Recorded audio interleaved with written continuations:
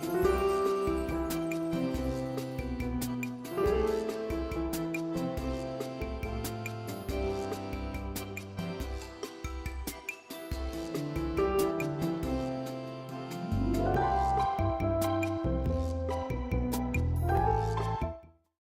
by DFWsecurity.com. This is Sean and RJ on 105.3 The Fan. Good morning, Metroplex. This is the Thursday edition of Sean and RJ here on DFW Sports Station 105.3 The Fan. Sean Sharif, RJ Choppy. We got Peyton and Rai in the back. We're live on the Fan Cam, Twitch, and YouTube, and we're trying to get you to the weekend as quickly as possible. How much time do we spend on the Rangers and what happened last night? Nathan Eovaldi blowed up, yeah. And, like in the first game, the defense didn't help him out. And I guess, there were some plays maybe they could have made last night. But, man, he just missed his spots. Like the home run to Pasquantino, he wanted that higher. It was more belt high. The pitch to Bobby Witt, the double down the right field line, he wanted that up and in. That thing was outside. Like, he missed his spot by 2 feet. Melendez did a nice job of hitting on the double, and then the other one, I thought it was just a hanging, off-speed pitch, and he was just not there. I mean, he missed. He made some. They capitalized on his mistakes. Let's just put it that way. Bobby Witt showing off the speed. Had the triple. Had 2 stolen bases. Where are the Rangers, by the way, in stolen bases this year? Yeah. With everyone trying to run a lot more because of the bigger bases and the different rules, trying to have more wide open style of play. Kansas City with a season high in runs and hits. And the news coming out, you nailed the timeline, Corey Seager out for at least 4 weeks with the hamstring. Yeah, I mean, it's at least 4, so you're looking at 4 to 6, and it was that hamstring that was just enough not to let him get back. So we have seen his April. I'm not sure I can't remember who hit the double down the left field line with nobody out there again. And I was like, don't pop a hamstring. It was one of the Rangers. I can't remember who it was, but went down the left field line and I was like, ease up. Sit there and think about what just happened to Corey and don't pop another one. But that is awful timing for the team that was leading the West. The team that's usually leading the West will be taking on the Rangers tomorrow. Off day today in the armpit against the Astros, featured in Sunday Night Baseball. It'll be Sunday Night Baseball for sure. That is it's a good little game, good little series against the Astros, who are still the gold standard in the American League. Regardless of the Rays' record, where they won again, regardless of that, the Astros are still the gold standard in this league. 877-881-1053, truckwreck.com text line. In order to hit us up, did you find where they were in stolen bases? Yes. So the leader is the Cleveland Guardians with 19. Baltimore and Arizona have 17. Mets, Pirates 14. White Sox 13. Yankees 12. Mariners 11. So A's 10. Single digits. All right. So A's, let's see. A's, Braves, Cubs, Phillies, Marlins, Astros, all with 10. Oh, boy. 23rd. How many stolen bases do they have on the year, Sean? We have played, 12 games now? 11 games? 4 on the dot. Tied with Red Sox, Tigers, Nats, Cardinals. The Minnesota Twins have 1 stolen base. They are not taking the new bases, taking advantage of that. Meanwhile, the offense is not a problem for your favorite hockey team. Johnson shoots and scores. His second of the game set up by Dadonov. So 2 power play goals during the double minor. The Stars now lead 4-2. Man, I heard that post get lit up on TNT. Play the very beginning of those 2 seconds, Pepe. Johnson shoots and scores. Oh, yeah. 5-2 win over the Blues. The Dallas Stars have scored the following since they started in Chicago against the Blackhawks. 4, 5, 5, 4, 2, 6, and 5. 11 goals in their last 2 games as they move 1 game ahead of idle Colorado for the Central Division. Yeah, and, look, their defense was really good, too. Wedgwood only saw 18 shots the entire game. So this is a great great kind of end of the season for the Stars. They are ready to go, man. Like, they are rolling into the postseason. They were kind of stumbling maybe 10 days ago, right? They had gone about 500 in their last 10 games. They're starting to pick up the pace a little bit. They had a good overtime win against Vegas over the weekend, and then this game against St. Louis. This team's ready to go. I know my father-in-law is listening right now, up and early, for an update on the P, as I went to the coffee machine and I just did that slow look down to see if any figure was standing by my back door as it was 24 hours ago. The possum is not there. Okay. No possum this morning, at least by the back door. So I'm happy about that. I was like, is there some barbecue remnants? You know, I lost the little wire to my power washer, so I haven't been able to power wash for the last 6-8 months. So, you know, sometimes I'm like, is there barbecue grease? Is there brisket leftovers? Is the snout of that whole pig that I cooked still lingering somewhere in the backyard? Is that what drew the possum? And this morning, I did not see it. My wife did not freak out. I texted her. I said, don't go in the backyard. Don't open the back door. And she was laughing at me. And my father-in-law got a huge kick out of it as well. Just another reason why he doesn't have a true man as a son-in-law. Light bulbs. Let's see. Fixing something under the sink. Car stuff? Are you good with car Oh, stuff? he had to put in my car battery. Oh, no. What else? How else have I been emasculated? So, So needless to say, you're not like this girl at this. I've seen her. I'm already looking for a number. This one? Yep. The possum girl? I'm on it. Yeah. I'm on it. Are you looking for a number for the possum or because she's not wearing a bra? Okay. Yeah, why do you want the number, Sean? I didn't even, because I need someone to handle it. I need someone to handle it over at the house. So, yeah, that girl's just walking into a bar holding this possum by the huge tail. Yep. And I was like, hit me up with her number if y'all see. But, yes, no possum for a second straight morning. Okay, good. Happy to report. Yeah, that's good. Anytime you don't see that, you don't want to see that. I get it. Yeah. I get it. Then you freaked me out about Sunnyvale, like you did with the Blue Bonnets, telling me, look out for the Rattlers.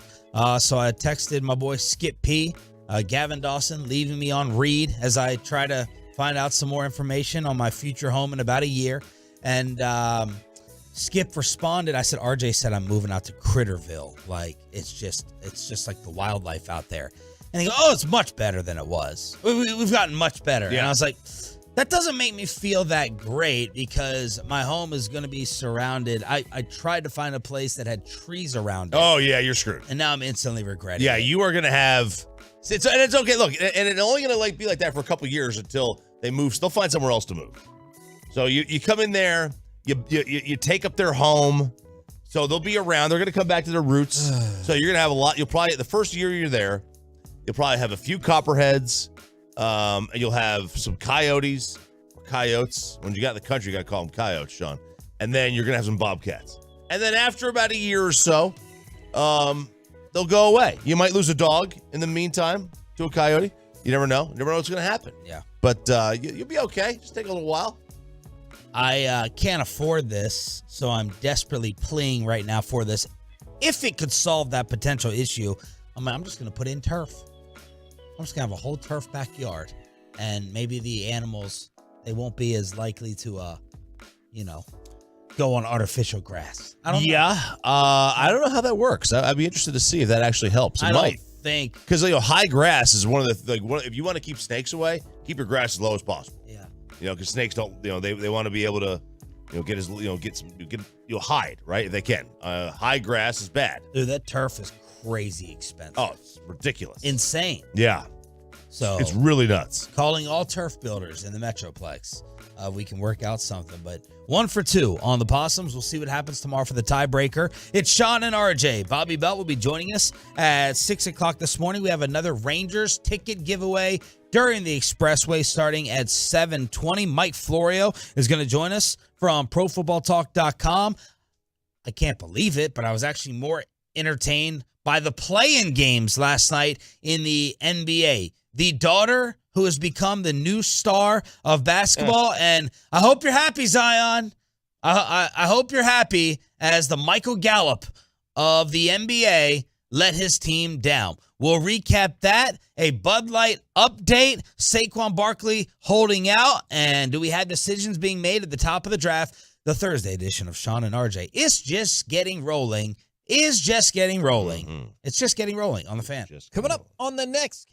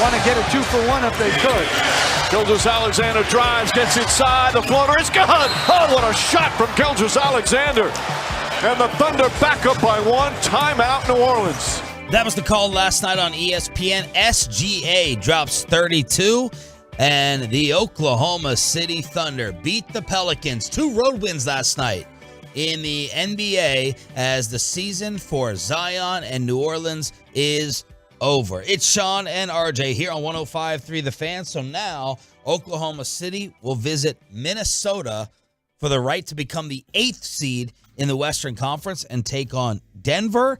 And you also have the Eastern Conference with the Bulls and the Heat. But I want to focus on Zion for a second. I've been saying throughout the past few weeks, man, he has escaped. He has dodged all the criticism. He's just sitting there, never playing for New Orleans. The great topic that I thought it was going to be over giving him a max contract, they ended up paying him, and he showed up in spectacular shape. He clearly had the light go on. I don't know whether he got a trainer. I don't know whether he got an eating plan, but something changed in terms of his style, his lifestyle, and his habits, and he looked shredded up. He looked like Duke Zion. And then he went missing again. Then he got hurt. And he was asked the other day how far away he was from returning. And listen to this. I can pretty much do everything, but it's just a matter of the level that I was playing at before my hamstring. And I'm just a competitor. I don't want to go out there and No, you're not.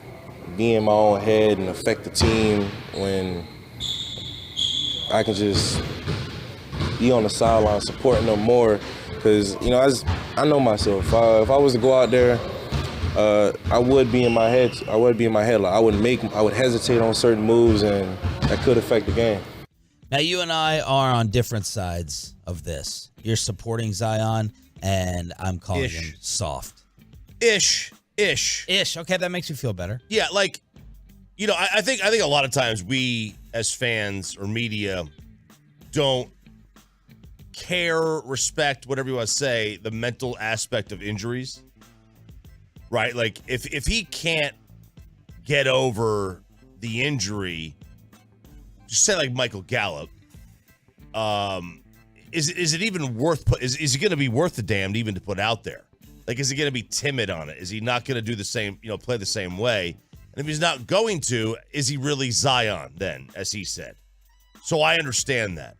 But also the other time, it's like, man, it's the playoffs, dude. Like, you got to just get out there and play. Yeah, I'm like, you don't have to be Zion. It's kind of like Zeke. I believe that Zeke became like this special teammate and willing to take a backseat to Tony Pollard because Zeke already got his money, right? He didn't need all the touches. He didn't need the same amount of touchdowns. He didn't need the stat line to look as great because he already got paid. And Zion already got paid. So you don't have to worry about your stat line and your box score to go out there. 80% of Zion is not useful for the New Orleans Pelicans? Man, this guy's soft. He is soft. That contract is a mistake, and it will end up being a mistake. He's going to have flashes. He may even have seasons where he puts up monster numbers, which he does when he's out there. You don't say that you're a competitor. I always think of watching the guys that you're tightest with just go out there and try to do it without you. Go out there and get eliminated. Go out there while you're sitting your ass right there on the bench in which you only played 29 games this year. And you missed the final 45 because of this hamstring injury. We're talking about Corey Seager, 4 weeks with a hamstring, maybe 4 to 6. And Zion's like, well, I can do everything. I want to ask Bobby, because he's been all over this Michael Gallup mental thing. If you could go back and have Michael Gallup just like not play or shut him down in the second half of the season, would that have been the best thing for him? Or shut him down throughout the entire first half of the season, even though he did miss some games? They missed, what, 3 games? Yeah. You missed first 3 games? It's like there's just 2 types of guys. One, I'm not going to go out there unless I have absolutely no doubt. And the other is I got to go out there to give whatever I have, and I always sympathize and give more props for the latter, especially after you got your max contract. We got the deal, so you don't have to worry about money. You know, the other thing is like, I mean, this was, if you're not going to play, don't say that. Just lie. Yeah. Be like, I still have a ways to go. I have a theory based upon Shams. Shams went on McAfee and said he heard that Zion wasn't anywhere close, and a lot had to do with his conditioning. Now, I hate to do this, but I'm just going to be honest. In watching Zion, I watched that audio clip, the video that came from. I think he may have beefed back up a little bit, okay? I was judging that RJ Choppy neck swole, and it was looking a little thicker than it did to start off the year. So it would not surprise me whatsoever that Zion came back, was in shape. You missed 45 games, got out of shape, and then he didn't want to get made fun of all over again because he was huffing and puffing up and down the floor. My theory is he got back out of shape and he didn't want that to get exposed going back out there based upon Shams saying the conditioning is not there. And look, the conditioning is not going to be there. No, that's the thing. People would understand that. No, yeah, but you can look that. Like I saw Paul George warming up yesterday. Paul George looks the same, right? Now Paul George is going to be gassed when he gets back, if and when he gets back out there for the Sun series. Yeah. But Zion, I think, is probably afraid of going out there looking like he gained 35 more pounds. Yeah. And he didn't want to deal with the entire offseason. This way, it's like, screw you guys. We're going to get eliminated. And then he can get back into the conditioning in the offseason. Man, and that's my theory. And I'll tell you, there's a Lamar aspect here. Like, I don't think Lamar wanted to go out there and knowing that, Jackson? Yeah. Let's just say he went out there and he played on that knee and he was 75% and they didn't play well. People would kill him. Well, he's not a playoff guy. Another mark on his playoff record. And he also had, that future contract. He did. But what I'm saying is I think players are so scared of having a label of a playoff choker on them that it's better for Zion long term, don't even play in this game. That way you have no playoff record. You have no stamp on you. For Lamar, short term, bad look. Long term, he didn't have a playoff loss. They were going to lose that game anyway. They didn't have a playoff loss. Well, he does have playoff losses. Yeah, but not for this year. Yeah. So instead of being 1-3, it's 1-2. It doesn't look nearly as bad. Meanwhile, the big winner in the East playing game was a little girl in the stands. Double pump, leads, no. Put back by Siakam, no. Ball game over. Bulls win. Bulls win. Bulls win. Bulls march in Toronto and capture Canada. And we're headed to Miami. 109-105. Thank goodness. Get Toronto out of here. Irrelevant. Boring. Get out. Get it. That's the Hawks cheer. Yeah. Wrong series. No, that's the DeMar DeRozan daughter cheer. Was she doing that? The whole game. All right, I didn't hear her mic'd up. I just saw the video of her cheering during every single free throw. Was she? Is she a Trae Young fan? No. Can you find a cut? Any cut of the in-game? Just go to the thing, Peyton, and find any cut of the in-game. You will hear this little girl who probably flew PJ to get to the game screaming the entire time. Yes, she affected the free throw shooting of the Toronto Raptors, who usually shoot 78%. Last night, 18 of 36 from the free throw line as Zach LaVine, gosh, I wish that was a Mavs target or possibility, as he sounded like he was getting ready to run himself or get run out of Chicago. Zach LaVine goes off, and you're going to have the Bulls and the Heat for the 8th seed in the East. Who we want in that one? I think I would prefer for interest Miami. More names. Yes, I agree. More names. Over there with Chicago, you have DeRozan, Beverly, LaVine, Vucevic. I don't really care, to be honest. But I wanted Toronto out. And the winner gets Miami. I'm sorry, Milwaukee, right? Yeah. The winner would get Milwaukee. Yep. So they'd be sacrificial lambs, essentially. But, I mean, I'll buy into Miami to giving some team a fit or two if they really want to play. Let's hear it. And here's the voice you're hearing when Raptors shoot. She's screaming.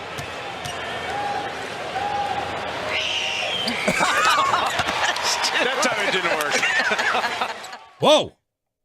That sounded like the possum in my backyard. That was a hit. That was a scream. That was not the Atlanta Hawks. She did that every time? I mean, she did that just during the regular play of the game. That's piercing. It was. I don't know how she has a voice today. I really don't. She's going to go to school selling the Marlboro Man. 877-881-1053. Truckwreck.com text line as Bobby Belt has entered the studio here on Sean and RJ. Thanks for being a Tolo. A Rangers ticket giveaway during the Expressway at 7:20. And we have Mike Florio as well at 8. Apparently, we don't have to worry about Amazon in the NFC East. Saquon is skipping out on the Giants. And we have movement, apparently, at the top of the draft. Is the armpit going to make RJ Choppy laugh at them all over again? 6 a.m. headlines for the Tolos. 6 a.m. Club, we welcome you next on The Fan.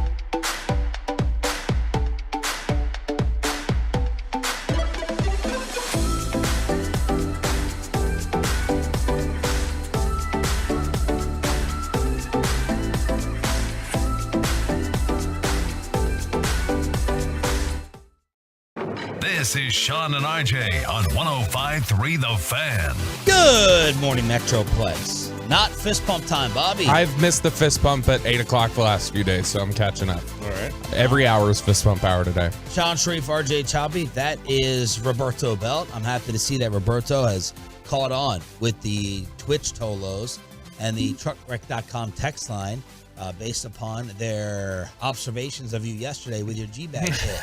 Very perceptive Tolos. You guys caught it. You nailed it, Tolos, when you said Bobby clearly has not taken his Adderall. I can hear it in his voice. I had not. And I didn't today. That's why we got the 5-hour energy instead for today. All right. And you're already shaking uncontrollably. I'm shaking the bottle up. Oh. I'm not having a twitch or anything. He's sitting over there like this, like he's at Night at the Roxbury. It is. What is love? Yes. Okay. Let's knock out a couple of the quick NFC East notes. Saquon Barkley does not plan to sign his franchise tender before the offseason program starts on Monday, making him ineligible to participate, according to Kim Jones. So this would be like Tony Pollard being like, no, I'm not happy with that franchise tag. I'm not showing up to workouts. If he didn't sign it, it would be like that. But Tony signed his, so Tony will show. It is what Dalton Schultz did last year, or decided to do in the middle of it. He showed up for the workouts at first, and then he missed like 2 practices in the middle of it. But it's kind of standard. I don't blame guys for whenever they're not under contract, they're still negotiating. You don't show up for some of this voluntary stuff. So I actually wouldn't blame Saquon for skipping. Jeff Bezos is not going to bid on the Washington Commanders. Is that a good or a bad thing for us? I think what we do is, right, we just easily associate Bezos with Amazon's success. So a successful guy is going to go ahead and run the Washington Commanders right to the top of the division. Guess what? All these guys are successful guys at some point. It's something they did. They were all successful. Look, it'd be like Cuban taking over a team. Yeah. Oh, my God. He discovered broadcast.com. He got out of the .com bubble earlier than everybody else. Wow, He was good job. He was so smart to know that it was going to burst. I was thinking about Shark Tank, like, oh, he's a brilliant businessman. That team is going to be awesome and fantastic. And Cuban did, it was, responsible partially for turning around the Mavericks. But apparently Dan Snyder's been waiting around to see if Bezos would just top these $6 billion bids from Magic Johnson and others. And Bezos is out. He's out. Okay. So, who knows? Who knows if he'd be a good owner? He had one good idea. Which was Amazon. Oh, okay. All right. And then I thought you meant he had an idea as an owner, a no, he had potential one owner. good idea, it blew up, and then he managed to have a few other. He had other people say, "Hey, you should do this. Oh, you should do that," and and just took off from there. Smart guy, but whatever. Well, does it make us? You're minimizing it. Does it make us then look dumb for not just having one idea in life? Maybe we had an idea. You had a great idea for an app, a facial recognition app. You had a great idea for that. Remember you could put it up, you could hold it up, so you take your phone, and you'll be able to tell who that famous person is. Right. I'm stunned. Libertarian Chop is in favor of this. The facial recognition software. I don't care. I assume I'm being videoed everywhere I go. I don't care. You want to video me? Fine. You want to put a video in my house? I got nothing to hide. It's like a Shazam for your face. Yeah, a Shazam, a face Shazam, Shazam, a face Sam, a face Sam. Yeah. So they'd still pronounce it Shanzam. Shazam. So you had you had a good idea for that. Yeah, thank you. It just didn't come to fruition. Yeah, laziness took over. Yeah, I don't have you any. even pitched it to Barbara Corcoran on when we had her on the show. This is before she became viral yesterday. What happened? Oh, she says she enjoys firing people on Fridays. Like she gets really happy about it. Like she tells them like a Wednesday, "Hey, do you got time to meet on a Wednesday, for this Friday?" And they're like, "Yeah, sure. What time?" She goes, 2 will be great, right after lunch. And she brings it back after lunch. Says, "I look forward to firing these people." It's disgustingly. Yeah. What? Oh yeah. Oh, Barb. Did she say it with like a smile on her face? I saw the print of it. Or did she use the Jerry line? I'm smiling when I say this. I'm smiling. No, I saw it in print. It was like a 2-hour podcast. I was like, all right. I have nothing to back this up at all. My inclination is Jeff Bezos would not be a good owner. And I really don't have anything to go off of other than I just feel like these people who are exceedingly wealthy and almost seem just kind of bored and like, I'm gonna buy a team. Like whenever that's the energy surrounding their purchase, I feel like they flame out. They get bored with it again later. How is that And not every single person that's ever owned a team? I think that there's different level. Like Steve Ballmer was genuinely passionate about, I want to own the Clippers, and like Cuban, for all of his faults, was genuinely passionate about this team and about wanting to run a franchise. I feel like Bezos, it's kind of like, yeah, I bought a team. It's up, but y'all want to see the team I bought? Like it's that kind of a thing. We are starting to get a lot of smoke around the armpit. The number 2 pick in the draft for the Houston Texans. By the way, Albert Breer's been on fire. We have to get Albert Breer on. Albert Breer. Nice, you texted back. Albert Breer yesterday saying a couple of different things. One, that the Carolina Panthers are just seeing something special in Bryce Young. So all this talk about Frank Reich and size and C.J. Stroud going to Carolina, not so according to Breer. They're feeling something special when it comes to Bryce. And according to 2 different insiders, the armpit, the Houston Texans, are not necessarily feeling that next quarterback to take it to. Well, we're trying to figure it out. But again, I think there's a lot of conflicting signals and information out there about what Houston is going to do at 2. And I think a lot of people have assumed it's just going to be a quarterback. And in the end, I'm just not convinced just yet that that's going to be the case. Now, I do think that we have Bryce Young slated to be the favorite, number 1, Carolina.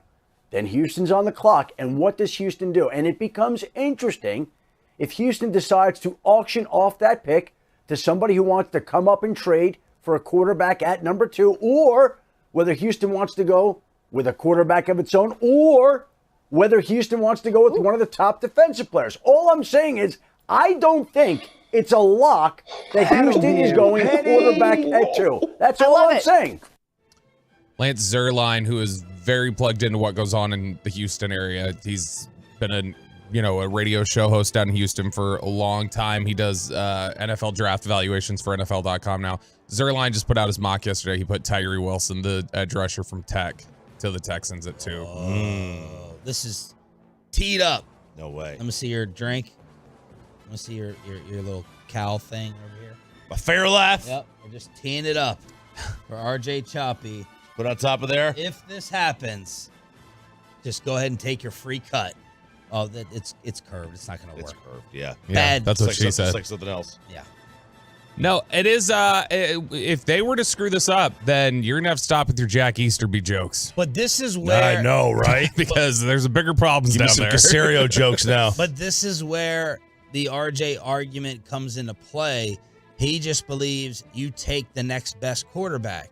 Scouts would say, yo, man, CJ Stroud or Bryce Young, they're not the guy. So let's just go ahead and load up the rest of our team, and then we'll find the guy later. That is the argument that this turns into.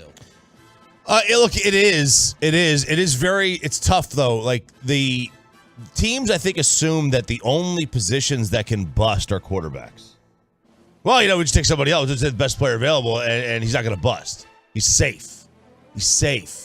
But the problem is now you're paying the second most expensive rookie for the next 5 years at a position that is not going to win you another game. Like Vegas tells you, no position other than the quarterback has ever moved the line more than a half point.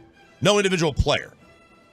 All right. Now you will get a situation where like Calvin Johnson in his prime may move at a half point or a point, or 2 tackles being out will move it 2 or 3 points.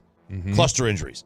But individually, so why would I pay all that money and the second pick on a 50-50? Because the other player position doesn't get me fired. If I am won't going into another year without a quarterback get you fired anyway.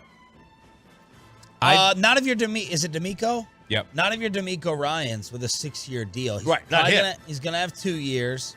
So I'm not gonna tie my future. If this kid isn't good, if you're telling me he's not great, he's not a franchise quarterback, I'm not, no one is more directly connected with the sports umbilical cord than the NFL head coach and the quarterback. Nobody. No, you're right. So it's like, hey, I'll go ahead and wait another year or 2 in order to try to find one. What do you think based upon watching them? If you're Houston, you feel good enough about taking the leftover from Bryce or Stroud? Yeah, absolutely. And I think what this signals more than anything is I don't think we don't think Stroud or Young is the guy. I think it's possible they don't think Stroud is the guy. Like, I think if Bryce Young was there, they'd take Bryce Young. But I think the fact that it would be Stroud left over, they don't seem to be as big of fans of CJ Stroud. Now, one of the things that I brought up a couple months ago, and I just said, oh, that's interesting. And I remember we talked about it at the time, was that'd be an interesting pairing, is the fact that CJ Stroud's agent is Deshaun Watson's agent.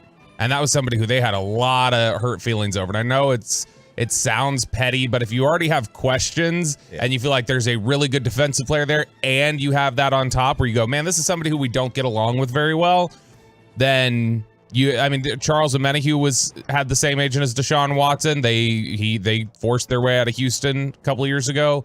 I wonder if that's just too tense a relationship that you don't want to deal with. The Cowboys would, I don't think, ever draft a player in the first round who is represented by Peter Schaefer, Randy Gregory's old agent, who screwed. I don't think that's Schrager. I don't think they would ever take a Peter Schaefer player in the first round. After the Schaefer deal went down with Randy, the other two players remaining on the roster were released within 4 weeks.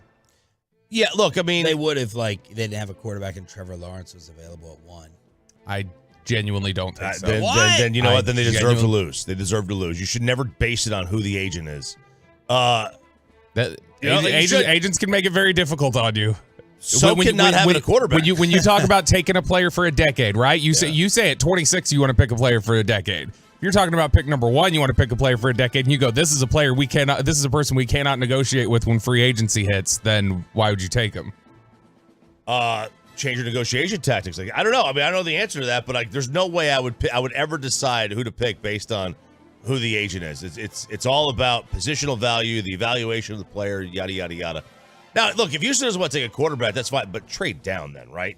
When there's 3 quarterbacks on the board that are all first rounders, trade back. Someone's going to get up for them. I'd love to hear from the Texan fans that are lurking here in the Metroplex after you got proven wrong about the final game of the year with Lovie Smith. Now you're sitting here in this situation, not having the first pick.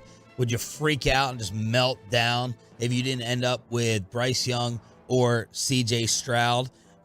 So that's where we stand on that. Albert Breer also reporting that the New York Jets, who lost out on Odell Beckham or didn't choose to match or beat the Baltimore offer, sniffing around about DeAndre Hopkins. And then Sauce Gardner, man, who says Dallas is not a destination city for athletes? Sauce Gardner said, yep, I can confirm. I had some good talks with D-Hop in Dallas just very recently. So D-Hop and Sauce have been lingering around here. And then speaking of wide receivers in the draft, what happened with this Louisiana kid? Man, this stinks, okay? This really stinks. There is a wide receiver from Louisiana, Michael Jefferson. Bobby? Know nothing about him. No, nothing about it. Okay. So he is thought of as a potential mid-round pick. Potential middle rounds in this month's draft was involved in a multi-car crash in Mobile that left him with injuries and required multiple surgeries, his agent told ESPN's Adam Schefter. So he was in a Chevy Impala, collided head-on with a Dodge Charger, which was also hit by a third vehicle. Jeez. The driver of the Charger died. A 55-year-old man who was not wearing a seatbelt was pronounced dead at the scene. And, you know, he was thought of as a mid-round pick, and now there's no details really yet that from ESPN on the extent of his injuries or the surgery. But, man, 2 weeks before a draft, and you're going through multiple surgeries, like, do they have enough time to assess the recovery time, the damage? I mean, he could just be like a broken bone. He needs surgery. It could be a Tiger Woods situation. Like, we have no idea. It's a poor kid, man. Yeah, and I think now one of the other things I'd be curious about, is there any indication of who was at fault in this accident? Does it say anything like that? It doesn't say. They're investigating the crash. It was a head-on collision.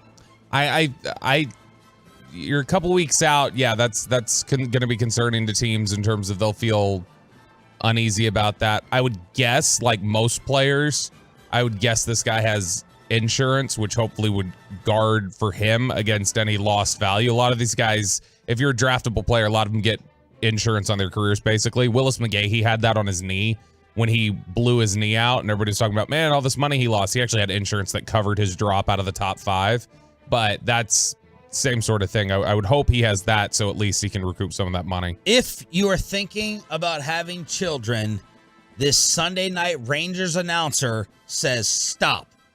You're not having kids because of the Sunday night Rangers announcer. We'll explain next. Hey, thanks to Rockwell Ford, it's 35 minutes of commercial.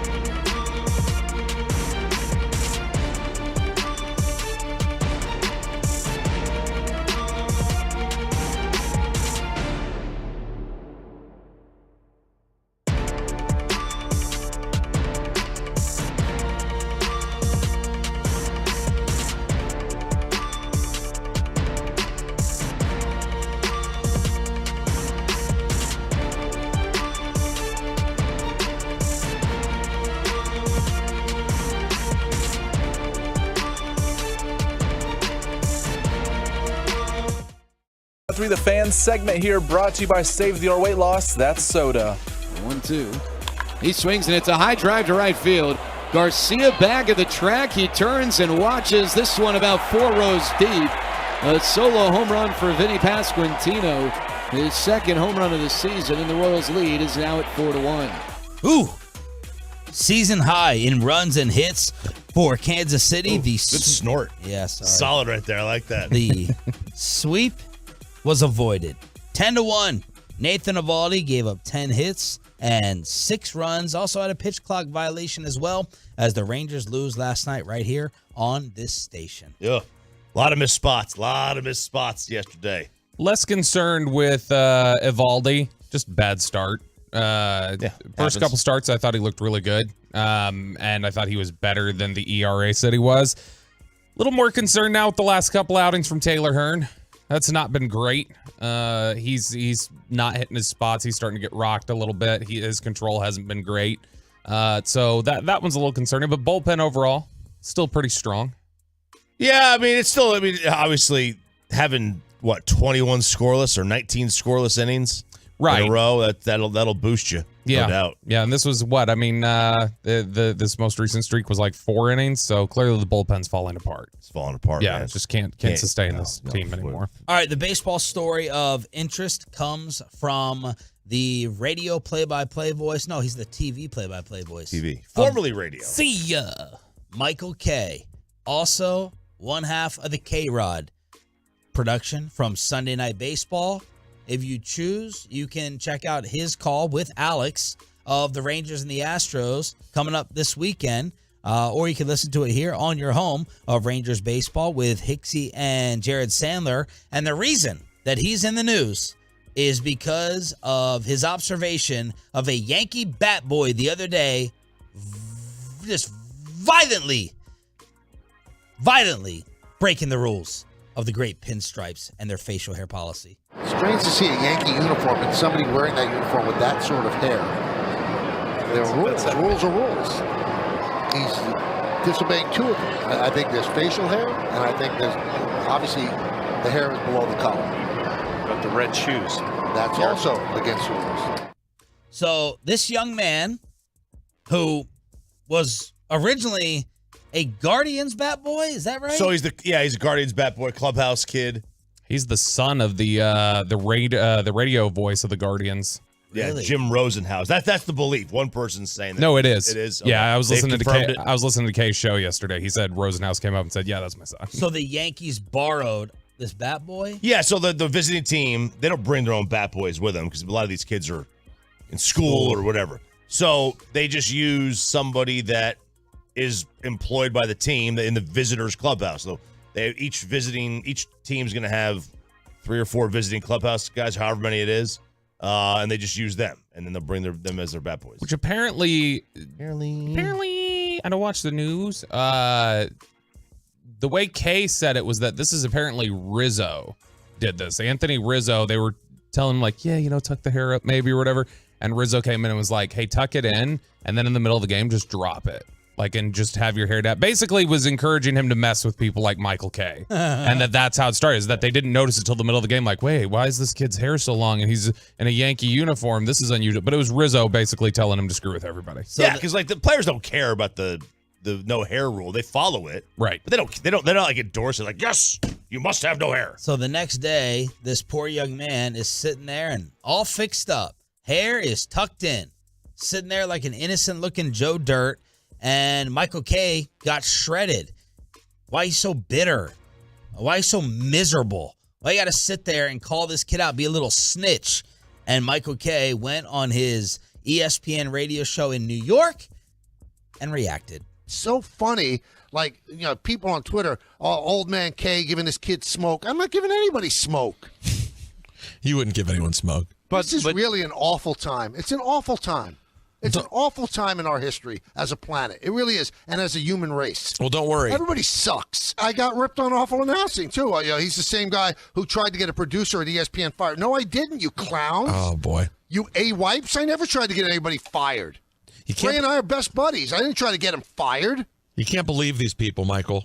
You can't let them ruffle your feathers. I'd like to ruffle some people's faces. This is it. This is truly the bottom line. People suck. Everybody is out for somebody's throat. The world sucks. I'm sorry. I feel guilty sometimes about bringing children into this. The place sucks. So this dude, because he's getting called a Michael Karen on Instagram, because of that, now it's can't bring children into this world because everybody picked on me for my take on the Yankees bat boy, or not even the Yankees, it's the Guardians. And Choppy has a good relationship with him. So yesterday in the final hour of the show, RJ texted him and said, for the record, we just want to know, were you joking? Were you just messing around? Or were you trying to call him out? And he wrote back and said, of course I was joking. Yeah. Look, well, Michael K is guilty of, and I think sometimes Bobby and I may be guilty of this on this show. Michael K needs to lighten up his tone a little bit. Let people know that it's just a joke and you're just playing around. Versus me and Bobby. Someone tweeted us randomly yesterday saying, y'all still friends? And I was like, oh my God. Over what? For what? Over telling him that he should go home yesterday? Oh, maybe. I don't know. It could have been one of 30 things. Oh, yeah. But you may not be able to tell how much. Well, no, yesterday wasn't a joke. No, he really wanted to send me home yesterday. He was annoyed with me yesterday. But, but that doesn't mean he's not your friend anymore. Right. Yeah. So, the art of letting it be known to the audience that it is a joke, I think Michael K fails because of that gruff delivery. Although you think New Yorkers, now this is the rest of the country reacting to this because it went viral. Yeah. New Yorkers are probably just like, oh no, this is a Tuesday. There's zero change in his tone when he's kidding and not, though, is Right. the problem. Yeah. And so how are you? And everybody goes, Stephen Wright. You were very clearly kidding, Michael. It's like, no, not kidding. The New York Post, which is in that city and hears him all the time, wrote an article of, we can't tell if he's kidding. Maybe he is. Because his tone is the same all the time. He's very sarcastic. He's got that very sort of dark. Which I respect. Yeah, I mean, I like that. So, I mean, sometimes you run into this and, if he was joking, he was joking. Let's see if he changed his tone the next day when the kid tucked in the hair. There's our bat boy friend from yesterday. So he got a lot of play on social media because he had the long hair. And he looks different. Yeah, they had him tuck the hair under the helmet. Found out about his name is Nate, and he's in a band. He's a drummer. Okay. Well, that kid. That sounded a little lighter. Making him tuck it in like Buffalo Bill. Right. Oh, wow. Good reference. His band's getting a lot of play. He booked a gig in Brooklyn. Yeah. He's in a band? He is. He's a drummer in a like a, It's I don't called know. Open Doors. It's like an emo pop punk band. It's called Open Doors? That's the name of it, Open Doors. The Open Doors. The Open Doors. So they had Rizzo put a shirt on. Like Rizzo took a picture of him wearing like his band shirt. Rizzo's responsible for all of this. All this. And he's got this kid he's got this kid's gigs all over the country now. He's got a gig in Brooklyn. He's picked up a bunch of different acts. He's picked up 1,000 followers on social media. This has been great for him. Peyton says we have a little audio clip actually of the band.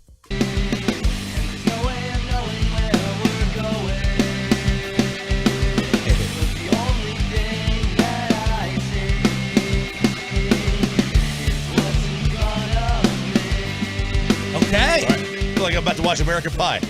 This looks like his. This right? looks, sounds like any song that soundtrack. Yeah, sounds like GarageBand Sum 41. You need to get a better sound mixer, guys. But other than that, it's good. There's Bobby. this looks like his Tuck band. your hair in. This looks like his type of band. Oh, yeah. Yeah. Absolutely. Mine? No, the kid. Oh. I thought you meant like my taste or something. Yeah. No, yeah, it absolutely. When you see his face and his whole demeanor, that's exactly what kind of sound you'd expect to come out. But drums are solid there. Yeah, I like Not that. mixed I thought it was very not bad. well, but sounds the drums themselves are played well. Rangers day off, going to be taking on the Armpit starting tomorrow. And again, Michael K with Alex Rodriguez, Sunday Night Baseball, if you choose to watch it like that on ESPN. And speaking of the Armpit, what happened with Evan Gaddis? So Evan Gaddis, he kind of went on. I don't know what he was doing, but people started asking him questions, throwing things at him. He's out of the league, right? Yeah, as far as I know, he's out of the league. So he admits that he knew a pitch was coming. So one buddy said, "Hey, thanks, Evan. We're lucky to see you play left field the 11 times you did in 2015." And he responds, "I can guarantee I was terrified and probably on a performance-enhancing drug both times." To which somebody responded, "Put down the whiskey. Trash cans, Evan. How many bangs of a trash can did you hear in the 2017 postseason? And he said it depended on the pitch. Next one. Was the pitch you hit for a homer of Game 7 of the ALCS a trash can bang? Yes, I'm pretty sure. Backdoor cutter slider. Pretty sure. Yeah. Is he doing a bit? No, and then he said, somebody said, did you know what pitch CC was throwing when you broke a scoreless tie in Game 7? And he goes, yes, I did. I knew exactly what pitch was coming. So he is kind of re-energizing and bringing back life to the Astros trash can gate. I think Gaddis is one of my least favorite athletes in the history of sports. Why? Because he's from Dallas, and then he went to Houston, and he did the switched it up bit and started giving interviews, and Dallas sucks, Houston's just so much better. It's like, all right, you turncoat. Well, maybe he likes Fort Worth better. Who knows? No, screw Evan Gaddis. Oh, this is a guy with some pop. Yeah. He hit to 27 home runs, 25 home runs. He was only in the league for 6 years. He set the, I'm trying to remember He was what a year plumber it was. before he went to the MLB, I believe. Was a what? A plumber.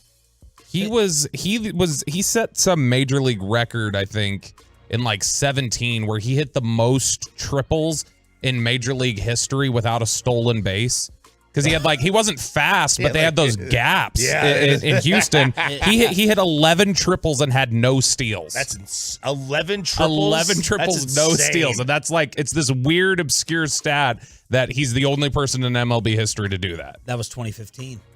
Dang, time flies. 11 triples and no steals. And there is riling everybody up on social media over the scandal. Riling them up, man. Riling them up. And look, this is going to get people talking about this again. It's going to get them angry about this again. And he doesn't care. No.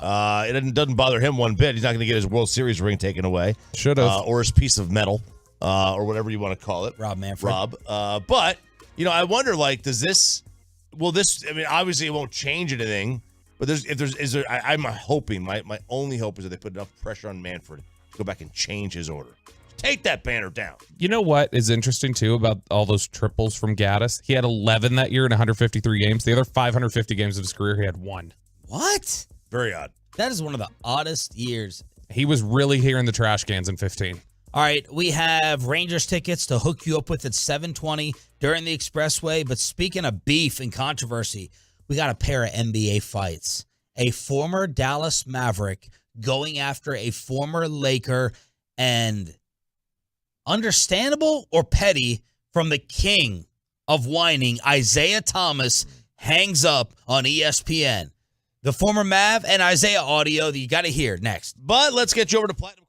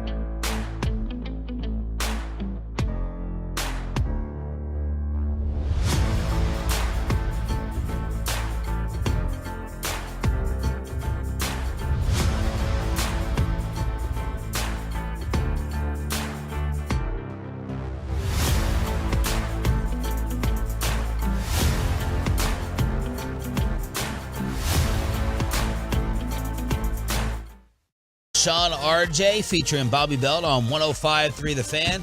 Last night, the Pelicans lost to the Oklahoma City Thunder. The Chicago Bulls eliminate the Toronto Raptors. We'll get into more of that with headlines at 7 o'clock. A Rangers ticket giveaway during the Expressway at 7:20. Basically, turn it on and leave it on.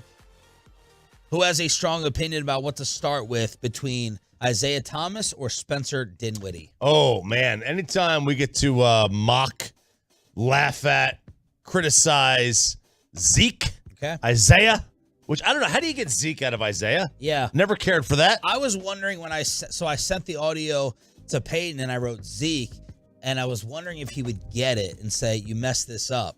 Did you know that Isaiah Thomas was Zeke? Yeah, I did. And I knew he played in the 80s and played for the Pistons. Good job. When we did How Did Young. you know there was another Isaiah Thomas? For the Celtics. Good job. That's about 5'1", right? 5'1". Yeah, he's Jared Sandler size. We had when we played How Young is Peyton Russell, when you were out that one day, we asked him if he knew who James Worthy was. He had no clue. So he knows Isaiah Thomas from the 80s. I bet if we asked him, do you remember who James Worthy was, by the way? No. Okay. I know. All right, could you name 2 players off those Showtime teams? Oh, that's easy. By the way, do you know who Showtime teams are? The Lakers. Yeah. Well, it would be Magic Johnson. Good. And Kareem. Good job. Do you know who the most famous coach of those teams was? Phil Jackson. No, I don't know. All right, Riles. Pat Riley. So there's a reason that this Michael Jordan, Isaiah Thomas thing keeps lingering. It's not really coming from Michael. Now, Michael said what he said during the Last Dance with those. Said what I said. Said what he said. But Isaiah he won't let it go. He can't let it go. And yesterday, I think remember who you're talking to. Yesterday, you saw an example of that. Isaiah Thomas.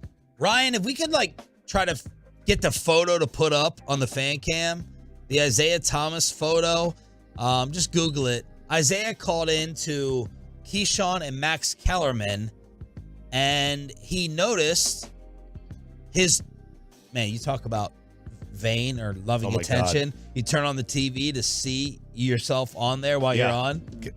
I've done that, but whatever. With what TV appearance? It was on a CBS Sports show. Okay. I've done that, yeah. So they put up this picture of Isaiah, and Zeke is not happy with it during the segment. And by the way, I'm looking at my picture. Come on, Keyshawn. I don't. Y'all doing that? Y'all doing Zeke, that to me? Zeke, I don't have. Why don't you smile a little, Isaiah? Smile a little bit. What are you so sour about that? I saw Max Kellerman's picture up there. That's right. This the picture y'all put up there of me? What y'all doing at ESPN to me? Well, you got to talk. Come on, That's man. a bitter that Isaiah right. Thomas, I see. Right. Why don't you smile a little bit, Isaiah? What's wrong? No, pictures say a lot, right? and the way y'all got me cast in this picture, that ain't me. Come on, man. What y'all doing this morning? Who is in charge? Hold on, I demand answers. Wait, how Zeke. About this? Zeke? I'm going to hang up, and I'm going to call right back in 2 minutes. No, Zeke, I want you to stay on the phone. Stay on the phone. I want to find that picture of me. Y'all changed the way I'm looking up there. Keyshawn, come on, man. Work with me. You keep saying Keyshawn. Is that better? What? No, he's still All not right, stop smiling. it. All right, couple things. Number one, we have to ask if the picture was really that offensive. Because the media is guilty of this. If someone is in trouble for a robbery. Oh, yeah. Right? They put a sinister-looking photo up there. A sinister-looking photo. Ryan has it now on the fan cam. Okay. This is it's just a picture. This is of Isaiah, obviously, as a head coach in the league, which he was known as a total joke. But this picture is not unflattering, in my opinion. It's probably, they probably took that photo from the official last team website that he worked on. That's probably, I guess so. That's probably the photo that he. Y'all tell us on the fan cam, Twitch, and YouTube if that photo's that bad. Now, you did have some people say, hey, way to go, Isaiah. Stop the stereotype of angry black guy. I don't see angry black guy in that picture. That's just me. That's my opinion. I just see serious. I see a guy who's fascinated by somebody fighting. Like it looks like somebody who would be standing around watching somebody fighting in public. Like, what are they getting into? That's all it looks like. He just looks very serious. Now, personally, if I was in charge, I would have found, like, to me, if we were going to have on, a retired player from yesteryear, if we were going to have on James Worthy. If we were going to have on James Worthy, Nolan Ryan, right? I wouldn't put a recent picture. I wouldn't put Nolan Ryan I would put Nolan Ryan in the picture. I would put one of his, like that. You know what I mean? Like one of his action shots pitching, or the other one they threw up. I think it was Isaiah at the free throw line. That's what I would have put up. That's what I would have put up there. I would have put a plain photo up. Andy Tetford 1075 says very sort of business-like. Steve from Tyler says he looks like a college dean or something. Arcadia says he's mean mugging for sure. James Heat says he has a resting bee face. So what? Daniel Simmons on the YouTube says not a bad photo. The dude's an idiot. Okay, so Isaiah continues. By the way, Isaiah is not the most annoying part of this clip. It becomes Max Kellerman. I can't stand Kellerman's voice in all this. So they try to change the photo. Now you tell me when this transitions from joking and playing to, okay, dude, like, enough. You're being really, really petty. You keep saying Keyshawn. Is that better? Wait, he's still not smiling. He's at the free throw line. You know why I'm saying Keyshawn? Because, brother, you supposed to be helping me out here. I know, Zeke, but I didn't put the pictures together. I stayed up late with the executives figuring out the worst picture we could get. I'm gonna call y'all right Zeke, back. I was conspiring with white executives to figure out the worst picture we could find of you, and it worked. Keyshawn, how dare you not stand up for Isaiah Thomas? You heard him. Man, Shame on you. Can we find a better picture for Zeke? Because he's going to blame me. He really did hang up. Yeah, he's going to blame me for the picture. So he hung up. He's joking, but the fact that he would like lean into this bit and take up 2 minutes of time on the thing means he was serious. Like, Sean, you would be really upset if we had a guest on and they were looking at the fan cam and they argued for 2 minutes about their picture and stuff, right? Like, you'd say it's not worth arguing over. Well, I think it has to do with like the tone. Like Isaiah started laughing towards the end, but after I think after the 2 minutes, let it go. Go ahead, Ryan. Put the one up that they changed it to. This is the second photo that they put up of Isaiah. I think the first one's better. Yeah, the first one's better. Is that his? Let's see. That's a home Piston jersey. No chance it's Team USA. Michael wouldn't let him on there. So it's home Pistons, huh? Yeah. So right. There's Isaiah Thomas. Torres 633 on the YouTube says a bad picture would be him walking off the court, not shaking hands. Yeah. So that's why the Michael thing will never ever die. That's why every other week someone asks him about MJ and it keeps coming up. And I respect a little bit of it. Like, we don't have rivalries anymore. He hates Michael and Michael hates him. We played Charles Oakley the other day saying, get over it, Isaiah. Michael came in and stole your city of Chicago. But there he is. You know, if it's a bit after a minute and he comes back on and goes, all right, that picture's not that great either, but let's go with the interview. But it just kept going and going. Now we got another NBA beef. Former Maverick. This started with Spencer Dinwiddie as a Mav. Mm-hmm. He and Kyle Kuzma were teammates for half a year in Washington. So do you remember in January, Dinwiddie was, he kind of insulted the Wizards. He said that they were chasing stats for contracts. And Kyle Kuzma is a free agent this summer. And Kuzma fired back. Well, the other day on Run It Back on FanDuel, Spencer Dinwiddie was on, and he was asked about Kyle Kuzma, and man, this blew up. It made me regret not trying to we never do weekly NBA player shows. It's only NFL with the Cowboys. This made me wish that we had Dinwiddie on weekly here on the station. I wanted to respond. My agent told me to stand down, that we had, bigger fish to fry, things to do, get to the playoffs, et cetera, et cetera. But, now I'm not in that environment. I'm in the playoffs. He's not.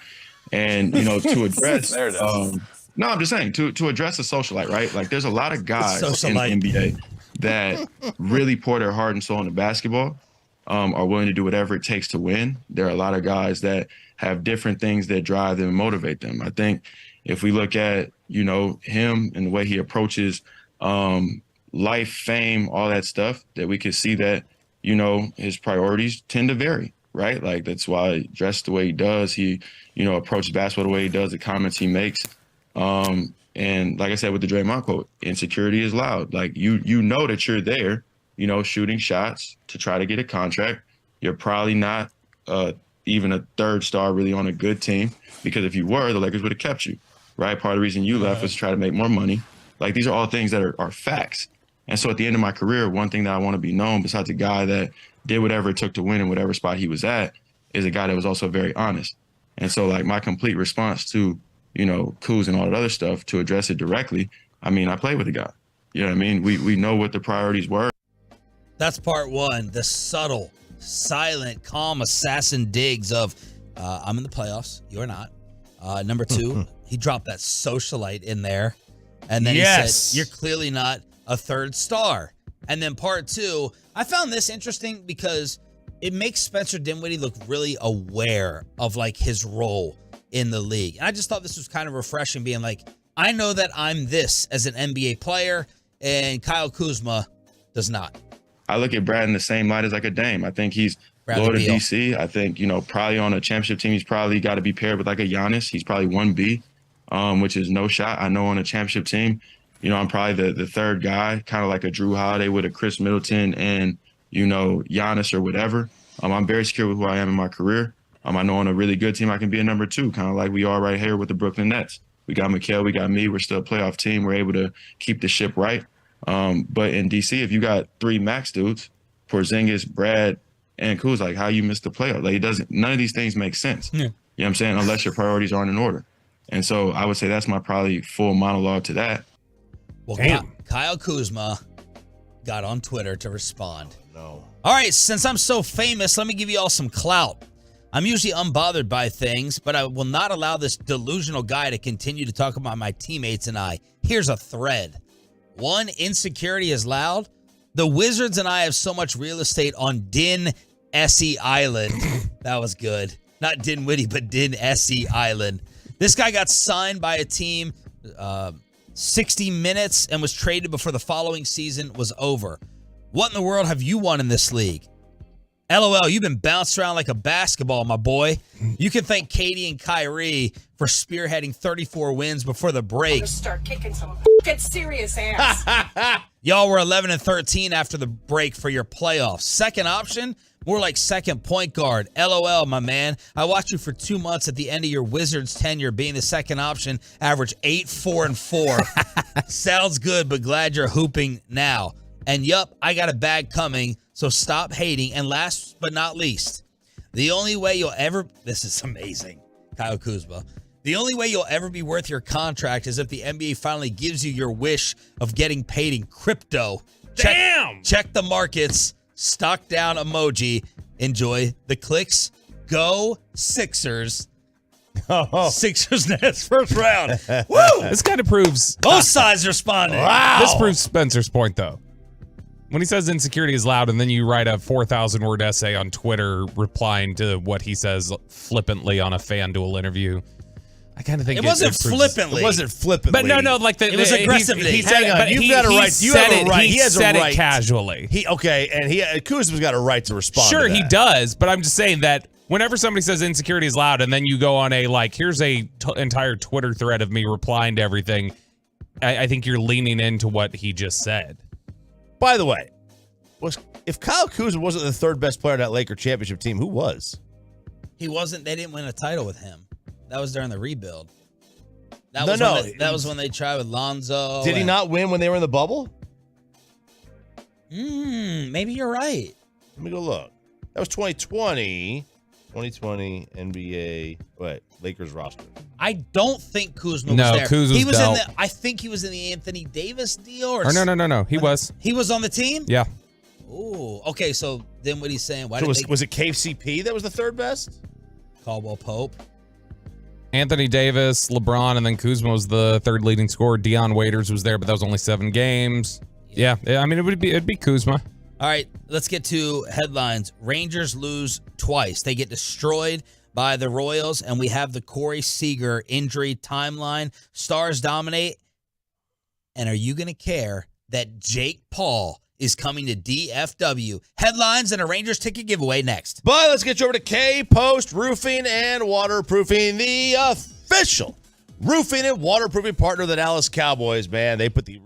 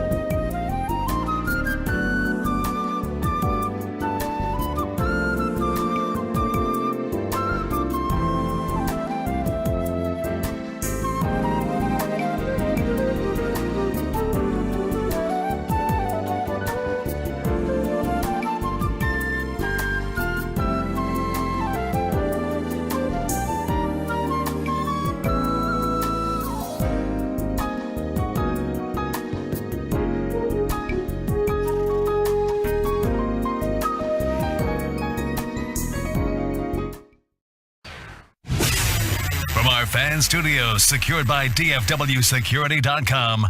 This is Sean and RJ on 105.3 The Fan. Jones gets it into Ingram and dribbles it out. Oklahoma City on target tonight, baby, in the Big Easy, and a victory that was anything but easy. It's the Thunder ending the Pelican season 123-118. Now on to the Target Center for the Thunder for a chance to, with a win against the Timberwolves Friday, get to the NBA playoffs. Could have been the Mavs.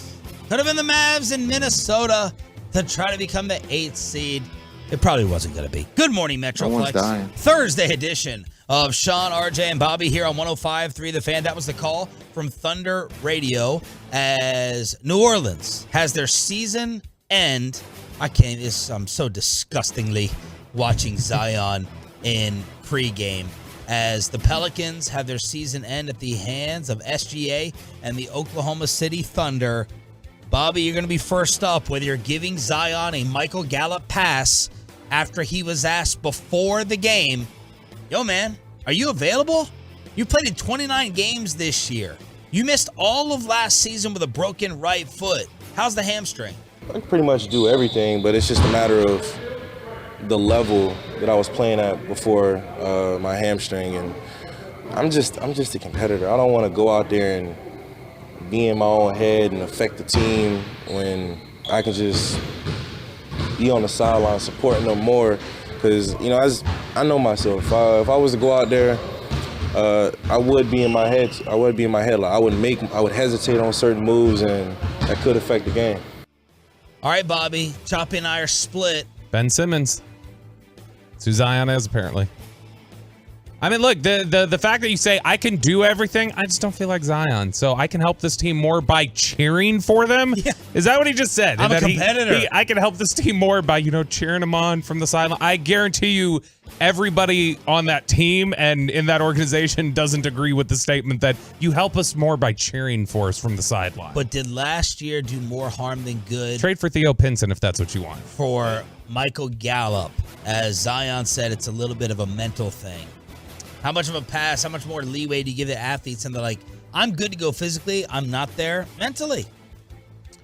I think, boy, this is dangerous. I think that when you compare previous eras, there just seems to be an inordinate amount of. Careful, JJ Redick might be listening.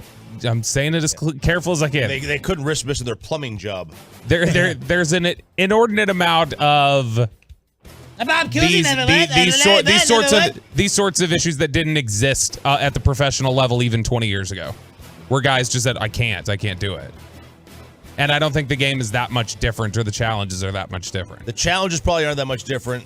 The game, well, look, organizations in general the physical now, demands when I say the game. Organizational, decisions, theories, philosophies now are more on the, we're not going to push it. And that's in all sports. And that has nothing to do with the mental side of it necessarily. That's also the physical side. Like if a pitcher's got a tweak, he's going to, like Nolan Ryan may just pitch through something. He'll pop an Advil and then go pitch through something. But this isn't even a you're hurt anymore issue. Right. Well, correct. First of all, Zion is a dope. Don't say that. Say I can't go. Yep. Say it's just not right. And don't throw down 360 windmills in pregame. Right. That's another thing. As we're looking at right now, we're looking at him dunking. It would have been a 720 if he was Zion, though. Yeah. So, I do say this. We also... But he looks bigger. He looks bigger than when he first came into the season. Shams said this is also a conditioning issue. And my theory is he didn't want to go out there for 2 games, get exposed and made fun of, looking like Jalen Carter on a basketball floor, and then have an entire offseason of getting made fun of. He chose to leave his teammates out there to die versus his reputation and name getting smeared for another offseason like it was last year. Right, and look at Lamar. Don't discount, with Lamar sitting out of that playoff game, the ramifications that he knows if he went out there at 70% and they lost the game, he's going to get the narrative on him is like, he's not a playoff winning quarterback. So it's better from that standpoint, just don't even bother playing, because this will pass. We will forget about this. Eventually, it will pass. Short-term hit for what Zion views as a long-term gain. Let me tell you why we're not going to forget about it, because it's going to keep happening with him. Well, it's because he's always going to be hurt. But I'm saying, like with Lamar, Lamar, goes next year and he plays. They go to the AFC Championship game. Yeah. Well, forget about it, and he won't have another loss on his playoff resume. Which ask Aaron Rodgers, ask Peyton Manning. And a huge difference is Lamar's looking to get paid. Zion already got paid. Yeah. It's like, go out there. I think he's soft. I really do. Look, I think I understand the mental side of it, but I wish he would have played. Like, I think he should have. It's a playoff game. Go play. Meanwhile, the Toronto Raptors get eliminated after missing all their free throws. Mavs wish. Zach LaVine dropping 39 as the Bulls complete the comeback in Drake's house. So it's going to be the Bulls in Miami for the number 8 spot. Minnesota versus OKC for number 8 in the West. Is it Drake's house? The Toronto doesn't. Yeah. I thought Drake was like Kentucky, like the military brats. Like he just moves around and his house is a different one every 3 months. This is why you're all in favor of giving it a shot, is because you talking about me with the Mavs? You were all in on the play-in, baby. No, I wasn't. RJ was. You were half in. Stop. You were 1 foot in, 1 foot out. I was 1 foot in. You were doing the hokey pokey. I was. I hope they get the 11 pick now. Why? Because. Or would you rather get the 11 pick or Adam Silver take away the first? Well, either way, it goes to the Knicks, right? Yeah. So I want them to be punished for tanking. I don't like it. I don't care for it. I like tanking in general, but not when you have a chance to make the postseason. Run out the ground ball.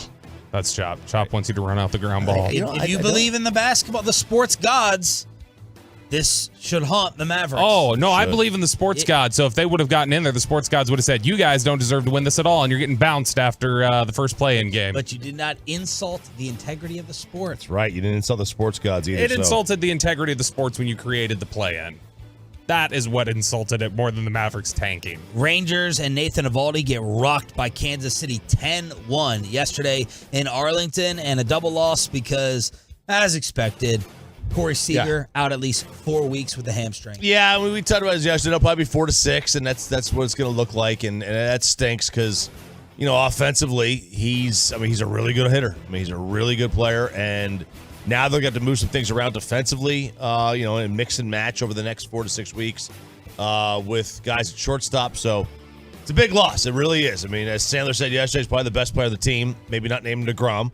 And anytime you lose somebody in the middle of your lineup, everything changes. Everything changes. Yeah, and this is, there was already a lot of pressure. There's already a need to step up, but next 4 weeks, Marcus Semien needs to get it together. And Marcus Semien needs to start hitting like it's not April and May, because they really need him. And it sounds like you want Marcus Semien to play short. Go for it. He played short in his time in Oakland. He was very, he was not tremendous at shortstop. He was good. He played it last year, league average, about 15 games. Yeah, and then even in Toronto when he was, in his last year there, he played it in a couple dozen games. Again, he's not we're not talking about Omar Vizquel out there, Ozzie Smith, but he's a good player. He's hitting like Omar. Yeah, he's hitting like Omar. So that's what I would do. I would give it to a guy who's played that position for a long time, a lot of his career, and just go. And I hate to break up 2 spots, because now you're changing 2 spots, but more important positions of importance. Meanwhile, the Dallas Stars score 5 to get 5 in a row. Johnson shoots and scores. His second of the game, set up by Dadonov. So 2 power play goals during the double minor. The Stars now lead 4-2. Stars have a 1-game lead in the Central because Colorado was out of action. Wyatt Johnston scored twice. Sagan had a goal and an assist as well. And the Stars beat down the Blues 5-2. 11 goals in their last 2 games. The Bluesers, we call them. Bluesers? Mm-hmm. 11 go. Yeah, they're rolling. Starting to peak heading into the postseason. Jason Robertson, 3 assists to move past Jeremy Roenick. And Jimmy Carson for points in a season by a U.S.-born player aged 23 or younger. Stud. Absolute stud. Yeah, he really is. He really is. I have no idea who Jimmy Carson is, though. He was a late night host. He was Johnny. He was the former president. He was the president. Yeah, after Ford. Yeah. Peanut farmer. All right. yeah. I think Bobby was joking. But I don't know. Or was Michael K joke? Bobby or Michael K? Which one? When yesterday, both D-bags. When yesterday, the news. See, you could tell I was joking, Michael K. I could tell with my tone of voice. Yesterday, the news came out that Jake Paul is coming to DFW. Jake Paul versus Nate Diaz, and Bobby sounded like he was interested. I am not kidding. I am dead serious. If we are in Oxnard, I am paying for a flight back that weekend. I'm going to the fight, and then I'm flying back to Oxnard. You don't like Jake Paul. Exactly. And he's going to get his ass kicked, and I want to physically be there to see it. I want to be there and watch him get knocked out. It's no wonder you guys can't get a house. I mean, you spend money like it's going out of I style. am doing this. I am going. I will mortgage 3 houses for this. August 5th in the Metroplex on, what is it, DAZN pay-per-view? DAZN. DAZN? Yep. DAZN pay-per-view, 8 rounds at 185 pounds. You think he's going to get his ass kicked? Y'all tell me the Tolos, the fight fans, at 877-881-1053. It's a boxing match. It's a boxing match. I would say no. Well, Nate Diaz has been known as just a straight brawler, like swinging, just throwing hands. I'm dying to see the odds, the early odds on this. Let's see if there are any. So y'all tell me who's going to win, and tell me, I guarantee you, stars will be there. I mean, Jake Paul is minus 300. So the favorite by far. He is a heavy favorite. I'm gonna You gonna bet on I'm it gonna too? quit the NFL Network just to bet on that. This ain't Buster Douglas, Mike Tyson, but this is a big favorite, and he should be. I mean, he's a boxer. Like he's a legitimate. He's not a legitimate boxer. He's a boxer. Didn't Nate Diaz win with his hands for the majority of his UFC fights? Correct me if I'm wrong. Right, yeah, he may have, but he was also fighting UFC fighters. No offense, but they're not boxers. Nate Diaz was a boxer before UFC. Fantex says. Minus 300. I'm surprised by that. Choppy's not surprised. Well, I mean, the fix must be in then. Let us know. I'd also have to see the size. Like, what's the size difference? But you're really interested in going just to see Jake Paul lose. We got to get him on. We got to get him on. Nate Diaz or Jake Paul? Both. I don't like Jake Paul. He's annoying. He's a whale. I'll have a whale. You know, when you guys have Jake Paul on, I'll have a KRLD hit I got to do downstairs. Mike Florio will join us at 8 o'clock. Whale alert this morning. But let's hook you up with Rangers tickets for turning it on, leaving it on. Tell your friends or family in case you don't win them, someone else can. We're going to hook you up with Rangers tickets and the popular Thursday segment from Roberto Belt, Life Hacks, how to stop bad drivers in your city and get back at toxic coworkers like Corey Majors. Life Hacks and Rangers tickets next.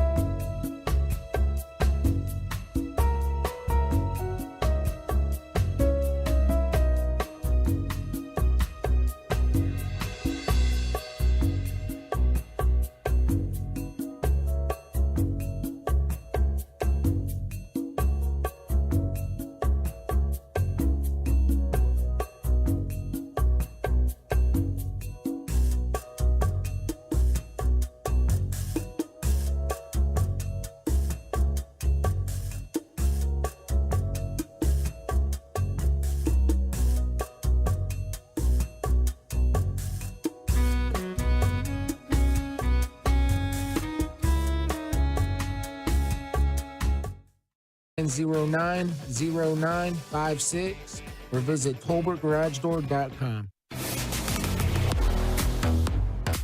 Sean, RJ, and Roberto here on 105.3 The Fan. Do we have to ask Odyssey for a Life Hacks intro? We're doing Life Hacks on Thursday. Although I think you can get a pass because you were out last week, so you may not have known this. Thought you were Toloing, but apparently not. Life Hacks. Okay. He was very upset on Monday when we got on to him about the Bonte Hill intro.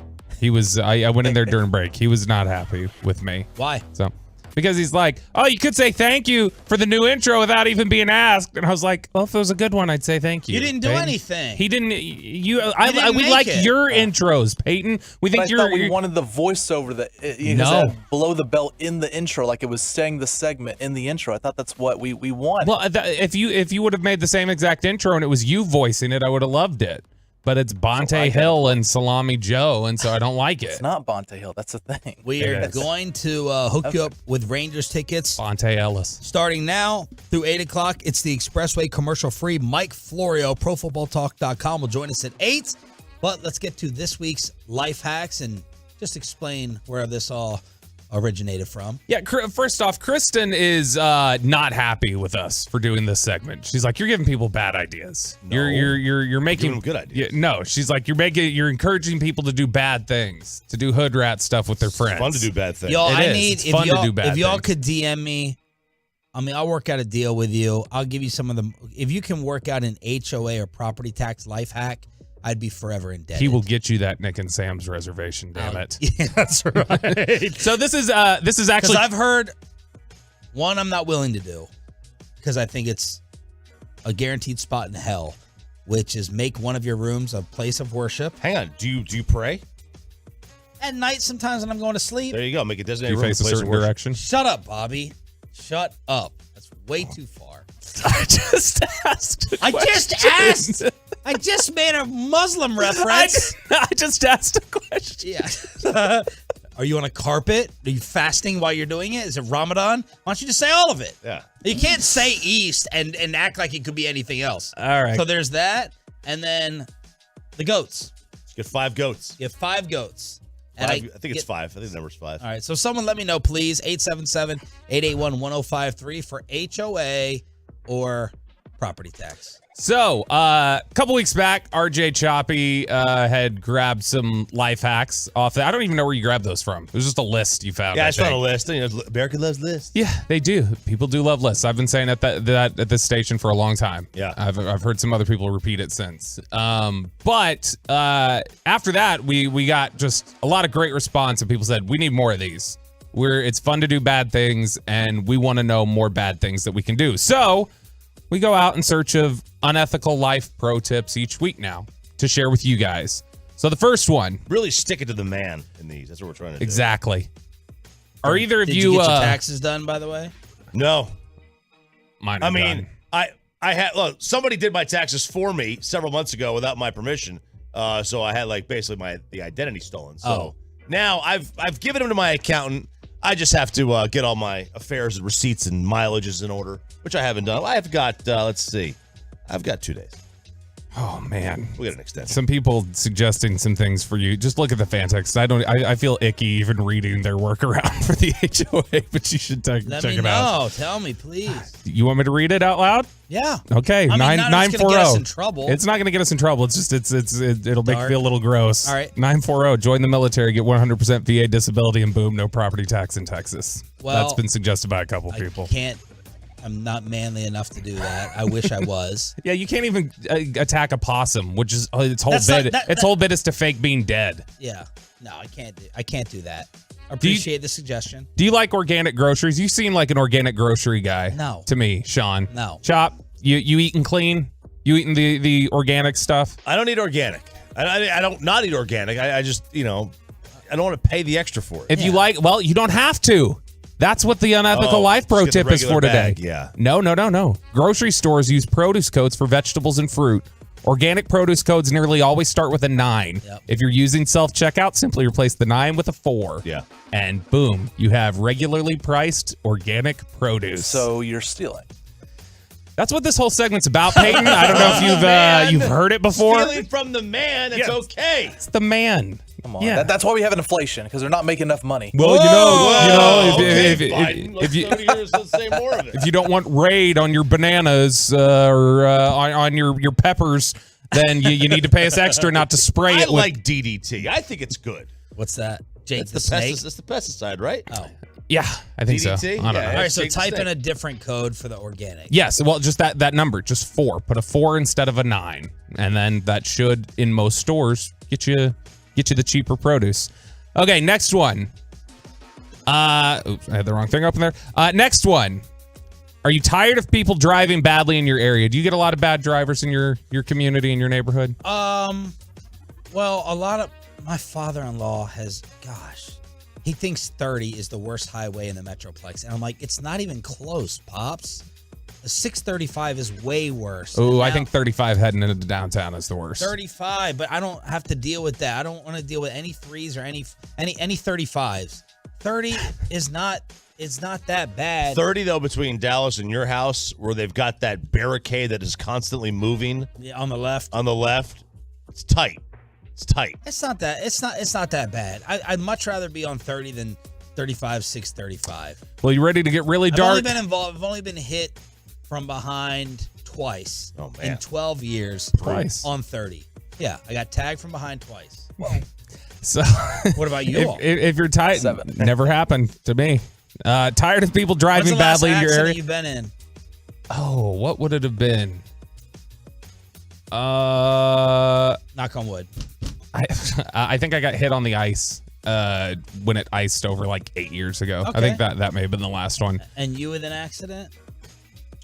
Let me bring the room down here. 11/11/11. November 11th, 2011. We had a miscarriage, and I was on the way to the hospital, and I got hit from behind. So it was a double whammy. So way to bring the room down, but it's my fault. Well, anyway, if you're tired of people driving badly in your area, this is about to get dark.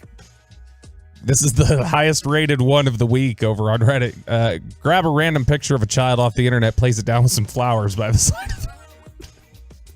You shouldn't have read that. What? It's just, Wait, I'm reading off that's the to get people to list. stop speeding? Yes. You shouldn't have read that. It's right there. You should show better judgment. If you work at a toxic workplace. You've asked me 5 different things this week. Can I say this? Can I say this? Can I say this? And you didn't run that one by me.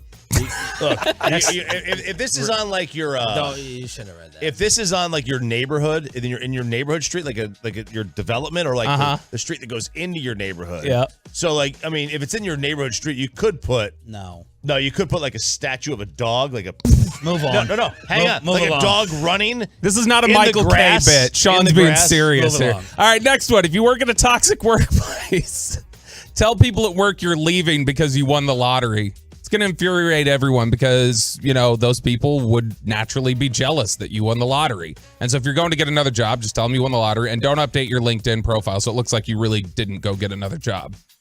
Okay, hang on. So if you're in a toxic workplace, make it more toxic by making them hate you. You're and leaving. jealous? You're leaving. You're leaving. And so when you're leaving, you tell them, I'm leaving because I won the lottery. Oh, to like, and okay, then they get just back at that. Yeah. Like you don't even get the payoff of it. You just know that deep down inside they'd be stewing about it like that.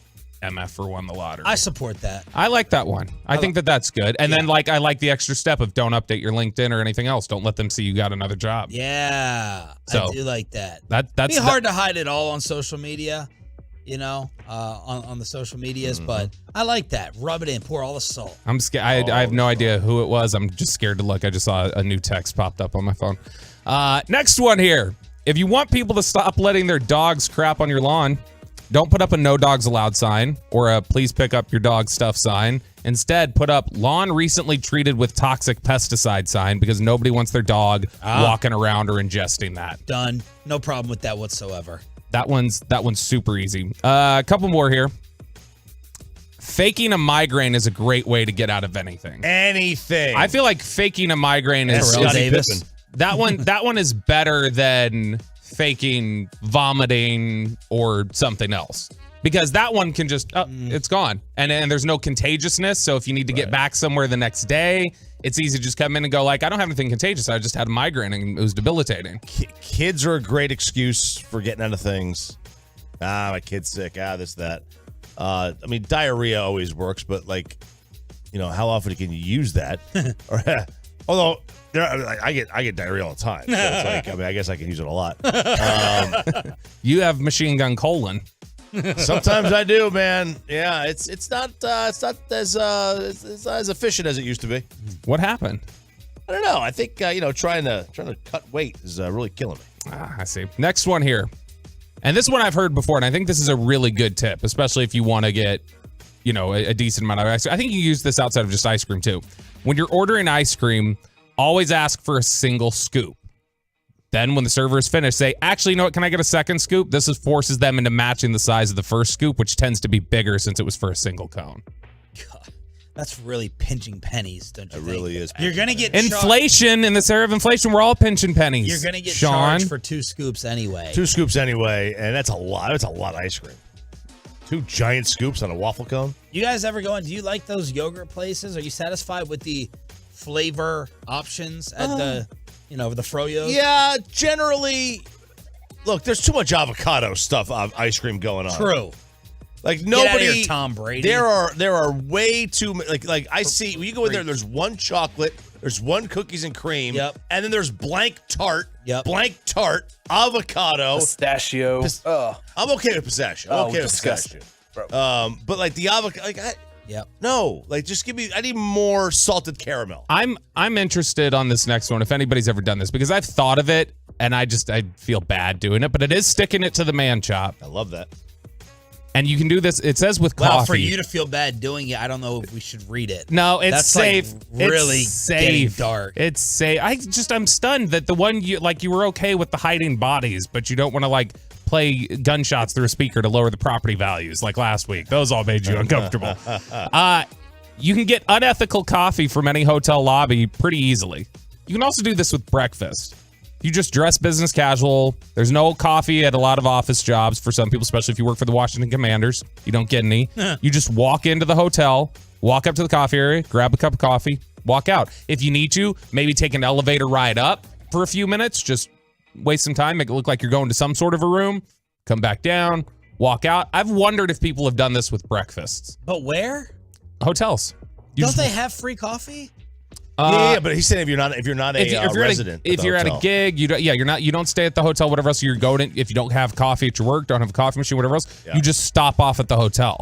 And I've wondered before about this with breakfast because I've seen some people claim before that they'll do this with breakfast, that nobody checks the continental breakfast. You just walk in, go upstairs for a little bit, come back down. You get free breakfast every morning. Yep. Until they start noticing, and then you can't come back. I totally could see this thing happening. It's the same thing with those. How many office buildings in the country don't have free coffee available? How many office buildings does Dan Snyder own? But do they also come with eggs and sausage? They don't. They do not come with a continental breakfast. It's also like if you keep a McDonald's cup in your car, just like a cup. Just keep a McDonald's cup in your car. If you're ever driving around and you want like a soda, just stop in, use the cup. I've done that before. I did that in high school. Free refills. Mm-hmm.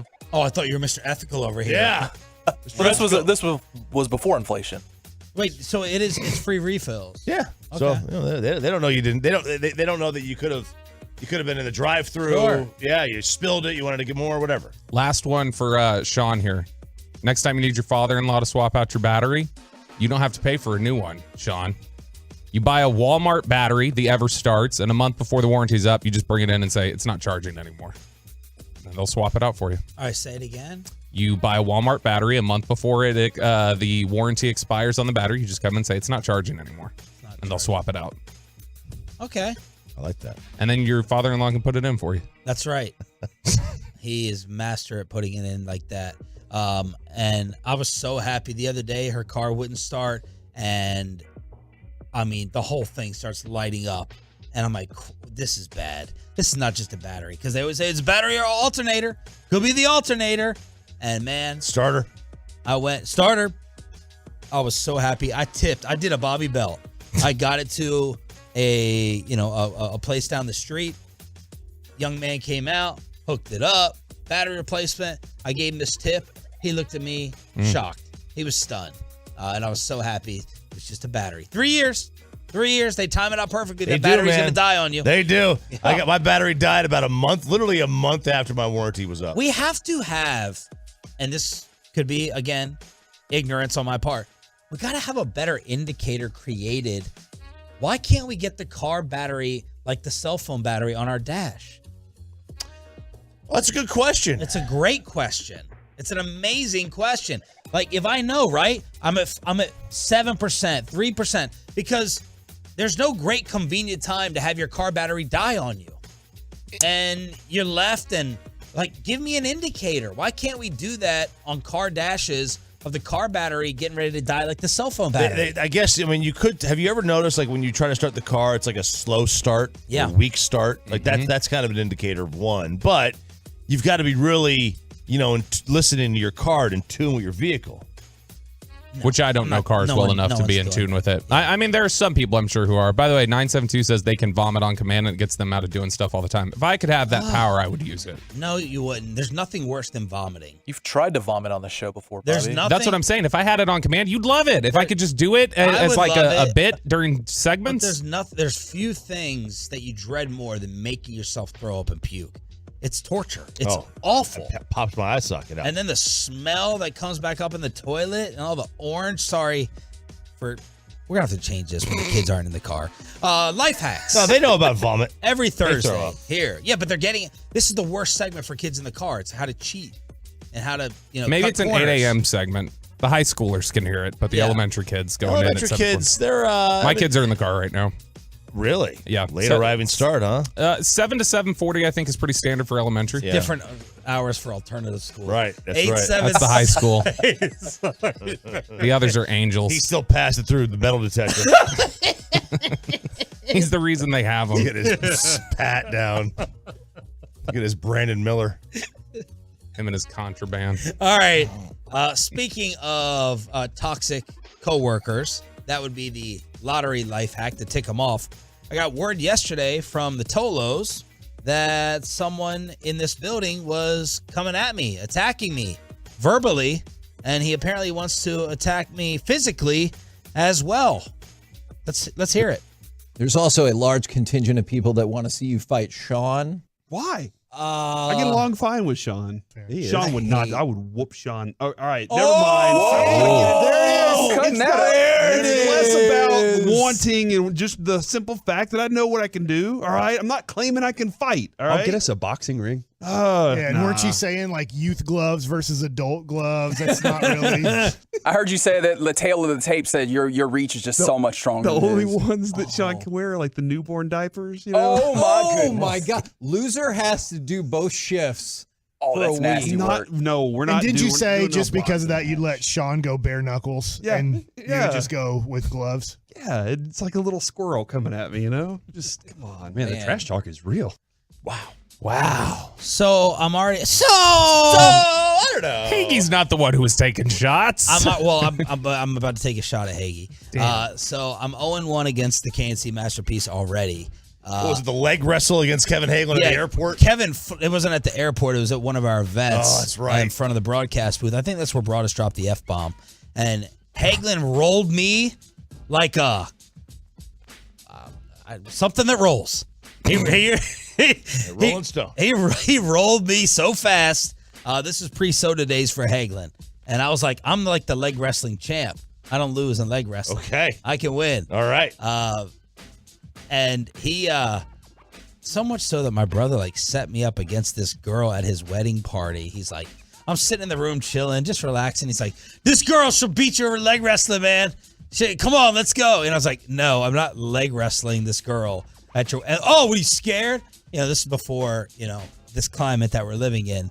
I was like, you know what? Screw it. I'll go ahead and do it. And I was like, no-win situation. It's a no-win situation. And I'm like, I'm gonna go 50%. Oh, that's a big mistake. That's your first mistake. And then first mistake is always go 100%, then realize you got it made, and then you back up to 50, and you can just. Well, in leg toy with wrestling, it. it's decided very fast. Very fast. So she gave me some resistance early on, and the crowd around me, right? And I'm like, oh my God, this girl's getting ready to embarrass me. And then I had to flip her ass into the water. Please mark the last 8 seconds of what Sean just said. But that's what Kevin Hagelin did to me. Look, in terms of Corey, he's obviously got the size on me. I mean, how tall is Corey? 6'2"? Yeah. 6'1"? I'm not gonna talk smack when it comes to boxing. But I always give myself a decent chance if it just comes to just an overall fight where you can do anything you want. Like pull hair, poke guys. Because I know I would. Stuff, I know I would go dirtier than 99.9% of the people in here. It's like Nate Diaz, right? Like Nate Diaz would win the fight right out against Jake Paul, but because it's boxing, there are some questions. Yeah. You've got to play within certain rules. Corey's got the reach. He does have the hand size. I mean, it's a joke, but it's true. And it's what's tough to determine with Corey is what would happen when he snaps. I always try to measure someone's snappability. Who's going to go into a rage mode, or who's going to cower up and run like the possum? Who is Mike Bassick? The rage. I wouldn't tussle with Bassick. I have a general, feeling like I don't fight professional athletes. That's just kind of a rule. I'd fight Derek. I don't know if I beat Derek, but I know that he wouldn't be able to hit. That makes you a. He wouldn't be able to hit me because he never hits his spots. Oh, pitching joke. So I've got location joke. This all started because they were talking about a ranking of the boxers at the station. And so while we were just sitting here talking about it, I've already figured it out. Number 1 is Lucius. Lucius is the big boxing aficionado. Right? I would, box? He's military, so he got some kind of fight training. Yeah, so he's a big boxing guy like that. He's the number 1 boxing aficionado at the station. Mike, number 2. We've seen obviously that video Texas William loves of Mike boxing. Yeah. I was in there. I recorded that. Mike is a former athlete. Broadus, I'm gonna go with. He's big. He's got the reach. You wouldn't be able to hit him. He's too old. It doesn't matter. George Foreman was old too. He's still ragdolled people. Chiafalo. I think he'd tap some rage. Athlete, big. Nope, absolutely not. He's too namaste. He would never hit you. He's a pacifist. I'm telling you, he's not. No, he's a pacifist. Anybody with hair like that, not a chance. Ask Chiafalo about the hole he punched in a wall at college. Choppy is next for me on this list. I did a lot of things in college too. You don't know if they're true or not. Like what did you do? I punched this. I threw an ottoman through a light switch. Okay, wow, you're badass. All right. Well, this will we're be messing with this idol Chiafalo. My whole. It's like when Corey, like right before training camp last year, had ranked like the people he think would win in just a fight at the station, and he had me like third to last. And I remember telling Reggie, I was like, Corey's gonna make me, get into a reckless fight in Oxnard just to show him he was wrong. Yeah. Next one, Reggie after Choppy. Again, I think Reggie's got reach. But Reggie also, I think, generally doesn't want to get into scraps. And so that's the only reason why I'd have him lower. Too pretty. Corey, then Kevin. I think they're back-to-back there. Then I have Sean because it's a reach issue. You think I lose to Kevin in a boxing match? It's a reach issue. Yeah, I do. Okay. Next up, Wolchuk. Oh, yeah. Wolchuk's not wanting to get into any fights. He's not about it. Then I got Peyton, second to last. Sorry, Peyton. Ooh. And then Dawson. Dawson is last to me because I think Dawson's just going to be like, come on, guys. Why are we even talking about this? Sucks. I can see Dawson. It's a great list. It's a terrible list. I can see Dawson getting a little hype. All right, there it is. Life hacks and the backstabbing teammate on the KMC Masterpiece here on DFW Sports Station 105.3 The Fan. Bobby, let's get into some NBA targets. Mike Florio is coming up at 8 o'clock, but we're all talking about how to fix the Mavs mess and who can add what. How can we actually be in the play-in next year or the actual playoffs? We have a list out of NBA offseason targets for the Mavericks and everybody else. Yeah, so this is one offseason trade target for every NBA team that missed the play-in. So the Mavericks are obviously one of the teams that missed the play-in, thank God. And these other teams that have missed the play-in, Bleacher Report is suggesting acquiring a certain Maverick, that one of these teams should acquire a Dallas Maverick. And so in this instance, we get 2 moves for the Dallas Mavericks here. This is Bleacher Report's list of the one offseason trade target for every NBA team that missed the play-in. And the first team they list here is the Charlotte Hornets. And they say the trade target for the Hornets should be Tim Hardaway Jr. Why? Sign me up. I don't know what I'm getting back. I could be getting back a bag of chips. I don't care. Let's do it. I'm all for it. He seems like such a nice guy too. He is. Crush him. He is. He does seem very nice. And would you trade Tim Hardaway Jr. for a weekly spot with Tim Hardaway Sr. on the show? Yes. Oh yeah. Tim, what do you think about this Bud Light thing? The Charlotte Hornets, beset by injuries and short on shooting talent, finished 29th in 3-point accuracy this past season. I hate to break to you guys, THJ is not going to help your 3-point shooting percentage. What's more, their commitment to Mark Williams and Nick Richards as the main components of the center rotation means adding stretch everywhere else on the floor is doubly important. So they think that, hey, on the low end, Tim Hardaway Jr. could be a logical target and could be a nice value buy for what the Hornets are trying to do. Again, I don't care what you get back. If you're telling me you can get off of Tim Hardaway Jr.'s contract, take it. Yeah. I'm all for it. Oh, yeah, absolutely. Get away from the contract. Obviously, you're going to have to get something back. The problem is, like, in order to match the contracts, are you going to be switching your problem for their problem? Right. It's a good question. Like, in you trade Tim Hardaway Jr. to Charlotte, and you get back, I don't know, Adam Morrison or whoever the hell plays there now. Adam Morrison. With that Peyton mustache. In 6 months, aren't we going to be saying the same thing about whoever they bring Peyton's back? going to knock your ass out soon if you don't stop picking. Are we going to do that, Peyton? Are we going to box? Dude, I'll whoop your ass, man. Oh! Yes! What'd you say? I'll make your 5-headed 6-head. Oh my God! Oh my God! Stand up. Forehead smack. Jeez. Forehead smack. Oh, all right. damn. Let's continue. Next one for the Dallas Mavericks. And I think this would be great if you could acquire this guy. Miles Turner. It says Miles Turner renegotiated and extended his deal with the Indiana Pacers this past season, which makes it seem like the franchise views him as a piece of their core going forward. Might be more sensible to view his new contract as asset preservation. From Indiana's perspective, keeping Turner on a reasonable deal was always smart than letting him hit free agency, even if it only ever intended to trade him for picks and young talent. Turner's only 27 as it rebuilds around Tyrese Halliburton. That said, Turner, who can't be traded until July 29th, 6 months after he signed his extension, won't come cheap. Dallas should have its eyes on Turner, who'd bring rim protection and some switchability to a defense that has little of both, but can it come up with an offer that would pique Indy's interest? I would be all down if you could acquire Miles Turner, who's young, and last year, 18 points, 7.5 rebounds, is a shot blocker. He's going to protect the rim. He's going to get you boards. Find me that guy. Even if it's not Miles Turner, find me poor man's Miles Turner, whatever it is. Just rim protection, rebounding, get some buckets up close. I'm all for that. God, how nice would it be just to get who's the big man on the Celtics last year? Was it Robert Williams? Bill Walton. Dang, we did the same show bit. A little recent NBA. Grant Williams. Hang on, Grant was Williams. Not Robert Williams. Not right? Grant Williams. Robert Grant Williams. Hill. Okay, sorry, I'm done. You want to spar? Yeah, let's Oh, go. baby, here we go. 9-head.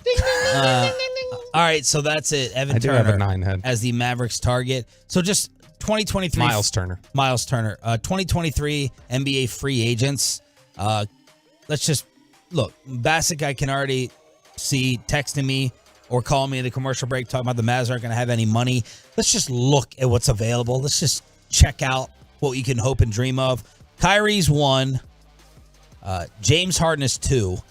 Don't need any of them so far. Oh, Kyrie you need. Fred VanVleet, 3. You may not need Kyrie. Vucevic is 4. Put up 18, 11, and 4 assists. Shot 52% on Chicago. Jeremy Grant, Blazers. Kyle Kuzma, Spencer Dinwiddie. Porzingis, Christian Wood, Draymond Green, Chris Middleton. Not seeing a lot of big man help here. No. Veteran options, Harrison Barnes, D'Angelo Russell. A lot of wings, a lot of guards, and not a lot of big men that this team desperately needs. I mean, I like Vucevic. I like Jeremy Grant. I don't think that the Mavericks are getting either one of those guys. And I mean, Vucevic, how old is Vucevic now? He will be 33 next season, and he hasn't shot nearly as efficiently as he had in the past. I mean, the stuff at the rim's been great, but I mean, his three-point shooting percentage has dropped pretty significantly in recent years. But Grant or Vucevic, yeah, give me those. I'd be all in on those. What are you doing? I'm trying to. Did you pass gas just He's then? contemplating. That was a squeeze of the face if I've ever seen one. No, I happened to see something on TV and I lost my mind on it. Well, what is Rob it? Ninkovich is putting his top 5 quarterbacks on the hot seat to reach the Super Bowl. And the guy who was in the Super Bowl 14 months ago is apparently on the list at number 4, Joe Burrow. Oh, hot seat. Oh, number 2, there it is. Dak Prescott, too. I saw it. I was like, wait, what?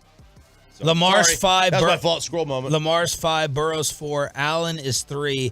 Dak is 2. So who's number 1? Is it Mahomes? Mahomes on the hot seat after winning it? Justin Herbert. Jalen Hurts. Oh, Rodgers. Aaron Rodgers. Okay. Look, a lot of those guys are fair. I mean, Rodgers hasn't been to a Super Bowl in 13, 14 years. Can we give Joe Burrow? He was in the conference championship game last year. Like, is he on the hot seat to make the Super Bowl this year? All right, so Mike Florio is going to join us at 8 from ProFootballTalk.com. Adam Schefter already suggested that the Texans, they may not be drafting a QB at 2. Michael Lombardi, former NFL GM, is hearing the same thing? C.J. Stroud's an interesting guy. when you talk to people in the league, they'll tell you C.J. Stroud is not. This is not a knock. This is just a conversation. Not an easy guy to coach. I think the word that people use is he's very not believing in what you're saying. And so he's a little bit challenging to coach. So it's not like he comes in and embraces it. It's a little bit, he's got a little bit different style to him. Is that where it's like he thinks he knows better? He thinks he knows a little bit better. Okay. He's probably hard to take to coach it. Not saying he's not a good player. I'm not saying that at all. I'm just saying the vibe that you get from talking to people that have interviewed him is he's not an easy guy to coach. And so what I've done is I've asked people, I said, I heard C.J. Stroud's not an easy guy to coach. Yeah, and everybody echoes that back to you. Okay. First off, here's my question. Is he not easy to coach because he wants you to explain why? Always the coaches don't want to know what they don't want you to know. They don't want you to ask why. They just want you to do it. Josh Rosen. Yeah. Amari Cooper. But don't you want your employees to a point to want you to want to know why they're doing so? I mean, I would to a point, to a degree.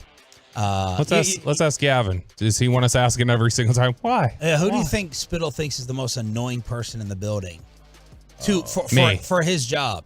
You in general, like your being, but probably in terms of making his life more difficult, it's probably me. Just in terms of asking questions, but there's just sometimes creating work for him. Just as a standard of having to deal with somebody here, me breathing, you. Yep. Asking questions, me. There's just a certain point in time. Now, of course, I feel like all my questions are justified. That we need to know them as a show and as a staff. Everyone probably thinks that when they're asking the questions, but there's just got to be a certain point in time when you shut the hell up. Say, I am the employee. Don't question it. Take it and put your head down. At some point, I would say that too. Maybe not for every pattern or every play that Mac Jones may be doing. I don't know, or Josh Rosen. You just got to know where the line is. I understand that, but the other thing is, why do we always do this? Maybe the coach is just a jerk, and why do we always believe the coach? Oh, he's difficult. Well, maybe the coach is difficult. Maybe Ryan Day or whoever it is just sucks. Not all coaches deserve your respect. Not all parents. Not all bosses. They have to be earned. Except for ours. It is earned and justified. Yep. That's All what right, I always say. Let's talk about this and more. Mike Florio around the NFL. Whale alert to talk about the Cowboys. Mike Florio from ProFootballTalk.com and a Rangers ticket giveaway right now. But let's get you over to the all-new location of Platinum.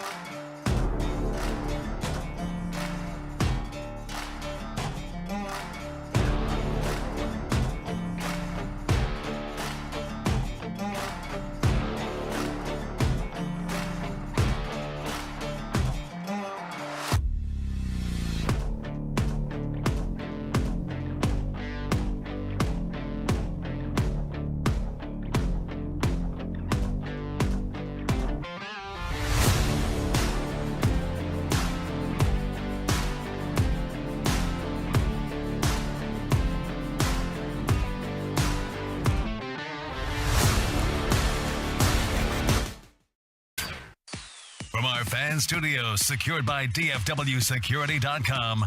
This is Sean and RJ on 105.3 The Fan.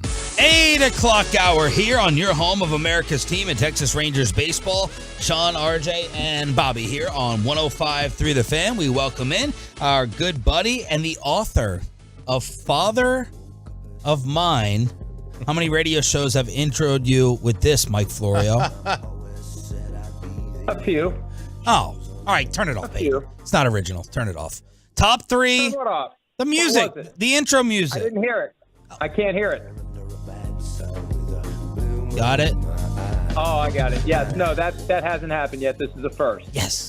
But yeah, I agree. It's not original. Oh, all right. Turn it off. Definitely not a All right. Before we get into more of the book, top 3 Mafia movies in order. Goodfellas, Godfather 1, Godfather 2. Ooh. Godfather. Am I missing one? No, you missed Godfather 2, I think. No, he said Godfather 2. No, it's a bad pick. I said no, it is Goodfellas, not. Godfather 2. What would you put in place of Godfather 2? Godfather 3, for God's sake? Not with Sofia Coppola's There's performance. one Godfather that everyone craps on. Is it 3? It's 3. 3 was awful. 2's amazing. How do you not know? Wait, whoa.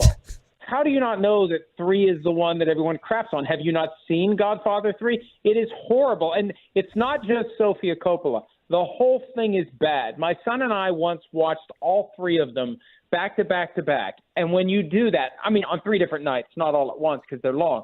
But when you watch them like that 3 days in a row, it is so glaring how bad the third one is. There's no story. The acting is horrible across the board. She takes all the flack across the board. Other than every time I think I'm out, they pull me back in line. There is nothing remarkable about that movie. It is an embarrassment. It was a money grab, and it undermines the other 2. Give him your 3, Choppy. From Jersey, RJ Choppy. Look, I put just the Godfathers in a general as one. I put them all as one. So that to Other me, than the third. You realize no young children or like no teen or no early 20s-year-old would ever watch The Godfather today. You realize that? I disagree. I disagree. Yeah. My nephew, who's 18, we watched both Godfather and Godfather 2 a couple of months ago, and he loved both of them. He was blown away by both of them, and he loved Goodfellas even more. So I've Godfather number 1. Okay. I have Bronx Tale 2. Bronx Tale's really underrated, Florio, don't you think? I may need to watch it again. Oh. I'm very picky when it comes to mob movies. Like Donnie Brasco, I hated, and I don't know how you guys feel about that one, but I just it's just got to feel authentic to me, and too many of them don't feel authentic to me. And I think we all leave out. I think Casino's getting criminally underrated. I was never a fan of. I liked Goodfellas. I thought it was a little overrated. I thought Casino was better. Casino's good. Godfather 1 and 2 go together. Goodfellas is the next one, and then Untouchables. Untouchables. Yeah. Untouchables is one that didn't hold up as well. It's amazing to me. There are different movies from the 80s. If you watch them now, they still feel as good as they did then. And there are others that it was like, why did I ever really like that? And I don't know what it is about the production of a movie back in those days that allows it to still have a good feel, like a contemporary feel. I don't know what it is about the camera work, the graphics, whatever. But some movies feel like they're still fine and they were made now, and others just feel dated. How about Road to Perdition? Oh, Road to Perdition's so great. Yeah, Johnny Dangerously is another one. That's kind a of good a one. sneaky, underrated, got lost in the cracks. Paul Newman, Tom Hanks. That's a very, very good one. So Florio has his own book out on basically this subject, Father of Mine. It's coming out April 25th, and he's joining us from ProFootballTalk.com on the Diamond Factory hotline here on 105.3 The Fan. Where do you want to start? You want to start with draft rumors or Aaron Rodgers, Lamar Jackson? Wherever you guys want to start, I'm at your disposal. Any question you ask, I'll have an answer. When is which one gets, where does Lamar play next year? Is Odell Beckham really going to keep Lamar in Baltimore? I think that it's fascinating to me that when they introduce Odell Beckham Jr. later today, 1 p.m. Eastern Time, noon Central, they're going to have both John Harbaugh and Eric DeCosta present. 8 days after they had to use a PR guy to shut down questions about Lamar Jackson because it was a pre-draft press conference, and they've said everything they're going to say about Lamar Jackson. They don't want to talk about him anymore. It was just a weird look. Like, these guys are adults. They've dealt with the media. They can answer their own questions. Now they're going to be there conquering hero style because they brought in OBJ, and they grossly overpaid Beckham at $15 million this year. It can easily get to $18 million. They paid him that money to get him in the building, so he will be a magnet for Lamar Jackson. Jackson reportedly recruited him. Now his presence recruits Jackson. And the key question for today is how much of the offseason program will Odell Beckham Jr. participate in? Because if he's there for all of it, which he rarely does, he usually works out on his own and he makes cameo appearances at the OTAs. If he's there for the whole thing, it's going to be hard for Lamar Jackson to stay away. And maybe even he acts as a liaison between Jackson and the team at some point to just get this deal done, because Beckham needs Lamar Jackson to be there too. So be careful what you wish for, Lamar. You wanted OBJ on the team, and now he is. And I think they're going to use that to their advantage to get this deal done. Are you surprised at the lack of interest in getting what some people believe is a top 10, top 5 quarterback? Other people believe he's a very polarizing guy. I mean, what is the ultimate answer to why no teams have made Baltimore an offer? I think it's a stew of factors. And it doesn't help him that the union made Lamar Jackson the guy on whom this whole push for guaranteed contracts for quarterbacks has been based, because it became a leverage point. It became a power play by the owners to turn their nose up at the idea of trying to acquire Lamar Jackson. But keep this in mind, apart from whatever contractual requirements he would have, $230 million fully guaranteed, the Deshaun Watson deal that I think threw the negotiations between Jackson and the Ravens completely off kilter. Look at what else the Browns had to give up to get Deshaun Watson. We talk about the money. We don't talk about the 3 first-round draft picks plus that were surrendered. Those are key foundational elements of a franchise.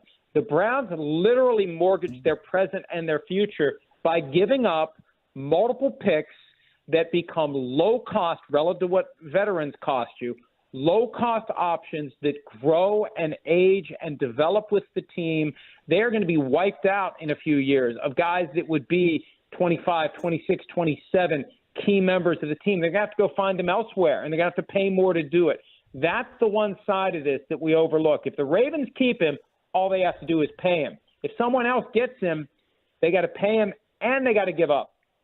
More than 2 first-round picks. I think if anybody had signed him to an offer sheet, or if anyone does sign him to an offer sheet, the Ravens just match it. You trade him, you're going to trade him for more than 2 first-round picks. On top of the money, that's too much for a team to give up when you consider the injury history, the possibility he's getting toward the end of his prime, all these other factors. It's too much, and I think that's why teams have shied away. So outside of Lamar, does like the future of the fate of the guaranteed deal basically lie with Herbert and Burrow? And are they going to fight hard for it? Like, we've seen players just be like, nah, it's not really, I'm not going to fight hard for it outside of Lamar, outside of Deshaun. Like, Mahomes didn't fight for it. Are they going to fight for it? Well, and Deshaun Watson didn't really have to fight for it. They just played the situation perfectly with the 4 teams that were at the table trying to get Deshaun Watson. It was the Saints, Panthers, Falcons, and Browns. And they kicked the Browns to the curb at the perfect time because they had pissed off Baker Mayfield. What are we going to do now? Let's just offer him a fully guaranteed contract. And look, there's a school of thought out there that a true franchise quarterback doesn't need a fully guaranteed contract because he's not getting cut. He's going to be there. Now, the more mobile you are, the greater the risk you have an injury that makes you undesirable to the team, and the team does want to move on. But for a guy like Joe Burrow, he doesn't need a fully guaranteed contract. The Bengals aren't going to cut him. And if you're worried about a career-ending injury, you go buy the insurance that protects you against losing all the money that would be gone forever if you have a career-ending injury and you get cut during the non-guaranteed years of your contract. I think the thing that guys like Burrow should be fighting for, and I've been banging this drum for a long time, percentage of the salary cap. You do a 10-year deal, and you protect yourself against ongoing changes to the market and the cap by getting a commitment that your pay is always going to be some specific percentage of the cap. So as the cap goes up, your pay goes up, and you don't have to worry about when the team is going to decide to come back to the table and take care of you, which is what Patrick Mahomes now has to deal with. He's signed into the next decade, for crying out loud. That is a great deal for the Chiefs. If you just do something tied to cap percentage, you're going to be protected. And teams have resisted. The league doesn't want them to do that the same way the league doesn't want them to do guaranteed contracts, fully guaranteed contracts. But under the right circumstances, there's going to be a player that draws the line in the sand and is going to get the percentage of the salary cap. And I think Burrow is a candidate to do it. And I also think Bengals owner Mike Brown is a candidate to defy the league on this and go ahead and do it, because it will give him what he wants and what he needs, 10 to 15 years of a relationship with Joe Burrow. Mike Florio here on 105.3 The Fan. What are you thinking or telling Ezekiel Elliott if you are his agent today? I think you just wait and see what happens after the draft. I mean, that list that came out a few weeks ago, Bengals, Jets, and Eagles, that clearly it was presented as his suitors. That's his wish list, and none of those three teams are interested. And I think there may be interest after the draft, depending upon what teams do. But, you know, this is a function not of Ezekiel Elliott. It's a reality of the running back market. Look at Austin Eckler. He's been desperate to get traded to a team that would pay him more than $6.25 million this year. Tony Pollard kind of woke up and realized, you know what, they could rescind his franchise tender for me at any point. There goes my $10.1 million, and no one else is going to pay me $10.1 million. I think that Zeke has to just wait it out, and it's not on him. The question is, what's going to be out there after teams make their draft picks, and does he have a floor below which he won't play? You know, if it's the minimum, is he going to do it? Or is he just going to say, I've made my money, I'm just not going to play, I'm going to sit and wait for something better that may never come? We've started to hear the chatter that Bryce Young is the preferred option in Carolina. It looks like it's at least heading that way with the betting markets and some of the insider reports. Now we're starting to hear some of this chatter that the Texans, if it's Stroud sitting there, they very well could go with a defensive player and not take the quarterback. Do you think that's just smokescreen, or do you think Houston legitimately might pass on the quarterback? I think there's a chance they would pass. There were some comments earlier this week from DeMeco Ryans about not expecting the number 2 overall pick to come in and be the savior of the franchise. And the way that he was talking about it, and I think another factor for us too, we were talking about the Jeff Okudah trade from the Lions to the Falcons. He was the 3rd overall pick in 2020. The reality is, for guys like that, defensive linemen, corners, it's hard to justify your draft standing when you come in as a top 5 pick, because you don't generate huge stats. There's nothing you can really point to and say, this is why we made this guy a top 5 pick. And so to hear Ryans talk about not wanting to put pressure on the number 2 overall pick to come in and be a savior to the franchise, it just made me think, hey, maybe they are thinking about beefing up the defense. And look at DeMeco Ryans' experience in San Francisco. 2 years ago, the first year he was defensive coordinator there, they gave up ultimately 3 first-round picks and a 3rd-round pick to get Trey Lance. And what did it get them? Last year, with the final pick in the draft, they get Brock Purdy, and what did it get them? Maybe he's a voice in that organization against swinging for the fences with the quarterback with that 2nd overall pick. If instead you can get a generational player at defensive line who can come in and make your team dramatically better, maybe that's what they do. So it wouldn't completely surprise me. But if they're thinking about that, why not trade out of that spot with the Colts if the Colts want C.J. Stroud, and then you still get your guy 2 picks later and you get more picks that help make your team even better? Is there someone we should be worried about as Commanders competitors that would take over the team for Snyder, since apparently Jeff Bezos is out? Well, anybody with a pulse at this point you should worry about, right? And really, one of the theories out there as to why the owners weren't going to throw Dan Snyder out. Now, I think the most obvious explanation is they don't want to create a standard that could be used against them in the future. And as we've seen in Washington, all it takes is a critical mass of disgruntled former employees. And Michael Bidwell, the owner of the Cardinals, I think is sweating this out currently. You get enough former employees who are pointing a finger, the next thing you know, the league feels compelled to investigate. The next thing you know, you're forced to sell your team. But the other angle is that owners like to have roughly 1/3 of the league run by owners that don't know what they're doing. It makes it easier to win football games. Seriously. Wow. Seriously. And now the Commanders are a team with Josh Harris, and I think the buyer will be Josh Harris. They have to worry about the Commanders turning into a team that will be like they were back in the 80s when they won 3 Super Bowls between 82 and 91 with 3 different starting quarterbacks. And they'll have a new stadium, and there'll be a new vibe. And this scourge of Dan Snyder will finally be gone. would it shock anyone to think that one of the reasons Jerry Jones has been such a staunch Dan Snyder supporter is he looks at the Commanders as a team that he's more likely to beat twice per year and doesn't have to worry about that team being great on his watch? No. I think that he's seen it both ways. He saw it in 91 when they were, I think, 15-1 and won the Super Bowl. And he saw it when Snyder came in and what's happened since then in the 24 years since. So, yeah, I think that anyone that competes with the Commanders should be upset that Dan Snyder is finally going to be out. Tell us about the book again. Well, I mean, it is a mob story, and it is based on let me be more accurate. Inspired by true events. The characters are all fictional. I don't want to end up floating or not floating. If I'm in the water, I want to be floating. I don't want to be sinking to the bottom of any body of water with cement shoes.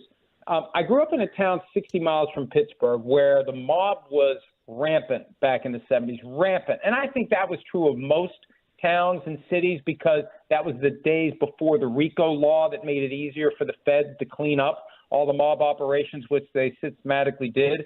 But my dad was actually a bookie who was connected to the crew that ran the town. So I saw some things. I learned some things.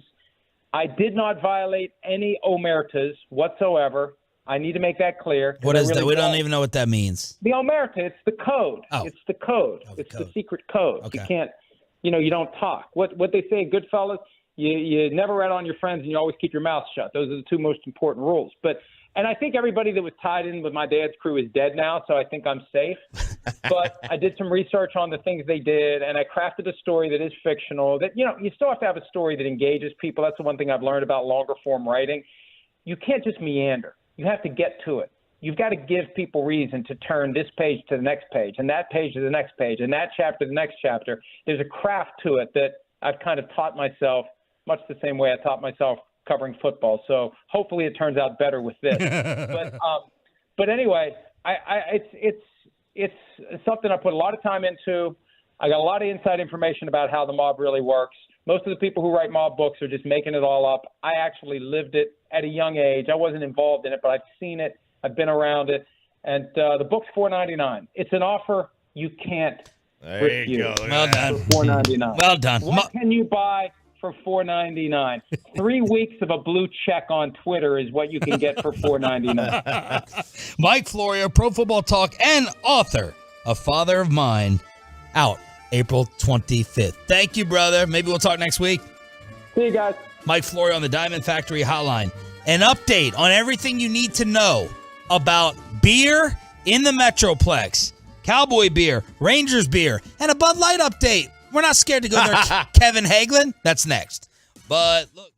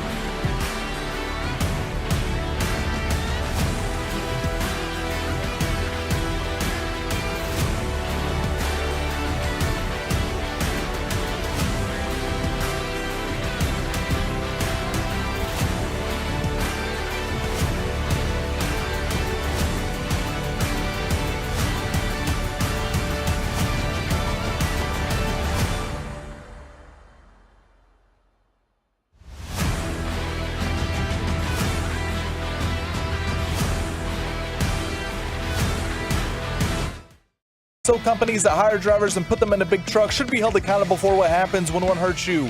Frankly, you need Frankel and Frankel. Visit truckarc.com or call them 214-333-3333. 1-2. He swings, and it's a high drive to right field. Garcia back at the track. He turns and watches this one about 4 rows deep. A solo home run for Vinny Pasquantino.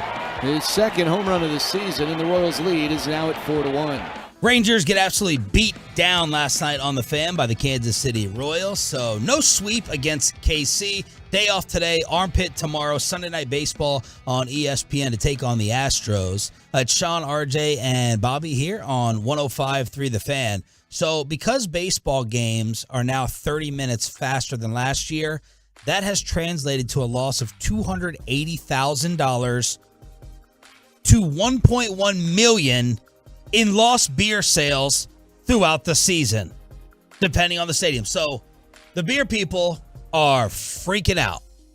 More on Bud Light in a moment. So several teams, Brewers, Twins, Diamondbacks, and your Texas Rangers have already extended their beer sales from the 7th to the 8th. And more teams are going to be likely to do it as well. So fear not, Ranger fans, you're still going to be able to drink into the 8th. Yeah. Which, it's kind of odd because, the whole thing was, they didn't want you to drink too close to the time you're leaving. Right. So that you would think they would move it up to, the 6th inning. It's like the National Football League with concussions. It's like, that's what we say on paper. To a point, yeah. Well, once the bottom line starts getting affected, I mean, look, we'll set up DUI checkpoints. I don't know what you want me to say. Like that seems to be the approach, is because they've got to make up their sales there. Because Lord knows they're not getting paid on the TV deals right now from Diamond Sports Group. All these teams missing their payments. So, yeah, you're missing TV rights deals payments. You're losing money on alcohol sales at the stadium. I would guess they probably feel some pressure to make that revenue up. All right, so that is a Ranger update. We have an overall AT&T update on us drunks. We have an update on how drunk all fans in the state of Texas are. This is from the Houston Chronicle. This is a very weird flex from the Houston Chronicle. Their headline is Astros fans spent over $28 million on booze at Minute Maid Park last year, new data shows. It's no secret that Houston fans love to cheer on the Astros with a cold drink in hand, but you might be surprised at how much. So new data from the Texas Comptroller of Public Accounts shows which stadiums and arenas across the state of Texas spent the most money on alcohol in 2022.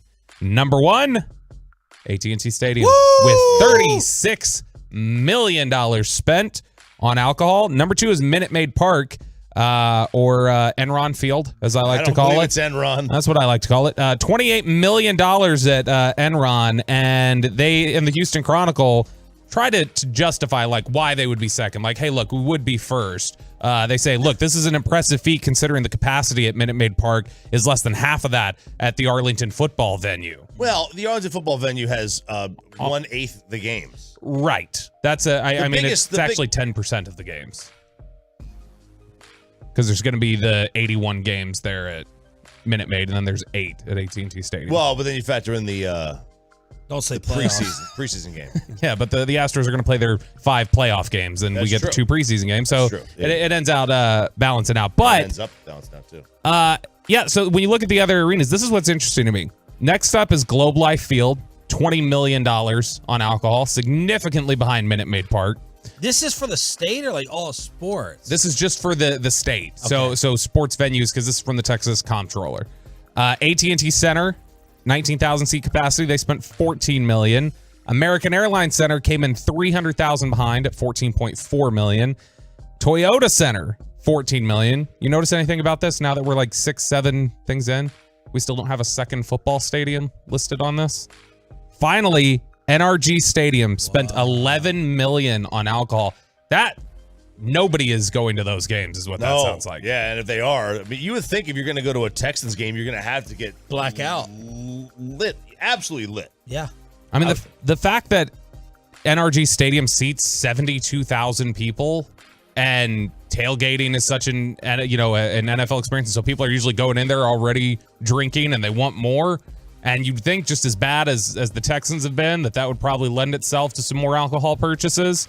It's amazing to me that they would be behind all the baseball stadiums, all the basketball arenas, and then as far behind AT&T Stadium as they were. My question is, because AT&T, do they not allow tailgating? Is that what it is? They don't allow tailgating anymore? No, they do. It's like very specific rules for what you can do, though, and where you can be. And so how if you don't allow tailgating, that means they would be drinking in the stadium. So maybe, I don't know, maybe like for me, when we go to a sporting event, we try to drink as much as we can before the game. So we drink as little as we can at the game. That never plays out that way. When you drink, you're telling me that when you're inebriated, you don't go, I can have one more. I'm gonna like, I feel like your defenses are down and you're gonna buy and spend more. They are, but I don't Uber to the games. I drive home. So like I use the time of the game to semi-sober up. We try to drink before, save some cash. See, I'm not worried about that. I'm not worried about saving my cash. I can't remember the last time I drank alcohol at a sporting event. Yeah, you got to work every Cowboy game. Yep. Rangers games. Honestly, what it is more than anything is that I know how like hyped people get at sporting events and how easy it is to get into fights there, and so that's why I generally have not drank at sporting events. So that you don't fight? Because I just know it lends itself to that atmosphere. Fight. I just know that it lends itself to that atmosphere. Have you ever gone to a sporting event and said, you know what? I'm not going to drink. I don't want to get in a fight. Last time I drank, I almost at a sporting event, I almost got into a fight. It was in Denver. I was at Mavericks Nuggets like 11 years ago or whatever it was, and I drank a lot there and got into arguments in 14-degree weather. Tells you what type of a drinker he is. Right, you're an angry drunk. I'm not an angry drunk. It's just, you tip the scale a little bit, it can swing. Angry drunk. What are your thoughts, Sean?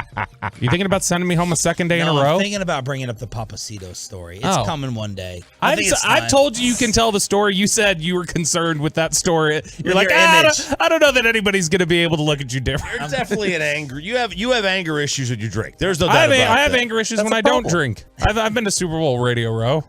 We saw how my anger issues were there. All right, this is just for Kevin Hagelin. He requested it. A Bud Light update with the controversy. Okay, so they're starting to really kind of dox the VP who came up with the idea behind the campaign behind the Dylan Mulvaney. Who's that?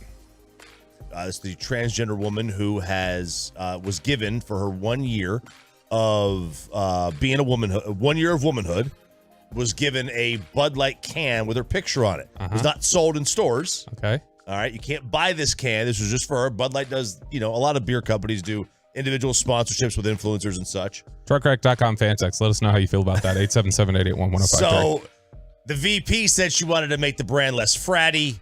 It was an out-of-touch brand, and then now they're going back to her Facebook feed from 2006 and showing all the pictures she posted while she was at Harvard of being a pretty fratty bro.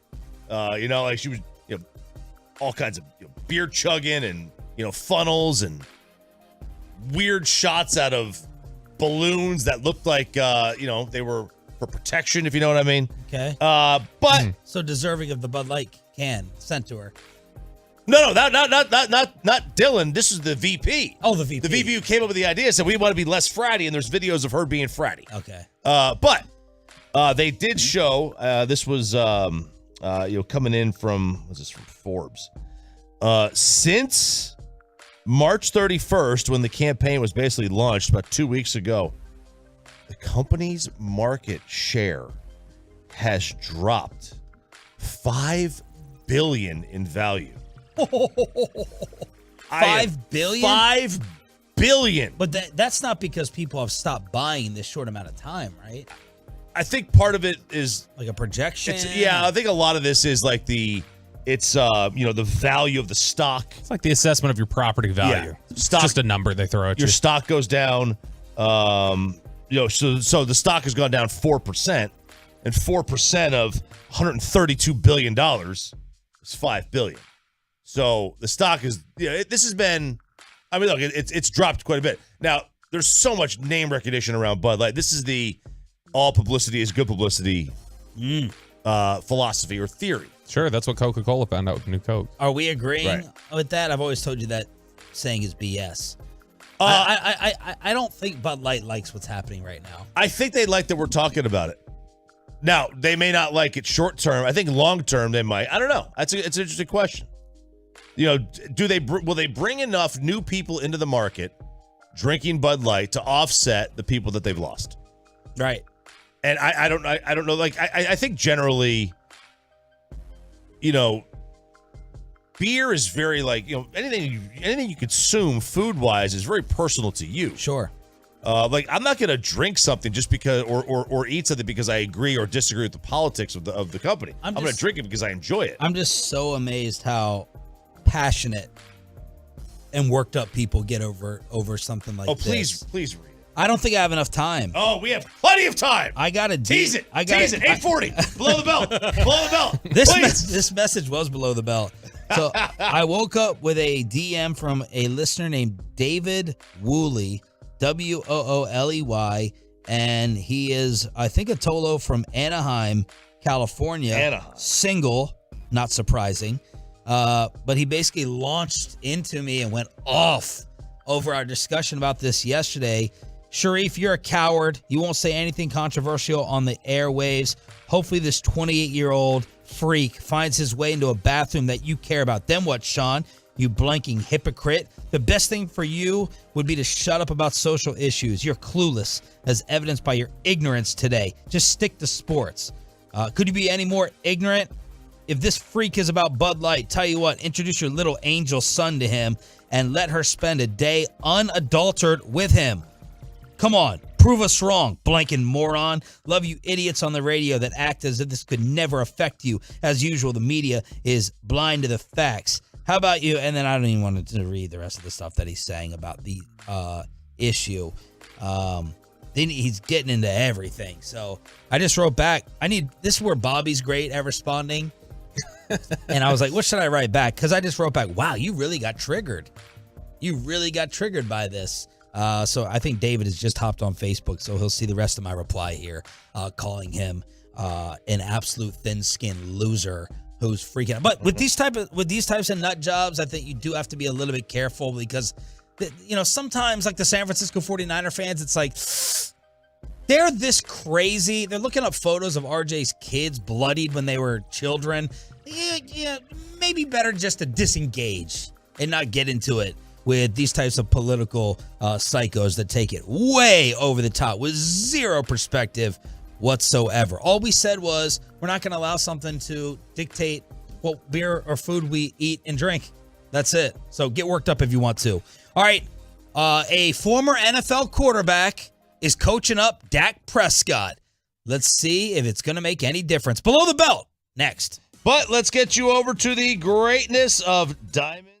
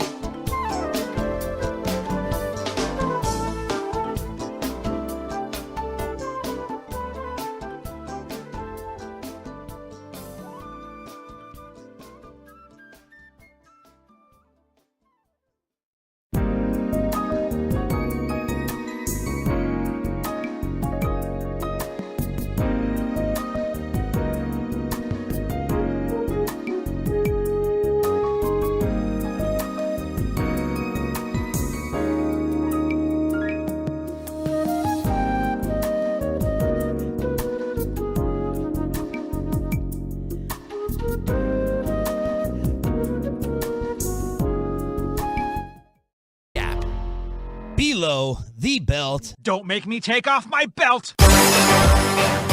Will a hot mic one day get me canceled? Yes.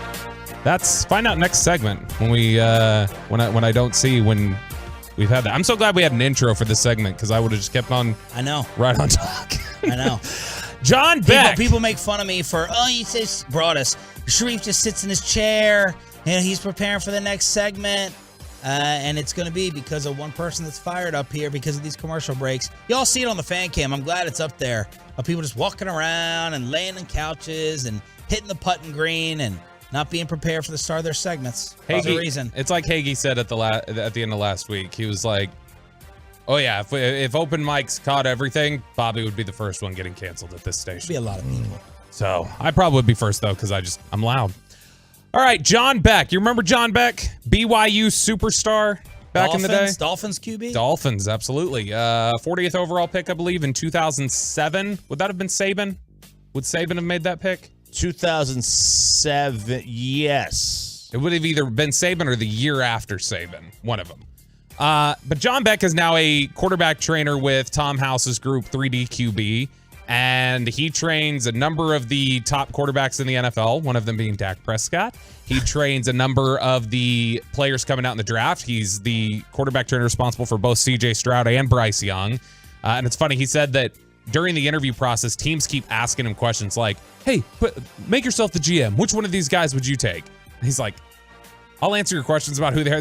Don't put it on me to tell you which of these two play. I'm not going to do that. But Saban was with Miami 05 to 06. He started Bama 07. So that would have been Cam Cameron then.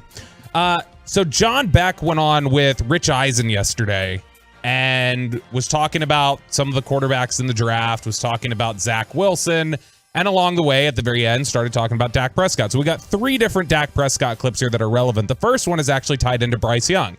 What is the thing we've consistently heard about Frank Reich during the draft process and the quarterbacks that he's going to take? Big ones. That's it. He likes the big boys. Size matters to Frank Reich. Size matters. Okay? And now that people are talking about Bryce Young as the number 1 overall pick, that sounds a little antithetical to what we've heard about Frank Reich because Bryce Young is 5'10" and, Hey, I gotta look up antithetical. refused to weigh in even at his pro day because he probably bulked up for combine. And then that's the number I'm standing on. So he's probably under 200 pounds. He's 5'10", slightly built guy. And a lot of people say in this day and age, that's not a concern anymore. What does it matter if you're not this, big, strongly built quarterback? Well, John Beck actually made a comparison to Dak Prescott to say, this is why you might have some concerns about a guy that I trained, Bryce Young, and his size. When you got to play 17 games and you're getting hit as a quarterback, size can help. I mean, I take one of the guys that I work with a lot, Dak Prescott. He's as built, as in shape, as muscular as they come. That 17-game season plus playoffs, that's still a beating on his body. Yes. Well, when you start thinking about, all right, now we're going to insert a young guy, he's going to make some mistakes. He's going to take some probably unnecessary hits just because he doesn't have the experience of the pro game yet. How's his body going to hold up through that course of a season? And that can impact a decision. So that's interesting because if he's talking about Dak being as in shape and as built as he's ever seen, Dak still has dealt with a ton of injuries recently. Yeah. So what is the argument? Is the argument, imagine how much more so Bryce Young, or should the argument be, look, even if you do this, it doesn't matter, you're still susceptible to getting hurt? Look, this was the Kyler argument with me, and I was, and RJ and I disagree. To me, it's just common sense. There's a reason that Jake Paul has to fight Nate Diaz in the same weight class in Dallas at 185. Sure.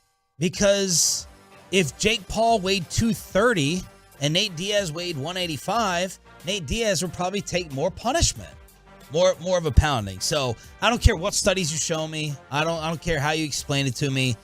If you weigh 40 pounds less than someone else, I'm going to believe that you're going to take more of a beating. So that's why I am worried about Bryce Young's size, and I was worried about the size and height with Kyler Murray. Kyler Murray has been, a joystick, moving around, running around. No one can catch him. But I factor this in, that you are just too small. Michael Lombardi would actually factor it in with problems seeing the defense. He believes Baker Mayfield had problems and has problems seeing the defense, and Kyler Murray has those same problems being their height. Draft 5'9" offensive lineman. Yeah. Problem solved. Problem solved. Tyler Lindenbaum, Cowboys. After he mentioned Dak Prescott. Do you believe, Choppy doesn't believe weight is a factor of size. Do you? I think what's more a factor is the mobile quarterbacks rather than the slightly built. And I still think slightly built, absolutely. You can take it. That's just, it makes sense that if you're smaller, you're going to have a harder time taking hits. But my concern is more the guys who are mobile. And typically, I think the smaller quarterbacks are the ones who are more mobile and running around, and so they take more hits. So Football Outsiders did a study on this a couple years back. I got to find it. But anyway, the crux of it was you don't look at injuries as a whole, look at it by position, right? So quarterbacks of this size versus this size versus this size, right? Instead of, because they all get hurt at different rates. Running backs get hurt regardless of height, weight. They just get hurt at a higher rate than anybody else. And they found that the only weight that gets hurt at a less percentage than any other weight are the guys over 350 pounds. Everybody else within the positions get hurt at about the same rate regardless of weight. Are we judging injuries as a hammy pull or when you get hit by a linebacker or when you strain something? Are we throwing all injuries under the same umbrella? They're just throwing injuries out there because it's hard to differentiate. Like, sure, because two people could get hit at the same exact size. One get a concussion, one not.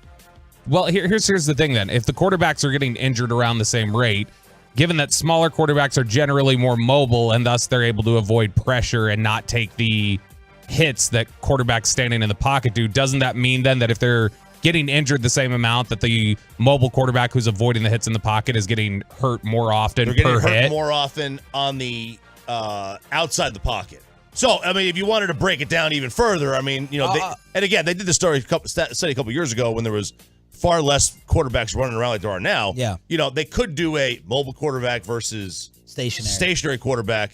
And I think they would find that, size may not matter in terms of the mobile quarterbacks. They're still going to get hurt. Yeah, because if we take if I run at a full sprint and hit you versus me running at a full sprint and hitting Ryan, what do you think is going to happen?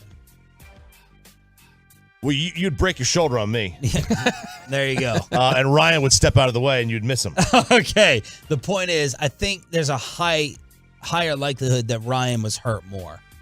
Yeah, there may be. I don't know. Like the How study, could there not be? There's a reason they make weight classes. Weight classes and fighting, to me, end this argument. Because you should just be able to weigh 250 and fight 150.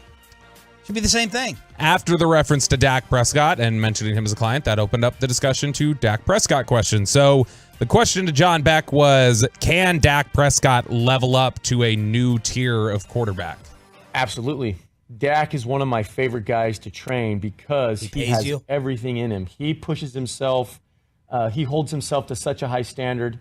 Mentally, he's one of the best guys I've ever been around at taking any situation that could throw somebody off their game and turning it into a challenge that he accepts, he thrives in, he goes after it. Well, he said pressure makes diamonds. I mean, he's used a lot of phrases. So I guess to put a finer... To me, it's the team. Like, this is a team sport at the end of the day, and I'm not saying that the Cowboys haven't lived up to what they should be. Yes. At the end of the day, Dak is always going to put a ton on himself. Yeah. He's always going to look back and say, what could I have done differently? So what could he have done differently?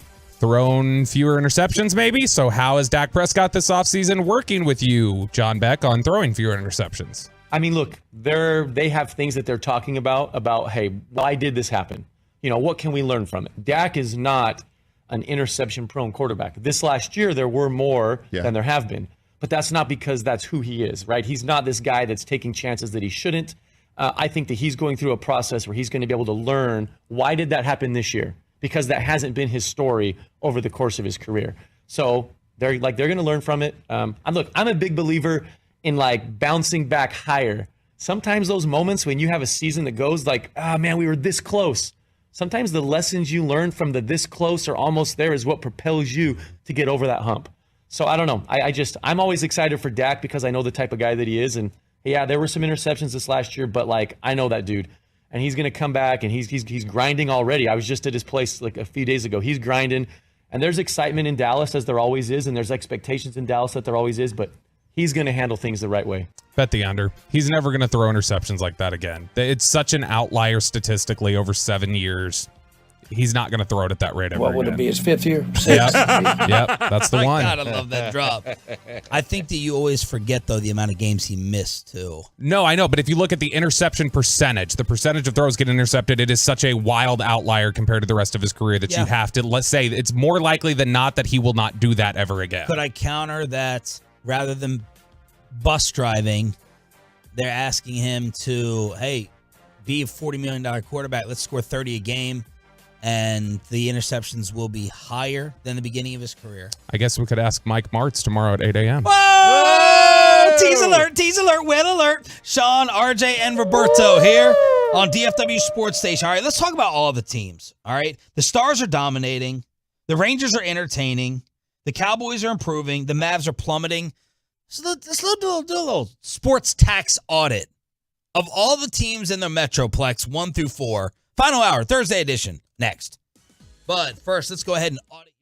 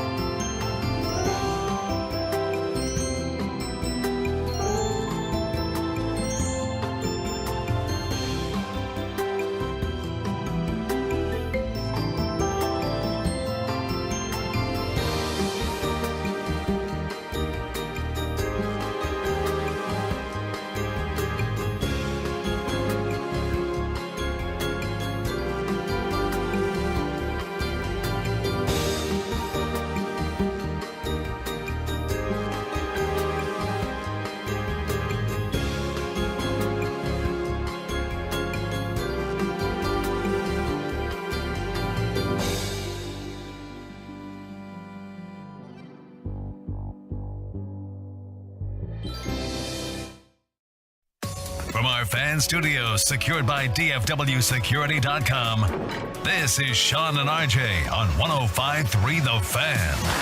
Johnson shoots and scores. His second of the game set up by Dadanoff. So 2 power play goals during the double minor. The Stars now lead 4-2. That was the call last night on TNT. Fist pump time on the Fan Cam, Twitch, and YouTube. Final hour. Thursday edition. Sean, RJ, and Bobby as the Stars beat down the Blues 5-2. Let's sports audit. It's a tax tie-in. The Metroplex with accountant RJ Choppy. Yes. Who has not done his taxes yet this year. Uh-oh. Man, I did mine like 3 months ago. Did you get a return? 2.5 months ago. I have not seen anything back. Oh. my dad, though, he's swindling me. He's doing something. We do like a family limited partnership, and I never got any money back. Not 1 year until like 2 years ago, and I was like, oh, because I have Oliver. I have a son. I have a child. He kicks back to me. And he calls me back. He calls me this year a couple days ago after I had to lend him some money. And he's airing out all this business. I'm airing out all the business. So he took every single cent out of he was terrified all the banks were going to crash. So they're all in treasury or bonds or whatever.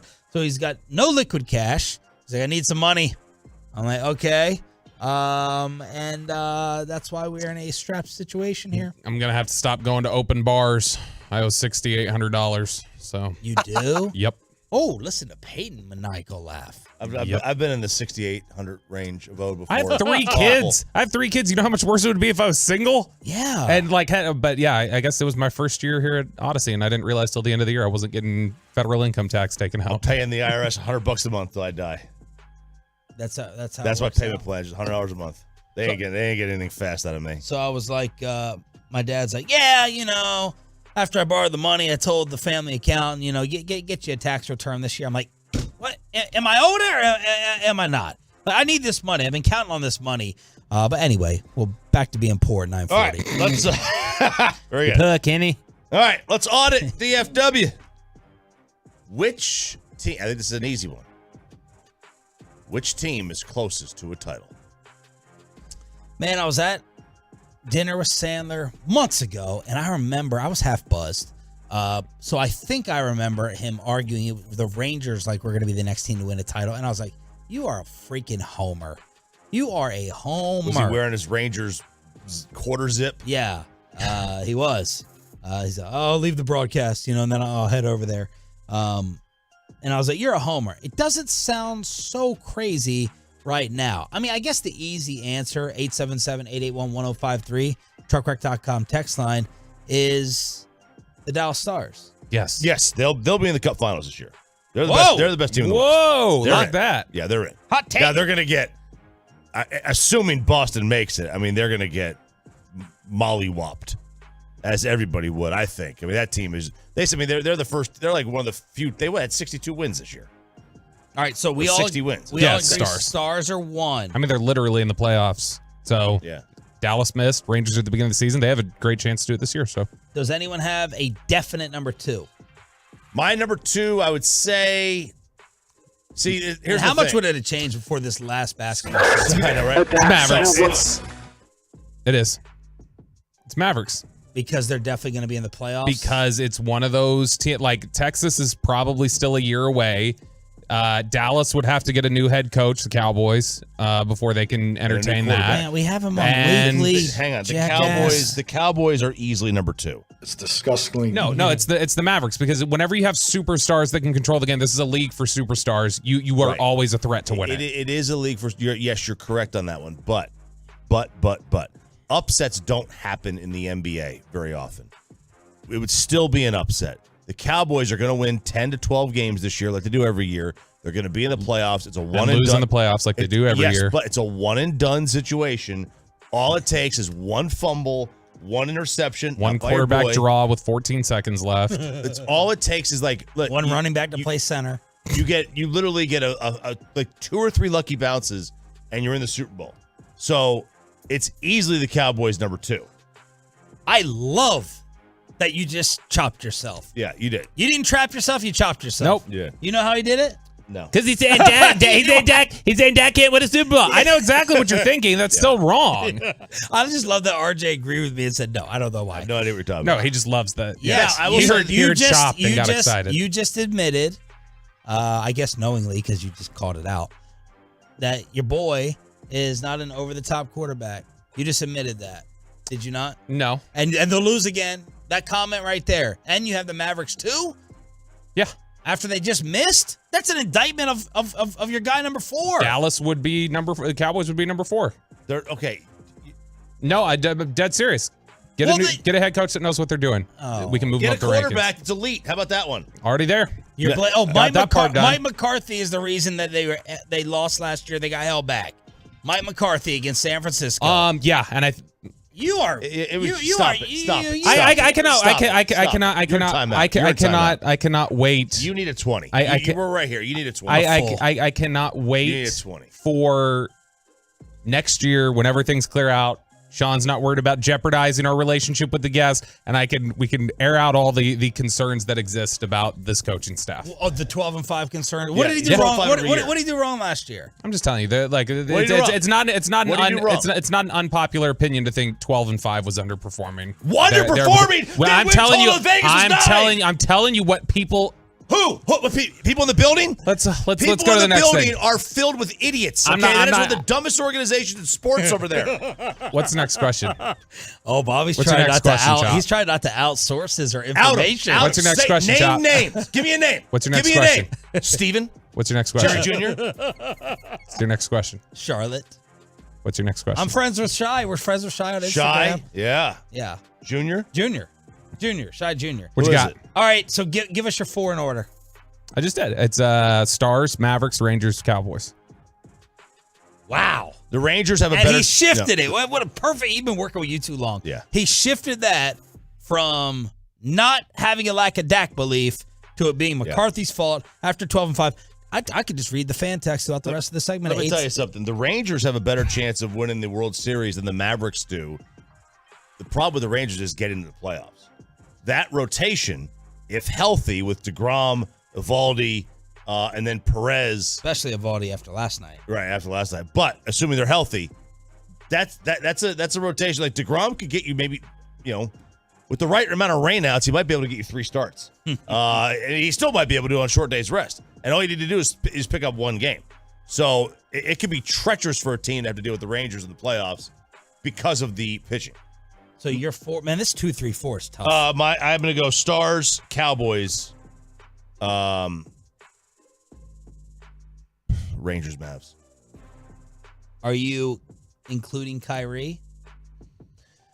Yes, but I'm also having to include Al Bundy and Mark Cuban. I think today's Al Bundy's birthday, by the way. Yesterday. Happy 77th. Ed O'Neill. Absolutely. One of the great shows of all time. Oh, so good. Pepe. So good. Pepe, you're 1 through 4, and then we'll get to the Twolos and the fan text. I'm going to go Stars 1, Cowboys 2, Mavs 3, Rangers 4, and then I have the Dallas Wings 5.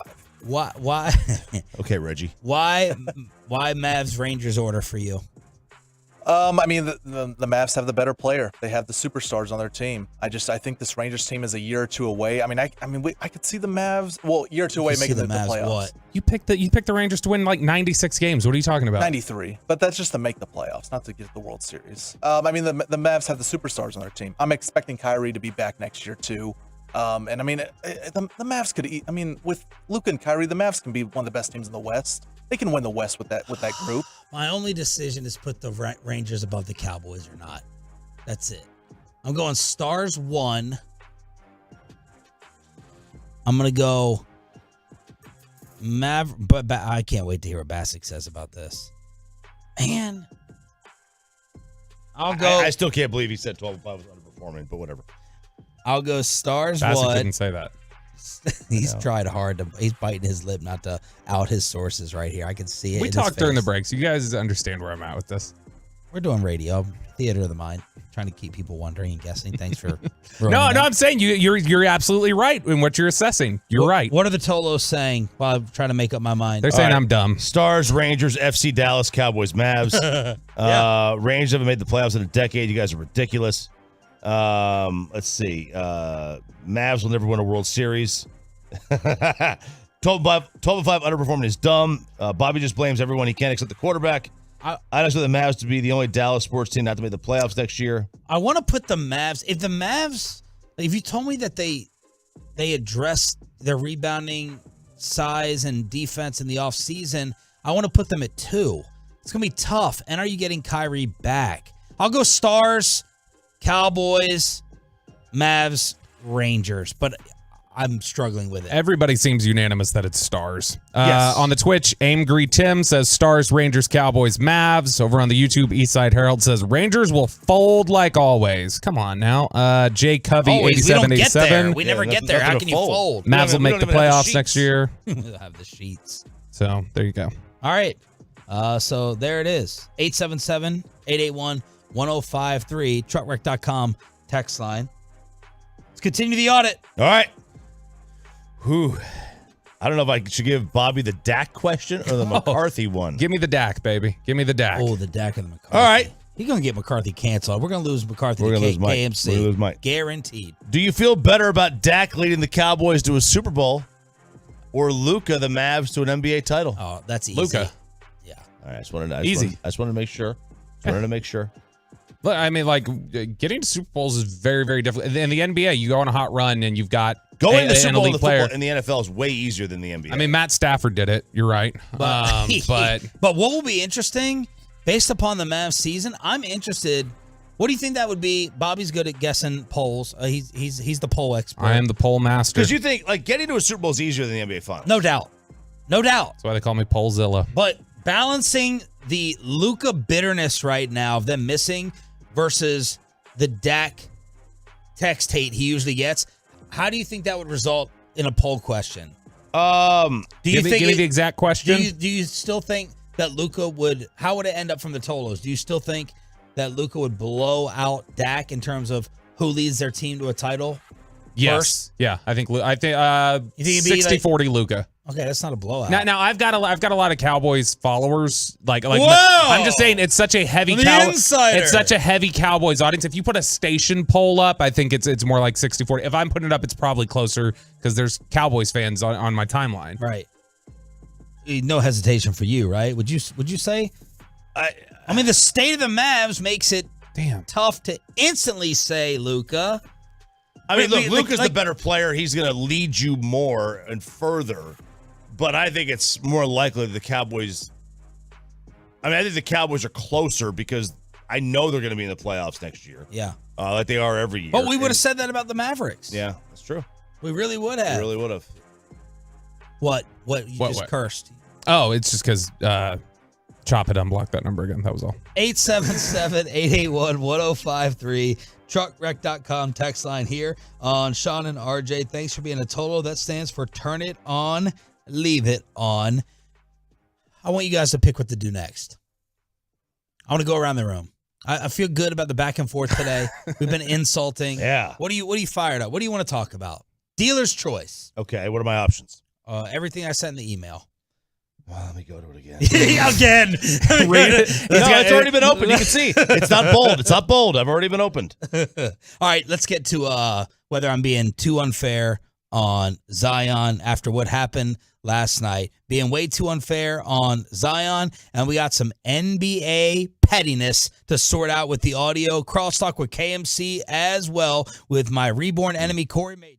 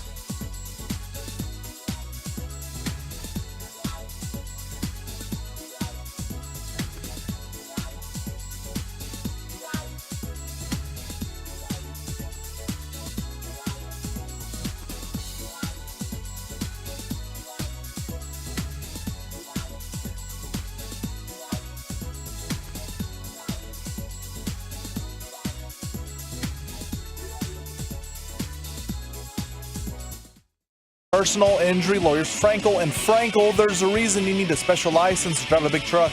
So companies that hire drivers and put them in a big truck should be held accountable for what happens when one hurts you. Frankly, you need Frankel and Frankel. Visit truckwreck.com or call them 214-333-3333. Want to get a 2-for-1 if they could. Gilgeous-Alexander drives, gets inside. The floater is gone. Oh, what a shot from Gilgeous-Alexander. And the Thunder back up by 1. Timeout, New Orleans. Playing in the West last night, the Thunder eliminate New Orleans thanks to that soft superstar, Zion Williamson. I'm with you, Choppy. PR-wise, well, what are you doing? Who gave him this public relations advice when before the game, while he's doing 360s and dunks, he was asked, yo, man, the hamstring, you've been out for a long, long time. Your team is in a must-win situation. Can you play? I can pretty much do everything, but it's just a matter of the level that I was playing at before my hamstring, and I'm just a competitor. I don't want to go out there and be in my own head and affect the team when I can just be on the sideline supporting them more. Because as I know myself, if I was to go out there, I would be in my head. Like I would hesitate on certain moves, and that could affect the game. They shouldn't. That is an RJ Choppy-esque way to flip it around right there. I'm not playing because I'm just too damn competitive. Too competitive to play, you guys. I don't meet my standard. What in the? It's competitiveness that's keeping you off the floor. I think you do respect that, don't you? Yeah, a little bit? absolutely. Yeah. I mean, that's circular logic. 'Cause me and Jerry are the only ones that can You, understand Jerry, and Zion. The circular logic of some of these things. Yeah. Nobody hypocrites like us. They should have never given him that deal. If they had a time machine, they should try to build one and go back and reverse it. That was making me sick watching him talk about. I'm just too much of a competitor. I can do everything. I'm just not trusting myself mentally, and I don't want to go. So let the rest of your boys, let the rest of your guys go out there and get eliminated. 80% of you, a real competitor would say, man, 75% of me helps us win. No, cheerleading and covering up my lack of conditioning. That's what's really going to eliminate OKC. That'll put us over the top. Who would we put then as the most competitive basketball players of all time? Ben Simmons, Rajon Rondo. Who else would we have on here? Zion. Yeah, just elite competitors. If cheering is what really supports you, makes you competitive, Theo Pinson, probably the most competitive person on earth. So there you go. With Zion getting eliminated along with his Pelicans, I really do believe he would rather have sold his guys out versus go on the floor, be huffing and puffing and wheezing and catching and all the heat and getting made fun of in the offseason, all the fat jokes. That was better for him getting eliminated than dealing with that on social media. That's what I believe. It's funny when you were mentioning that earlier about him getting out of shape and stuff like that, and this is not a direct time, but when I was driving in this morning before you guys went on the air at 5:30. Yeah. It was actually when I first got in the car, I was listening to Stephen A. had sat down and done an interview with Rich Eisen yesterday. And so I was catching up on Eisen's pod, and Stephen A. was talking about Luka in that respect. And he had said, Luka is the first player I've ever seen get more out of shape as they've played. And he's like, I've never seen a guy play himself out of shape. Harden. And didn't Harden show up out of shape and then would get in like when he decided he wanted to check it? We've never seen somebody from the beginning of his career, from the beginning of the season that he got in worse shape as the year went on. And that's when Stephen A. hinted at what we heard him hint at a couple weeks ago, where he's like, just feels like something's going on there. Like maybe something's happening with Luka, because that's never happened before where somebody does that. How about this Twitter video that T. Rainey tagged us in that I retweeted? I think Brad Townsend had sent out like a bunch of rookies, DFW rookies. Was this the Luka? Oh, the Luka, gosh, he was tiny. yeah.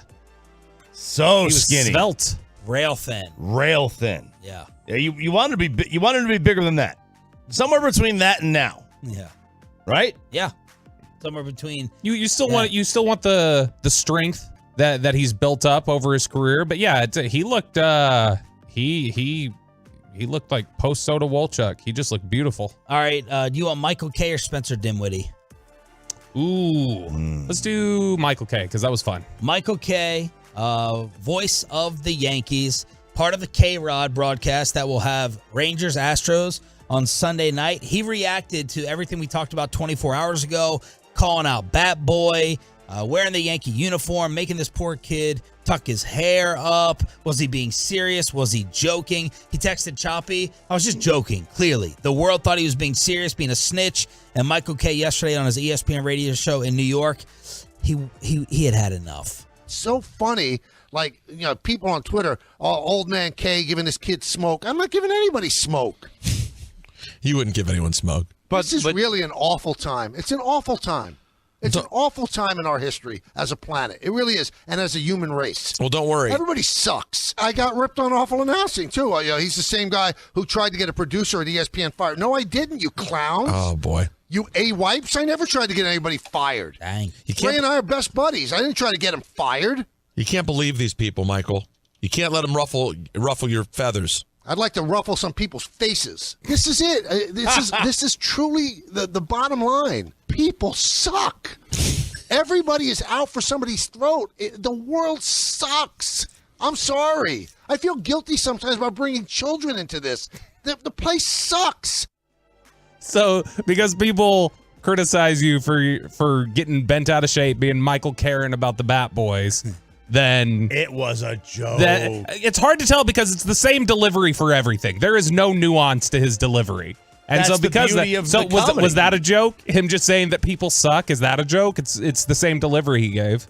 It's different. That's what I'm saying. It's the same thing. But then for him to say, because people are saying Michael K is being a baby about this, now I wish I would have never had children and brought them into this awful, awful world. So you're not a Michael K fan. Michael K or John Sterling, Bobby? You got to pick. Sterling. Easy. Michael K, Sterling, Francesa. Oh. Francesa last. What about Donald Sterling? Donald Sterling, the last of them all. What do you think, Mike?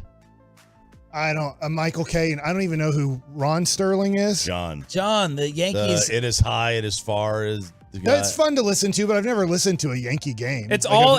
Look, I've said consistently that Aaron Judge was blessed to break that record here in Texas so that we had a call of Nadell doing it and not just see ya. It's the worst call in all of sports. Oh. Whoa. It's the worst one. It's so boring. It's the same tone that he criticized the Bat Boys and said he wishes he didn't bring children into this world is the same as his home run call. See ya. You're so angry. So angry. I'll be better Monday. You're so Monday, angry. yes, we still got tomorrow to worry about. Michael on the fan text got you going? Oh, no. Everything else has been getting me going today. It's his refill. He's lacking his refill as the Tolos. Diehard Tolos could apparently tell yesterday on the G-Bag Nation with his audio. The Twitch was talking about me during my G-Bag hit, and they're like, Bobby's talking a million miles per hour. You can tell when he's out of his script. All right, Chop. Speaking of the world stinking, do you want to get child-free airports or Cornell? You pick. Oh, let's go to Cornell. All right, let's offend. Let's offend so many. The students at Cornell, which is Institute of Higher Learning, so I'm told, proposed trigger warnings be issued when course material and course readings was upsetting or too difficult or included topics in these books, for say, about self-harm or violence or xenophobia, child abuse, suicide, just stuff run that's the in gamut. books. Stuff that's typically in books. Bud Light send them a bottle too? No. It's stipulated that, quote, students who choose to opt out of exposure to triggering content will not be penalized, contingent on their responsibility to make up any missed content. The resolution was unanimously approved by the student assembly. But the president of the university said no, veto. You are going to take the course load And that like we give it, you. and like it. And you are going to like it. Take the load. Yes. Said, this is school. You don't get to choose. I'm sorry. I'm sorry, kids. You don't get to choose the course load. If you don't like the course load, you don't get to choose the course load. So Amanda and I were talking about every day Bobby sends an AI article. I thought we were done with that with Roy. But every week is artificial intelligence, AI. And apparently, I don't watch the news. There's an app that has been developed that AI can write your essays and your papers for you. Chat GPT. What? Chat GPT. Chat GPT? Yeah, it's everywhere. It's everywhere? Yeah, it dead serious is. So I was like, how do you prove like plagiarism on that? And Amanda was like, no, what you got to do now is make them actually like give it orally. Thank you. You got to give it orally. You knew. That's what my wife said. Yeah. And I was like, she? I was like, that's what. Hey, of all the lines we've gotten Did she to, say it out loud? we've gone towards a lot of lines today, and you may have just gone the closest. You were going the closest. All right, I think she's driving back home. So anyway, I lost my train of thought. AI and Chat GPT. AI, so we were like, you got to give it orally, and Mark, I was like, you know what, kids today, some parent would protest. You cannot make me stand up in front, and there'd be something about I'm uncomfortable proving that I actually did this paper by saying it to the class versus these AI cheat codes, and that's what I was thinking of with the sensitivity of the subject. And you genuinely have issues with kids with like learning disabilities or any kind of medical that they don't. You don't want to embarrass them. They don't have to stand up in front of the class. I mean, there are kids in school that can get the tests read out loud to them, the questions read out loud to them, right? And then you could take the test that way, and that's medical. Like that's legit. But if you're going to an Ivy League school, if you go to an Ivy League school, like, I'm sorry, like you choose to take the class. Well, you don't know the curriculum. No, you don't specifically. You don't know the curriculum specifically. But if you're going to take like English lit, 1600s English lit, basically you're 7 authors. I'm going to ask you all a question. Okay. I don't want you to give detail.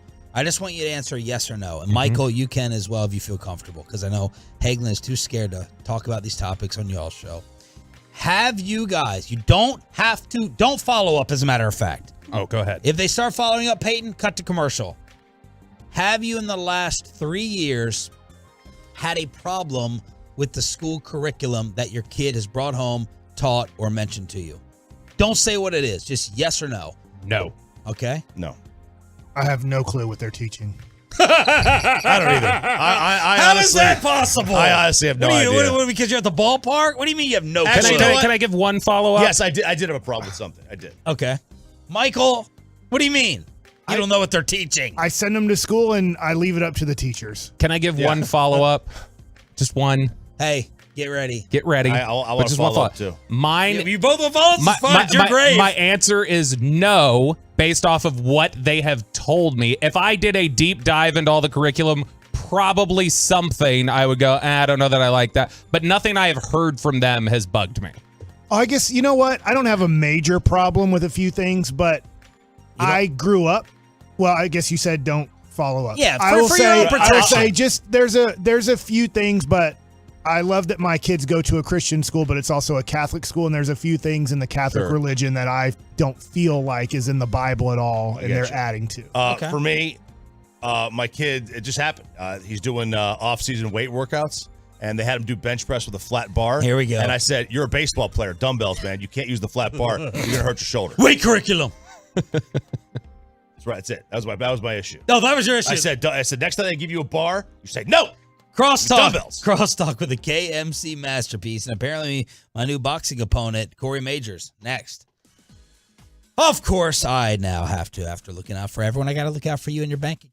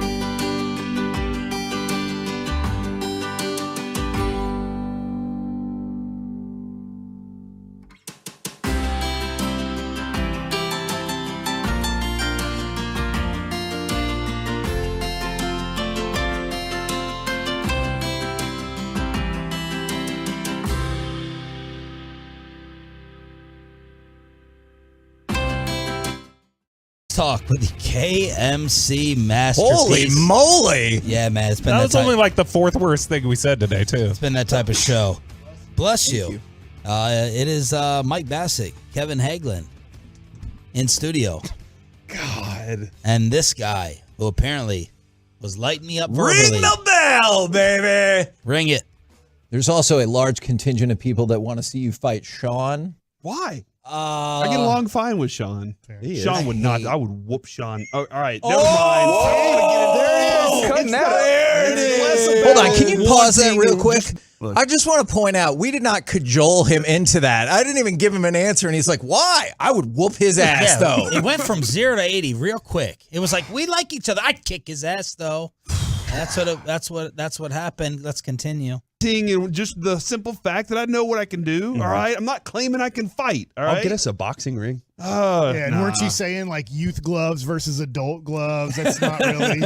I heard you say that the tail of the tape said your reach is just so much stronger. The only ones that Sean can wear are like the newborn diapers. You know? Oh my God! Loser has to do both shifts. Oh, for that's a nasty week. work. No, we're not. And did you say just because of that you'd let Sean go bare knuckles? Yeah. And you Yeah. would just go with gloves? Yeah, it's like a little squirrel coming at me, you know? Just, come on, man, the trash talk is real. After I complimented your gordita, too. Yeah, I know. We're trying to get this on the undercard of fantastic. Paul Diaz.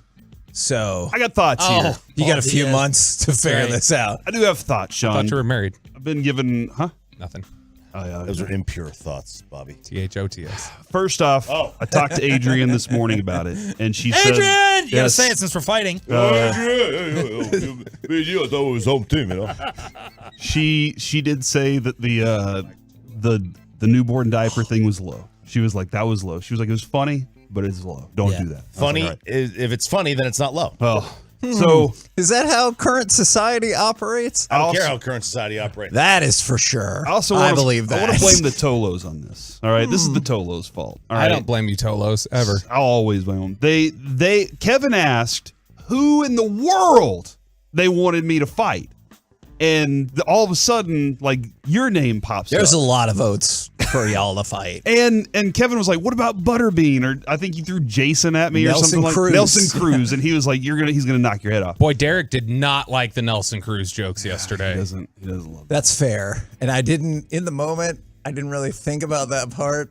He did not smile. There was Michael K level of seriousness. Because I made a joke about how Nelson Cruz would be like winning most of the fight, and then at the very end he would come up just a little short. He'd be out of position. Yeah. Stop blaming Nelson Cruz. It wasn't his fault. The bench coach. Definitely was. Then I also blame Mike and Kevin and Derek. Derek's like, I'll rent a ring because I got all this money. All right. Kevin is the one that read off that the Tolos were saying it. And then Mike made a joke, and he can't make a joke and me not make a joke with him because we're teammates like that. And so I blame those three guys first. Do we need to replay the beginning of that again? Look. And then I blame myself. Because instantly I went in to sell the fight. I have to sell. Like, once I was like, listen, I like the guy. You could work for the Mavs, but I got to sell the fight now. Like, you can't go into this thing and it not be a little trash talk. That's where I stand on this. I like you. I think Bobby said something off air the other day. Your disposition is not the same off air as it is on air. You have a different, you're a little bit different off air. Really fun to hang out with. So, Mike's the Really? one seed. Really insulting for my radio career.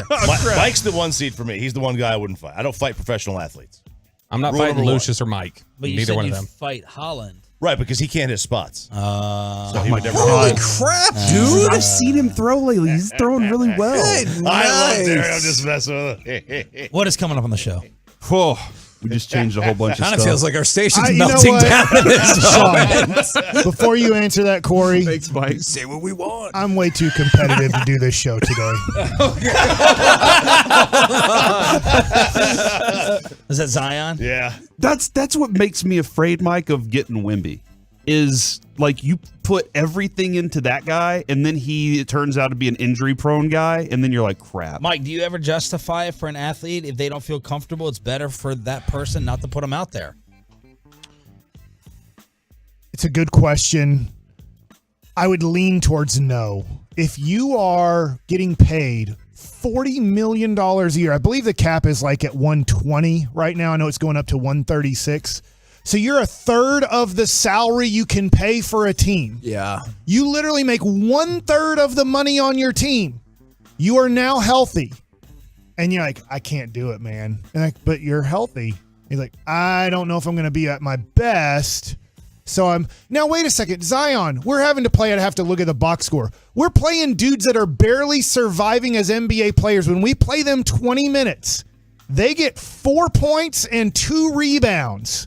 And that is them giving their best effort. Yeah. Are you telling me if I play you 20 minutes tonight, match that, you're not going to get more than 4 points and 2 rebounds? So you want me to play that guy over, I'm not sure if I can go out and get 30 and 10? Yeah.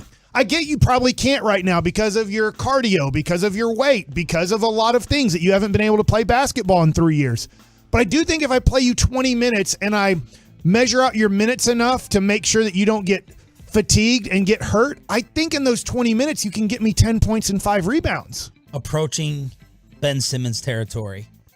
Yeah, and I know I don't know if we're there yet. The ultimate concern is going to be Greg Oden, right? Like, even if you saw a better short peak, I think that's the concern is I don't quite understand it either. But then again, I didn't understand the automatically giving him a max contract. I thought that should have been a lengthier discussion for the Pelicans if they wanted to move on or do something else. But they're like, obviously you max him out. And I'm like, do you? Isn't Oden different, though? Like, I think Oden would have given anything to say, You I'm think his healthy injuries and I'll were get more out legit? there. Yeah, like I think he was just always hurt. I don't think you ever heard Oden say, I'm healthy. I just don't feel like Greg Oden, so I'm not going to go out there today. That was a really weird statement, especially since, like, it feels like they've been passive. The Pelicans and Zion have been passive aggressive with one another. Like, the Pelicans are like, Big Lamar Ravens energy. Yes, Phil, physically he's ready to go. There's some other issues. And you're like, well, what kind of issues? And then Zion's like, well, I just don't feel like Zion.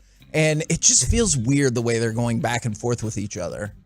Who is excited, if anyone, for? Did you have to finish the tease? Oh, today we got my buddy's an idiot 1120. All We will call out all the idiots out there. Yeah. Board game combo platter at 12:20. Yep. What's your favorite board game? Well, yesterday, RJ said that there was what was the Monopoly? So 20% of all Monopoly games end in a heated fight. That sounds right. Sounds low. And I could see that actually. 36%, 32 or 36% of Gen Z has a friend they will not invite. They've banned from game night because they're too competitive. I beat my kid. Like Zion. I'm so competitive, I'm not going to play the board. Yeah, but that's... Is that the new No One's Dying? Yes. No, I can't believe you can. I'm so like competitive, Zion. I'm not going to play. Too competitive to use the thimble. Just can't do it. So, board game, that instance in your homes Yeah. ever? I'm really good at Monopoly. And Bobby, we've discussed this. I have a strategy, and I know that there is luck of the roll. Like, there is the luck of the roll that matters there. But I do have a strategy, and I beat my kid at it the other day, and he cried. And I went to him, Kevin, I told you this. I went to him, and I explained to him while he's crying. He's like, Dad, that was my chance to have my first big win. And How I was old is like, he? and he's 11. He's 11. And I was like, well, that's tough. Like, this life is that like that. You're not going to win them all. You got to learn. I said, but what you need to learn here is I gave you a strategy. And I explained what I did to him. He was like, railroads are great. I was like, that's dumb. And so I explained how things work. Yeah, they're falling apart in society. Railroads are weak. And then after dinner, I get done making dinner and I walk back into the living room and he's sitting there playing with my oldest. And I look down and I said, who has these? And he just looks up at me and winks. And I was like, all right, I did the right thing. Lesson learned. I shepherded him the right direction. You buy the utilities too? No. Because the railroads and utilities are useless. I mean, I'll buy them. If you have all four, they're not. You cannot put things on the railroads. No. If I can't build on the railroads, I don't want them. Right, but the one thing about if you get all four of the railroads, then you got to roll, right? You roll. That's fine. If I put a hotel on Park Place, you owe me $4,000. You owe me 20 times more. Look, I'm taking Park Place and Boardwalk all day, every day. And that's why we I'm need to kicking have a your ass. fan bowl version with Monopoly so I can kick all of your asses. That'll bring everybody out. Well, that'll lead into the fight night. It'll just take a couple hours. It'll just take a couple hours, and they're like, "That's free it." card. Then everybody's really mad. Do you have the board game? Yeah. So the first time we did a game night we were just dating at the time, me and my wife, and I hurt her feelings because she's like, I just want everyone to do their best and have fun. And I'm like, no. Her best friend is cutthroat, just like me. And I was like, I want to be on her team. And she goes, no, be on my team. I want to win. And then she's realized how much I want to win. And now she's like, normally I don't care. But if I'm playing with you, we need to win. So if it worked out for training camp, would anyone be really interested in definitely getting to the Jake Paul Nate Diaz fight? As a show, Derek was like, "We're going." I'm going. Sure. Oh, so if you guys want to go as a station, we're all going. If y'all want to go, where is all it? in. AAC. AAC. I'm busy. Mike, no, you're too competitive. You'd want to get in there and fight. What day is it? We're gonna be in August. Oxnard. Yeah. Do you? If we're you in got an early Oxnard, I'm flying prediction? home for the weekend. Man, I want to believe it. Bobby swears he's flying home from California just because he believes Jake Paul will get his ass beat. Who do you think is favored in Vegas? I mean, I know that Jake Paul is favored. Jake Paul is favored. Minus 300. Not by a little, by a lot. And that's Does I that think make that's sense to you? a little bit, and I think it's gone up because yesterday I saw it was like 260, so it's already up to 300. Look, I understand that his brother boxes and they do a lot of boxing training. I wonder if people are just like, yeah, but Jake Paul has actually like been in there and beat down some like kind of washed UFC fighters. I don't know if people believe that Diaz falls into that category or not, but that's my guess. We know that Diaz can take punches. For sure. And don't you think he can probably deliver some knockout blows, right? I think that- Didn't he win the majority of his fights on his feet or no? No, he had a lot of submissions as well. I thought it's pretty well rounded, but I think that betting line is out of whack. Like, if you want to favor Paul, I could wrap my head around it, but that is way too out of bounds. Does Diaz catch Jake Paul the way Floyd did when he knocked out Logan Paul and then caught him like, oh, nope, we got to have this go to a decision, bro? I don't think so. The Diaz brothers, everything I've ever seen them do is exceedingly competitive. So I would be surprised. It's like Monopoly. Yeah, yes. Jake is going to work him. Work him. I hope not. Gosh. This is why we should go. I think we're also gonna take a helicopter, land on top of the AAC, and then drop down into our seats. That's kind of cool. Uber helicopter. Yeah, Is Uber Derek helicopter. that rich? Oh, yeah. Yeah. Oh, yeah. There's lots. It's long money. Dude, What he I'm has an hearing. aquarium. Is that the height of rich people things for All right, you? over under from Bassick today on I'm too competitive. How many times you'll say it? 8.5. Ooh, I'll take the under. Yeah. I was thinking more like 4 or 5.5. Oh, You taking the over? He'll destroy that. Yeah. Wait. They'll say that by 10:30. I mean, can you imagine Kid and Zion together as they have Nobody meetings? died. No one's dying. Yeah, I'm too competitive. I won't die before you won't die. We're back tomorrow I'm not the morning. savior. Neither am I. KMC Masterpiece. I take the over now. Is next on 105.3 The Fan. Always a welcome sign for this clubhouse. Featuring breaking.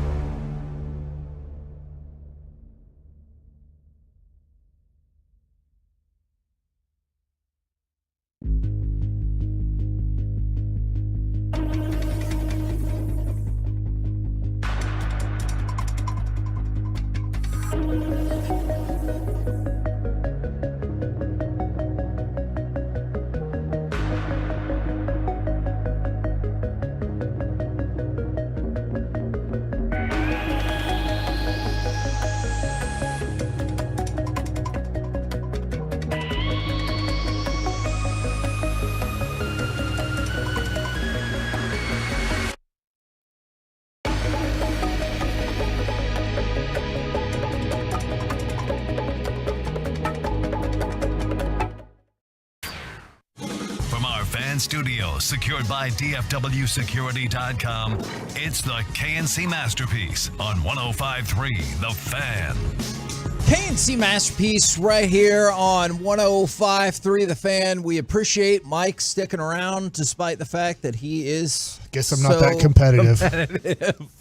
I really Mike, I want you to appreciate that, compete today, all right? Today is a compete day. Tomorrow, I think if you're really competitive, you don't do what you're told that you get paid to do. I think that's especially at the I think I learned biggest that stakes. You're like, yeah, I think I learned that in a do or die situation. If you are really competitive, you quit.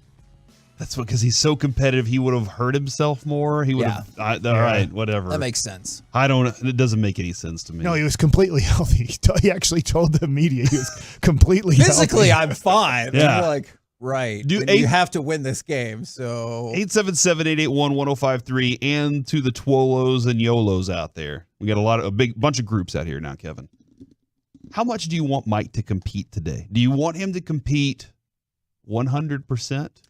Or 150%. Man, my dream is that when a segment ends, if it was not up to snuff, you're like, come on! Yeah. What the hell was that? That's what what are he we does. doing? That's what Kevin does. That's why sometimes, if you're ever in here, I will just need to take a walk. If I'm upset, because I know I just need a second, and I'll be fine. That's why I get demoralized so much. Yeah, Mike will look at me and go, what just happened? Why is he acting like this? I tell you what. And I go, I don't know, Mike, just let it go and do better. And Kevin's old school. It's off the camera, but he Bobby Knights us. He goes to the restroom, Oh my gosh, goes in, gets toilet paper, and then shows us what that segment was like. And then we're just like, all right, let's try to do better, Corey. That feels not right. Well, it's true, though. Luckily, he hasn't rubbed it in our nose yet. I'm not going to dispute that sometimes the phone calls happen. I'm not going to dispute that all the way, but, you know. I'll tell you what, the Stars at least try at their sport. Hit cut 15! Johnson shoots and scores. His second of the game set up by Dadanoff. So 2 power play goals during the double minor. The Stars now lead 4-2. And they would go on to win 5-2 as they put a 3-spot up in the second period. Dallas Stars, fantastic work right there. Look, I know people will argue about St. Louis the same some folks did about Nashville or whoever else. You beat in Detroit, you beat the crap out of the teams that you needed to beat the crap out of and get 2 points. And that is the bottom line. Yeah, because, and man, listen, I want to beat St. Louis at everything. Right. At everything. Especially football. Yes. Well, Mike, I don't know how that's going for them anymore. Right? But yeah, and they're in a down year, so I want to embarrass them a little bit more too. I want to be like, look, y'all stink, and we're happy for you right now. So this is nice, man. This was really nice to see. And I'm really happy where the Stars are. Are they going to be able? This is it. Like Joey made the prediction going into the weekend.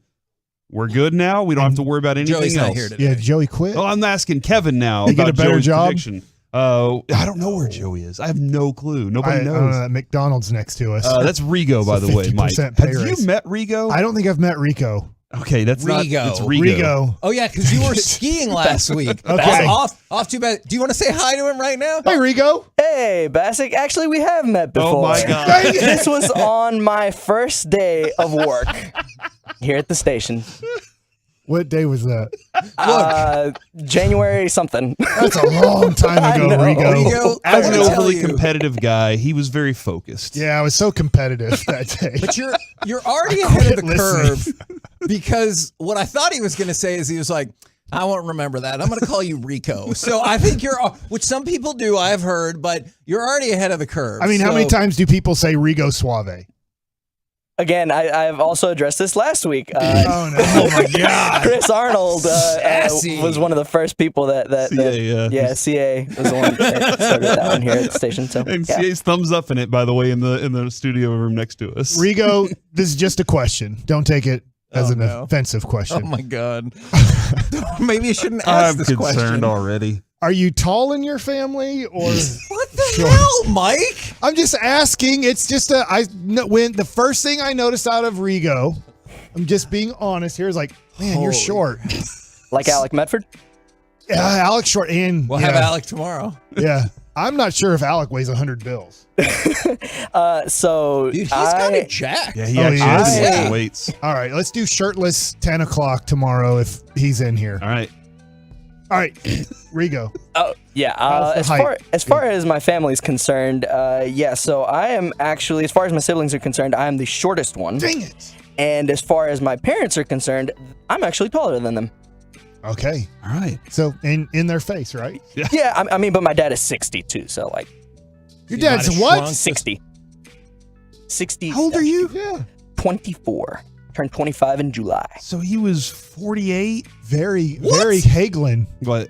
What? How old was his dad when he had him? 38. All right, that's an age. The math ain't mathin'. When your son's 20, aren't you going to be like 76? I'll probably be dead. Yeah. Why? From old age. No, think so. I think it's gonna be us. From being overly, I guess you're uncompetitive or non-competitive because you actually do your job. Yeah, you show up. That's true. Compete. So, about the Stars is where we were going. So they were victorious. They are now back atop the Central Division. Now, though, of course, I realize Colorado has 2 more games as opposed to the Stars. They just have 1 more game up against St. Louis again. But they have won 5 in a row. Oh, we're getting hot? We are getting hot. Is Ottinger standing on his head? Yes. Man, look, I am actually unreasonably proud Thank now. you. I feel like you'd give up a lot of goals if that was the case, but I guess you don't because that's what you want the goalie to be doing come playoff time. In particular instances. However, I will also tell you, Scott Wedgwood was the goalie yesterday, but Wedgwood won. Yes, yes, but because he was goalie number 1. Ottinger has been playing very well, and then Jason Robertson has been playing out of his mind. He had 3 assists yesterday. He now has 109 points for the season, which is the second most in the franchise history. Most since we moved to Dallas. Second most in the history of the franchise, behind only Bobby Smith in 1981-82. So doesn't count. 5 points back of that. Jason Robertson, to put this in perspective, now has 16 more points than Mike Modano ever had with the Stars. 16. Are you taking shots at Madonna right now? No, I'm just you should. pointing out. Obviously, he underperformed. He could have been better. That wasn't. Oh, did you hear him though the other day with Sean and RJ and Bobby? He did say, "Look, if I hadn't been playing for Hitchcock, I probably would have scored a lot more goals." Wow. And he laughed about it. And now Jason Robertson at 109 points. Can't call him by the last syllable. That I appreciate that you're not. I will tell you that. Put the Y sound on it. But that's how they do it in hockey. Old cocky. You call him hitchy or cocky. Yeah. That made me nervous. Rigo, don't forget, since Mike is here, be prepared with the dump button. So far, I'm not competing. So I know a while back you didn't love the Miro Heiskanen comparisons to Luka. Right. All right. I got a couple things for you. First of all, number 4. Yes. Man, on fire with hockey. I really am convinced if you put more effort into it, you could be really spot on with when I watch hockey, I am entertained. And then you just don't watch it anymore? I just find something else to do, and then I forget about what I was doing. So what my point was going to be is Miro Heiskanen. I apologize to everyone listening for this first segment. We're trying really hard today. We're super competitive. Miro Heiskanen did surpass Sergei Zubov's team record for most points ever in a season by a defenseman. So there's that. And then also, if you want to look at Jason Robertson versus Luka, Jason Robertson at 109 points, most points for an NHL player 23 or younger ever. Yeah. So, I mean, maybe he is better because isn't he a defenseman? Miro Heiskanen is a defenseman. I'm saying he passed Zubov, but Jason Robertson has the most points. So Robertson's more like Luka. Does he just stay on the other side and is he offsides all the time? Because he's like, he's laying on the ice taking a nap while you guys are playing defense. He does not. You see? Okay, look, Mike. This is how I'm going to convince you to watch hockey. What if I told you we might have a Luka-esque player in Robertson, but he competes on both sides? He doesn't stop, chat with the official, get whistled for things all the time. I will watch playoff hockey. Okay. So as long as I'm not doing like Rangers, because then I'd have to watch the Rangers. But if I have a free night and the Stars are playing playoff hockey, which sounds like it's coming up pretty darn soon. Yeah, they've only got one regular season game. Then I'm in. By the way, for Luka, is it legal to put on a shot collar for Sean Sweeney and you set that thing to 10, maybe 5 to start the game off? And every time he doesn't get back on defense, you shock him in the neck. Yeah, I think. But I tell you what, if he does it again, you raise it to 6. And every time you do it, I will raise it to max, where it looks like you're having a seizure on the court. Oh no, I don't support. I think it would make him get. I think he'd get back on defense. I think something, an adjustment of some sort. Maybe we needs can to be come made. to a more of a compromise on that. You make him eat vegetables after the game. You know how much Go you ahead. love the drafts, Mike? Mocking? Yeah. Well, no, just regular drafts. You're mocking the drafts. I like mock drafts. Is 2017 the Dallas Stars' greatest draft ever? Where they, with their first pick at number 3, Miro Heiskanen. Yep.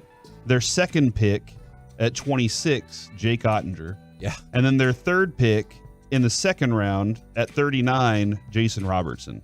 That's insane. I mean, I'm not going to say those are in absolute terms your best 3 players, but I think you could certainly listen They're to the an future argument of your for team. I'm not trying to squeeze out anybody else. I don't want to discount the Benassance or anything like that, or Clutch Pavelski or anything like that. But it is truly incredible, which helps you get over the Val Nichushkins of the world. He's like, I don't want to play here anymore. Maybe I'll go play in Russia. And he's like, never mind, I'm going to be back, and now I'm going to be really good. And you can see the reason why you drafted me so high to begin with. So, yeah, Dallas Stars, 1 regular season game left coming up once again against St. Louis. But I know a lot of people will be also focused to see what Colorado does. Because if Colorado stumbles, they did have an overtime loss in their last game, you still have a shot to win the Central Division. And right now you're sitting atop the Central Division, which would match you up with probably Seattle in the first round. So obviously you draw the wild card versus going up against Minnesota. The Kraken. That's right. See, I think you're going to excel in playoff hockey. Don't we want to play Seattle? What did I hear? What's the team that we're scared of? Well, I mean, you've already avoided Colorado. That was the most scary team in the first round? Exactly. And then listen. Minnesota, I know some people are concerned because Minnesota plays a similar brand of hockey that the Stars do, or they have some of the same positive attributes. So you might want to avoid that. If we have just 1 second, I wanted to throw out one other super positive thing.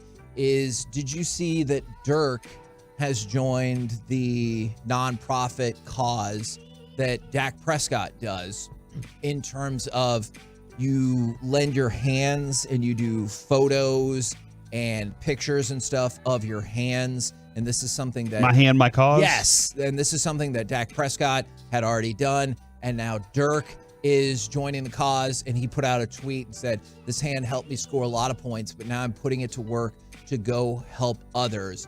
Donate to the Dirk Nowitzki Foundation. You'll receive this life-size museum quality print of my hand for your support. And so it's really cool. We talk about the My Cleats, My Cause, and this is in kind of an out-of-season way for other people to get involved, even if they aren't still active athletes. Yeah, I really do like this a lot. And I'm looking at the picture here, Kevin, and I like that is a memory of mine of Dirk, is throwing that 3 fingers up like that. That's a good one. I like that a lot. And I'm interested to see the print on it, because if it can sell a lot of them, those can be really nice hanging up above the kid's bed or wherever. Man, I like. Is that inspiring or too much pressure? Too much pressure for who? For the kid. Oh, they They don't have any pressure on them. Come on, they're just kids. Okay. They're just surround them with pictures of greatness and let them go try and dream. Okay. Oh, wow. That's actually pretty inspiring. We're the KNC Masterpiece right here on 105.3 The Fan. Coming up next, this time for real, all the NBA stuffs, from the play-ins to the awards to the memorabilia to, yes, Mike, Zion. We'll do it next right here on The Fan. Always a welcome sign for this clubhouse. Featuring breaking sports news.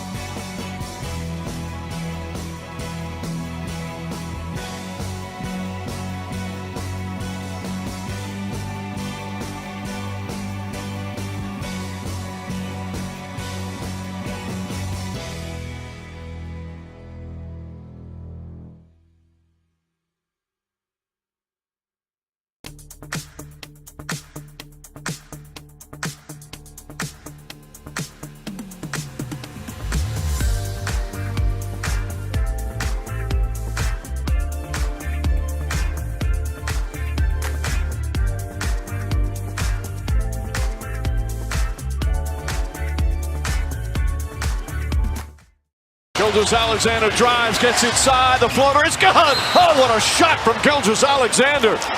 And the Thunder back up by one, timeout New Orleans.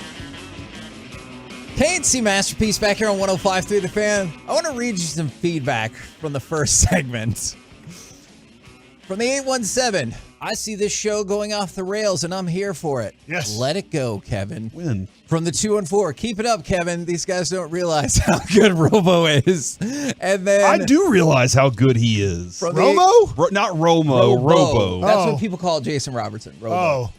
Is from the 817. Your show is freaking amazing. I could be in the worst mood, and you guys just make my day better. That happened to me the other day. Very much. And me on Tuesday. 2 things real quick, Corey, but I want you to go first because I want to be a good teammate. Thanks, Mike. I was sitting in the conference room, not feeling great. Yeah. Kevin walks in. I think you were feeling bad. Yeah. He walks in, just seeing him, I was like, man, today's going to be great. I just felt like that was going to be a great day. Kevin wasn't in a great mood. And then by the end of the show, he was in a fantastic mood because of us. So, yeah, we do this all the time to ourselves. So at the Rangers homestand, there was a person who made a custom-made Mike Bassick jersey. He was Awesome. He was wearing a Bassick number 51 jersey, and he walked by as I was already plugged in with the ears. I couldn't get up or anything. And it was like, he pointed to his back, look, he went to the team shop and he's like, I want a Bassick number 51. That is awesome. That is super awesome. And then yesterday, and I always do this, I'm very sorry about this, but I am shouting out. There was a lady that came by yesterday and I got my picture taken with her. And I say lady, she was a younger woman, and she talked about how she's been listening to our show and just loves it. And there's a lot of things about our show that really helps her out in her life, about laughing and the humor of it and everything. And I'm very sorry if they're listening right now. I forgot. I'm just not the best with names. It was in the pregame, not the postgame, but it was really awesome. There were so many people at the Rangers game this series. I was there for the 3 games.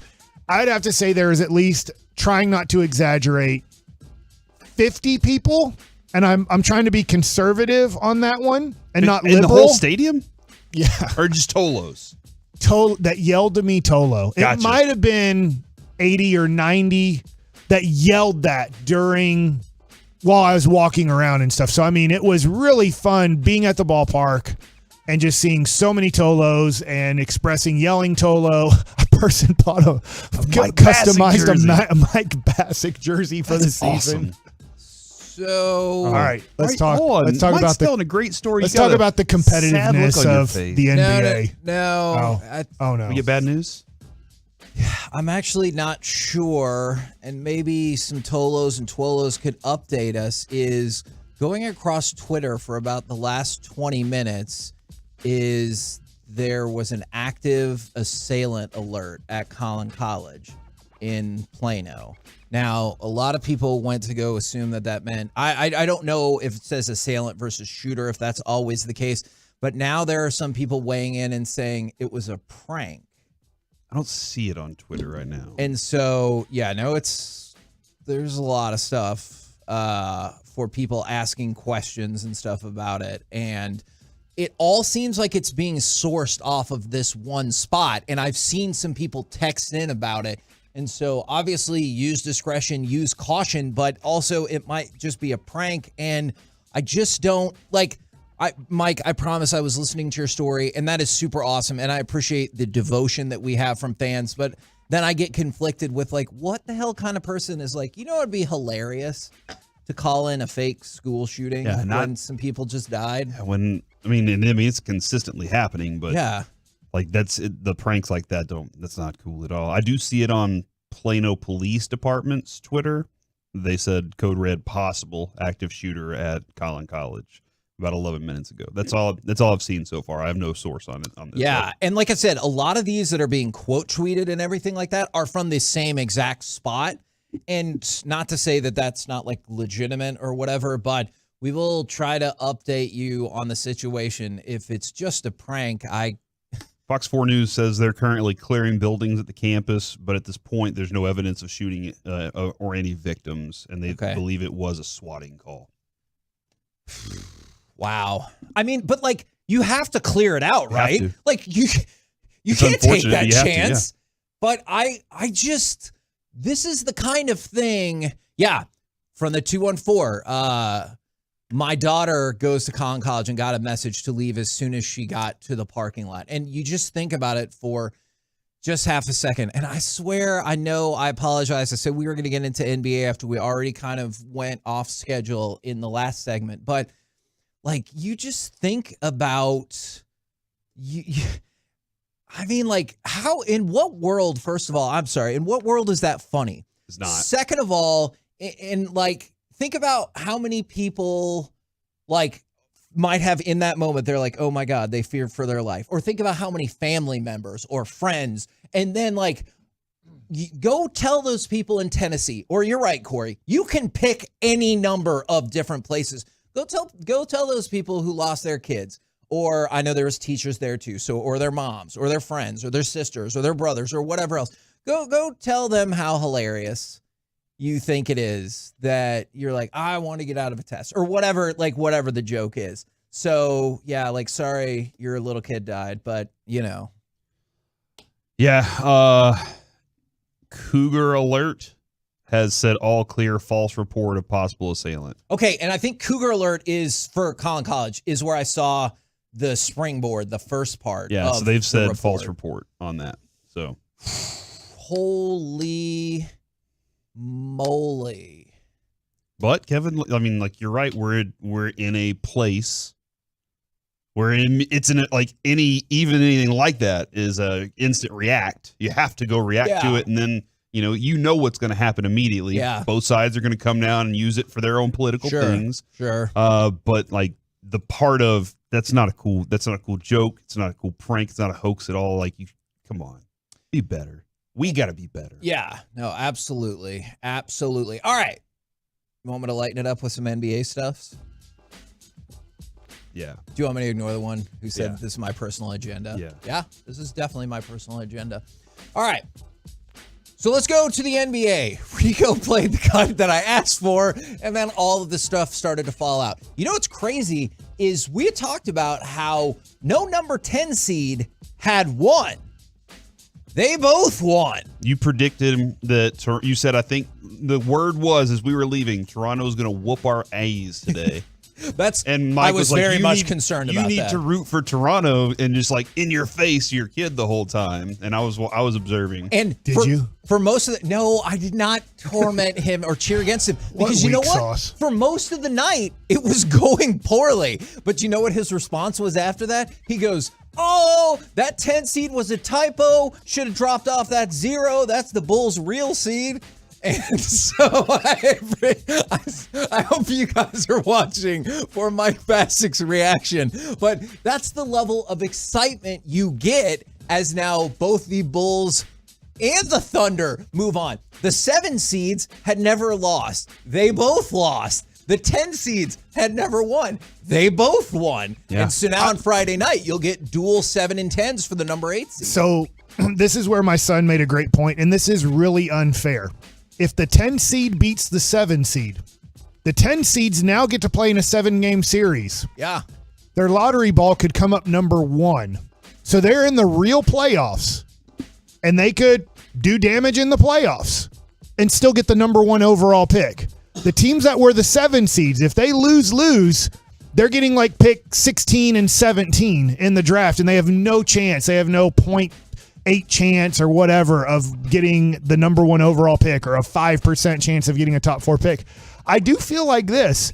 If you're the 10 seed and you beat the 9 seed, you now fall in the lottery odds because you have proven you are better than that team. And if you're the 10 seed and you beat the 7 seed, the 7 seed now goes into the lottery as the team that is, you have the worst odds, but you're now in the lottery. The 10 seed did make the playoffs. You've moved into the playoffs. And I know this hurts people's feelings. It hurts my feelings, but the text came in from the 682.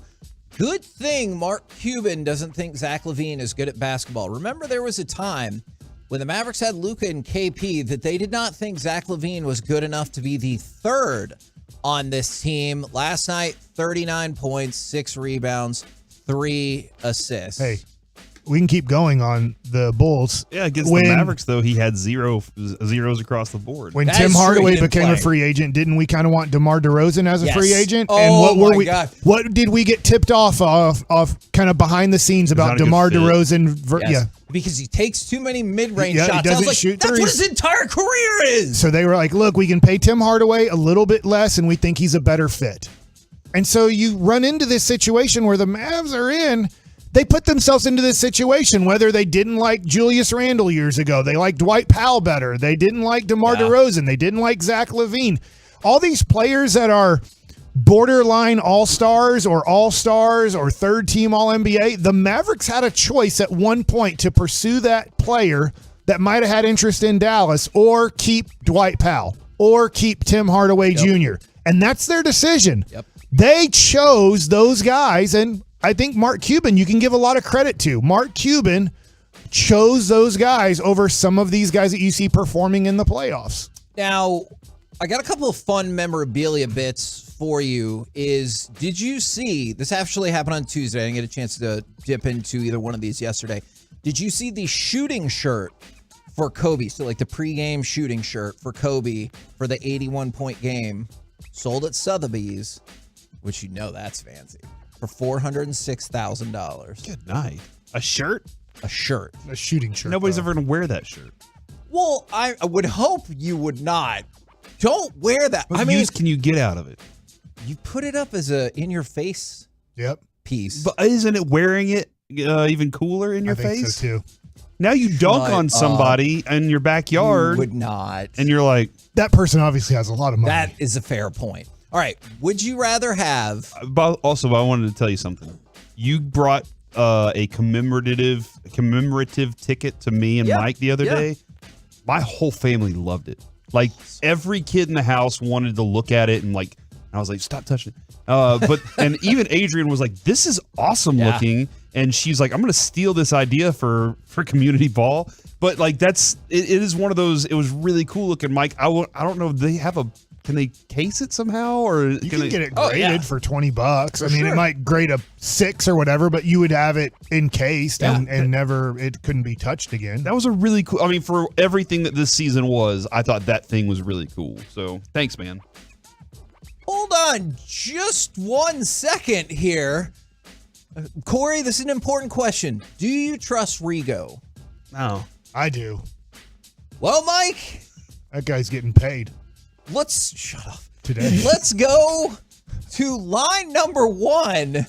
We have a special guest on the line. I don't know. Welcome to the show. Please tell us who you are and why you're calling. Hello? Can you hear me? Yes. Oh, okay. Hi.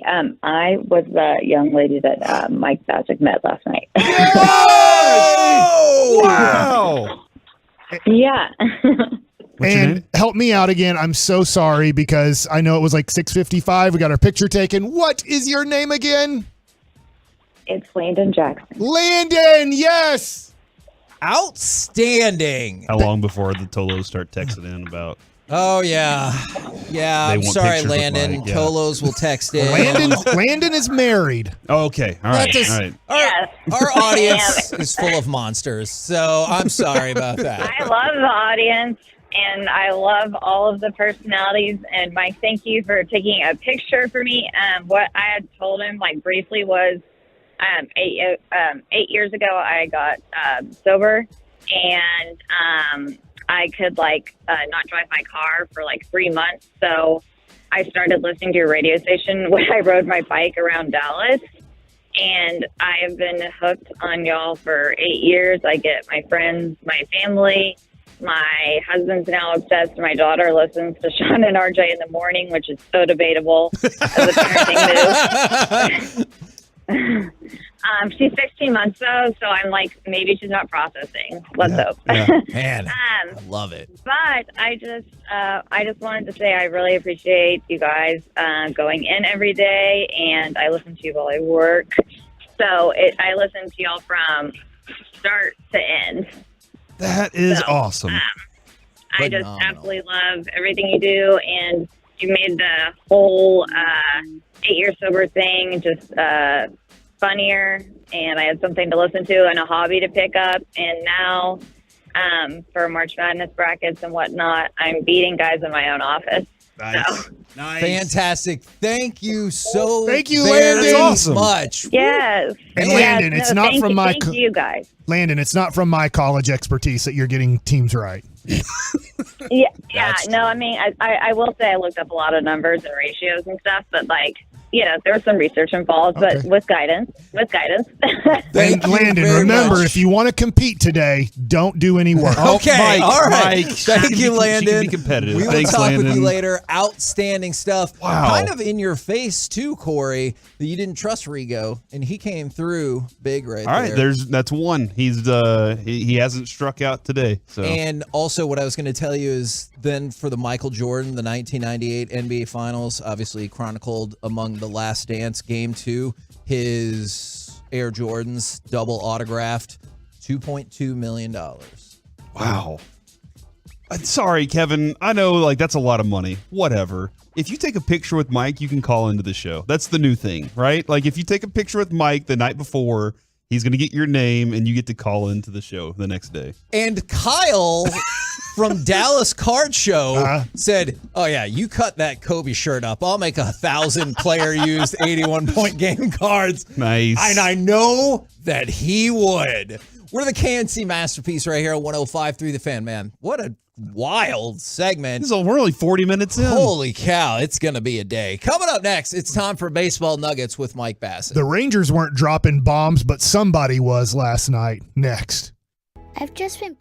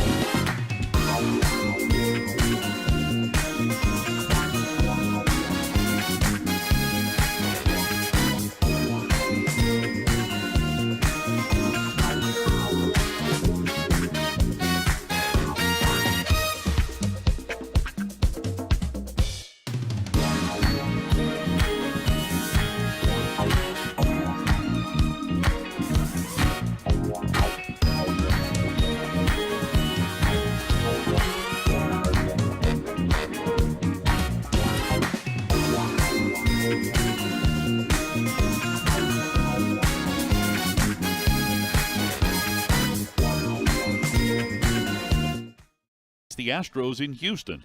Hi, everybody. This is Matt Hicks, inviting you to join Jared Sandler, Mike Peasley, and me. Our coverage of tomorrow night's game gets underway at 6:30 on 105.3 The Fan and the Odyssey app.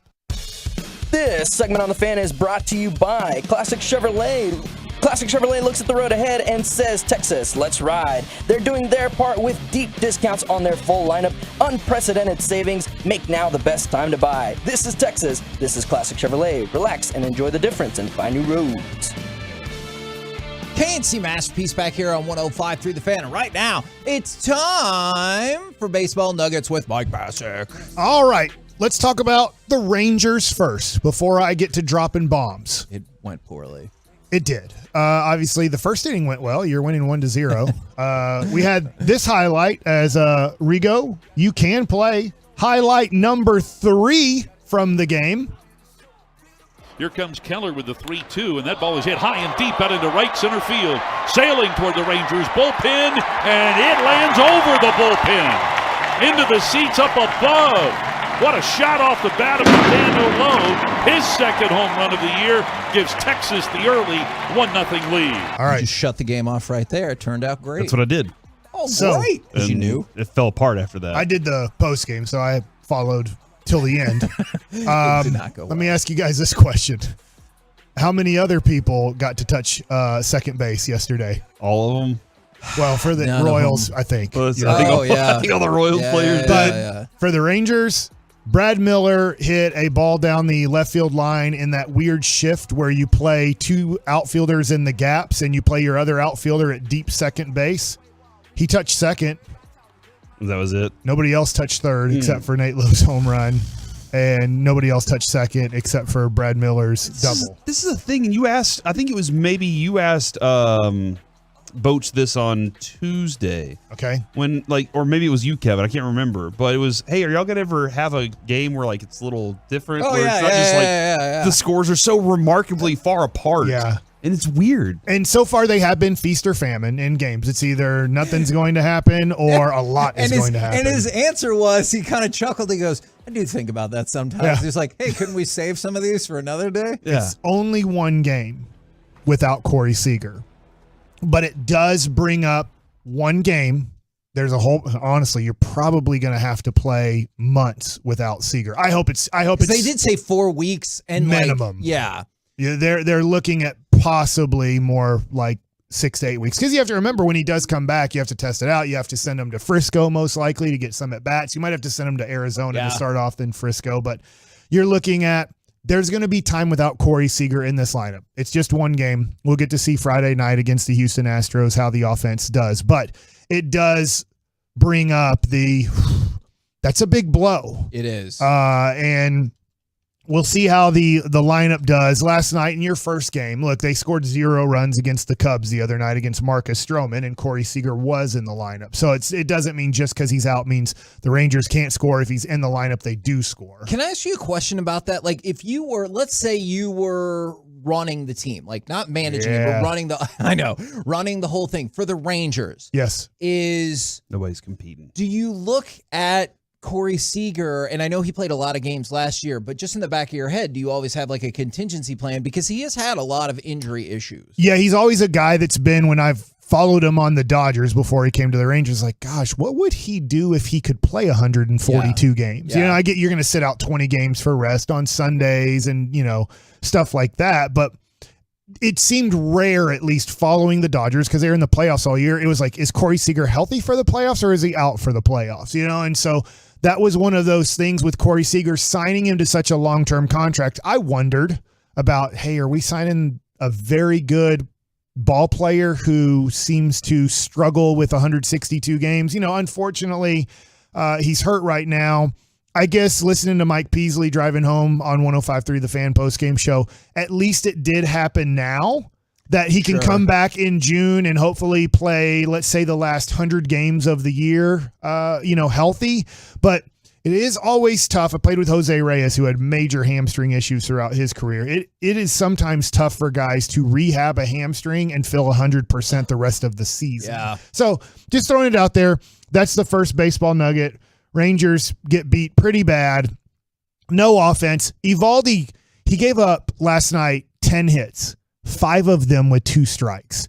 He was a little bit unlucky in this. He didn't make great 2-strike pitches. He even talked about it after the game. But the inning where he gave up 3 runs, and that was where they scored 3 to take the lead and they never let it go, is there was a swinging bunt hit to third base that Evaldi fielded, and he kind of palm balled it. So he kind of threw a palm ball to first. It was probably threw it like 70 miles an hour. Maybe if he gets the ball in his fingers and throws it, let's say 90 miles an hour, maybe it gets there fast enough to get him out. But unfortunately, he's safe. The next guy hits kind of a 2-3 hopper to Josh Young, and he made an error on the play, but they gave it a hit. I think he would tell Scoring you. is soft. We've talked about that. Yeah. He would tell you, I got to make that play. It was a slow roller, and I pulled my head away from the ball, and that became it. Then the next guy gets a base hit up the middle, a solid base hit. It was a bad slider, hanging breaking ball with 2 strikes. And so that becomes a run scored. And then the next guy hits a double. So if you do make the play, if Josh Young makes the play, you're out of that inning. And so that's one of those things where you start looking at non-errors. That does everything go different? Does Evaldi stay in a rhythm? Does he get into a rhythm? He never really found a great rhythm. And then Taylor Hearn came in and just struggled in the 7th inning, and the game blew wide open. Now let's get to positives here, because I talked about bombs. You're so excited about this. So last night, Evan Carter in Double-A hit 2 home runs. Our Double-A team was good last night. 2 for 3 with 2 walks in the game. Wow. So he had 2 home runs. He did strike out. So if you want to look at the negative, Kevin. I don't. I said wow to the positive. But yeah, great night for him. He has 5 at-bats, 2 home runs, 2 walks. Now, Jack Leiter, not the greatest. 4 1/3 innings. So Frisco was up 7-1, I believe, in the 4th inning. And unfortunately, Jack couldn't get through 5 because of pitch count and walking guys. I believe he had 4 walks, I think, in his 4 1/3 innings. And 90 pitches. Yeah, 90 pitches. That's a lot of pitches without getting 15 outs. It's still a developmental time for him. I know we wanted to fast track him. I did too. Like when you drafted him number 2 overall, I'm thinking, is there a possibility in 2023 that he could be in the major leagues? But it's 2 starts. But it still looks like he's running into command issues early on in this season. Yeah, and it was kind of similar to the first game. This time, Kevin, though, the difference was when he got into trouble, he didn't give up the big runs or the big home run. Right. Like in the first game, he gave up 2 home runs, and he still got himself into a little trouble. He was able to get out of it a little better this time, and that's good. Maybe the opponent lends itself to that, but he also had 7 strikeouts. But that's too many pitches. Too many pitches for that for sure. For me, just watching him, I've watched him twice now. It's just staying low and on the corners. Like you're saying, keeping the ball down. He's missing up. He loves to try to get people up still, but just keeping the ball where Mike Maddox likes to pitch, and he's missing outside by about 2 inches. And I don't on know everything. this. I wonder if it's mechanical or if it's mental. And it's early on in the season. But, it's one of those things. Evan Carter off to a really good start. You said he had a triple, but he didn't touch second base. I guess he forgot that rule. Yeah. But you got to touch all the bases. Yeah, they made the bases bigger, Evan. Like, how are we missing that base? Oh, so that's even more embarrassing than usual. Okay. He's Evan Carter's off to a great start in Double-A. Jack Leiter didn't have a great outing yesterday. Can improve on it. There's still 25 to 28 more starts for him this year, but most likely in the minor leagues. And then hopefully, as we talk about late April, May, June, we start talking about all these great and positive Jack Leiter starts. Yeah. No, okay. I would be there for that. Last thing, and maybe we'll get to it later, but beer sales. We mentioned that yesterday. Yeah. Yesterday, game ended at 9:30. So the Rangers gave up 14 hits, 11 runs, 4 different pitchers pitched for them, and the game ended in 2 hours and 25 minutes approximately. Gotta love it. So, I mean, now the beer sales are like, hey, we're running out of time here quickly to sell all this beer we are used to selling. So they're extending beer sell times into the, I believe, mid-8th.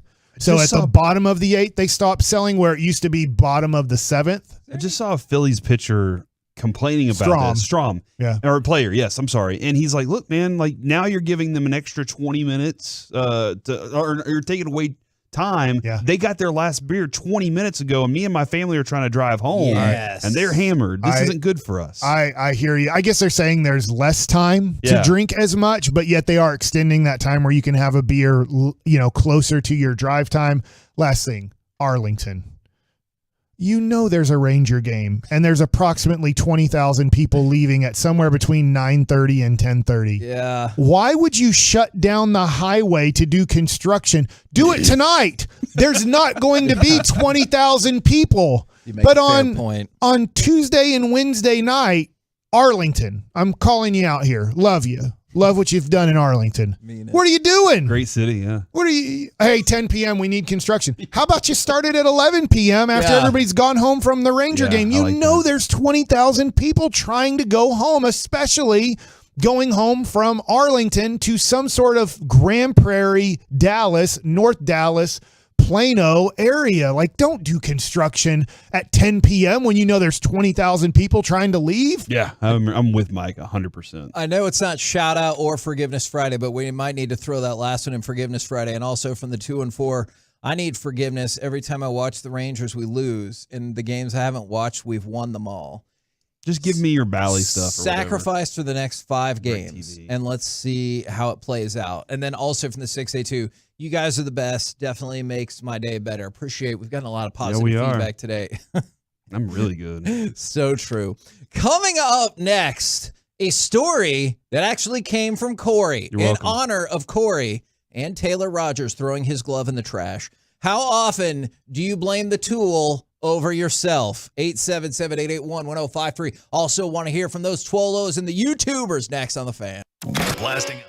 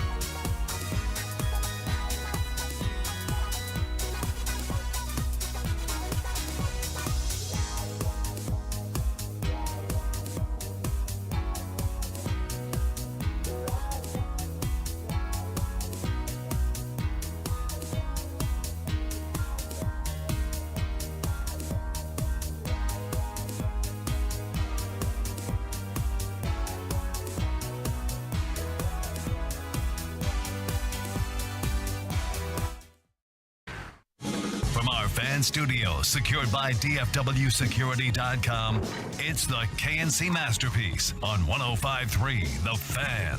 KNC Masterpiece back here on 105.3 The Fan, where if you heard it, yes, that was Mike seeing the red light and then saying into the mic, oh, he turned my mic on. Rigo's on top of things. He let me know I have a commercial coming up after this. Yeah. Men's Tea Clinic. In your face, Kevin. Thanks. I think that's their slogan. I'm watching the video of Bobby Witt Jr. hitting the foul ball and Bobby Witt Sr. catching it. He came by yesterday. He has a bruise on his hand from it. I see Purdy standing up. Yeah, they were in the fan group. Yeah. In the fan group? Yeah, that's what I'm going to say. Fan Sweet. Group. They're in the fan suite? Yeah. I don't know if it was the fan suite. Fan people were in there. So that's why I said the fan group. Okay. Now, Corey, you brought this to my attention. I think this is a perfectly reasonable thing to do. You have the story? Yes. Okay, good, because I lost it. Taylor Rogers Sounds like you're very competitive right with now. the Giants on Wednesday. He came in the 6th inning. The game was tied 3-3. He proceeded to walk 4 straight batters. Mm-hmm. All of those people scored. The Dodgers would go on to win 10-5. So Taylor Rogers walked off the mound and threw his glove in the trash. And then he punched the bench. Yeah, it happens. He punched the bench in his pitching hand? Oh, like Jaden McDaniels, who screwed over the Timberwolves. Hold on, I'm waiting to see if it was with his pitching hand or not. Okay, all right. I think it was with his pitching hand. I have a story. Okay. Very similar to this. My question was, do you blame the tool and not yourself? 877-881-1053. My other question is, how often is it really the tool's fault? I think it's very infrequent that it's really the tool's fault. And yes, your video game controller counts as a tool. Yeah. Is in 2004 when I was on the Rangers for a very short amount of time. We're in Baltimore. And Kenny Rogers is pitching for the Rangers. And we're wearing kind of 1980s blue jerseys. It's kind of like a throwback. The Orioles are wearing kind of what they wear now, but they were wearing their kind of 80s jerseys. We are wearing our 80s jerseys, and Kenny Rogers doesn't have a good game. I'm in the clubhouse as he gets taken out of the game, and he takes his jersey off and he throws it in the trash. And they sell these afterwards, like on MLB auction to raise money for charities and everything. And I felt bad because the clubhouse kid, who usually they're high school kids, he needs to get that jersey because it needs to be authenticated so that they can put it online so they can raise money for charities. Well, Kenny Rogers sees that this kid is digging that jersey out of the trash. Oh, dear. And Kenny Rogers, love him, great guy. He is on. I know that he has his things that people saw publicly with the cameraman and all that stuff. But a really good guy. But he's a good guy. But he's intense. Okay. Okay. He's He's still in the moment of being furious that he did not have a good game against Baltimore. And he tells that kid to put that jersey back in the trash. Oh, no. And maybe not just saying, hey, kid, can you put that jersey back in the trash? He might have let that kid know, you do not touch that jersey, and it stays in the trash. So I could see the kid, like, kind of demoralized, put his head down, walk back into, like, the head clubby's office and kind of like, that is an adult. That is the person who runs the clubhouse. Kind of like, I don't know what you want me to do here because I am not going to take that jersey out of the trash. Yeah. So Kenny, I think, blamed the jersey. Wow. It was a great moment, though. It was really cool. I mean, it was, for me, I wasn't the kid trying to take the jersey out of the trash. The head of the head clubby, the adult man, he didn't go get it, you say? I don't know. Okay, all right. At that point, I went back into the dugout to watch the rest of the game, but I don't know eventually, like, when... What were you doing in the clubhouse? Well, you can go back and forth in between innings or whatever. Back there, Mike? I want to know. Were you going to the restroom? Were you getting some food? Dude, there's texting. What are you supposed to do as a starting pitcher? I can't affect the game. I'm not pitching. So you're back and forth from watching the game in the dugout to going in the clubhouse, maybe grabbing a Starburst or a Snickers or something. My diet wasn't the best. As long as it's orange. I think they took those out of clubhouses because of people like me are like, ooh, unlimited nachos. They're like, we need to stop our pitchers from eating nachos. I remember the Boston Red Sox story of like, stop eating fried chicken and drinking beer during the game. Like, I did my workout. Yeah. My day is over. I am here just like everybody else watching the game. I cannot get in this game. So there's a lot of feedback, as you can probably guess, is from the 575. I seldom blame my gear, but I smashed my every $230 tennis racket I had in high school. So maybe we've evolved since then. I told him I thought this was a huge thing in golf. Throw my golf club all the time, and I pick it up and tap my head with it so it gets payback on me to even the score. That's odd, but nice, right? Yeah. Yeah. Why do golf clubs always screw us over? See, and that's what I think. And because somebody texted in and said, no, I always blame the tool because I'm great. This is what I do with my with our fan remote control is because we have a 105.3 the fan? No, like the fan in the bedroom. Gotcha. It controls the light as well. And it's one of those things where, that's right, fancy, is I'll just look at my wife and I'll be like. Fan controls the light. Yeah. No, the remote control controls the light and the fan. I don't know that Doesn't the human control it? Okay. Yes. Sure, but Mike. You can switch it on and off as a human. Yes. With this little remote control on your fan. But you know what it's like it's like the clapper, but it's a remote control instead. You know what I meant. And so sometimes if the light or the fan button doesn't work, like I will get frustrated if I have to push it like a couple of times, and I'm not proud of this, but I'll definitely just be like, it's broken and throw it on the ground. Oh, no. Not like with force. I'll like lob it on the ground. And so it won't break for good, but it'll definitely like knock the back off of it and the battery come out and everything like that. Couple things then, if I have examples here. And Ian Kinsler, I do believe, is like he has a series with Warstick. And Warstick on their bat, it says it's not the weapon, it's the warrior. And I always tell Avery, like, he's like, Dad, I got to use my other bat. And I'm like, what does your bat say? And he's just like, oh, it's me. And so I'm always telling him that. And my coach, one time I threw my glove on the ground and he like came out there and threw his bat at me. And he was like, hey, you don't ever throw your glove on the ground. The glove didn't do that. And so I was like, oh man. So I've always kind of, since then, taken the approach of it's not that thing's fault. I'm the idiot that couldn't do it. But one day I was in What if it really is broken, though? Yes, sometimes that happens. Like you're sitting there trying to cut something, all of a sudden the knife just falls apart. And you're like, I don't know what just happened. Yeah. One day I was trying to, the spring on my garage door had broken. And I was like, I can fix this because I was a first-time homeowner, right? Yeah. And so I get up there to try and like wrench this thing together or whatever, and it popped back on me. And I was like, and I spent probably 45 minutes to an hour trying to work this thing. And I was like, it's never going to work. And finally, the last time it popped, I took my wrench and threw it across the garage, and it's stuck in the wall. Oh, and that's awesome! And it's stuck in. Congratulations! and so I feel like when you get that mad, you need to see some results, and you saw some results. Yeah, I did. And now, unfortunately, I just decided to leave it there for a very long time, and I didn't need the wrench for a while. Oh. So the kids were like, they would come in the house and be like, God, yeah, Dad, he has a temper. He threw that thing against the wall. I'd love for one of your kids to just randomly go use that wrench and put it back in that slot. Like that's where Dad made a slot for that wrench to stay. But when we moved out, I had to eventually like patch over the hole and everything. So I got the wrench back. I should have just called Tolbert Garage and had them come do my garage instead. I blame myself, but I've done $150 worth of damage to my Peloton recently. And so what happened is my left cleat or whatever wasn't clicking into the pedal. So I needed to get a new pedal. Well, I ordered those, which are $50. And so I took the pedal off, put the pedal on, thought I did it well. I didn't tighten it enough. And so then I stripped the whole left arm, whatever they call it. And so that's where yesterday I had to leave because Peloton was there fixing the left arm thing. And then after they fixed it, like, yeah, you also messed up the new pedal that you bought. So you got to buy new pedals again. Oh my God. So now I bought new pedals last night. And so now I'm hoping the pedals come in. And now I know I need to tighten that sucker instead of have it so loose. But I'm really hoping I don't ruin it again. Mike Bassett coming in with true first world problems. Yeah. Oh, Rigo. Man. Why? Because he doesn't have a Peloton? Why are you looking at me? I don't have a Peloton either. I got like a bootleg exercise bike, but I guess that's pretty fancy. I got a gym anyway. membership, so.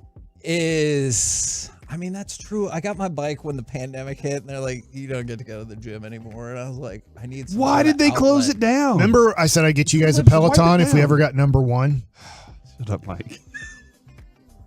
I did say that. I know we're getting closer. Yes. I might have to pay off on that. Good news. Peloton stock has gone way down since the pandemic, and their bikes have gone down too in price. From the 254. Do you mind refurbished bikes? Because there's a chance we get number one. If you guys keep listening, especially if you have one of those machines that checks the ratings, I don't even know how it works, but it's on your belt or something, I guess. That's our new push then. Yeah. 877-881. You guys still want a Peloton bike? Yeah. Do you want? Why do you keep saying bike? Do you want Mike to buy They us make a Peloton? treadmills. They make rowing machines. They do? Yeah. Would you rather have a rower or a tread? I think I might rather have a treadmill. Look here, because this treadmill, this row machine sounds awesome. From the 254, I snapped my 3-wood, threw it. I still don't have a 3-wood in my bag to this day. From the 6A2, I've always blamed the PlayStation controller. My hand-eye coordination is elite, but the controllers suck.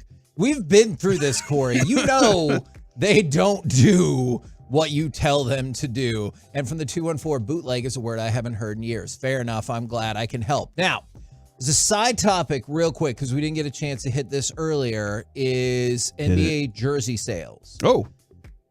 How many Mavericks, unless you've already seen this, do you think would be in the top 10? I mean, you would suppose 2, considering that Kyrie was a Maverick I feel like was that was it too late for Theo Penson's triple-double to really up the jersey? Dude.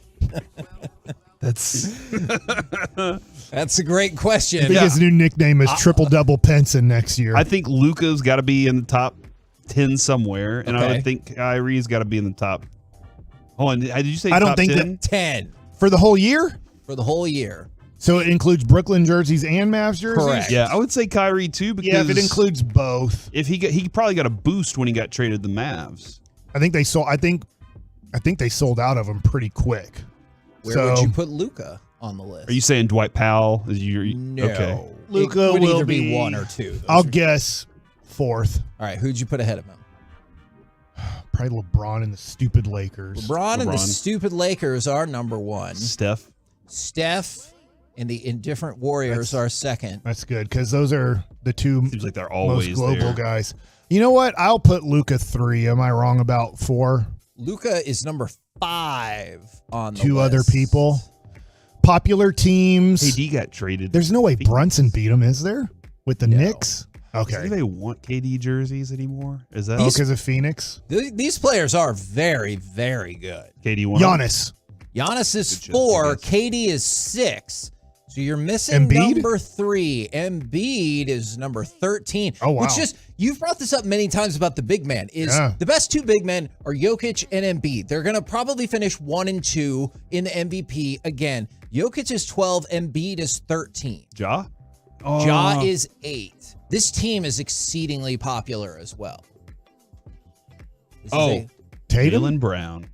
Jaylen Brown is 14. It's Jason Tatum. Oh, yeah, that guy too. On the list. Well, I tell you what, I know you're talking about jersey sales, but this makes me think of Tatum because he's a Nike guy, but I don't think he's a Jordan guy. I know they're kind of. Is he not? Yeah. Man, how bad is Jordan brand right now? They got a guy in Zion who they gave a ton of money to. Yeah. And he never plays basketball. And even when he's healthy, he's like too competitive to do it, which is the opposite of Jordan. When they're like, there's a 10% chance if you play against the Celtics in the playoffs, you will never play basketball again. He's like, I hear there's a 90% chance I'll be fine. So I'm playing, screw you guys. Yeah. Zion's like, I hear there's a 100% chance I'm healthy. I'm not playing. And then Luka, the last 2 games of the year, did you see what he broke out? Luka number 2 Jordans. The new brand is out. Not for sale yet, but it was going to be, Jordan was going to do a whole deal on Luka in the playoffs and showing the Jordan Luka number 2s. But he couldn't. And he couldn't play in the playoffs because they didn't make it. So I was just like, man, Jordan's probably like, man, this kind of stinks. I signed Zion and Luka. Luka obviously playing great, making first team all NBAs, but we had a whole rollout of his new shoe that was going to happen in the playoffs that we can't roll out now. There are a few people saying that Tatum is with the Jordan brand. Okay, I knew he was Nike. I just couldn't remember. So that at least helps them. They got one player that made Bam Adebayo. Yeah, that's what happened. Yeah. They Got still got a bammed out shot. of the playoffs. So the top 10 goes LeBron, Steph, Tatum, Giannis, Luka at 5. Then KD, Booker, Morant, Lillard, and then Kyrie Irving is 10. For the top 10 teams, unfortunately, as you said, the stupid Lakers are number 1. And then it goes Golden State, Boston, Phoenix, Milwaukee to round out the top 5. And the Mavericks are actually 9th. The rest of the top 10 for team sales, which makes sense if you have 2 in the top 10, go Bulls, Knicks, 76ers, Mavericks, and Nets. So my son really wants, real quick, a Jaden Hardy jersey. And I said, let's wait till this offseason's over.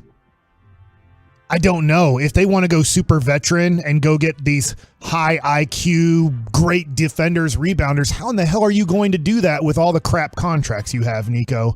And the only way I think he might be able to pull some of that off is by trading Hardy and trading Green.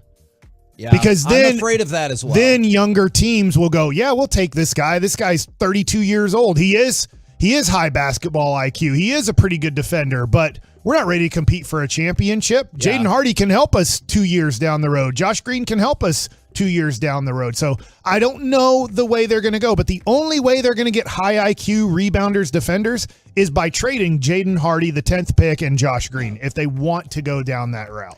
We're the KNC Masterpiece right here on 105.3 The Fan. Coming up next, does your friend have a terrible sports or pop culture opinion? Let us know, because it's time for My Buddy's an Idiot. 877-881-1053. We'll do it next right here on The Fan. The latest from the Star.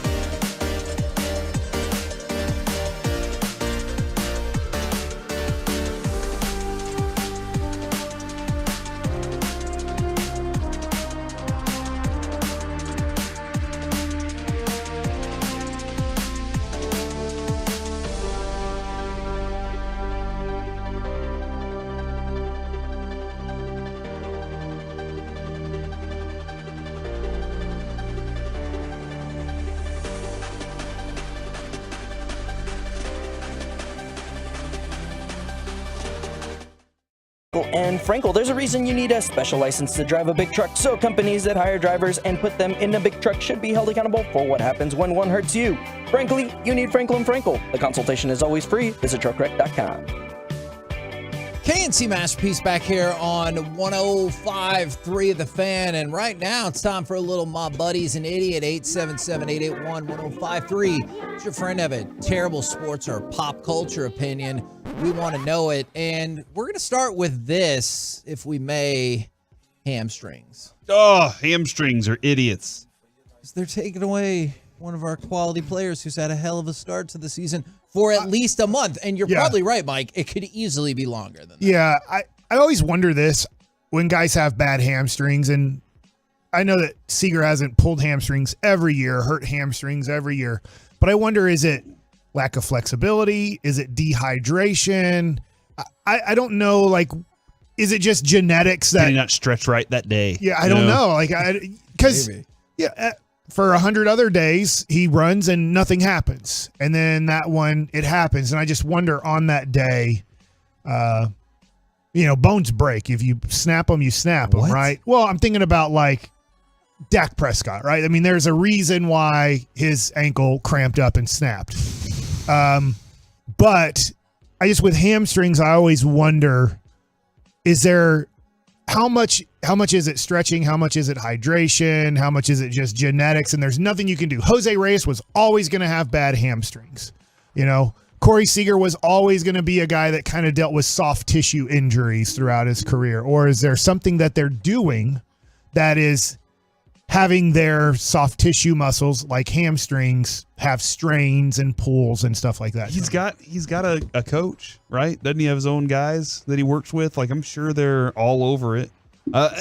You presume is that just like video studying and stuff as opposed to? Yeah, I am kind of being tongue in cheek here, but that being said, you would presume that your staff has a pretty good idea of what they're putting in their bodies, how they approach it, and the things, and they do now. I was putting a lot of nacho cheese in my body. Yeah, because you were like unlimited. Yeah. Is that where the guy goes, you don't really like abs or care? No, it's during physical time, and they're like looking at my structure of my belly area. And I'm like, you know what? You are right. I don't like doing abs. I do them, but I was just about to say that. Like, I don't do them anymore. Think about certain players where you're like, look, we ask him to do this all the time, but he doesn't.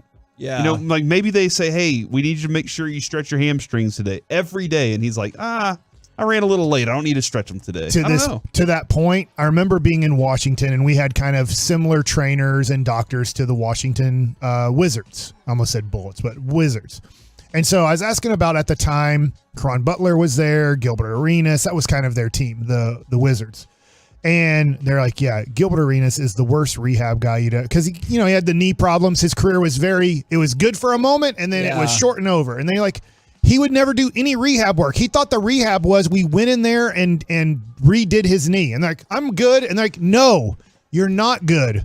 We have fixed it to begin the process of getting it better. And Gilbert Arenas is like, I don't know, whatever. I can still shoot. Yeah, I'm good to go. And I've heard from like maybe Des Bryant. I don't know this the way that I would know Gilbert Arenas through playing with the Nationals type of situation, but I heard that maybe Des might have, through his injuries on his lower half, might have not taken rehab as seriously, almost going, the surgery fixed it, right? I'm good. Let's just do what I was doing before. And they're like, no, we have a process of getting it better so that you don't have to worry about this situation anymore, or other things don't start dying on you also because your knee now isn't as stable or as strong as it needs to be. Knee's just going to die and fall off? Oh, That'd be terrifying if that's how it worked. There's a lot of eclectic feedback on the fan text thus far. What does that mean? Eclectic. A fascinating or bizarre mix of. I thought it was cream filled with chocolate on top. That is an eclair. Is from the 214, or an eclair if you prefer. From the 214. A pecan. Yeah, a pecan. Mike's my favorite, but he's an idiot for letting 2 to 3 bad months cloud his judgment and wanting to trade Luka. I don't want to trade him for nothing. I want to trade him for what people are considering the next greatest player in the history of basketball. From the 432, somebody from the 254 is an idiot for betting that Will Levis would get drafted before Bryce Young. He bet me a week's worth of lunch. Your bet is looking super awesome. I am curious about why that bet got made to begin with. But they saw him play a game once and were like, "Oh, he's the best quarterback ever," and then didn't consider there's a really good. And then there's another game. Yeah. And they're like, "Oh my god, this kid sucks." Yeah, but what lunch? That's my question. Like, is it just like, "Oh, I'm going to pick you up the 99-cent meal from where? Are there 99-cent meals anymore?" Inflation. I can confirm there are not. Oh, sorry, Rigo. That makes sense. Sorry. But like, is it going to be one of those lunches? If you have apps, it helps. Or is it going to be? Is it going to be a really nice lunch? Like, are you going to get something? I bet it's like whatever their standard, usual go-to lunch is. Sandwiches, tuna sandwich, not like Olive Garden. From the 682, yeah. Well, you might as well just never mind. Never mind. He's about to do it. He doesn't like Olive Garden. Loves Red Lobster. That's hates not Olive what I was Garden. going to say. That is not what I was going to say. I'm not the biggest fan of Olive Garden. The way I feel about Olive Garden is the way others mistakenly feel about Chili's and Applebee's. Like, I think Chili's and Applebee's are great, but I know there are people who are like, whatever. That's how I feel about Olive Garden. You're indifferent to the unlimited breadsticks. I am. From the 682, we're going to help this person out. I'm an idiot. I thought Rocky Balboa and Apollo Creed were real boxers that the movies were based on. Okay, Rocky Balboa is absolutely based on Chuck Wepner, who was a real boxer. And there are some people who will tell you that at least elements of Apollo Creed are based on Muhammad Ali. So I know it's not a direct connection, but the way Wepner was able to not get knocked out by Muhammad Ali, and he was kind of a journeyman and stuff like that was absolutely part of the inspiration for Rocky Balboa. And like I said, there are some flamboyant and trash-talking elements that a lot of people believe Apollo Creed is derived from Muhammad Ali. So that's not that bad. I always thought it was Rocky Marciano for some reason. Yeah, no, just he was 'cause the not good name. enough to be that. Because Rocky Marciano was undefeated, wasn't he? No, I'm saying Rocky Balboa was like a journeyman tin can when the movie started, whereas Rocky Marciano... Is there a Marciano movie? Is there a movie made about his career? And, like, what do we know about that guy? That is a good question. Why have they been hiding information on him all this time? Have they been hiding? At some point, that information's got to leak somewhere, right? Like your pickle. Yes, exactly. What is the information about Rocky Marciano that you feel like is I don't know. kept I'm from sure the there's public? something. I'm gonna go look it up and see if it's out there. I forgot to bring a pickle today. Let's just mark that.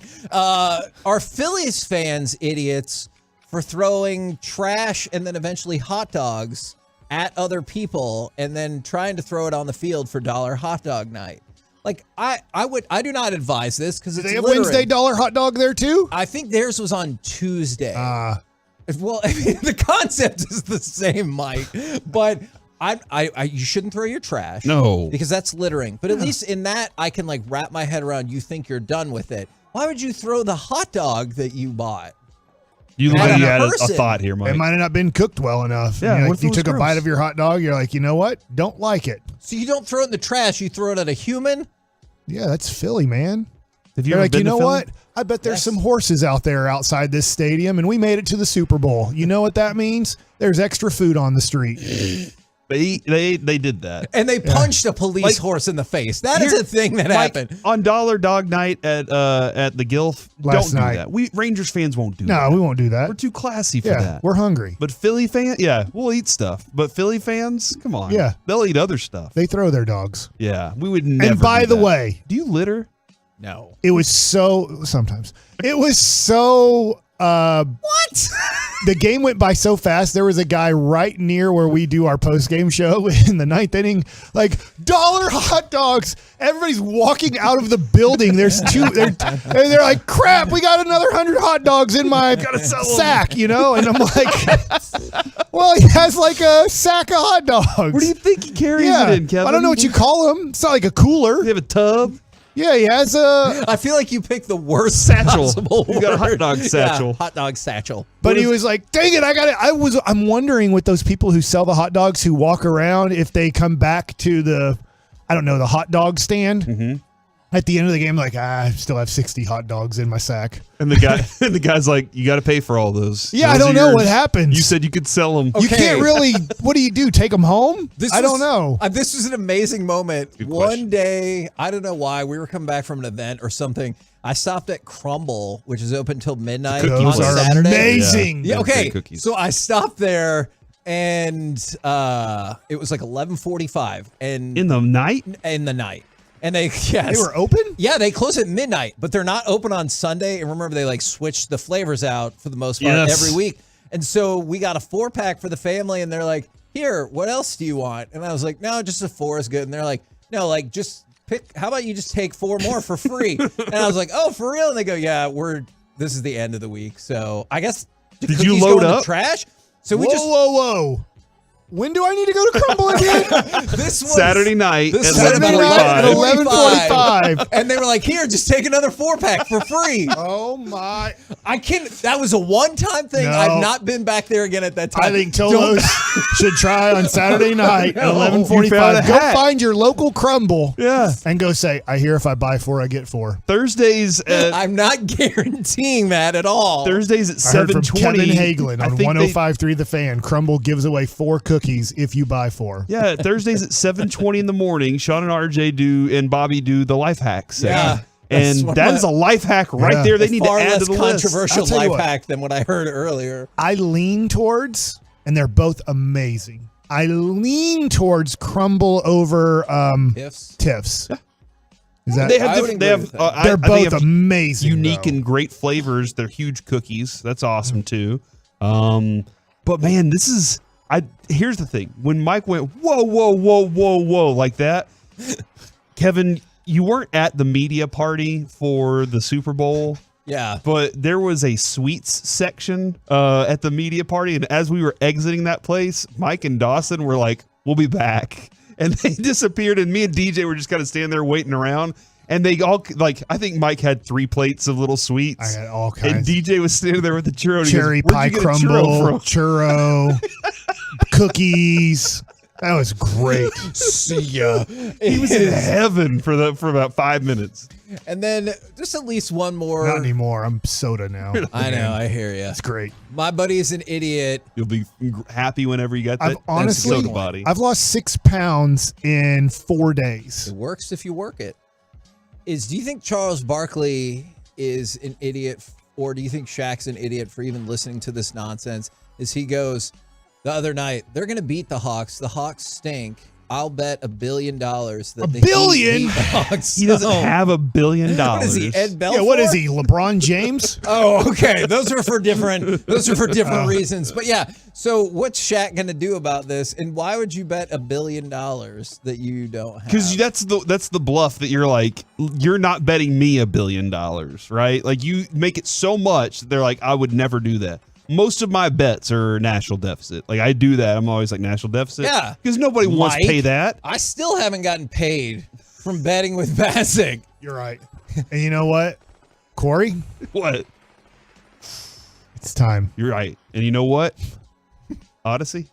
Oh my gosh, y'all. That's a good point. I'm well aware of your financial potential ebbs and flows. That's a great point. Should I pay you first? I know you want Corey to have to pay it, right? Well, because Corey I'll just owes pay enough. Kevin at something. Let me owe Kevin. No, that's what I'm afraid of. Is that Corey He's owes like, you? we've been friends for a long time. He's like, I'm good for it. For you, I know you'll give me money. Yeah, I lost. I lost to you, but I beat Corey. Yes, you did. But Corey, this is like a triangle right here, Spider-Man. Yeah. Except you're pointing the fingers at Pang. Yeah, right. You're I'm like pointing them just at y'all Pang. two. Nobody should be pointing at But me. I'm I pointing don't know at anybody. Corey. These are fingers and where they're going. Mark, I don't know if we should mark that, actually. We're the KNC Masterpiece right here on 105 Through the Fan. Coming up next, it's time for Gridiron Gravy. Would these powerhouse NFC East moves scare you? We'll do that next right here on the Fan. Let's go.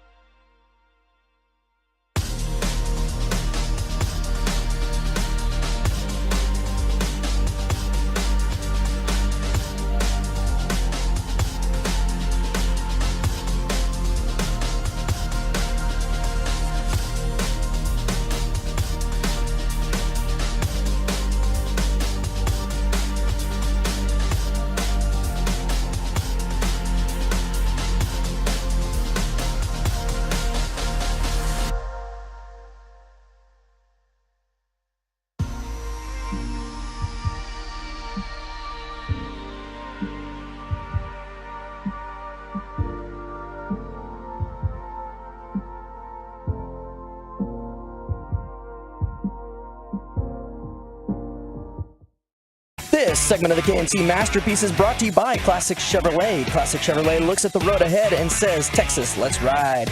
They're doing their part with deep discounts on their full lineup of unprecedented savings. Make now the best time to buy. This is Texas. This is Classic Chevrolet. Relax and enjoy the difference and find new roads. Puts the toes down. Up bottom of the screen. Stafford looking that way. Throwing that way. Cup puts the toes down. In for the touchdown. Cooper Kupp does it again. KNC Masterpiece back here on 105 through the Fan. We will talk about an idea for Cooper Kupp as we go around the entire NFL and dip into some gridiron gravy. Dip.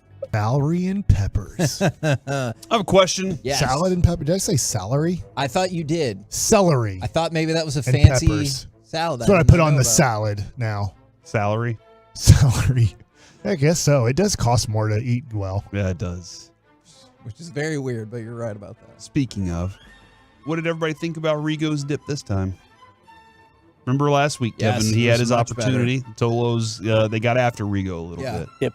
That's yeah. I want What to did, give what Tolo's did he do wrong last week? I don't even know if he did He it. goes, yep.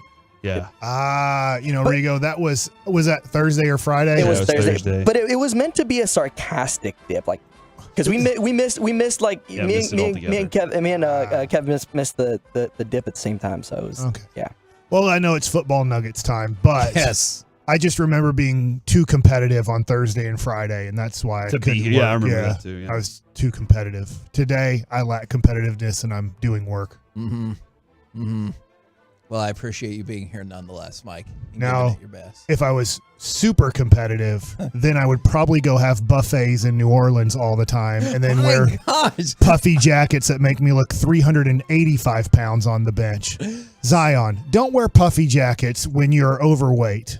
That's not a good idea. So, Daniel Snyder's nemesis is not going to buy the Commanders. There are multiple reports that the Jeff Bezos, Jay-Z team up to buy the Commanders is not happening. He's not going to bid. We'll see if this moves the process along, or if Daniel Snyder's like, I thought I could just wait you idiots out because of what's happening in Arizona now.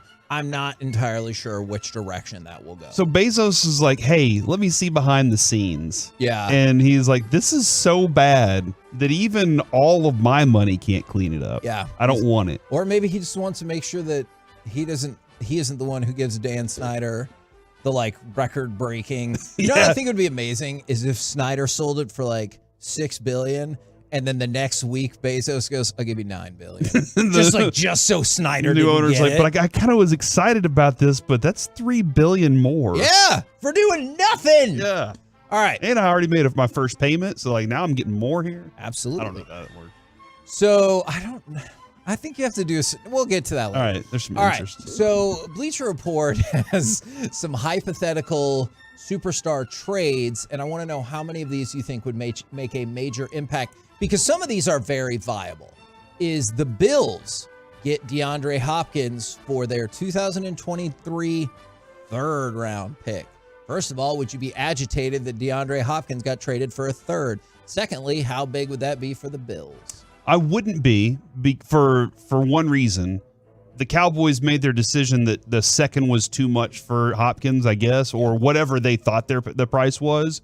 And so they went ahead and made the move. Yeah. And like they were like, look, we don't want to do that and pay your contract. Yep. And I know they're like, Even though he said he didn't want new money. And so I think there was like this, hey, look, we're moving on from that anyway. So no, I wouldn't be too upset about it. It would be like, dang, if you'd been a little more patient. But the Cowboys were like, we need to get our ducks in a row so we can go spring break. Right. At least they did the work before they spring broke. That's true. I think I'd be okay as a Cowboys fan. Just if Okay, you 'cause you look made at other it, well, moves. Hopkins, I think Corey, you put it, I don't know, weeks ago when we were talking. He has an injury history and obviously a suspension history recently. I think Hopkins is a borderline future Hall of Famer. He needs to do more. He needs to come back this year, probably on a new team, and he needs to get back to that kind of 1,400 yard, 90 catch, close to 10 touchdown guy. If he does that for another 3 years, he's going to be a Hall of Famer. I understand why Buffalo would do that, but guys, when I watch Buffalo, maybe I'm wrong. I don't feel like it's a lack of wide receiver threats. I feel like it's a lack of running game. And then they make Josh Allen be the running back and the quarterback. I agree with you 100%. So I would think that they should, like, I would rather, in a weird way, I get how wide receivers are more important. I would rather, if I was them, go, I'll give you a third, and I hope I don't have to give you that much for Derrick Henry. Yeah. Now, this conspiracy theory continues to roll out that the Colts might be more interested in Lamar Jackson than people think, is because they've been like, hey, we're focused on the draft and stuff, and people will be like, so you're not going after Lamar? Hey, we're focused on the draft and stuff, as opposed to just a flat out no. If you're the Colts, would you like this deal, or would you be like, seriously, what are we doing? Is they trade for Lamar Jackson, they take they give up the number 4 pick, as well as their second round pick, as well as next year's first. Whoa, say that again real quick. They give up the number 4 pick. Okay, as so well it's as well as their second round pick. First and second. And next year's first. 2 firsts and a second. Yes. For Lamar Jackson. Yes. With the Colts. So basically, you're kicking in an extra second rounder to make sure that the They don't Colts match. that the Ravens don't match. That's really giving it to Bill Polian, right? After he was, part of the thing that built that team. And then Oh, he's yeah. like, nah, he's not a quarterback. And you're like, we'll trade him for everything. I wouldn't do it. I mean, like their offensive line already isn't great anyway at pass protection. So I guess it helps Lamar Jackson that Lamar Jackson's the guy. But yeah, they've tried so hard to get a quarterback to be that guy, and it's just falling apart every year. Yes or no? No. I'm going to say yes. I have too much I have to build. Like I said, just keep an eye on it, because there are some people I'm going to have to give 2 firsts anyways, right? Exactly. And now I think I can get them on a more favorable contract, because the only way to have the Ravens say no is to sign such a bad guaranteed contract. They're like, okay, great. We get 2 first-round picks. We're not matching that contract. So this way you get a more favorable contract for adding a second-round pick. Well, I just saw this from Bill Barnwell, Kevin. ESPN has passer rating in the pocket dating back to 2009. Okay. Lamar Jackson's passer rating in 2018 through 2022, 97.9. Ben Roethlisberger's pocket passer rating from 2009 to 2021, 94.2. So Lamar's better. If you prefer QBR in the pocket, 64.9 for Jackson, 63.4 for Roethlisberger. So he's a better passer than Big Ben. And that's the thing, when people just automatically like, he's trash, he can't pass the ball, you're saying maybe like the numbers don't really back that up. All right, this would be for your de facto team and coach that you support, Corey. The New York Giants send their first-round pick, number 25, as well as their 3rd round pick, as well as next year's 3rd round pick. I don't think it'll cost this much for Cooper Kupp. Oh my gosh. Would Cooper Kupp being on the Giants scare you? No. Because it's Daniel Jones. It's still Daniel Jones, and I just don't trust him yet. I don't think he's exceptional. I do think that Matt Stafford is proven, even when he was with Detroit, if he has a good receiver, they can be exceptional. And I think they saw things on the same page. So, no, that doesn't scare me that much. We could take Cooper Kupp out of a game. And this one might be kind of preposterous, but maybe if the Commanders are like, we're getting a new owner, we don't have a quarterback yet, let's just figure the whole thing out. Yeah, I know. They tried to make some moves. You just go ahead and trade off Montez Sweat and Chase Young, and you get the Seahawks' 1st, 2nd, and 3rd round picks. I'll take all the picks. Okay, so you're just tearing it down. I want picks everywhere, man. Chase Young, who the heck knows what's happening with him? Yeah. All right, let's stick with the draft and then the Giants. D'Amico Ryans is saying that the Texans aren't looking for a franchise savior with their number 2 overall pick. I like this Jason Kidd style. Yeah, that's true. I hear that you don't want to put the pressure on, let's say it's CJ Stroud or whoever, but you kind of are, right? Like if you're drafting a quarterback 1st, 100%. 2nd, you are absolutely hoping that they can fix your team. Who's been the savior of the Jacksonville Jaguars? Trevor Lawrence. I don't know if savior is the right word, but taking them deep into the playoffs and now a champion. Who's changed the Kansas City Chiefs' fortunes for their franchise? Patrick Mahomes. Wow, I would consider those guys the major saviors. I get Andy Reid's a good coach. Doug Peterson's a good coach. And I should say Andy Reid's a great coach. But you just look at it and go, man, you need a good coach and you need a great quarterback. If you have those, you have a chance to win. If you don't have those, it doesn't matter.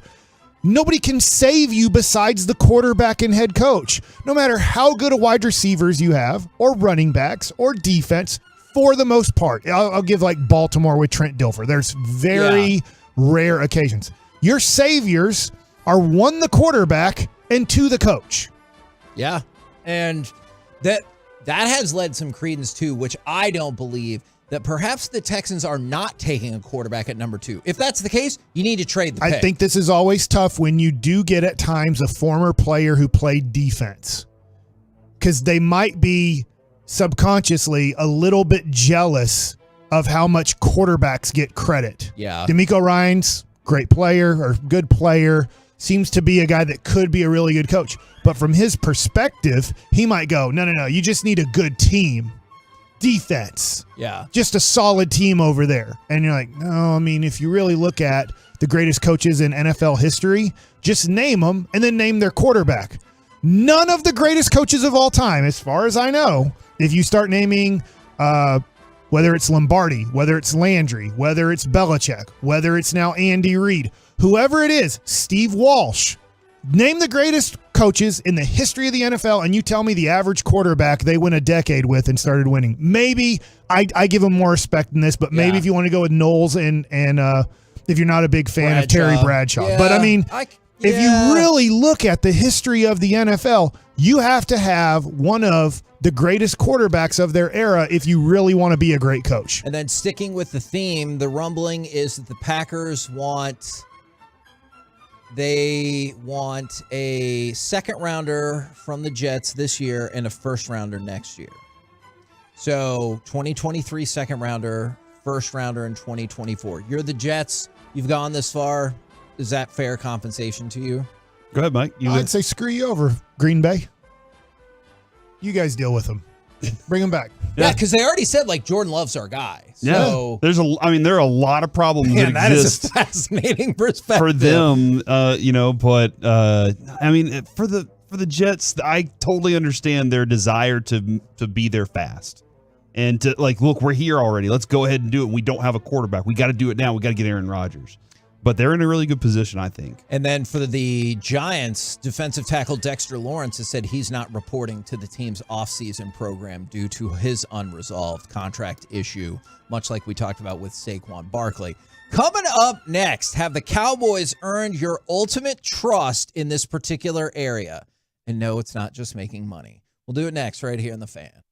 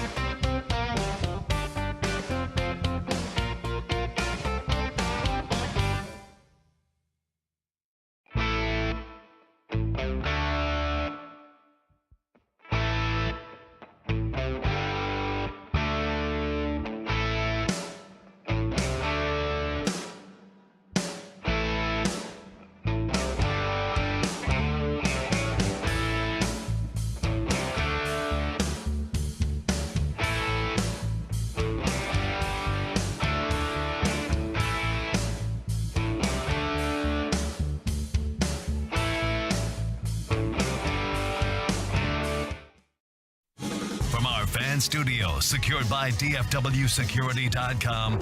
It's the KNC Masterpiece on 105.3 The Fan. KNC Masterpiece right here on 105.3 The Fan. Have the Cowboys earned your ultimate trust in this particular area? But also, keep an eye out on this. I know there are certain people or there are certain sources that people need to wait for until you see something as official. Name one. Adam Schefter. Name two. Ian Rappaport. The Fan. The Fan. Yeah. That's right. Well, Jane Slater. Yeah. So Sportico, who does have the yellow check mark, is reported. I'll let you decide for yourself. What's a yellow check mark? It's like you're an official. It's like you can either news hurry up or organization. slow down. Thank you, Mike. You're not a baby, and you're like, that's not fair.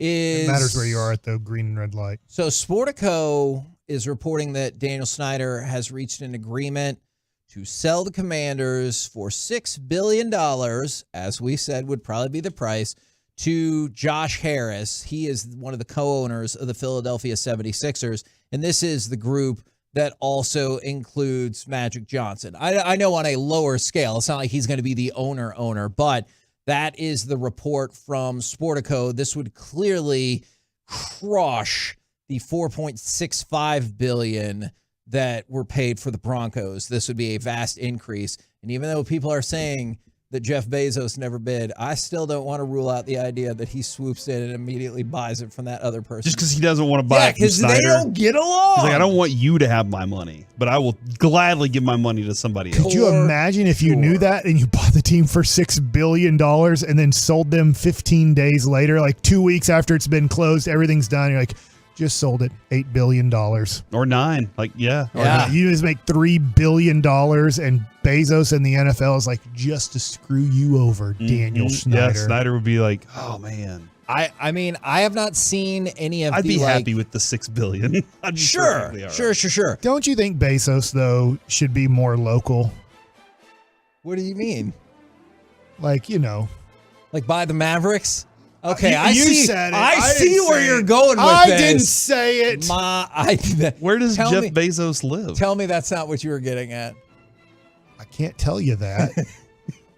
Out of all the things that he said leading up to that, what made you think that he was saying why that? would you assume that? Because you know what? Here are the next 3 steps. It was going to be, don't you think he should go more local? Do we know at all, like, if he likes basketball? Does he have thoughts about Dwight Powell? Like, that was the direction we were going. I would bet a whole bunch of money he has no clue who Dwight Powell is.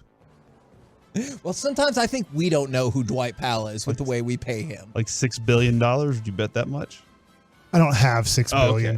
Smart. If he did, he would 100% buy the Mavericks and make a spectacle of Mark Cuban having to leave. Hold on. I wonder if I hit some sort of $6 super billion lottery and I yeah. had, let's just say, $12 billion. Yeah. And it was all tax free. I know where you're going. If I offered $6 billion to Mark Cuban, I think he would take it. I would be offering more than double the amount of the Mavericks. I think the Mavs are worth like $2.5 billion, or like would sell for maybe $3 billion. So I'd be offering double. I don't think he'd sell it to me. He'd be like, not that guy. I might show him up and make it better. Not Mike Bassick. That's what he would say, Kevin. And you know that's what he would say. From the 817, I haven't verified this, just like no one is verifying the Sportico thing. I'm going to get to that in a second.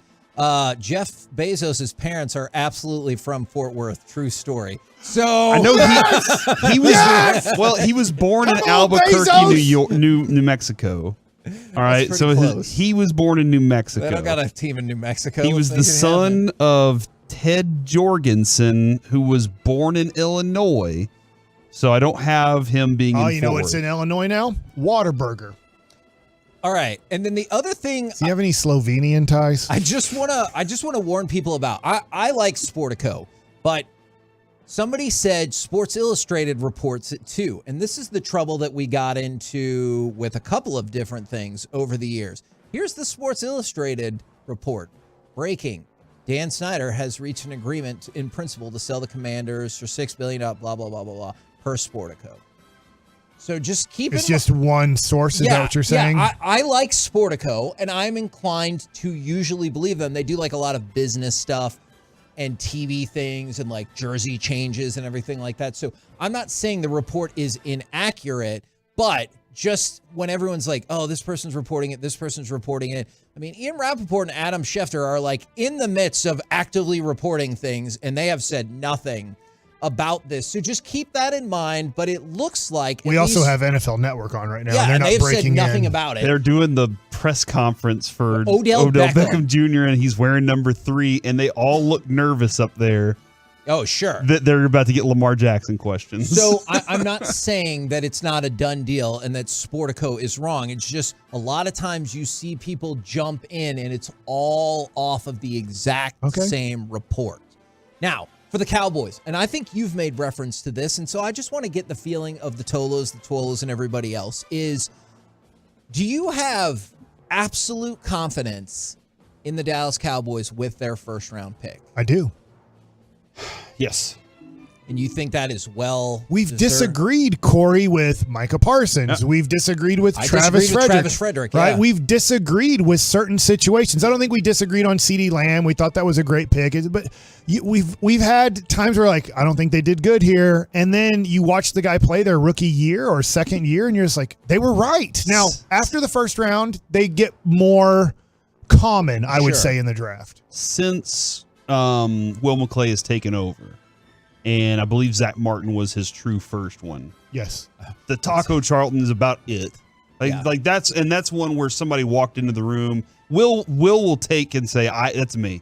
Because ultimately he has the final decision on that, I guess. I'm telling you, Jerry, you need to take this guy. But they allowed that to happen. And I think some people sit back and go, they don't love the Zeke one, but man, there were a few years where you loved the Zeke one. Yeah. Right? It was the contract that you didn't love. I stand firm that drafting Zeke was not a mistake. It was that contract. Zach Martin, Byron Jones, Zeke, Taco, Leighton Vander Esch, CeeDee Lamb, Micah Parsons, Tyler Smith. I mean, since he's taken over, we didn't like Tyler Smith. Let's be honest. We weren't like that crazy about Tyler Smith. There was a lot of, who, Yeah. what, Right. why? And it looks like it just through 1 year. And so I know Pro Football Focus had put out their best and worst at drafting in the first round. Big shocker. The Raiders are one of the worst, but they put the Cowboys as their flat out best at drafting in the first round since 2014. And I was just curious going into this draft, if everyone has confidence that it will work out. And from the 817, somebody immediately says, unless the Cowboys go tight end, I'll have faith in the pick. And that's what my son thinks as well, because I told him I thought tight end was definitely in play. I think so it's funny because smoke screen. That's who now I want. Doing my very, very, very little research in this draft. I feel like Dalton Kincaid looks like a great pick for the Dallas Cowboys. I get Ferguson. I get the shot guy. But Kelvin Joseph. No. Not Kelvin Joseph. I get it. What you're doing. Fergus shot. Yeah. But Peyton Hendershot. Yes. Dalton Kincaid watching highlights without watching all the game stuff that I know that Broadus and Chiafalo and Bobby Belt and all those guys are doing, is he does look special. He does look like a game-changing tight end, way better than Dalton Schultz. And Dalton Schultz was good. Yeah. What if we get great? And Ferguson is good. And you do play two tight ends quite a bit. And there's injury stuff there. So I'm not saying he's the only pick and I won't be happy with anything else. But if the Cowboys do at 26, take Dalton Kincaid, I would be very happy with that pick. Just in your history of, and I guess maybe Andy Reid has a really good concept here, but in the history of the West Coast offense, because Mike, maybe you remember better, were there great tight ends in the West Coast offense? I feel like Dwight Clark, one of the first ones ever. Chimura was a good tight end with Green Bay for a long time. I forgot about him, yeah. I do feel like tight ends play a major role. If you're saying Andy Reid runs somewhat of a West Coast system, because isn't he kind of from that tree? Yeah. I mean, obviously he has a great tight end right now. So I do feel like tight ends are used very valuably in a West Coast system. Now, take this for what you will. This is the brilliance of media. I will read it, and you tell me if this is just excellent or if this is passive-aggressive. Okay. So he quote tweeted Sportico, who had tweeted out 20 minutes before him. Josh Harris's group is, in fact, nearing a deal to buy the Commanders for just under $6 billion, sources say. Nothing is final or has been sent to the league. The bid still must be submitted and approved, but it is getting closer. Is that just quality reporting, or is that being like, no, I knew this, but it's not official, and there's nothing done? I will say the tweet I saw from him earlier was about Odell Beckham Jr.'s wearing number 3. So I think he's like, oh crap, hold on, somebody got me on this one. And then, but a lot of times, Kevin, they don't want to announce that until it is like concrete. Paperwork's about to be signed, everything's approved. So I get it. But yeah, there you are. You have that information. I mean, if it's true, like that's a great breaking story for Sportico, as it sounds more and more like it is. And when they say under $6 billion, does that mean it's going to be $5.9 billion? And you're going to be like, wow, that's still a lot. And then remember that that's the difference of $100 million. Like, that's crazy, right? He's worth $5.9 billion. Josh Harris. So one of the other investors is a billionaire. So he's got 2 billionaires involved, at least, and Magic Johnson, who has probably $1 billion. He's got I think so. He's got a crap ton of money. And his first contract in the NBA was a 30-year, $30 million contract. After his rookie year, he signed a 30-year, $30 million contract. Not 30 a year, just $1 million a year. Obviously, that got redone. I believe that is correct. Can you imagine if we signed Luka right now to a 30-year contract? I know you can't.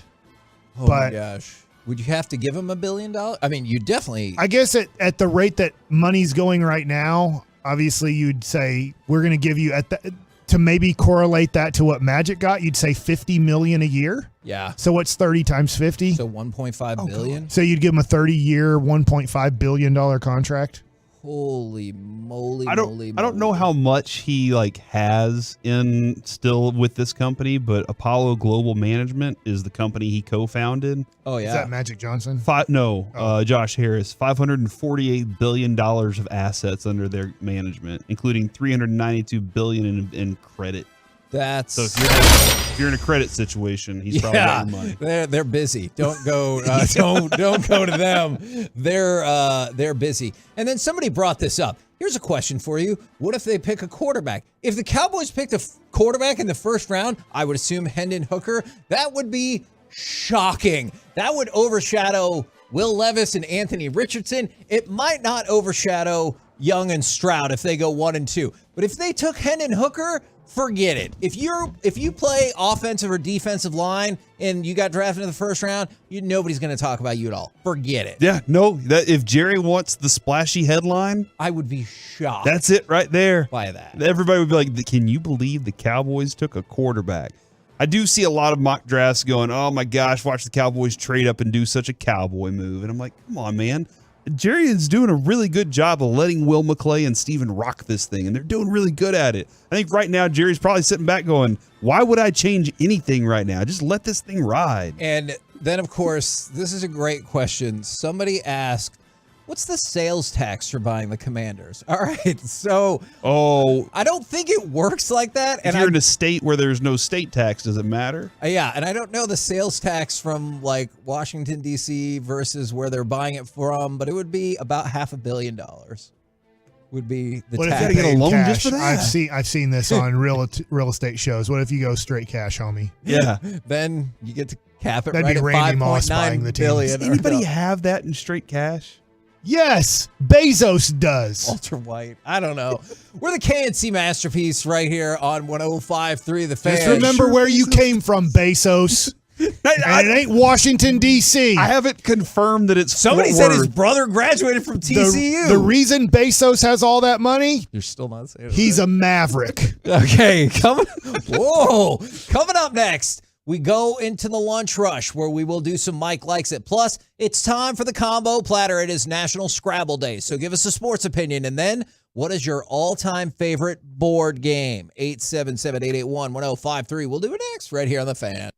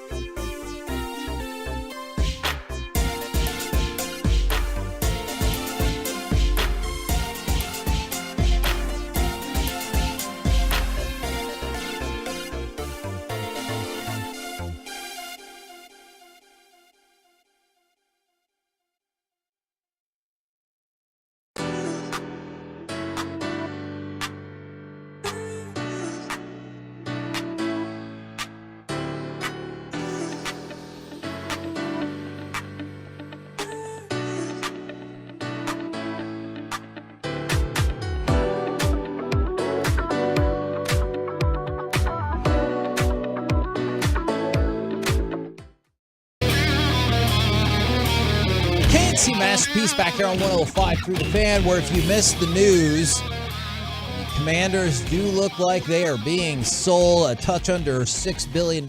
So, I don't know, $5.9 billion to the group led by Josh Harris, the co-owner of the 76ers. Magic Johnson's in that group. I know they have at least one other billionaire in that group. So there'll still be some league hurdles to overcome, and you got to get 3/4 of approval. But I have no doubt there are many people who want to get Daniel Snyder the hell out of the way.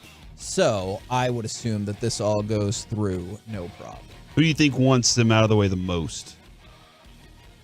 Roger Goodell in the league, quite frankly. Ron Rivera. He's like, come on, can we just focus on some football here, guys? Oh, yeah. You know what? I would think Ron Rivera would want to keep him there because he's too distracted to fire me and get a new coach because we found out Jerry's for Daniel Snyder. Yes. No, he absolutely isn't he? is. Wouldn't you say? No, he 100% is. I know Corey gave me a little bit of a face, but I'm pretty sure Jerry's pro Schneider. You didn't ask him about Daniel Snyder, right? No, it was about the report. Okay. That he railed against. And remember, we asked about we had asked in the past about if they think you need to move off of him, and he was like, no. Yeah. So and it might be because they're friends, or it might be because he thinks that Daniel Snyder does such a terrible job as an owner that's great. Keep on fighting. As long as they're clumsy over there, and I'm doing just fine over here. Absolutely. Now, let's look at what this Harris guy did with the Philadelphia 76ers. Trust the process. Yeah. 877-881-1053. It's National Scrabble Day. So it's time for the combo platter. Give us a sports opinion, and then what is your favorite all-time board game? Who would like to start? My sports opinion. Me. My sports opinion, then, Mike. Board games are dumb, don't you? Is we're screwed without Corey Seager. I think it's just one game. We have pitching, and that's fine, but now we have no hitting. We have zero hitters. You know who used to play shortstop? Jacob DeGrom. I don't. Okay. Next Shohei.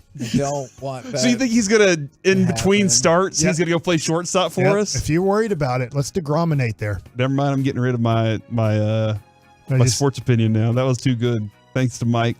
Thank you. And it's Monopoly. It's easily the best board game Did I hear ever. those stats this morning about fights and stuff? That's fine. If you can't win and you just aren't smart enough to understand the strategy of it, then don't play against somebody who's superior at it. I mean, it is. There's a lot of luckiness that comes with rolling the dice, but everybody else is dealing with the same stuff. Very similar to life. And a lot of properties of buying property and doing that whole process through it, it's very similar to what you're trying to accomplish in real life with buying properties and growing there too. So you just got to buy cheap and then add on to those so you can get money and then eventually buy the big ones. That's all you're doing with. Okay. It's super easy to play that game. From the 5-1-2, Dallas takes a tight end in the first round, and the QB is still trash. And then Twister. It's a board game with real humans. Is that a board game? Yeah. Where's the board? The board is the mat. You're the player. That's a mat, not a board. Okay, so if the surface was hard. Yes. It has to be hard or it doesn't work. Oh, my God. Go ahead and... Are there any... Name a board game that's on a soft playing surface. Twister. Hey, Mike, thanks for... Damn it. Man, Mike, you really are competitive today. Is... Competitive at Twister. Yeah, I swear to goodness. Is from the 214. Is there another soft board game? Thank you. I think that was what he was... If Bijan is there at 26, you have to take him. Best player in the draft, and then gotta love Settlers of Catan. Never played it. I want to. That's a game. It's the same thing I think about Dungeons and Dragons. And it's the same thing I think about some other games that Jess and her friends want to play. I hope they're not listening right now. The rules beat me down so hard. I just want the game to be over. The first time we played, I can't even remember. I don't know. It was the Magic Potions of Bogstein or something. I don't know. We played this. The Cones of Dunshire? Yeah. We played this game where you pull things out of this little sack, and then it's that will determine your next moves and everything like that. The rules took 20 minutes to explain. I was I don't even care if I lose. Let's just start playing. I might lose because I still don't understand the game. This is taking way too effing So you long. don't you've played a game and you don't really understand it. No, I understand. Well, my thought is always like, why don't you just start playing and we'll all figure it out? And that's what we did. And then eventually I got to be solid at it. It's a fun game, but I was so beat down. Is it that fun? It is really fun. Okay, I want to play. I'll have to find out the actual name of it. But yeah, like Settlers of Catan and Dungeons and Dragons always struck me as similar kind of games where you have to like know 8 encyclopedias of rules to even get it started. From the 817, the Stars are gonna win it all. And Monopoly is the best, even though it ends in chaos. Let me ask you a follow-up Monopoly question, since that's what you said. What percentage of Monopoly games feature cheating? It doesn't have to be from the banker taking too much extra money. Could be from somebody adding an extra hotel or house or whatever. What percentage of Monopoly games feature cheaters? None of mine. Like I want to play by the rules in my Monopoly game. I don't want to cheat at my Monopoly game. There's no reason to do that. You're only shorting yourself by cheating. All right. Okay. So I would say though there are a lot of cheaters out there at that game. Somebody will be like, "Oh, they walked away to go get a drink. Let's steal an extra $500 out of the bank." I get it. I mean, would it be better to say instead of cheating, mismanaged? You can miscount. But if you mismanage intentionally, isn't that? Yeah, I've seen people miscount the their Mavericks? where they land. They're like, "Oh, I'm about to land on luxury tax again. Let's just move it up." And I was very nervous about this, Corey. Got a text from the wife. I got multiple texts, and that's how I knew it was probably her. She said, "I'm definitely listening. You're a hater. So rude. You're a beatdown." That was in response to me saying, she said, "You're a beatdown." I will absolutely That's a admit fact. sometimes I'm a beatdown. And then she said, "You're just mad because you don't win." That is also fair. But I love the one about the Stars. They're fantastic. They're playing great hockey at the right time. They're in first place. We got a shot at winning the Central Division. Question off of the Stars are going to win it all. What's the percentage of people that love sports? Because I think you have to kind of, I'll say really like. You have to really like sports to listen to sports talk radio. I think if you don't really like sports, it's kind of like, yeah, they're going to find themselves going somewhere else for entertainment. Is how many of the people that listen to us are upset when we don't do that? When we don't say the Stars are going to win it all, or the Cowboys are going to win it all, or the Mavericks or the Rangers are going to win it all, that they think you're not a real fan unless you believe your team is always going to win it all. I to go in with that question, I think there are a lot of them, about half, maybe a third, probably 33% are They're mad like, if that you're not picking your 100% team to in win it. it all and win every game, you're not a fan of that team. On that front, you kind of have to be realistic that Boston's really freaking good. So to win it all this year, you have to beat a team that has your old coach and is kicking everybody's heads in, man. They're really good this year. So, and we have Fink here. He's a hockey expert. I'm sure he could break down how the Stars could beat, how they could beat the Boston Bruins in the Cup. I mean, but I can't do that right now. Well, it's tough because, like you said, most wins of all time, most points of all time. Like, so they'll clearly be a favorite, and you could probably merge a couple of teams, and I would still be like, ooh, I don't know. You could take the two Western Conference finalists and be like, coin flip. So, like, I want to believe it.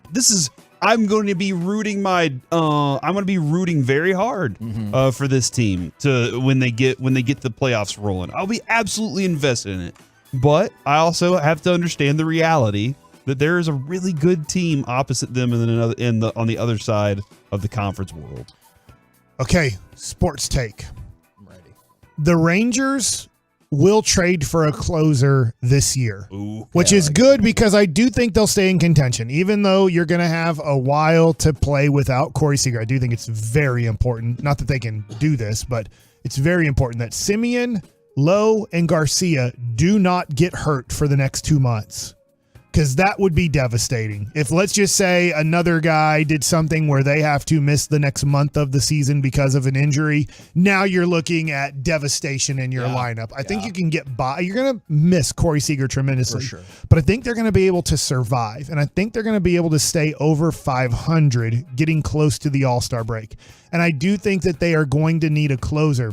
I'm looking at, I don't know his contract status and everything, but I looked at last night, Aroldis Chapman, the night before. Yeah. That is a guy who looks like he's back to old school Aroldis Chapman. But I'm looking at a guy named David Bednar, relief pitcher for the Pittsburgh Pirates. He has 4 saves right now. Now, I don't know his whole contract status. I don't know everything, but I'm just wondering, you have to look at teams that you don't think are going to compete for a playoff spot. And if they are looking to still kind of move forward in rebuilding, the Rangers have a lot of pieces to move, and usually relievers don't cost you a whole bunch. So I do think the Rangers are going to add a closer in kind of June, July. To add to this, Mike, you asked a question earlier. The Rangers have optioned Taylor Hearn to Round Rock. They've kind of needed probably some arms because, you know, when you use arms and I mean, I hate it for Taylor. It says Texas will have additional transaction for the 26-man roster prior to the club's next game on Friday at Houston. Yeah. Evan Grant says he would not be surprised if Sabors is activated or Barlow recalled. And that sucks. I don't think it's any secret that Taylor Hearn really likes our station, and we are friends. We love him. We are friends with him, but he's had a couple of kind of rough outings, and the spring maybe wasn't the best either. So this is a move that makes sense. I hope he does great and in Round Rock, and I hope he comes back up. But this is a move that makes sense. Yeah, and it happens. That's the harsh reality of a team trying to win. Is there's not kind of, hey, figure it out up here. If you can't, if you're struggling to, they'll say figure it out in AAA, and then when there's opportunity and you're doing good, there's a chance to come back on the team. So hopefully that happens for Taylor Hearn. I will say this, since they created the internet, there's no need for board games. They just need to take out the A in the name, and they should be called board games. So you don't see the appeal of like family time together? No. Or? Dude, you can play Roblox with your kid. That's true, but you that's sometimes family want to get rid time. of the screen time? I think you just take them outside and you say we're playing basketball or playing baseball. I mean, me and my family have started to get into poker. Yeah, you can start gambling with your kids. Yeah. It's a board game technically on a technicality. Didn't teach them when they have to go back. They go back I to think get their money. Now they're going. That's a card game. Fair enough. But yeah, they go back to get their money now. And then because they're like, You watch crap. that movie, Indecent Proposal, and you show them like what happens if you gamble too much. Why have we not gotten the Studio Movie Grill for a watching of Indecent Proposals? Since Seems Mike like the talks about one. that a lot. From the 559, we will sweep the Astros for the series. I hope you don't mean the whole season. Actually, I hope you do mean the whole season. Season sweep. And Settlers of Catan, again, is the vote. Now, you rule that card games, they don't count. Okay, fair. Oh, because they're soft. Yeah. From the 903, Luca is great, but out of shape, no defense, and their favorite board game is Monopoly because they're undefeated. Yeah, it's fun whenever you're winning. Whenever you're losing a game, Michael tell you. I played him in MLB The Show once. He lost his damn mind.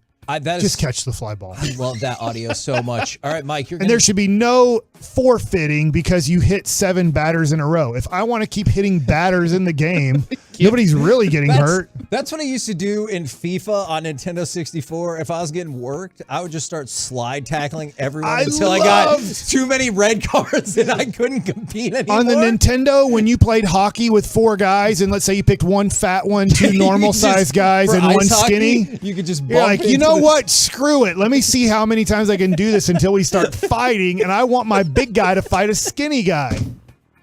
Absolutely. If you're of a certain age, that speaks to you so much. It speaks to me oh my gosh, that is amazing. If you're not of that age, you have zero clue what he's talking like, what the about. But hell? I know exactly what It's he's talking still about. a good game. I still have a Nintendo at my house. It's not hooked up. I played my son because he got the package on the Switch that he could play all the old Nintendo games. So we played that and Tecmo Bowl and all that stuff, and I just destroyed him. I love the strategy of just picking all fat ones or all skinny ones, because either I would like lumber along, but you could never take the puck from me, or I would try to just avoid any contact. From the 912 on National Scrabble Day for the Combo Platter, give us a sports opinion and then your favorite board game.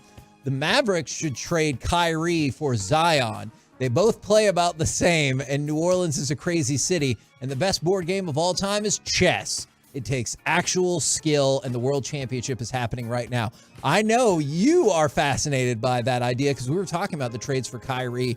I don't know how New Orleans feels about all this. I imagine they're pretty angry. They're protecting him, though, right now. Yes. And so I don't think they're probably happy. I wonder, does it make more sense for New Orleans to go, maybe we need more of a floor general? Brandon Ingram, great wing. You look at Valanciunas, great big man. At least really good big man. I mean, CJ McCollum, good scorer. He didn't score well the other night, but you just kind of look at it, you go, Zion. Maybe Zion isn't if he's not going to play and he's not going to make us a championship team. Do you look at Kyrie and go, we will take that risk because there's such a huge risk with Zion? If you're on the other side and you're the Mavericks, do you go, we will take the huge risk because he's the same age as Luka? So now if it does work, we have two guys that are of the same age and can grow together for the next 8 to 10 years. I don't know. I mean, I don't know. I have not heard that Kyrie's interested at all with New Orleans, but I don't know Kyrie. I just ask people who are in the NBA, and I've just heard the kind of LA, Phoenix is kind of places where Kyrie's interested in going. From the 469, my job is to say all my teams will win it all every year. I need you guys to set me straight. So that's what at least one listener says. They want to believe it, but they want us to let them know whether we're right. They're right. I or can't wrong. promise I'll be right, but we weren't BSing a couple weeks ago when I said I thought the Stars had the component to make a lengthy playoff run. I think they can absolutely make it to the Stanley Cup final. Now, I realize the potential matchup with Colorado, they will be underdog in that. But you look at the last time they made the Stanley Cup final just a few years ago, they were underdog in every single one of their and on the road series. for every game. Yeah, well, as everyone was, but yes, that is true. I think they have what it takes to potentially make the Stanley Cup final. From the Should we make sure that nobody goes to the games? So then they'll feel more at home, like the 20 this is how run. they won. Yeah. From the 817, the Cowboys take the cornerback from Maryland or Joey Porter Jr. in the first round, and the best board game is Clue. Who's the last first rounder we took from Maryland? I feel like I should know this. You should know this. I don't know. It's Randy White. Wow. Okay. All the way in Maryland. Man. I wasn't born when that happened. That worked out pretty dang well. So all right. Since you've been born, how many people have been good at football from Maryland at their university? I'm sure there are people that were actually playing high school football from it. I can't remember anybody good from Maryland playing football with those stupid helmets where it looks like they're either race carring or doing something else in Maryland. I have a feeling some people will let us know. And then just real quick, my sports opinion, and it might also be a life opinion, is I hope that I have the strength to be as strong as Giannis. Did you see that story a few years ago? He said he almost just quit basketball. I didn't read the whole story. I just saw the headline that he seriously sat down with the Bucks to talk about retiring. Yeah, because he said he's the type of person, if something doesn't make him happy, he can just walk away with it. So yes, he did say they sat down. He had the conversation with the front office, and this was right after he had signed his ginormous extension. And he said he was thinking, man, you can take that money and shove it in your, and like that's ear, basically bank account. Yes. And I think that's amazing Face hole. to be able to walk away. It doesn't taste good from that kind of money if it doesn't bring you joy in your life. And the best board game is Mousetrap. Now, I realize the level of tension when you get the whole thing to work and it's just down to the little cage falling on the rat. And do you want to flip the board over if it doesn't fall? For sure. But seeing that whole thing play out is amazing. I've never played this. No, and I won't. I wanted But you're to. familiar with it, I right? remember trying to set it up, but my best friend was trying to set it up on the carpet in his bedroom. Fail. And it would just falls over. Like everything just I got bored watching him try to set up the game. You have and to I have was a like, let's hardwood do floor or something else. tile Yeah. or something. Yeah. By Otherwise, the way, it's just not probably going to work. Mike, I do have a list of good people from Maryland. Torrey Smith was decent, right? Okay. Yannick Ngakoue, he was pretty good. Okay. Vernon Davis, the tight end. Sean was Merriman, good. the defensive end, and Stephon Diggs. Oh. I did not know. You're right. I did not know any of the people from Maryland, but there you go. Those are the people. And they went to the And University Booger of Maryland? McFarland. Booger McFarland. They went to the University of Maryland? Yeah. Okay. So I didn't know that, but now we know. We're the KNC Masterpiece. Randy White still wins. Right here on 105.3 The Fan. To this day. That should be our weird topic one day. Could Stephon Diggs ever be better than Randy White? Or could anyone who ever plays football at Maryland be better than Randy White? Dude, for sure. Now it's time for some Mike Likes It. All right, so let's go to the NBA, and let's go to, I'm at hoopshype.com. Okay, And they have a whole bunch of people who voted, by the way, like over 100. That voted on all of the awards that are about to come out in the NBA. Okay. Yeah. Let's start off with first team all NBA. This is who Hoops Hype has as their first team all NBA, and I feel like they've already started off by cheating because they have Embiid and Jokic on first team all NBA, and they can't be. Yeah. But they have Giannis Antetokounmpo. Yep. Shai Gilgeous-Alexander. Oh. And Luka Doncic. Okay. So they do have Luka still on first team All-NBA, but they are cheating because it's impossible. Yeah. Next year it won't be, but this year it still is. Embiid and Jokic, one has to be first team, one has to be second team. They don't allow two centers to be on the first team All-NBA. Second team All-NBA, they have Donovan Mitchell, Damian Lillard, Jimmy Butler, Jason Tatum, and Sabonis. Now, let me ask you this real quick. If you do this legally, where you have to take Embiid or Jokic off, which one are you taking off of first team All-NBA and moving them to second team All-NBA? Because one of them does have to come off first team All-NBA in the real voting. I'm taking Embiid off, but I also understand that, like, I probably like Jokic more than your average person. And who are you adding to the first team All-NBA, which obviously has to be a forward if Luka and Shai Gilgeous-Alexander are the guards? You go Tatum, right? I think so. Yeah, I agree with you. Now, I do think it will be Embiid first team All-NBA because it would be really. I think you're right. I think you're right. But in a weird way, I hope this happens. Embiid wins MVP and Jokic gets first team All-NBA. That would be so funny to me. Would make no sense to me. By the way, I mean, and they both had incredible seasons. Jokic, 24.5 points per game, 12 rebounds per game, 9.8 assists per game. He shot 63%. But then Embiid, 33 points per game, 10.2 rebounds per game, and he shot 55%. Like, they both had incredible seasons. I do kind of agree going forward that we might just have to do total points for the point leader. There's something to that. Because of how many games people sit out now in the NBA. Well, and that's why they try to make the switch with the 65 games for the awards and everything. Third team All-NBA, Hoops Hype has De'Aaron Fox, Steph Curry at the guards, Julius Randle and Kawhi Leonard at the forwards, and Anthony Davis at the other center spot. They said people that received votes that didn't make it: Kevin Durant, Pascal Siakam, Jaylen Brown, Lauri Markkanen, Anthony Edwards. Those were their top 5 guys that didn't make an All-NBA team, but got votes. Okay. All right, MVP. So MVP, this is where they had a zillion votes. With 61 votes, the winner is Joel Embiid. 58 votes to Nikola Jokic. Wow. Or Nikola Jokic. And then did Giannis go third? Giannis was third at 33. Tatum? Jason Tatum was fourth at 20. Is there any chance they go like with a Mitchell as opposed to Luka? Luka was fifth with 6 votes. Okay. So as much as, look, Luka, if he wants to become an MVP, if he wants to become a champion, he has to work a lot on his mental game and his physical body. But he's still first team All-NBA according to Hoops Hype, 5th overall in MVP voting. Rookie of the Year, this is closer than you would think. Really? Jaden Hardy. No. True. Paolo Banchero does win at 35 votes. Second with 19 votes. It's the dude from OKC. It's Jalen Williams. Yes, right? the kind of wing guard Jalen Williams, because they took 2 Jalen Williams. Yes, and I think they spelled their names differently, but you're right. And they both started. Yeah. last Jalen night. Williams, man, he has come on. I was wrong about this guy. He's better than I thought in the NBA. I thought his athleticism was going to hurt him, and I do wish he was a Dallas Maverick. That would be Walker Kessler with Utah, and then Jaden Ivey got 1 vote from Detroit. Defensive Player of the Year, he was picked right after Luka Doncic. Jaren Jackson Jr. does get the vote. He gets 26 votes. Brooke Lopez got 25 votes. I know it sounds funny and everything like that, but he's still around there. Did Evan Mobley get 1 vote? Okay.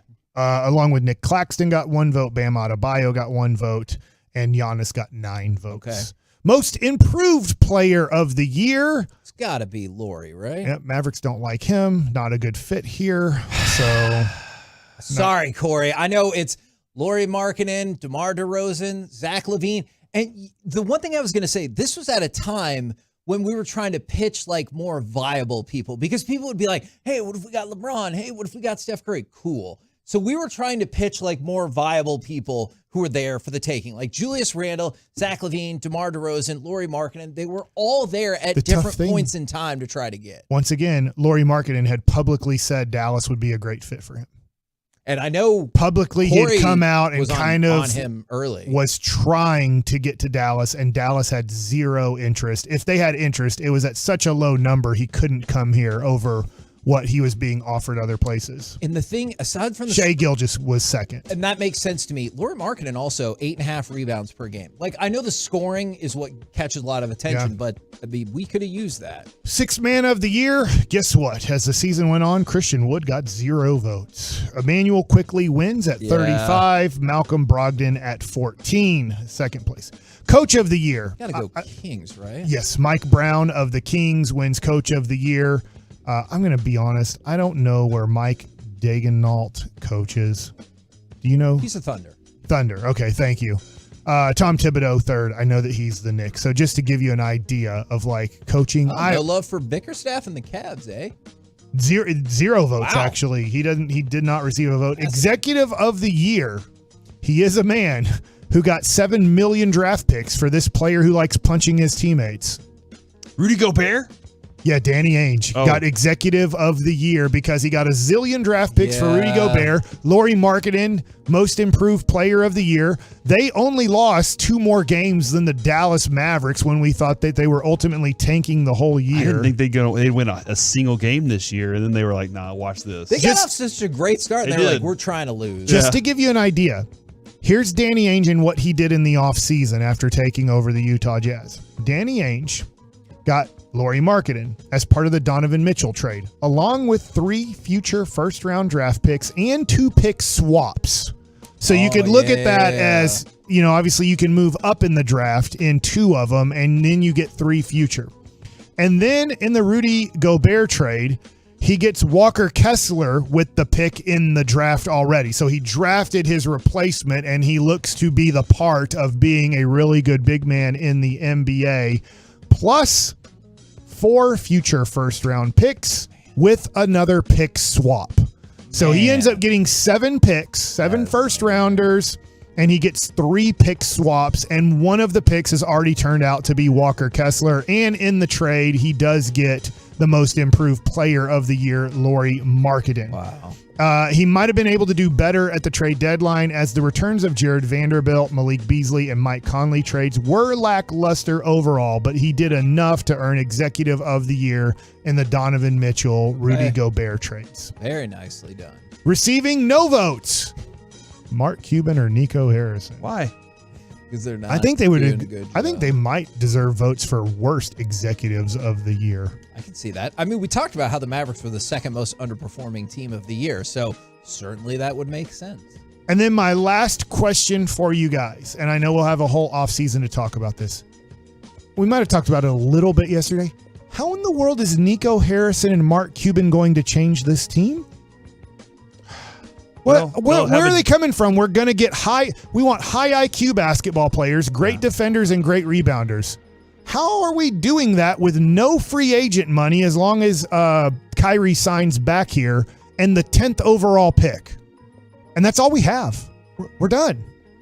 I don't know if they think the exception is going to bring some magical player, or I have great questions about that. I think they, like you guys have talked about, they might try to trade the number 10 pick. I have a lot of questions, but that's the best I could come up with is they're going to sign and trade Kyrie for 2 contracts. They're going to take 2 broken up contracts and then try and break. But I'm not saying they'd be lying in that they know that he's a free agent, but they said their number 1 priority is to bring back Kyrie and then add a lot of high IQ, great defenders and rebounders to this team. And I'm like, do they not know what the salary cap looks like? And do they not know their future assets? And do they not? They literally tried to trade throughout. They think they will outsmart everybody. You know that, Mike. They tried to trade Tim Hardaway Jr. They couldn't trade him. That's why they traded, according to the people that I know. The reason that they pulled the trigger on the Kyrie Irving trade quicker than maybe they wanted to negotiate maybe a hair more is because they needed the 3 to 4 days to try to get whatever they could for Tim Hardaway Jr. and Christian Wood. They thought they had value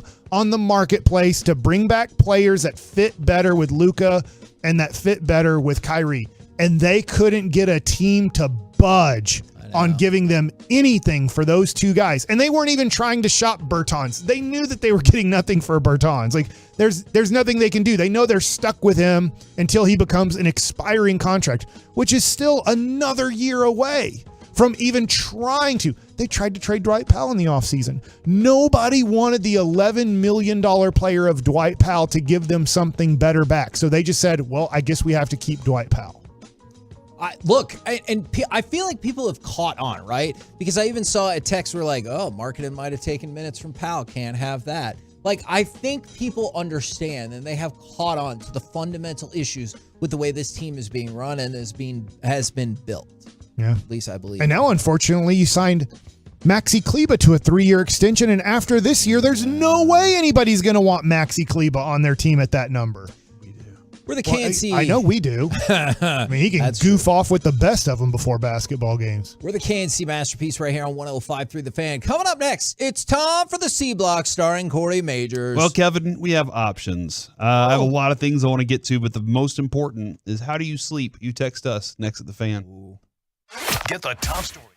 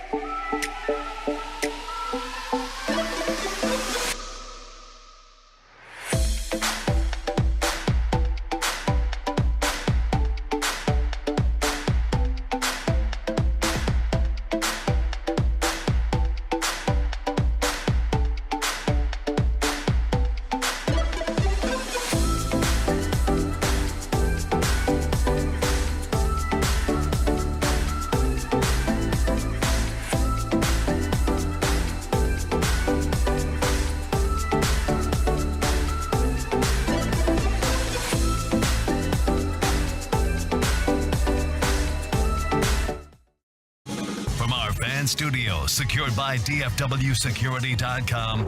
It's the KNC Masterpiece on 105.3 The Fan.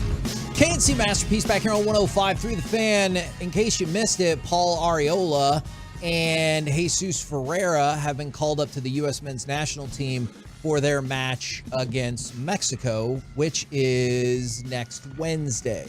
And so good on FC Dallas for still getting work done, especially with those two. Now, time for the C Block starring Corey Majors. A more important sports story. Oh, but I like them. Well, that's cool. Mike, it might be all said and done with for the Tampa Bay Rays. Jeffrey Springs, who was once a Texas Rangers pitcher, I do believe. Yeah, he was a Rangers pitcher for a couple of years. He's been a surprise starter for Tampa, and evidently he left in the fourth inning, appearing to feel something in his left hand. The Rays are going for a record-tying 13th straight win to start the season, Kevin. And Jeff Springs has to leave early, and guess what the score is in the Red Sox-Tampa Bay game? 0-0. He never gives up any runs. Well, it's 1-1 in the fourth. So they could lose, though, because their starter's not going to go deep in this game. Yeah. Last night they called up the rookie who's never pitched in the major leagues. He went 5 innings, gave up 1 run, I think, and struck out 8. It's insanely good. Earlier today, and I was he might have given up more than 1 run, but 2 like, runs. I don't want to be rude, but earlier today, look at the Braves. They lost all this stuff, and they have the best record in all of baseball. And I thought, surely you've heard about the way the Rays have started this season, right? They do not have the best record in baseball. That's Tampa. 877-881-1053. Rays and Braves, though, sound similar. Yeah. Well, they typed it, but I hear you. You can text in right now, 877-881-1053. How do you sleep? And this is a good example from the 254. Do you sleep with your No, eyes open? I do not sleep with my eyes I sleep with open. a classic sports game on, corking fan going. I don't know what a corking fan is. Favorite dog on the bed at my feet, and always have water by my side. We'll get back to that in just a minute, okay? But I wanted to go ahead and get the text started right now. Kevin, you brought something up in crosstalk 4 hours ago. Yep. And I was, or 3 hours ago. I couldn't understand. Felt like 4. It makes no sense the way you said it. But now that I look at it, I'm like, oh my gosh. So Zion Williamson, you said that you thought it was more foolish of them to sign him to a max deal. Yes. They were just like, yeah, we have to give him a max deal. No, you don't. And my mind was, he was the number 1 overall pick. Of course you're giving him a max deal. When was the last time that didn't happen? So I started to go back in the Anthony Bennett didn't get a max deal. The worst number 1 pick of all time. So LeBron James in 2003. That's a guy that you go, of course you give him a max deal. Dwight Howard was the next one for the Magic. I don't know if he got his max deal or whatever. I'm sure he got it. I mean, he went to the NBA Finals pretty quickly in his career. That's a no doubt you're keeping that guy. Andrew Bogut was the next one. Pass. I don't know if he got a max deal. I don't think he maxed out after his rookie contract. But he got a big contract. That's from the same year that Utah had the number 1 pick in the NFL and NBA drafts. Just ponder that. That's a thing that happened. Who's the Utah football team? Alex Smith. Oh, yeah. No, I think they're the Utes. I was like, what? The Utah They're not called NFL the Alex team? Smiths because they got number 1 pick. They didn't do it like the UNT does. They're like, hey, he was good at football. Mean Green. The next year, Andrea Bargnani. Oh, Bargnani. Yeah, he wasn't good. He wasn't good. Bargnani. I liked y'all's faces, though. The next year, Greg Oden. He didn't get a max. And then, all right, so Derrick Rose. Yep. Blake Griffin. Yep. John Wall. Yep. Kyrie. Yep. Anthony Davis. Yep. Anthony Bennett. The worst number 1 pick in the history of the NBA draft. It's not even close. Andrew Wiggins. I don't No, he didn't get a max, but he got like $24 million, which obviously isn't a max, but he got a nice contract. Cat. He maxed. Yeah. Ben Simmons. He maxed. Yeah, he's on a. That's why it's such. He's on a max contract right now. But that's an example of Zion, right? Where you're like, he didn't deserve it. Like you had all these problems. Well, and because Mike talks about this, and I know you say it like bonus baby, and I know we crush our teams for doing this, but we ain't the only ones. If you were drafted highly, people will give you lots and lots and lots of chances. And like Markel Fultz, I know DeAndre Ayton's in a weird spot here too. Like he's got money, but this is, again, you're talking about they'll give him money. It makes sense that you drafted him number 1 overall. Of course you're going to give him that deal. And you could never make a mistake. But this dude, has he played more than 60 games? In a season, I don't think so. Total, I have yes. it. His rookie year, he played in 24 games. The next year, he played in 61 games. Oh. The year after that, he played in 0 games. And then the year after that is this year, and he played in 29 games. He's played in 114 games in 4 years. So that makes a billion, like with Greg Oden too. It makes so much sense to no, I don't have to give him the max deal. But there is this like he's his got body so will much be fresh talent. because he hasn't used his body at all. Whoops. He used it all at Duke. So anyway, I've been kind of trying to figure out, are they still not good at drafting number 1 overall? Is that still a problem for people in that like the Anthony Bennett's and the size, Ben Simmonses? still size will dictate. Once again, I can't teach him to be 7 feet tall. I can't teach Luka to be 7 feet. I already got DeAndre Ayton at 7 feet tall. I'm just going to teach him how to be Hakeem Olajuwon. I'm going to teach him how to be whatever you want him to be, but I can't teach 7 feet tall, so I'm going to draft a 7-footer. I know you did name some smaller guards in there, but for the most part, big will always beat little if there's a tiebreaker. And like TBD about Cade Cunningham. Like I know he looked good in his first year, but then he got hurt. And like who knows how that injury is going to derail you. I still think there's a lot of like greatness in those number 1 picks, but you're right. Whether you focus in on Simmons, Zion, Bennett, whoever. How many people right now are like, who's Bennett again? I missed it a minute ago. You can absolutely get some duds in there. All right. That's why I thought it was dumb. And one of the things, you know what they said at the time was like, well, obviously he's a max player. And I was like, what do you mean obviously? And then the logic was, well, if we don't max him, somebody else will. Yeah, then let them deal with it. Would you have done that? No, I would not have maxed The thing is, Would you have let somebody else deal with it though? Yeah, because I would have brokered a trade before that because he's still on his rookie deal. I would have done what the Phoenix Suns did with their number 1 overall pick, DeAndre Ayton. And I'd have been like, you're restricted. Go shop yourself in the marketplace, and we'll match it if we feel like matching it. And what happened is DeAndre Ayton got less than a max because he got the max from Indiana. But Phoenix could give him more money because they controlled his rights. So you can always they give matched more. what So he like, got all right, offered. go see if you can go get a max from somebody else, which we know will be 1 less year and less money. And he did from Indiana. And 3 seconds later, they matched that contract. And I do think, unless they win the championship or go to the NBA Finals, I do think they're going to trade DeAndre Ayton in this offseason. But they're going to get assets for him. So I think that's what New Orleans should have done. Go shop yourself. Let's see if you can get a max. Yeah. And he probably would have, but it would have been 1 less year at less money.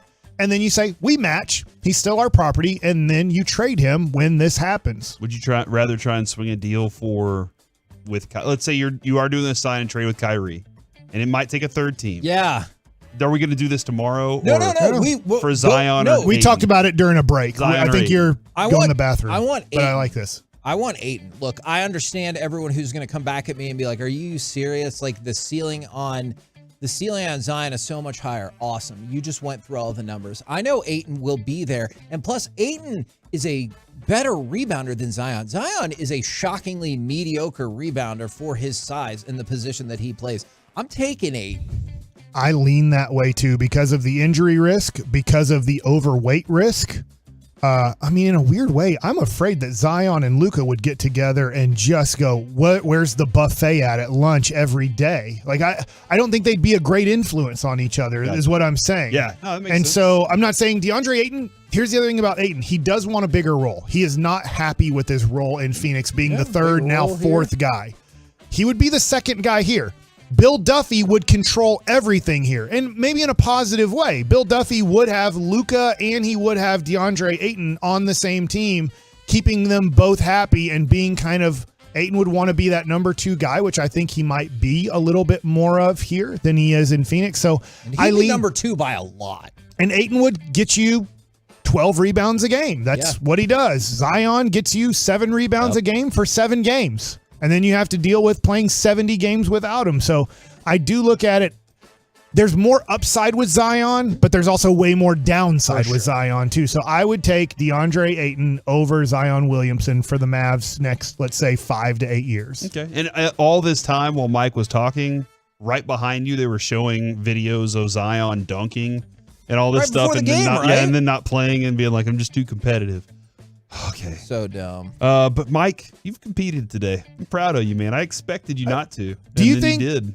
I wonder this. Thank you. I wonder if Zion was scared of getting hurt again because all he does is get hurt every time he plays basketball. He gets hurt. Was he scared of being so physically out of shape? And I should say like cardio out of shape because he hasn't played since the new year. Yeah. January, February, March. Now a little bit part of it. If you haven't played fast-paced pickup basketball for 3 months and you get out there, you are going to look out of shape in multiple ways with his body in a basketball jersey, which you can't hide. Yeah. Right? I mean, that's the tough thing about a basketball jersey. You cannot hide your fat arms and you cannot hide at times your fat legs.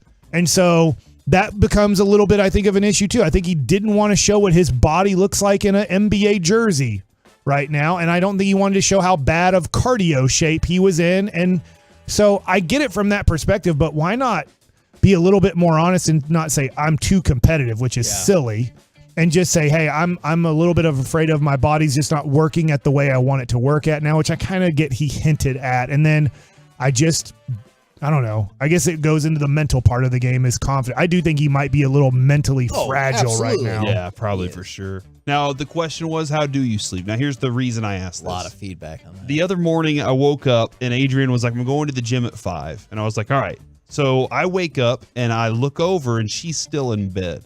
That being said, it is very dark. So I did feel to make sure she was there. And let's just say there was something I felt that let me know that it was her. Keep going. It was her nose. I know her nose by the feel. Anyway, so I was like, all right, so it's got to be before 5 in the morning. Let's go line up 10 women with Adrian in the lineup, him blindfolded, and see if he can tell which nose is hers. No way. I guarantee it. Oh, I don't know. I guarantee it. If you were talking about her boobs. Oh my gosh, we cannot run that experiment. That's a different. Well, they have to sign off. But yeah, everybody, all the women would have to be like, okay, or guys. Sure. That being said, around that time I looked over. I was like, okay, so it's before 5 in the morning. I don't have a clock in my bedroom. I don't know. I don't have like an alarm. I have my phone, but I would have to roll over, grab my phone, look at it, and see what time it is. I don't want anything in my room that lets me know what time it is. So around this time, I was like, so it must be like 4 in the morning, right before 5. And then I went back to sleep and I rolled back over. She's still there. I was like, oh man, it must have been 3 when I woke up earlier because I didn't want to look at my phone. And then my alarm went off and it was 6 o'clock. I was like, holy crap. Are you calling out your wife for not working out? She did go work out that day. She just went later in the day. She went at 7 instead. So PM or AM? AM. She went and dropped the kids off and went directly to the gym. That being said, I don't like to have I want it to be dark. I don't want even there's a little green light on the plug box. It's one of those, those plug boxes. It shines in my bathroom. I shut the bathroom door so I don't have to. I want it to be dark and quiet and have a sound machine. That's how I have to sleep. And this is why we do not make great roommates. No, we do not. Because first of all, I don't understand the silence when your sound machine is like, yes, it makes me not think. It is so loud. But it is so loud. I need the TV going, so I could see why you would hate that. But the idea of not having a clock in my bedroom can't have it. Freaks me out. Like, I need to know. Is it 7:59 versus 7:52? I have decisions to make. Like, I need to know exactly what time it is at all times for whatever reason. I just need to know. But you're right. There's a lot of feedback. Why do you need to know? Why do you need to know what time it is when, just go back to sleep? I think you have underestimated how much of my life is dictated by time. You let a clock rule you, huh? I rule the clock. Okay, by all right. knowing what time it is. But you see that it's 1 minute till. Yeah, this was one of the this was and then you have a value judgment decision. This is one of the first yes, you do. Don't shake your head at me, Rigo. You absolutely do. This is one of the first not fights, but discussions I had with my wife. We were going on a trip and I said we need to leave at 10. You felt it was like a discussion. That's probably true. I said we need to leave at 10 o'clock. We got in the car. We're backing away at 10:10. She goes, see, look, we're on time. We made it, and reached for a high five. I said, we're absolutely not on time. 10 o'clock is 10 o'clock, not 10:10, not whatever. like, I said it nicer than that, but her family operates very different than I do. It's like, hey, what time are you gonna, noonish, maybe 1:30? Like, I don't understand how people function like that. I love it. Yeah, no, my girlfriend operates basically the exact same way, where it's like she's she tries to be very punctual. She'll leave home from work to go to work maybe about, I want to say a good 30 to 45 minutes before she actually has to be there to get there, like 15 minutes and relax in the car. Like, she just sits there. You hear Rigo bragging? Yeah. I know. He's got a girlfriend. You don't have a girlfriend. That is in your true. face, Joey, right? And Reggie. Oh, yeah, Joey's got a girlfriend. The one that doesn't live here. Reggie, however, does not. Well, that you know of. I am not convinced that he is just like, I don't want my business out there. That makes a lot of sense. He doesn't want that. Probably all the women are jealous. He's always watching the WNBA. That's from the 302. I sleep with my eyes closed every night next to my lover. I feel like those are just shots against me. We sleep in this new sleep number bed that doesn't keep its number. Derek, you sold me a bed that we start at 60 and we end at 20 at the end of the night. What is happening? Well, Mike, you and Sue, huh? Yeah. Good job. We're not. Oh my God. All we're doing is sinking. Feels like we're a Toro or whatever in the never-ending story. That horse or whatever. Did you say El Toro? Artex. Yeah. Yeah, and I think he was referring to a Atreyu. Yeah, he was talking about Atreyu the for horse sure. was. That was the guy. Nobody knows who the horse is. Bro, it's Artex, you know? Because I know that. There's a thread out there that says this is why our generation had so much trouble, because the horse said if you're having problems or feeling sad, just give up and sink into the muck. From the 903, 2 fans on at all time when I sleep. From the 469, on my back, right hand on my heart, left hand on my belly. From the 214, I sleep naked with a TV playing. My wife calls... It's like you two combined. Yeah, actually, kind of. My wife calls them man tunes because I always go to sleep watching Family Guy or South Park or The Simpsons or King of the Hill. It's like one of those. See, that's the thing. I want the TV on because I want entertainment. And that's my problem is if I'm watching that show, I'm not falling asleep to it. I need to watch something boring, But like see, Perry Mason. That's why C-SPAN. That's why not the new Perry Mason. That's why I picked the man tunes, is because I've seen them a million times. And it helps me not think, because sometimes I think about, I don't know, eternity or concepts like that, and it freaks me out, and I start to, kind of panic and stuff, and I was like, oh my God, it never ends. Eternity? Yes, eternity freaks me out. The idea that something never, ever ends. Okay, the concept of life and death. Yeah, Do I'm you starting want to freak out die? just a little bit. No, I don't. But you also don't want eternity. I want it to be that terrible Vanilla Sky idea where I can just live my life in some computer simulation or whatever. Like, if this is the Matrix, just keep doing this. All That's right. I'm okay with that. I'll harvest my body for nutrients or whatever the machines are doing. I'll be okay. We're the KNC masterpiece right here on 105.3 The Fan. Coming up next. We're not fighting for charity, me and Sean, by the way. I don't Somebody's know. like, I think Corey's going to show Sean Sharif how to sleep. We're not doing that. Coming up next, are these 2 positive trends sustainable for the Rangers? Let's talk about it next right here, The Fan.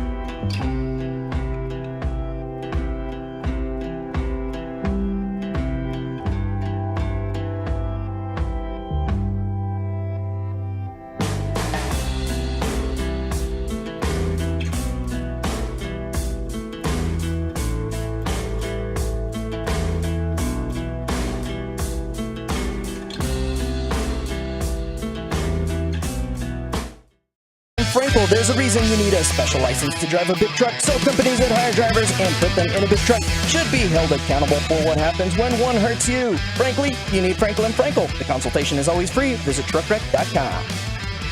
Hold for a while and come home with the pitch. Swing and a miss. Splitter away gets Perez for the final out in the inning. KNC Masterpiece back here on 105.3 The Fan.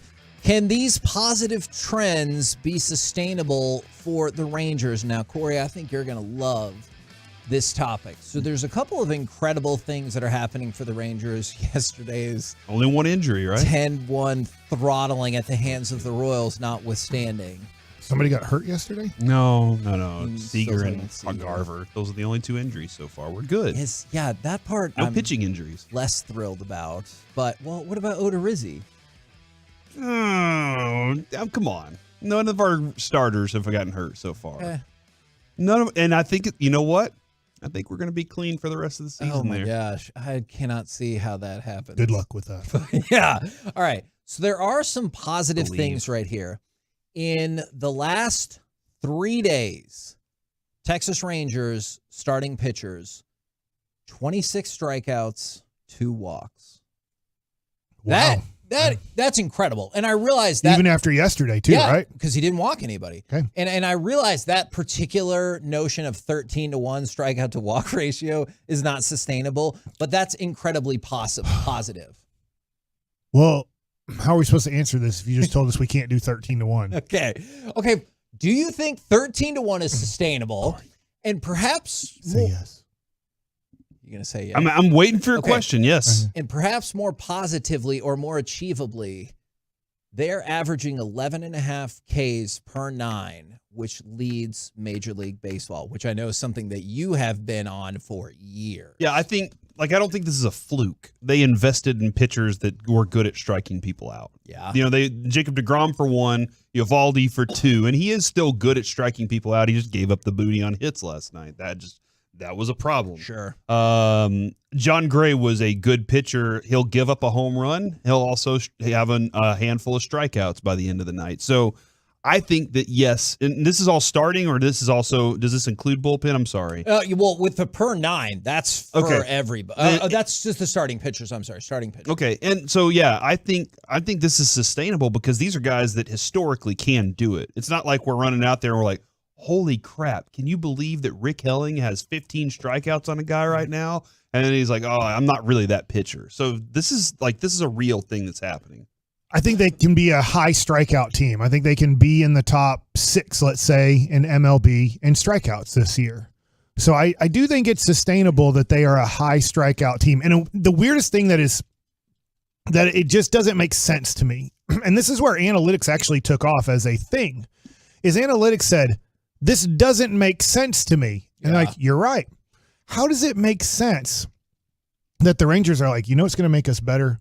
We need to strike out more people. It's less opportunity for things to go wrong because the ball's not in play. And then you take your 15 hitters and you say, I don't care if you strike out. How does that make sense? Yeah. How does that make sense? Man, that's really interesting, yeah. You're like, look, if you're a pitcher and you allow them to put the ball in play, man, bad things can happen. Yeah, some good things can happen, but bad things can happen. And then you tell your hitters, I don't care if you strike out. An out is an out. Yeah, and Mike, that's really interesting because what I didn't do in that study of the years where more often than not, you're going to get about 6 teams in the playoffs that are in the top 10 in strikeouts as a pitching staff. Right. I don't think I looked at the other side to see if they matched up and they were really low in strikeouts as a team. I know also. like the Yankees were very high in strikeouts, but if you think about it with Giancarlo Stanton, and I know they were producing runs at a massive because pace. they have so many power hitters in their lineup, but it's always interesting to me. I like what you're bringing here. And I do think the Rangers have had a change in philosophy of striking out is bad. It's not the end of the world when you're up to the plate, but let's not just say, hey, swing and miss, because every once in a while you'll hit a home run. Derek's approach from Wash about series, Kevin, was you want to go in and win the series. And I think that's kind of I know this is a different approach the same way at the plate. you have 2 opportunities to win the at bat. Yeah. And then on the third one, don't get swept. Like that's at the plate on your third opportunity. Don't give yourself a strikeout. Try to put it in play. My 14-year-old son was at the game last night, and I told him Josh Young came up 10-1 ball game and said, this is still an important at bat. Either Simeon, whoever it is, Simeon, who has thousands of at-bats, has all the money in the world he'll ever need playing baseball, and Josh Young, who's trying to establish himself as an everyday player in the major leagues. I'm like, these are still important at-bats. You can learn something from these at-bats. You can get better with these at-bats. Jonathan Hernandez can get better with this inning here. So I know it's off the beaten path, but I just, last night, kind of to your point, Corey, there's still a lot to be gained, even in a 10-1 ball game. Yes, the game is over, but how can this is where you get a little bit selfish. How can I still get better? And also with stats, how can I put up the stats to get money? Because at the end of the day, I don't know how many home runs last year did Corey Seager hit that were game-winning, game-tying, big-time home runs. It didn't feel like a lot. Right. But, but we don't know how many times did he hit a home run that was, a game where it was 10-1. Yeah. We don't know. At the end of the year, we just say Aaron Judge had 62 home runs. Yeah, my buddy always was like, David Murphy is the guy that hits home runs when they don't matter. And I was like, I don't know if you have a stat on that, but he was like, it just feels that way. And I was like, okay. So a lot of this info comes from a couple of different sources. First of all, I saw an article from Levi Weaver talking about the walks, and I think this is encouraging, especially since, the Rangers only had 2 walks for the game yesterday. I feel like it's safe to say most games, if you only have 2 walks, you'll feel good about that. Is that fair for the entire game? You gave up 2 walks. You should be pretty successful. Okay. As a team, if you're only walking 2 guys a game, there's a good chance you're going to have a good game as a Unless team. you're giving up like 10, 15 hits a game. Yeah. Yes. No, I hear you on that. So through the weekend, and so the first 8 games, the Rangers had a 3.61 strikeout to walk ratio for all their pitchers. Good. That was 6th best in baseball. Last year, it was 2.26, which was 26th in baseball. So they're lowering the walks and raising the K rate. Now, this is what I know you love, Corey. I'm going to go all the way back to 2014. This is Rangers starting pitchers. Thank you, Jared Sandler, for this. Their strikeouts per 9 ranking in the league, starting with 2014. 27th, 30th, 26th, 30th, 30th, 16th, 26th, 27th, 19th. They peak out at 16, and early on, they are first. So I'm not saying, I guess what I'm curious about the trend is, can they stay, let's even say, top 5? Because that's kind of the sweet spot that Corey had put out is if you're top 5, that puts you ahead of the game for playoffs. I think they can. Yes. Because DeGrom's going to be a strikeout leader. Yeah. I think we see from Nathan Eovaldi and his career, he can strike out quite a few guys.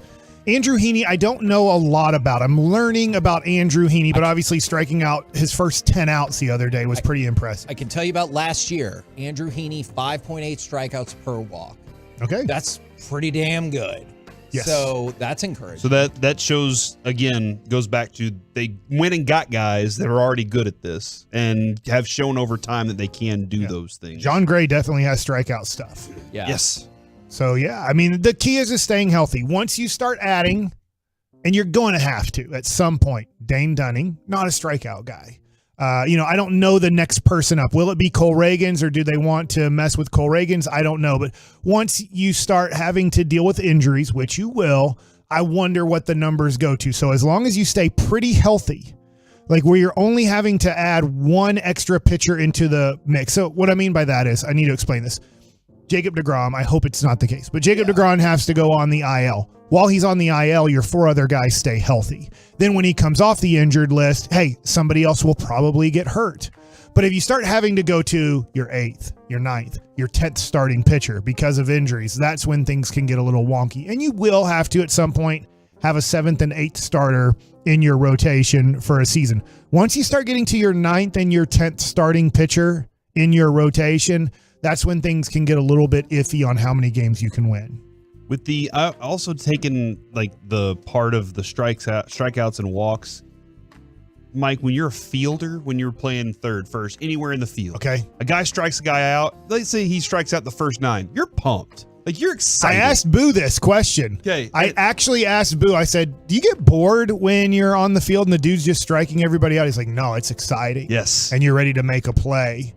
he's got, he didn't say this, but I assume this. It's when guys have 6-pitch walk, 5-pitch walk, 7-pitch walk, and there has been a play where you're just like, God Almighty, I'm just sitting out here and watching dudes just walk to first base. Yeah, and you feel helpless and you can't do anything about it. Right. Like at least if your pitcher is striking dudes out, you're like, I'm part of this right now. I'm ready for the moment. I don't want to let this dude down. But the walks part of it, you're just like, I can't do anything about that. And what am I mean, he's not even letting these guys put the ball in play right now. I will say so far, not watching every game because I missed a few when I was in Colorado, they still need to play a little bit better defense. Yes, I feel like there's plays that aren't considered errors in games that you're like, you got to make that play. That was how I felt about the Josh Young, I know it was about a week ago now, but the infield hit is because he double pumped before he threw the ball, and I was like, you got to make that play. Last night, he had a play that he should have made, and he'd say he should have made it, and it led to 3 runs in an inning. When Jacob deGrom pitched, Adolis Garcia missed a fly ball. It hit him in his glove and just fell out. Now, it wasn't an easy play,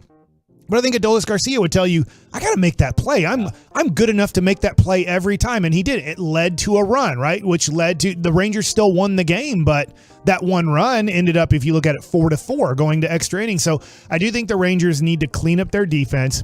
Leody Taveras being up in the major leagues should help out because that's his trait. He is a very good defensive outfielder. He has to be better, though, at hitting this year than last year. Excellent insight there to hopefully help soothe some of the pain from the 10-1 loss to Kansas City yesterday.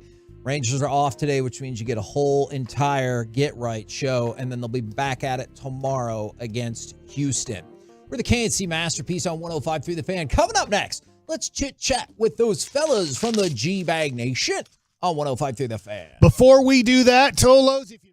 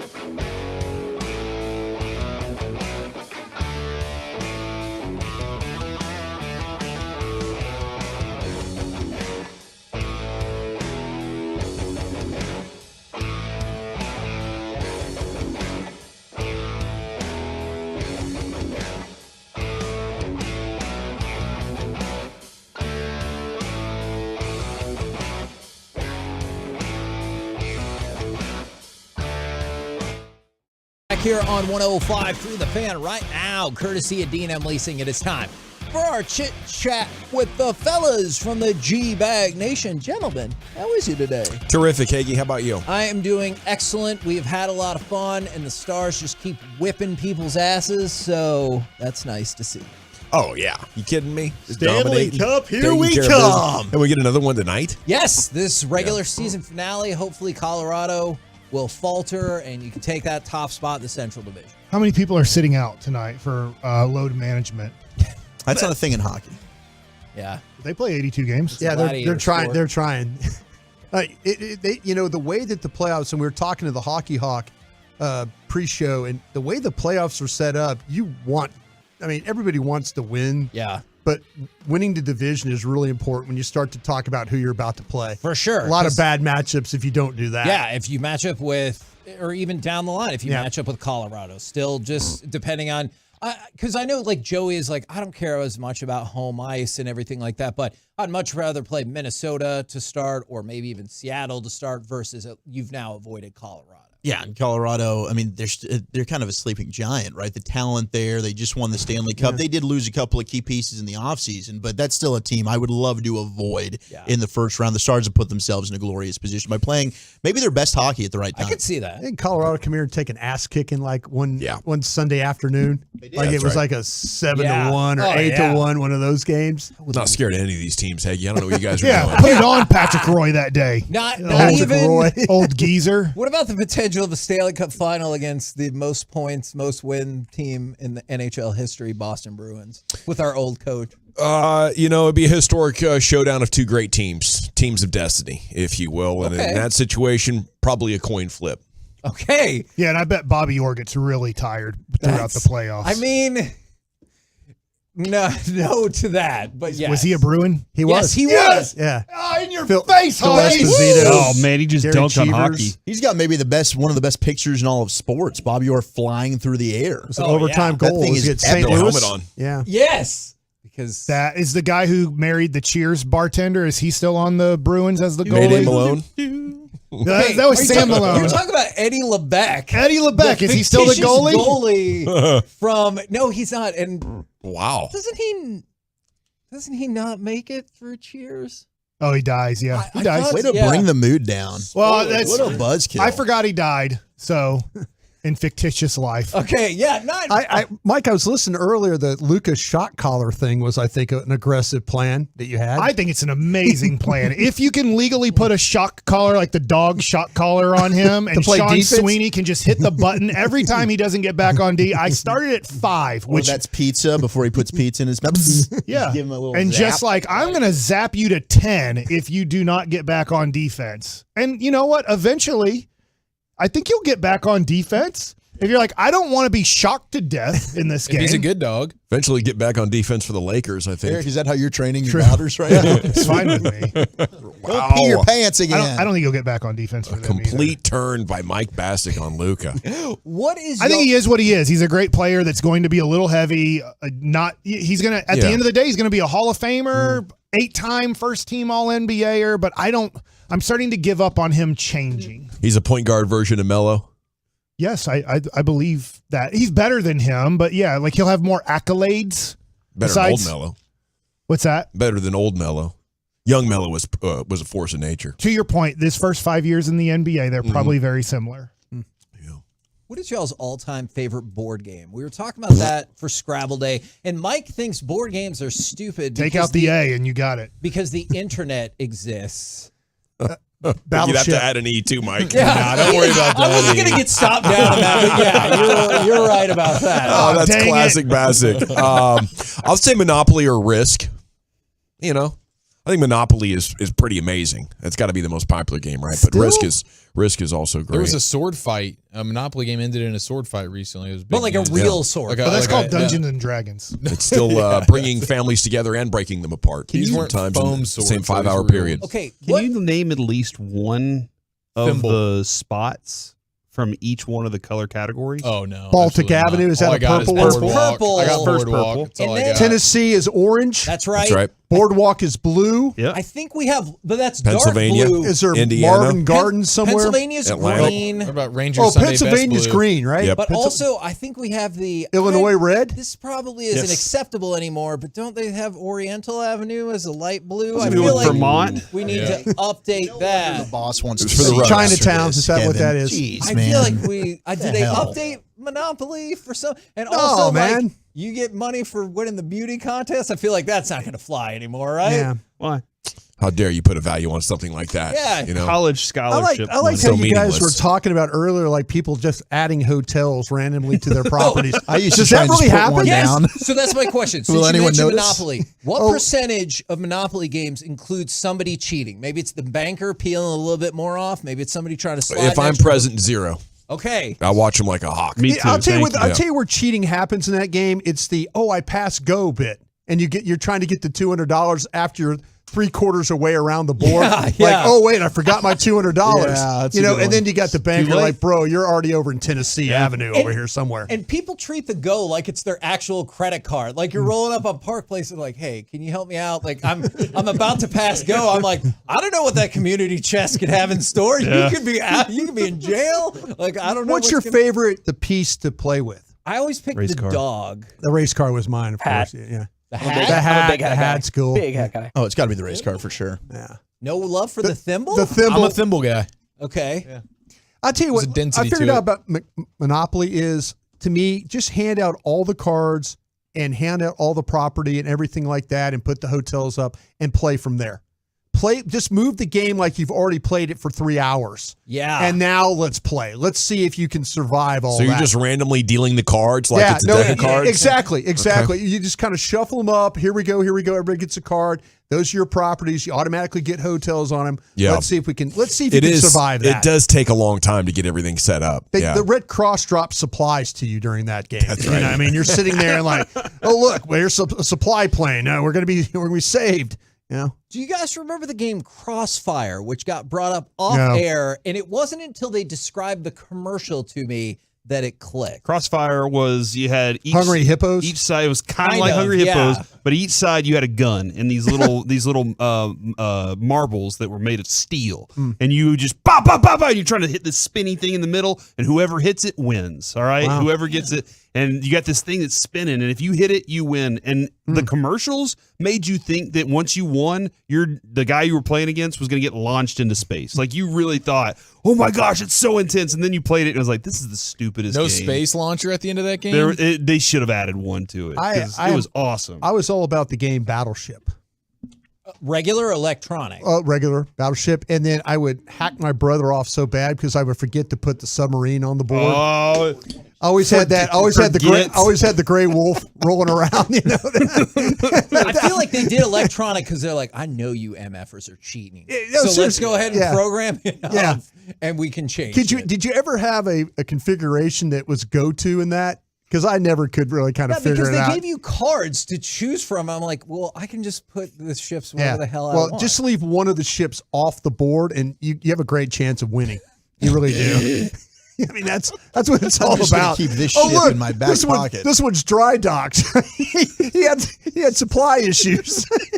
I love I'd it. make something up, like my brother would go, oh yeah, he'd start losing his mind. Engine And he would literally grab the board and turn it around, and he'd see the little submarine laying like, in "You cheating." lay in the harbor. The little submarine was laying in the harbor. Man, maybe that should have been the question. What's the most cheatable board game? Because Battleship and Monopoly getting a lot of play in here. Yeah. What was the game? Is it Risk? What's the one? Game of World Domination. Well, the game where they had New Guinea. You had countries. Yeah, Risk. That was I always Risk. got trapped in New Guinea. Always. It was always a bad move. I was always on the other side of the world, and That was a subplot of a Seinfeld episode. yeah. Well, I always got trapped there. My vote was Mousetrap.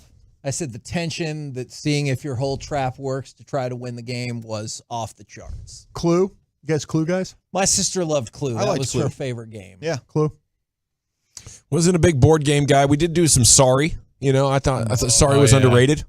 You know, That had feels good like pace that'd to start it. a fight. Oh yeah, Sorry will start a fight real quick.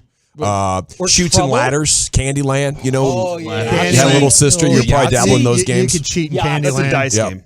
Yahtzee.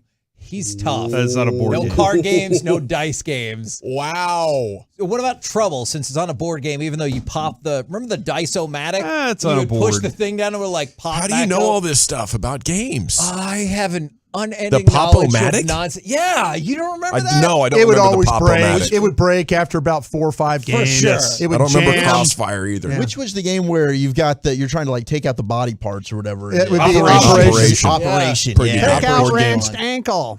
Winner. Ha, ha, ha. And you know what really screwed you over? If you stuck like the bread loaf into the wrench, then you could never get the bread loaf out. It wouldn't work. I know, it's hard. Yeah. It was always so jarring when you heard the Yeah. Oh, yeah. Yeah. Because they were training you. They were training to you become a to doctor. to failure. Yeah, like, oh, Yeah. geez, the guy died on my watch. It's very tense. Yeah. What do you guys got coming up on the program today? Pure Gold, as always, thanks for asking. ESPN baseball analyst Eduardo Perez at 4 o'clock. And we're going to talk some Rangers with him. Will you ask him if you get a chance? One of his colleagues at ESPN.com said the Rangers will be the last team standing from the AL West in October.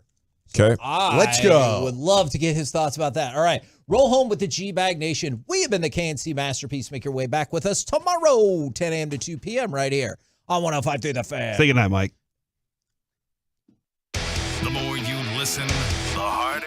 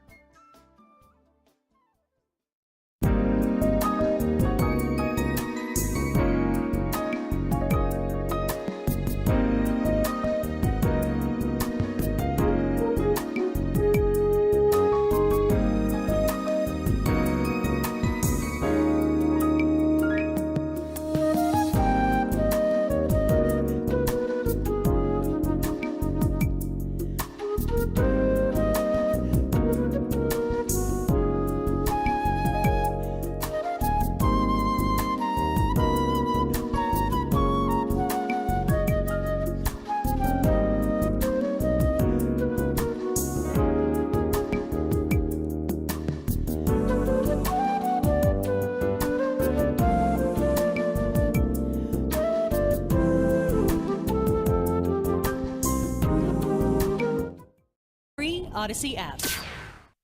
From our fan studio, secured by DFWsecurity.com, you're rolling with the G-Bang Nation on 105.3 The Fan. Here we go. Hour 1, G-Bag Nation here on 105.3 The Fan. Hope you're having a fantastic day. General at your service at ease. There's Brian Broadus, the battleship cheater of all time. He thought it was funny.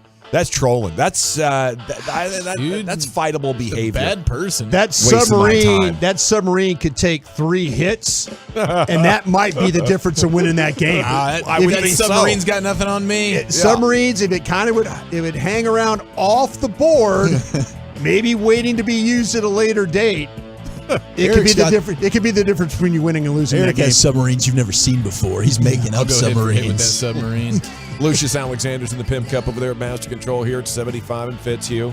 We have the G-Bag of the day coming up at 2:30. LA Live at 5:40.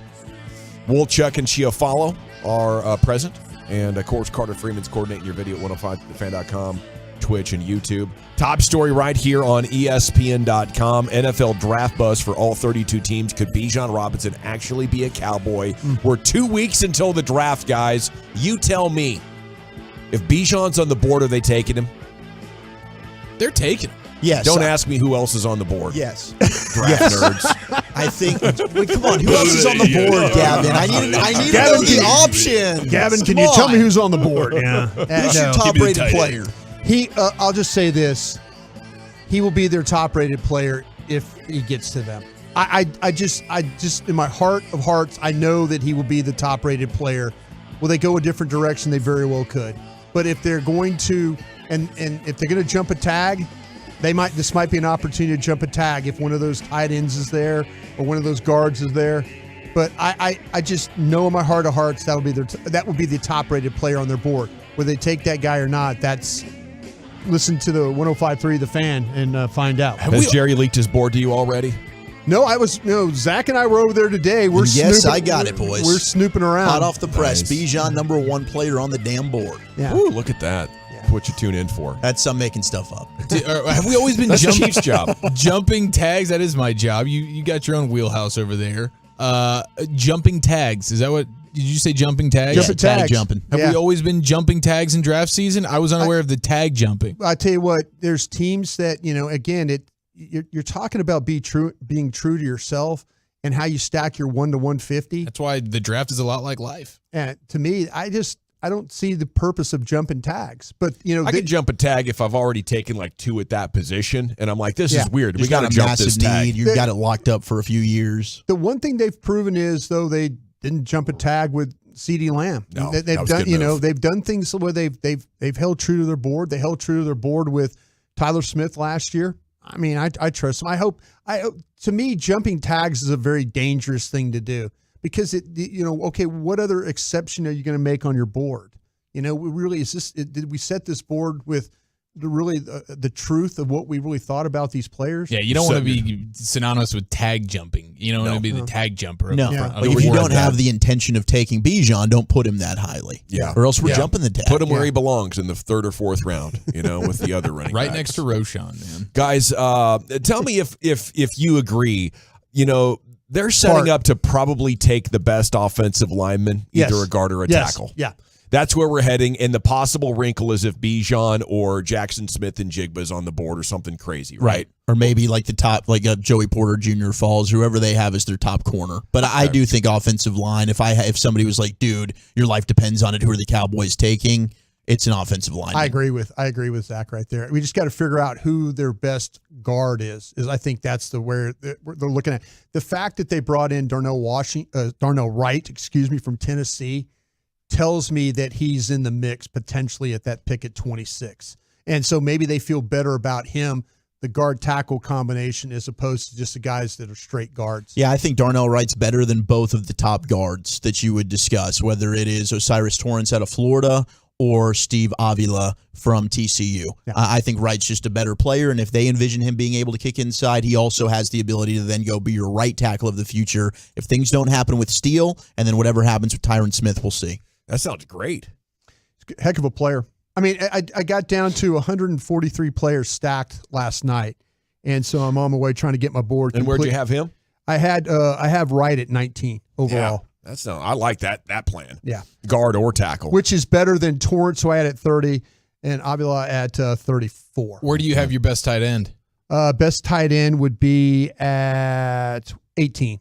Okay, see, so that if the Cowboys view the tight end spot and that guy at the same, I mean, you have both those guys being neck and neck if they're number one tight ends on the board. That would would that be your next guess? Like if they don't go O-line, it's because they're best tight ends on the board? Yes, I think so. And but those tags are touching now, right? Those tags you are can, right. You can jump touching tags. No, you can. It's a good question. Are they rubbing together? You're touching, rubbing together, however you want to call it. Me and Walchuk used to touch tags all the time. Excuse me?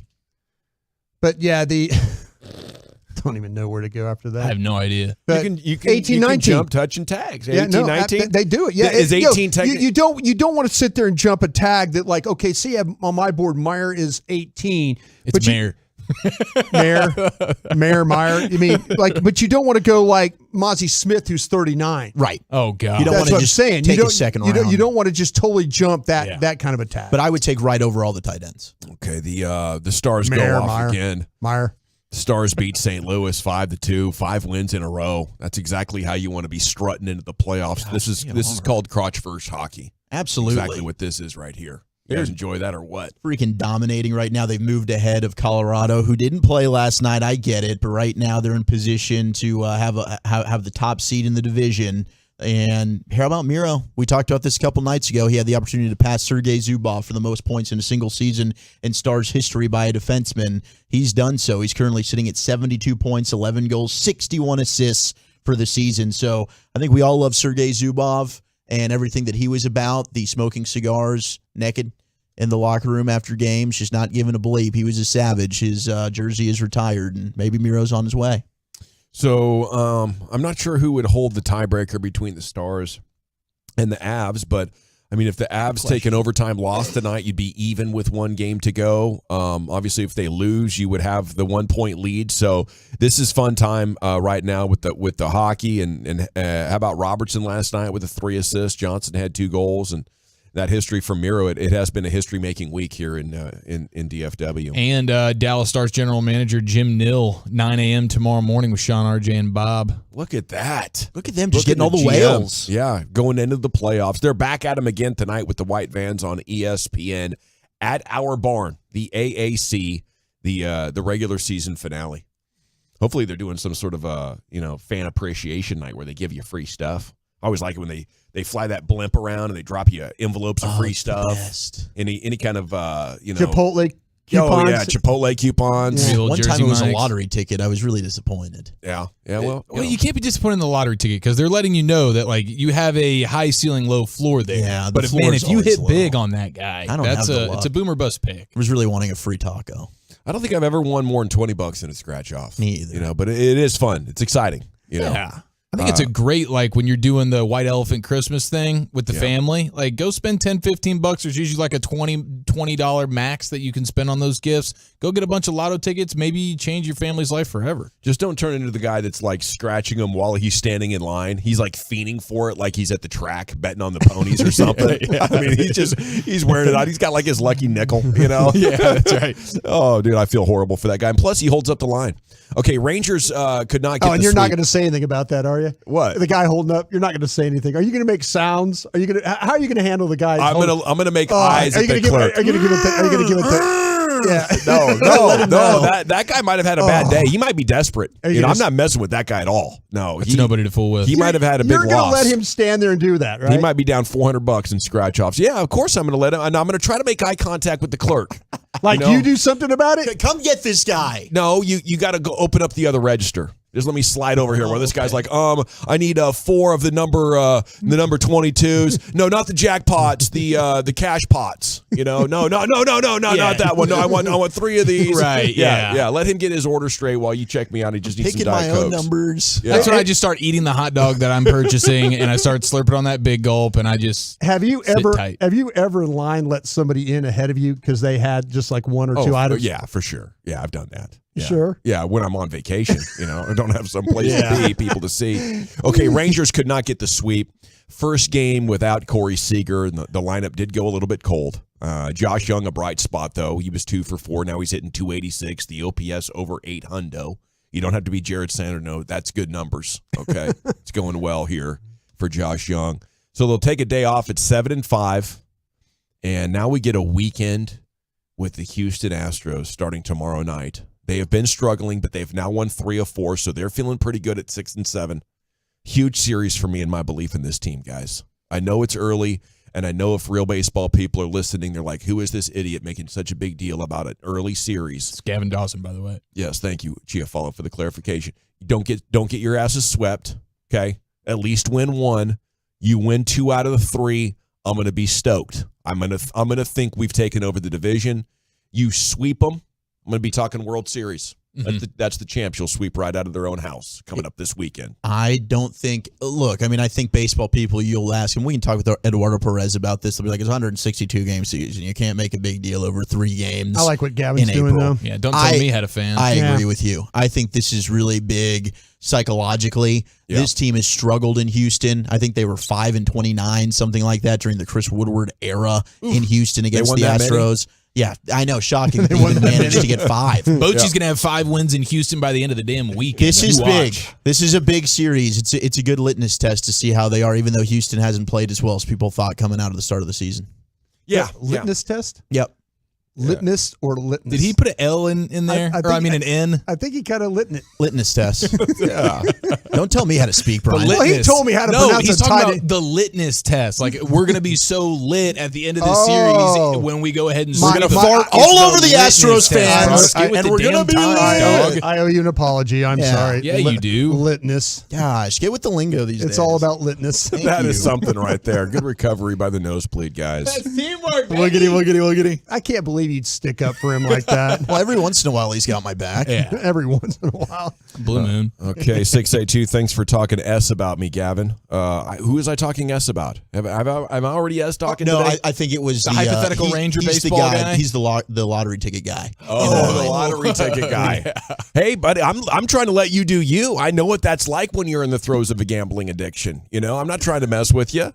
You know, I've been there. I'm just trying to work around, give you your time. You know, you listen. Get the hell out of the way while you're having issues. You're down $600 on the way to your concrete pouring job. You know, now I brought concrete pourers into it. I'm gonna back out. Right. Okay, Thunder ended the Pelican season last night in the play. That's tough work, by the way. Pouring concrete. That's a highly skilled gig. Yes. You got to lay that rebar and get everything flat and smooth. I got a good appreciation for that. I don't even know how that came out. Especially when they're all fueled up on just heaters, Mountain Dews, and convenience store chips, man. That's an impressive feat. Okay. So you're going to have the Thunder against the T-Wolves for the 8 seed now as the play-in continues. I got to tell you, I like the play-in stuff. You know, it gets the fun started a little bit early. You get like a win or go home vibe coming out of some of these deals. Wait a minute now. When it was playing for the Mavs, you were like, tank this thing. Yeah, because I mean, you were not interested in the playoff series. They wouldn't have brought any of that urgency or excitement. Oh, you know, they I see were what you're doing. They were roadkill, and they were waving the white flag. Their morale was in the tank. Some of these players are playing like like Pat Beverly last year cried when he won the play-in game. He did. Damn right he did. You know, throw his jersey in the stands. He's Mr. Playing guy, man, because he won now for the Bulls just last night. Why the hell didn't he cry this time? Didn't mean as much. No, it's always about that first time. Yeah, nothing, especially like with the playing. A lot of talk today about what's going to happen with Christian Pulisic this summer after Chelsea were destroyed in the first leg of their Champions League quarter against Real Madrid. Didn't play for Frank Lampard either. It's 3 managers in a row that basically have not liked Pulisic. So clearly time to go. I know they he's hate been Americans hurt over there, I think. Yeah, it's one thing after another. So the good news is this should finally be it. And the word is that Chelsea is planning a massive sell-off this summer. He just needs to get somewhere that he can start playing and be at the top of his game for the World Cup. Well, they thought with Lampard he might have a chance because he's kind of stepped in as the manager now, and they thought maybe that he would get some favor and be able to do this, but it doesn't sound like that we're going in that direction. Chelsea Twitter was furious because Pulisic's replacement, he got on side with like a 2-yard head start and he bottled it, couldn't get the goal. And, so of course fans are frustrated, but hopefully a solution is in sight. Meanwhile, the Premier League is the latest to review gambling sponsors from the front of their shirts. They'll still appear on the sleeves and on stadium signage. It's part of their review of responsible gambling partnerships. So we're kind of heading towards more gambling partnerships, and over there they're feeling like maybe we need to scale this back because you're having a lot of fans become problem gamblers, and it's made the news and stuff. What gave him that idea? Is it all the kiosks to set up outside the stadium and all that? What are we doing? Are we trying to? Are we not encouraging people to like place bets? What's going on here? It's really weird. I guess they got to find a sweet spot where it doesn't seem obvious, so they can kind of more subtly encourage wagering without creating problem wagering in a storyline. Okay, it's time for some Cowboys draft goodies with Zach Wolchuk. What kind of goodies are we looking at so far today here? I think Eric might go ahead and take this one, as we've got some prospects that we're going to ask myself and Brian about. Which ones make these skill traits and who's the best at it next? Alrighty, I love that. But I also love Men's Tea Clinic because they gave me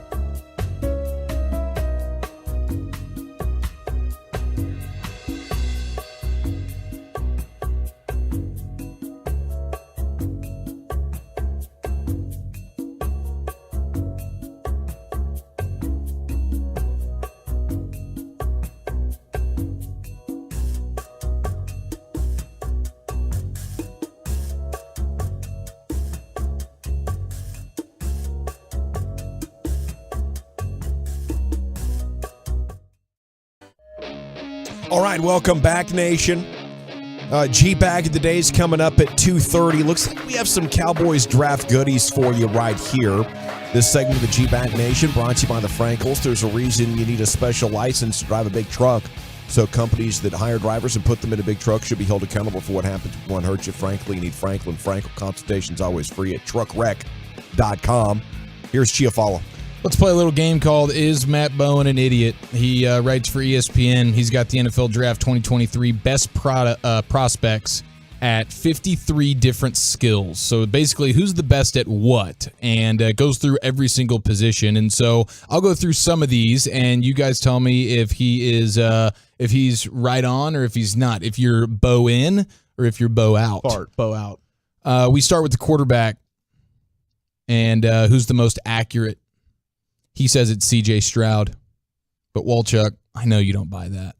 Yeah, I mean, one game, the one game I got to go see C.J. Stroud in person might have been one of the worst he's had in terms of accuracy. But big picture, when you look at the tape, he is one of the more accurate passers in this. I personally would probably lean Bryce Young. Okay. But yeah, I'm not going to fight too much on Stroud. He looked sensational for the majority of last season when it came to accuracy. He's throwing to a lot of wide open wide receivers. Yeah, I mean, all these Ohio State quarterbacks. And they're some of the best wide receivers in the country. There's no question about that. The guys do a great job separating routes and all that. When you start to talk about accuracy, you know, that comes into play. Are you throwing to open receivers? And you know, I'm saying 7 out of 10 times he's throwing to open receivers. So I think that helps. I do feel like that Young is more accurate. Mm-hmm. I think Alabama has a history of great wide receivers. They haven't had him this past year, you know. And so, but I would say if you were talking about guys that having to fit into tight window throws and things like that, I would take Young. Stroud in that Georgia game was incredible, though. He was. He really, really was incredible. But I think overall, I would take Young. The last Stroud game left a good taste in the scout's mouth. Feels like. I mean, my last final note is there was plenty of snaps where you see the ball exactly where it needs to be. That's the last line of my notes. All right, sounds like we're bow out on the first one. Are we bow in or bow out? Best mechanics. He's got Dawson's future Cowboy hopeful, Hendon Hooker. Oh, he's got the best mechanics too, bro. Best mechanics. Let's freaking go. And he hasn't even had the great coaching from like Mike McCarthy or something to get it even more tight. 26. I'll tell you what, man. When this guy makes a lot of right on the money throws. And he's, you know, again, another group of talented wide receivers. You know, they play at a very, very high tempo. And so, you know, when you watch how he plays, you know, he has to be that way. I mean, he didn't have time to be, you know, they're always thinking about getting to the next play. So, yeah, when you start his mechanics, the way, the athletic ability, and he moves with such ease. So when you see him with, you know, when he's in the pocket and he has to make a throw or he stands there and makes a throw, it's just so easy and it doesn't look like there's any stress to his game at all. Like Phil Collins once said, he's an easy mover. I'm a big fan of Hendon Hooker, man. I mean, the way he's able to navigate the pocket, keep his feet set. I do think he's a clutch player. He is very mechanically sound. I'm bow in on this, but the other guy that I think might be close, and this is why I think teams like him, is Jack Hayner out of Fresno State. He's just a very safe, takes what the defense gives him, but mechanically he's very sound as well. He's sipping on that Haynerade. Yep. All right, of all the 6-foot guy too. Of all the running back skills, he's only got Bijan Robinson as the best in one of them, and it's power and contact balance. But he's got A-Chain, the Aggie running back, is the best home run speed. I get that. The OU running back, Eric Gray. Yeah. Most sudden, he says. Most elusive is Tulane's own Tyjae Spears. Oh, gosh. I love Tyjae Spears. It's hard to argue, but the most elusive running back in this draft is Deuce Vaughn out of Kansas State. Wow, shots fired at Barry Sanders, a.k.a. Bijan Robinson, huh?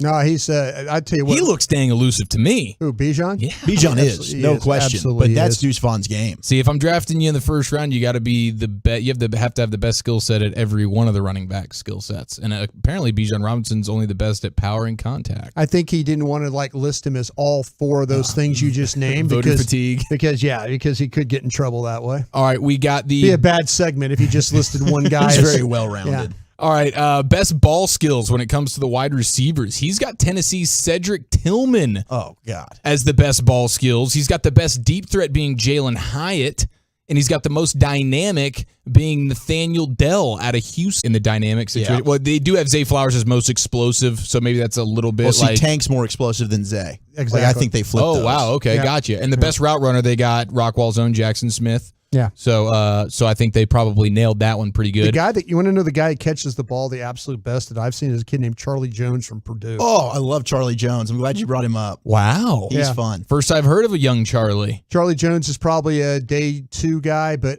when he's only 5'11", he's 175. Go watch him in the Michigan game in the Big Ten championship. He catches every single ball they threw at him. He sure does. You can throw Rasheed and Rice he's into that. he's like that the whole year. Yeah. And he's playing with Aiden O'Connell, who we're going to talk about in Krusty's Corner with some of these quarterbacks. It sounds like this Charlie guy is a Bill Belichick New England Patriots special. Oh, I can see that, definitely. But if they draft him, super tough. He's a better Chris Hogan. Better Chris Hogan, the lacrosse guy. Best catch and run ability is going to go to the TCU wide receiver Quentin Johnston. I don't know if you guys have any issues with that. No, I'm good with that. That's Bowen. Best pass catching running back, by the way, he had his Jameer Gibbs, which I think is also shots fired at Bijan Robinson. I think and Roshan Johnson, really. I think that when you look at, to me, the thing that might be that Gibbs might have over Bijan Robinson is actually what you just said. I think that when you start to talk about his ability, now you could flex Bijan and put him in other spots, but I've seen Gibbs like play wide receiver and stuff and make plays down the field. You see him make plays. The guy that makes a lot of plays downfield that actually is a better receiver is the guy I mentioned, McIntosh from Georgia. Yep. I think Tajay Spears, you can also say really good out of the backfield with his catching ability as well. All righty, there it is. Some draft content here for you. We are now 2 weeks to go until the draft. Krusty's Corner is coming up at 2:40. It's time now to go into the Pimp Cup, where Lucius Alexander is standing by with the G-Bag of the day. Draft. Everybody's getting ready for the draft. They are. And all I can think about is those Pluckers wings. Same, bro. That's all I can think about. That holy mac and cheese? Yeah, holy mac and cheese, spicy ranch. Dude, it's a feast. Oh, my gosh. And they put some like little drizzly sauce on the spicy ranch. Then you dip it in another ranch, bro. Pluckers is where it's at. Don't Ranch forget Inception. Don't forget the fried Oreos towards the end of the night. Okay. Pick 25, 26. Start bringing them out. Sir. Yeah, that's all I've been thinking about, broski. It's a good closer. Our winner is Draymond Green. He's talking about the Rudy Gobert situation, and Kyle Anderson situation right there. So Draymond Green gave some respect to Rudy and then took it all back. Insecurity is always loud. Let's get into that.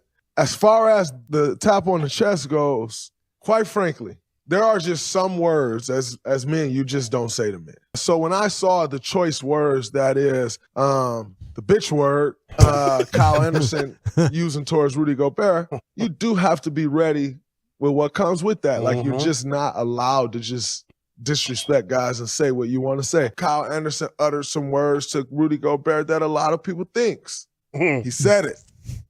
Said what a lot of people thinks. I personally think Rudy Gobert is a little on the softer side myself. He's got a big old gained smile a little on. respect from me because he stood up for himself. I've never really seen the guy stand up for himself. Didn't really know if the guy was capable of standing up for himself. He stood up for himself a bit. Wow. If you really want to gain Draymond's full respect, you got to be man enough to literally punch the lights out of your teammates. You know, that's how you get that's true. His full respect. Yeah. Not with a chest punch. You got to punch the You guy gotta in the face. Knock him on the ground. Punch. I like a good elbow to the face, too. That would have been sick from Gobert. I love it. Well, he still wouldn't have gave you the respect because he would have said, I didn't expect that out of you. And then would have told you how much he really thought about you after that. Let him know. Yeah, maybe death was the only thing that that Draymond would have appreciated there enough to be like, okay, Rudy, no longer do I consider you anything like soft. He died for this. Let's go to the RJ and Choppy show. RJ has a question for Sean right here. Hold on.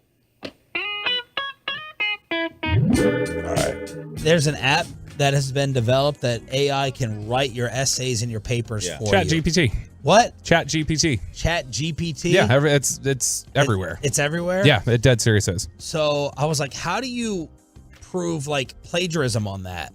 And Amanda was like, no, what you got to do now is make them actually like give it orally. Thank you. You got to give it orally. You knew. That's what my wife said. Yeah. And I was like, she? I was like, that's what. Hey, Of all the lines we've gone to, we've gone towards a lot of lines today, and you may have just gone the closest. You have gone the closest. All right, I think she's driving back home. So anyway. Well done, Chop. Well done. AI and Chat GPT. AI, so we were like, you got to give it orally.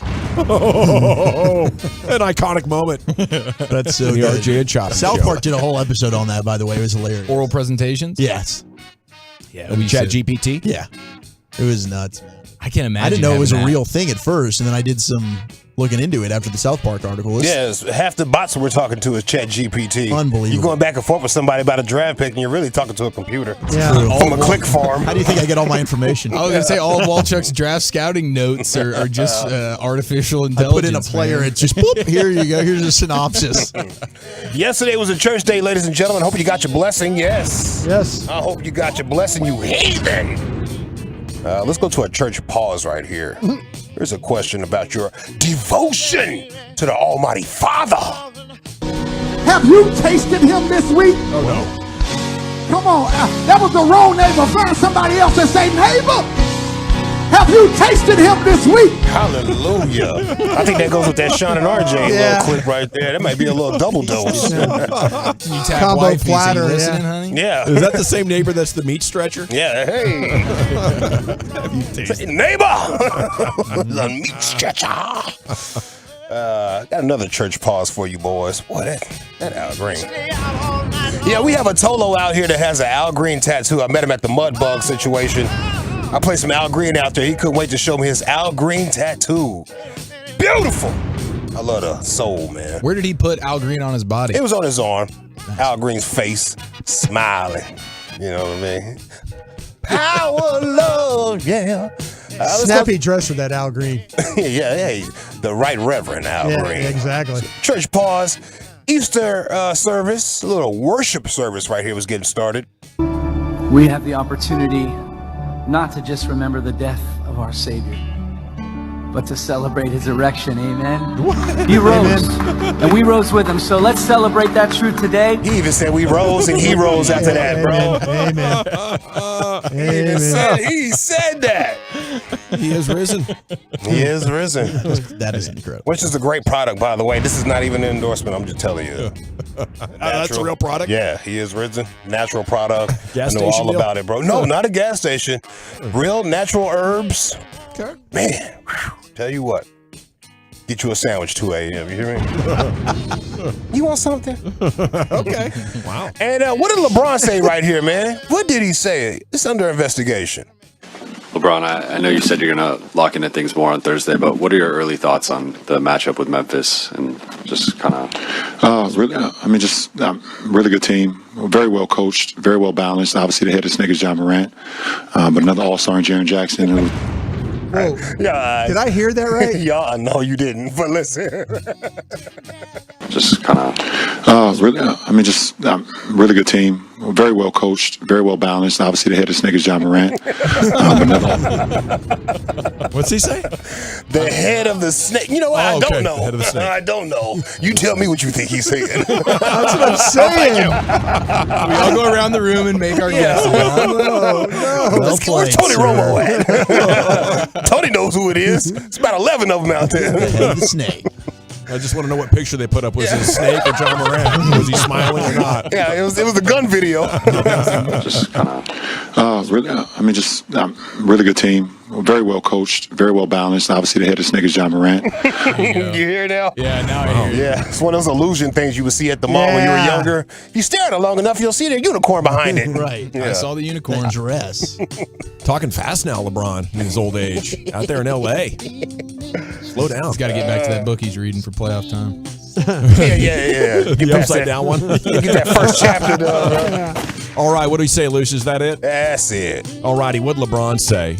Plausible church moments. RJ and Choppy show with a question for Sean, or Draymond Green on Rudy Gobert, who actually stood up for himself. I'm going to go with LeBron James. Giafalo. I'll go with Sean and RJ. Lucius? Chat GPT is funny, but AI is going to take over everything and come get us all.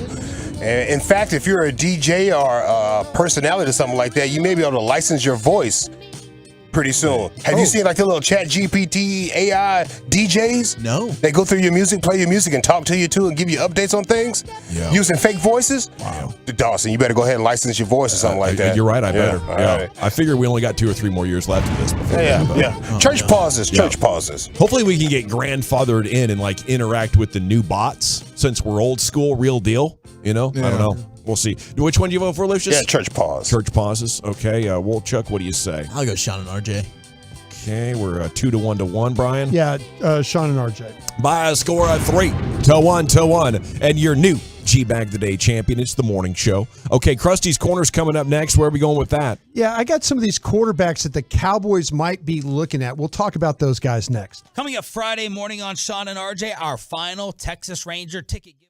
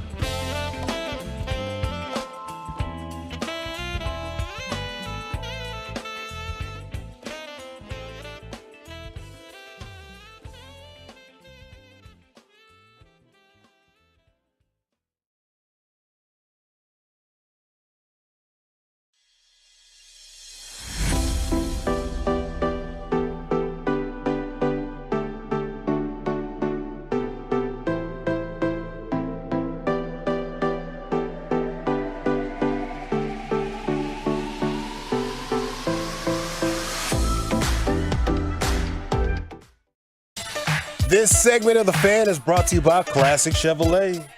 Yes, sir. Welcome back, Nation. Hope you're having a good one.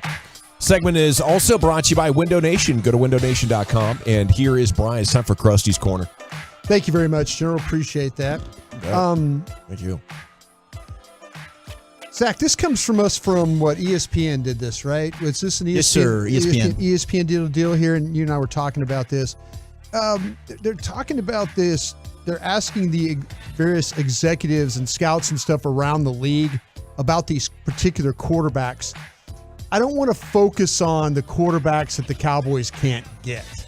I want to focus on the quarterbacks that potentially they could find within a round, or where they, if they go in the, say the day 2, day 3 of the draft. I just don't feel like that they're going to do anything early. I don't think they're going to do anything in the second round, to be honest with you. Third round, we're probably looking at 4th, 5th, 6th round quarterbacks here. They got their non-Pro Bowl guy. They're happy. Yeah. Well, sometimes he makes the Pro Bowl. See, this good is enough for the Cowboys. Yeah. This is, but and Zach, you can kind of help me along with this one too, if you would, because I know you've seen quite a few of these guys. And the first guy I want to focus on is Jaron Hall from BYU. And the most frequent scout executive comp is Russell Wilson. And the scout executive draft range is 3rd round for the ceiling and 5th round for the floor. And the thing with Hall, and they're saying this about him, he's in this tier where he has the most going for him in this tier that they're talking about that he's in. Mentally sharp, he's accurate, he's a good kid, pretty good athlete, good arm, long time backup, can maybe get you out of a few games. Teams had positive experiences with Hall in meetings. One veteran coach pointing out, the more time you spend with him, the more you like him. He is 25 years old. Yeah. Had a lot of time to learn. I think we're in a situation about these ages because of what the pandemic did. They added an extra year to, the NCAA. Yeah. So we're going to have a couple of I cycles. think this might have been a mission kid, too. Yeah, absolutely he was. Absolutely in California he was. And not everybody's sold on the Russell Wilson comps, but his ability to stretch the field vertically is not the same according to one exec. A lot of dink and dunk with this guy. Yeah. Deep stuff is not very good. Does Jaron Hall do anything for you as that? And like I said, I would have him in the 5th round if it was me. Yeah, I've got a 5th on him as well, but I put in my notes I could see him going in the 4th because it seems like quarterbacks tend to get maybe drafted around higher. I love Jaron Hall as a potential Cowboys pick to be your backup to Dak Prescott, but he is one of those guys that has upside, and maybe he could end up being a starter. They're absolutely right about the limited arm strength. He's a good decision maker. Now, some things about him, he needs to see it open before he throws it, which is a knock we've given to Dak at times. But he's one of those guys that can hit tight window throws. And to me, the mobility, this is where you get the Russell Wilson comp because it looks like he's kind of patented his game. Yeah. The way he runs, the way he holds the ball, the way that he's able to maneuver and extend plays. That is very similar on tape to Russell Wilson, but he doesn't have the arm strength that Russ did coming out. I see a guy that's a little jumpy in the pocket, though, too, with him. And he's got a baseball background. So maybe that's kind of why they're talking about the Russell Wilson. I like him a lot. Okay, the next guy is Jake Haener from Fresno State. And the most frequent comparison is Gardner Minshew or Brock Purdy here, is what they're talking about. He's 6 foot, he's 207. And the scouts are saying, I would take him over Desmond Ridder, who was a 3rd-round pick out of Cincinnati last year. But he's largely considered by scouts as a high-level backup who will be a coach after his playing days. They're talking about his ability to process and to read and deliver. Really good distributor, knows how to play the position, accurate to the intermediate area, has had 4th quarter comebacks. He's just small and not a great athlete. Mm-hmm. He's super safe to me. Like this is a guy that doesn't turn the football over. He makes good decisions. He's got really good ball fakes and play action, gets the ball out quick and on time, good with his rhythm throws, checks it down as well, will take advantage of the intermediate game. He's got a good ball placement. The issue is when there's pressure, he will get rattled. But Jake Haener's got a little moxie about his game. I mean, there's 3 of these guys that I would be very interested in the Cowboys taking on day 3 as a developmental player. Hayner's one, Hall's one, and we'll probably get to the other one. Can you really have a moxie if you get rattled with a little pressure? Well, I think so. Yeah, absolutely. Absolutely. I mean, I think a lot of these quarterbacks coming out, a flaw of them will be, hey, that's what stands out about Bryce Young. When there's pressure, how do you go ahead and react to that? Hayner's one of those guys because he's just smaller at 6 foot. He's not always able to see over these guys. So he's got to have the mobility to extend and get out of the pocket to give himself more of a throwing platform. Yeah, I feel like the one game that I watched that I really liked was the UCLA game, Gavin, where he was like they kept losing the lead and he was getting hit and he kept throwing and bringing them back. And that was something I thought was really, really kind of he took some big hits. He hung in there. I have him better than Hall. I have Hall in the 5th. I have this kid in the 4th. I think there's some redeeming qualities to him. Again, he's just 6 foot. That might be something that teams get totally turned off by. The next guy would be Clayton Tune from Houston. Yeah. Okay, now here's a guy that was a 30 visit guy for the Cowboys, and he's a local kid from here. Taylor Heineke is his comparison. Early day 3 is the ceiling. 5th round is the floor. And Tune might have the best size and football skill makeup of the guys that we've talked about.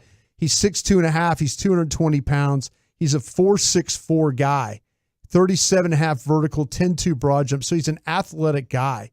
9.8 out of 10 on the athletic score sheet. Yeah, there's scouts. Veteran scouts said this guy could go higher than people think. He just has an unorthodox release, added a scouting director. Pretty good runner, pretty tough, probably the worst thrower of the bunch. But when he gets in the backup, the S can hit the fan. You want somebody who can make plays, and he can do that. Yep. Smart, hardworking, good kid, bigger than others in this tier. He threw really well in the Senior Bowl practices, because the knock on him is you don't see him push the ball down the field a whole lot. Yeah, a lot of it was yards after catch because he's got Tank Dell, who he's able to get the ball to. But what's impressive about him is, I will say, he would continue to bring Houston back in a lot of football games. Yeah. They'd fall behind. Next thing you know, here's Clayton Tune rallying it back into this thing. So this is a guy where you're never quite out of the game. His footwork will suffer at times. It's a little bit inconsistent, but he does an excellent job of going through his progressions and surveying the field. Yeah, I think you got him right there. I felt like the more he moved his feet, really the worse he was. When he could stand and plant and throw, I think he's a lot better quarterback. 4-year starter as well. Yep. So and he's from Hebron. He's a local kid. He is a local Love kid. It, dude. Pulling Okay, for him. the next guy is who the Cowboys are spending a lot of interest in, or they're spending a lot of time with, put it that way. It's Aiden O'Connell from Purdue. I know Gavin has talked about his mustache is a little scary, but maybe also attractive about him in a way of why you would hire him as a quarterback. The comparisons are not very flattering. Nathan Peterman and Sean Mannion are the two guys that people talk about. Oof. Oh, that's not good. The early day 3 is the ceiling. Late day 3 is the floor. So they consistently think this guy is a kind of just a day 3 project. He's a pure pocket passer. He's an all Big Ten guy for back-to-back years. Almost 68% of his passes were completed during his career. The scouts see him as a streaky passer with above average arm. They believe he's best suited to be in a traditional passing offense. So we really don't know all about it. It's interesting that the Cowboys are spending a lot of time with this guy, and we really don't. We need to kind of figure out what the Cowboys offense is going to be. But if you're going to ask this guy on the move, that's not ideal because he's slow-footed. He's heavy. He's a heavy guy, but he'll stick in the league because he can throw it and he's smart and he can operate an offense.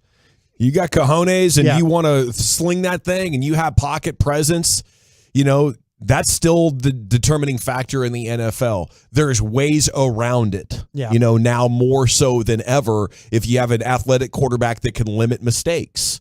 But if I'm shooting for a guy that I think could take over the league someday, it's a guy that profiles like this. Yeah. I'm in there. I'm a gunslinger. And that's the kind of guy I want to take on day 3. The guy that has all the talent just needs to harness it. I think you got a guy nailed. He's in here, man. I mean, he'll make some questionable decisions because he's got the best velocity And I think maybe arm ability of the guys we've talked about, and you'll see it. He'll try and zip that thing into traffic, and you're holding your breath like, oh no, why in the hell did he throw that? But sometimes it works for him. It does. And the last guy I want to mention here real quickly is Dorian Thompson-Robinson. He's at UCLA. He's compared to Tyrod Taylor. His ceiling is third round. His floor is late day 3. He's bigger and faster than Taylor, though, isn't he? Yeah, he is. This guy is a super athlete. Yeah. Every big play this guy makes is generally with his feet. Yep, great runner. Don't like him as a passer. Yeah. Yeah, this is a guy that I want, though. This is the opposite of O'Connell to me, is a guy that's like, hey, can we run a simplified offense, have him run the ball 15 times and win today? Absolutely. Yeah. I think that guy could come in because of what you mentioned with his legs, and if you have a good offensive line and a good defense, you can win a lot of games in a regular season. It's the scouts really do like his traits, and that could be tempting to a lot of teams. That's kind of his report there. And he has improved every year that we watched him play at UCLA. Yeah, okay, it's time now for the NFL news of the day. Thank you, Krusty. Brian Broadus and Krusty's Corner every afternoon at 2:40. Somebody on the text says we need to get that Krusty's pancake mix to sponsor this segment. Oh, heck yeah. Oh, that'd be awesome. I'm sending that over to the powers that be. Yeah. Okay, well, Chuck, where are we going? Who does Micah think is an idiot? And we got some news coming out of Washington next on The Fan. We have you.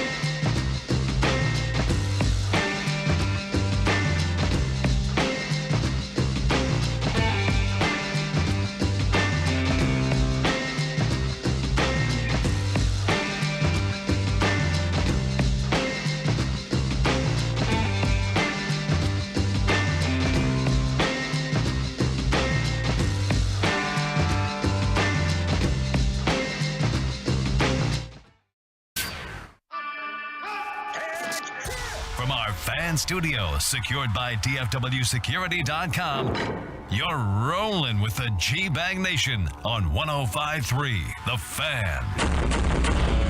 Hour 2, G-Bag Nation on 105.3 The Fan. Hope you're having a great day.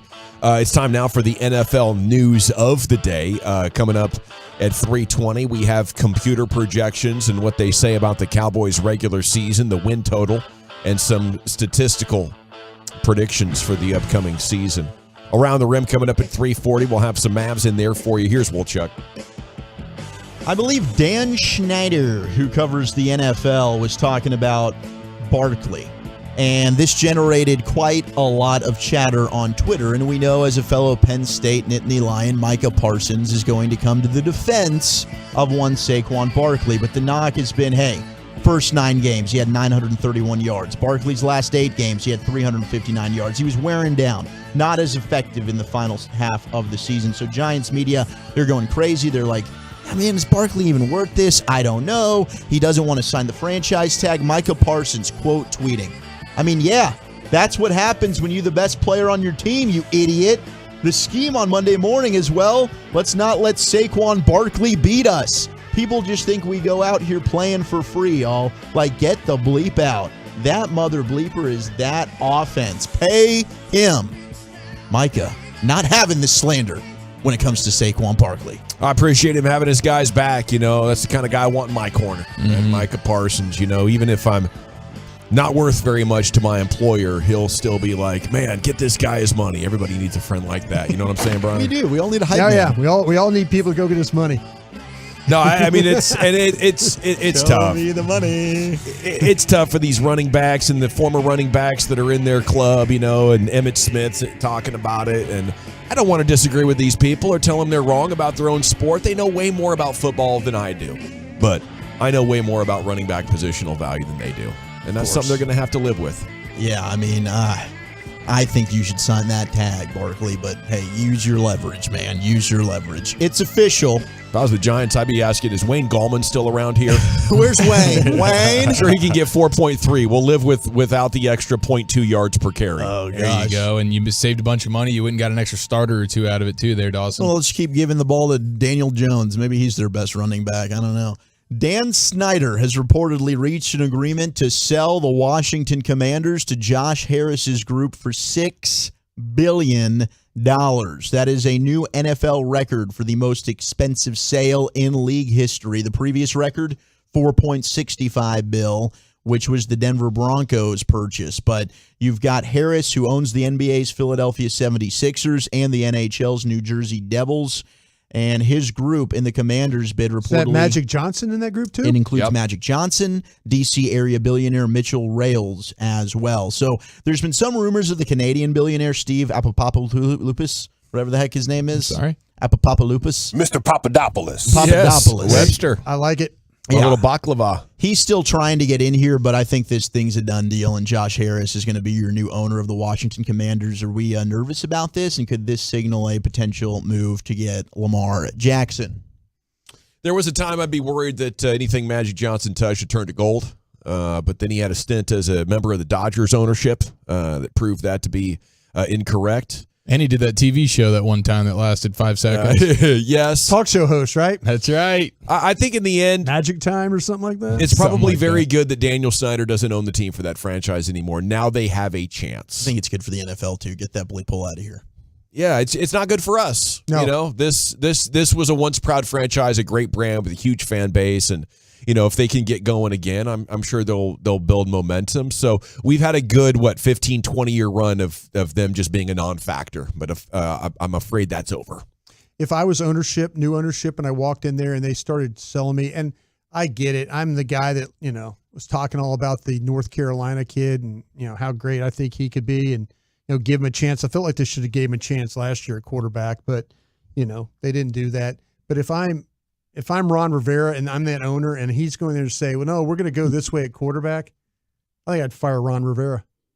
I think I'd fire him right there on the spot. So I'm going to get my own coach in here because I don't think you have a quarterback here. Yeah, we're trading for Lamar Jackson. Yeah, that's to me. And the Broncos did what they did, you know, ownership coming in and, you know, going for the quarterback. They went for the wrong guy.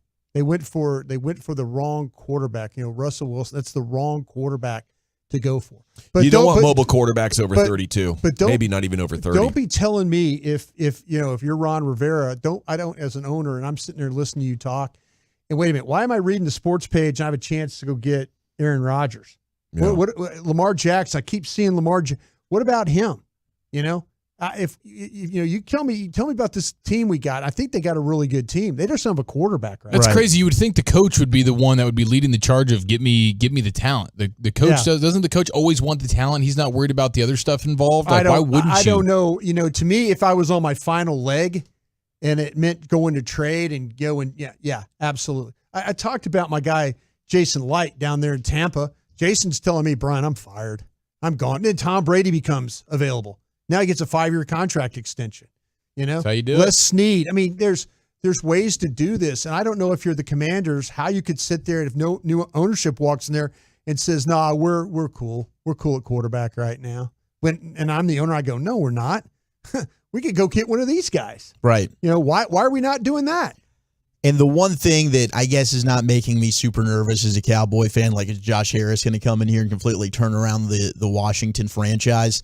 The Devils, the team he owns since 2013, they've had 2 winning seasons in that time frame. They're having a good year this year, but they haven't been very good under his ownership. And then the Sixers. Nice. The Sixers are one of those teams that, they've had some good teams. You got Joel Embiid, but they've never really been a serious title contender either. Where the problem could be for them is if in his group, the ownership with the hockey and then with the basketball, if he has a guy that runs all that. Yeah, and maybe he is hands off. Like he's a president of the group, Vulture Capital, like that runs, Vulcan. Vulcan, Yeah, they feel like Vulture sometimes. Vulcan Capital, yeah. And all of a sudden that's the Seahawks, right? The Seahawks and the Trailblazers. Yeah. So all of a sudden they're sitting there and they're like going, they're like, they don't really understand football. Yeah, that's a good point. He needs to keep, if it's one of those things where it's one guy or gal running all the sports ventures, then you're probably okay.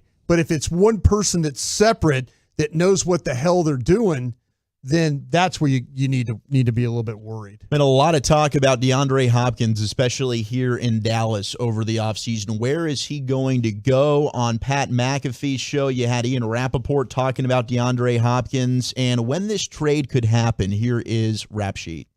Have not heard the Jets with DeAndre Hopkins. The Jets have, they signed 2 receivers in free agency. They might still draft one. They still have Corey Davis. Obviously, Garrett Wilson is, I think, going to be really, really good maybe. I think they're actually okay at receiver. I viewed Odell as more of like a cherry on the top of the thing, Sure. So I don't think they're going to replace not getting Odell with something. I think he would have been like almost extra. As far as D-Hop, if a trade was going to happen, probably closer to the draft. I do think it's still possible. I know there's still teams interested. I know those talks are going on, but the draft is probably the time. So I think, as you get closer, a week, 2 weeks, maybe it's like, is a trade going to happen? Yes or no? And either it will, or it'll be like, he's going to be here. I wonder if this is going to be a draft day trade. Like we saw a lot of them happen last year with Hollywood Brown, A.J. Brown. Does the draft actually, once it's here, 2 weeks from today, is DeAndre Hopkins dealt either the first or second night of the draft? I think that could be a likely possibility. Yeah, but I think a lot of it is him wanting a big new deal. And, the more I'm hearing, the more I don't think it's that teams don't want him. It's that they don't want to really negotiate with him because they don't think that he's going to agree to something fair. Because he's his own agent, like Lamar is. So I don't know if the draft triggers that. I think what triggers that is Arizona ultimately cutting him, maybe post June 1. And then him being out there in the season starting and him saying, okay, I got to come off my asks in order to get on one of these football teams before the entire season's over. And it's humbling, I think. But the NFL's sending a really strong message about receivers over 30 now. And for me, it's been a position that's held well over time. Yeah. But they must see something in the stats, the yards per attempt, your yards after contact. It's probably coming down significantly, and they just don't think the value's out there anymore. It's a good point, and we've seen a lot of these rookies come in and have immediate success, which used to not be the norm. You go back even 5 to 8 years ago, it was like, I don't know how what's the impact you're going to have from a rookie receiver. Now these rookies are coming in and dominating the NFL. Now, we've talked about this year's class not being as strong as we've seen in previous years, but hell, Justin Jefferson is a rookie. CD Lamb hit the ground running his rookie season, even without having Dak for a large portion of that. So you're seeing more immediate impact by these young players at the position. I just hope Hopkins doesn't sign for a while, and as the season's going on, he's a player that's available if, a team has a need or an injury. Yeah, he loves the Cowboys. It's funny. I think there was only 2, maybe 3 receivers last year that were over the age of 30 that had 1,000 yards receiving. Wow. That complements exactly what you were just saying, Gavin. Yeah, it's interesting. That's fascinating. Chief always has a stat. He does, man. Or maybe I'm just making it up. Or Broadus. you might be making it up. There's a possibility of that. I think this time he went and did a little research. Gavin and I would just give him the benefit of the doubt. Brian's like, I don't think that's true. Pro Football Ref that thing. Can you name the 2? No. Okay. I'm sorry, I didn't mean to do if that. I thought hard enough, I could, but no, I just know that there was 2 or 3. Was it one of the San Diego receivers? I said San Diego. I mean, the Keenan Allen. Charger receivers. It would only be Keenan Allen because that's the only old one they have, and I don't think he even had 1,000 yards. Okay. I think he was once again banged up quite a bit. All right, who would be the 30-year-old receiver? That's a good question. Steve Smith. It's a fun. Text it in if you know. Maybe Kelsey. Kelsey might be that guy unless they were just strictly talking about like technically wide receivers and not tight Mike Evans. Did Mike 30? I think he is 30. Okay, Mike Evans might be one of those. Mike did hit over 1,000 yards, so Mike Evans might be one of those. All right, our buddy Charles Robinson, Yahoo Sports. Speaking of the Jets and this Rodgers trade, what the heck's holding this thing up, Charles? I think from that's Charles. where it is, Green Bay is stuck on an asking price of a 2 this year, a straight shot 1 next year, so no graduation schedule attached to it, and they would be willing to do the 2025, some sort of a draft asset give back if for some reason Aaron Rodgers doesn't play in 2024. And the Jets and Woody Johnson specifically, not going to, they're just not going to do it. And that's why this is sort of sitting where it is. And I guess you could say that the quote unquote ball, if we're going to do that whole thing, whose court is the ball in? I guess it's in the Jets' court, but the problem with that is that for the Jets, it's a standstill. When the owner says, no, we're not doing the straight shot 1. And I think what Woody Johnson's problem is with this is that he looks at Denver, all the assets that Denver gave up, thinking that they're going to bring Russell Wilson and it's going to turn a key and everything's going to go great. And now Seattle's sitting on Denver's pick at number 5 because it just crashed and burned. I think there's also some of the Matt Stafford thing. Hey, now, got the bulky elbow and everything fell apart for the Rams and suddenly Detroit's sitting on 6. And so I think Woody Johnson says, look, we're willing to do something with a second-round pick next year, so it'd be 2 2s. But there's got to be some element of graduation that is attached to it. I get it. I mean, a lot of it has to do with Rodgers also saying, being open about retirement. And I think it's everything that Brian's been talking about, where it's like, hey, are we going to give you a 1 and give you everything you're asking for 1 year of this player? Yeah. That doesn't make sense to us. Yeah, I think that's. And the first really idea I got of that was from Mike Lombardi. Mike and I were talking about it, and he goes, "Why, if you're the Jets, would you give them a 1 in 2024 if you didn't know the player was going to for sure play?" That's the. But Gavin, you make a really good point. If Rodgers does play, that 2024, first round pick could be at 26 or it could be at 27. We definitely want to get through this draft and deal picks once Aaron Rodgers is on our team. And I want some sort of an assurance, if Aaron Rodgers does decide to retire, the balance of the picks that I'm giving after a certain point are null and void. And I think it's an easy compromise to find because both teams have a big interest in getting this done. Absolutely. If I'm the Jets, I've never had a quarterback this good. Right. So for the Jets, I can see it still being worth the risk. It's like, bleep it. Let's just get him. Let's see what can happen. Yeah, if I'm the Packers, I would take that all the way up until as far as it needs to go. I think the Packers, and I know Lombardi would disagree, and I can see both sides, but I still continue to believe it's the Jets that are the ones that are the Packers that actually have the leverage here. Looking at it, Mike Evans, 29 years old. He did eclipse 1,000 yards, though. You nailed it with Travis Kelce, and then Devontae Adams is also 30 years old. Those are the only two, bro. Those are the only two guys over the age of 30. So they included the tight ends. They included the tight ends because I'm looking at all the 1,000-yard receivers, and they're all under 30. The only ones that are over are Adams and Kelce. So everybody else is a sub 30-year-old player. It's got to be something there. Something to monitor. Bad news for Pittsburgh fans. And as a Cowboy fan, I like to see the Steelers fans be miserable. But it's now the first time in 20 years that Pittsburgh fans have not had a playoff team. The Penguins failed to reach the postseason, snapping their long streak of 19 consecutive playoff berths. You had the Steelers, who did have a winning record, but they did not make the playoffs. And then the Pittsburgh Pirates also, of course, failed to make the playoffs. So Pittsburgh, no postseasons for you. Wow, talk about a loser city. I think that's what that is at this point. Yeah, a bunch of tough luck guys Losers. Up there. Okay, what computer projections are saying about the upcoming Cowboys season? Will they be winners or losers? Did they nail these predictions or what? Plus, Around the Rim's coming up at about 3:40 right here. It's the G-Bag Nation and the Fan. The latest from the Star in Frisco, as well as inside information from around the league. It's DFW's Top Football.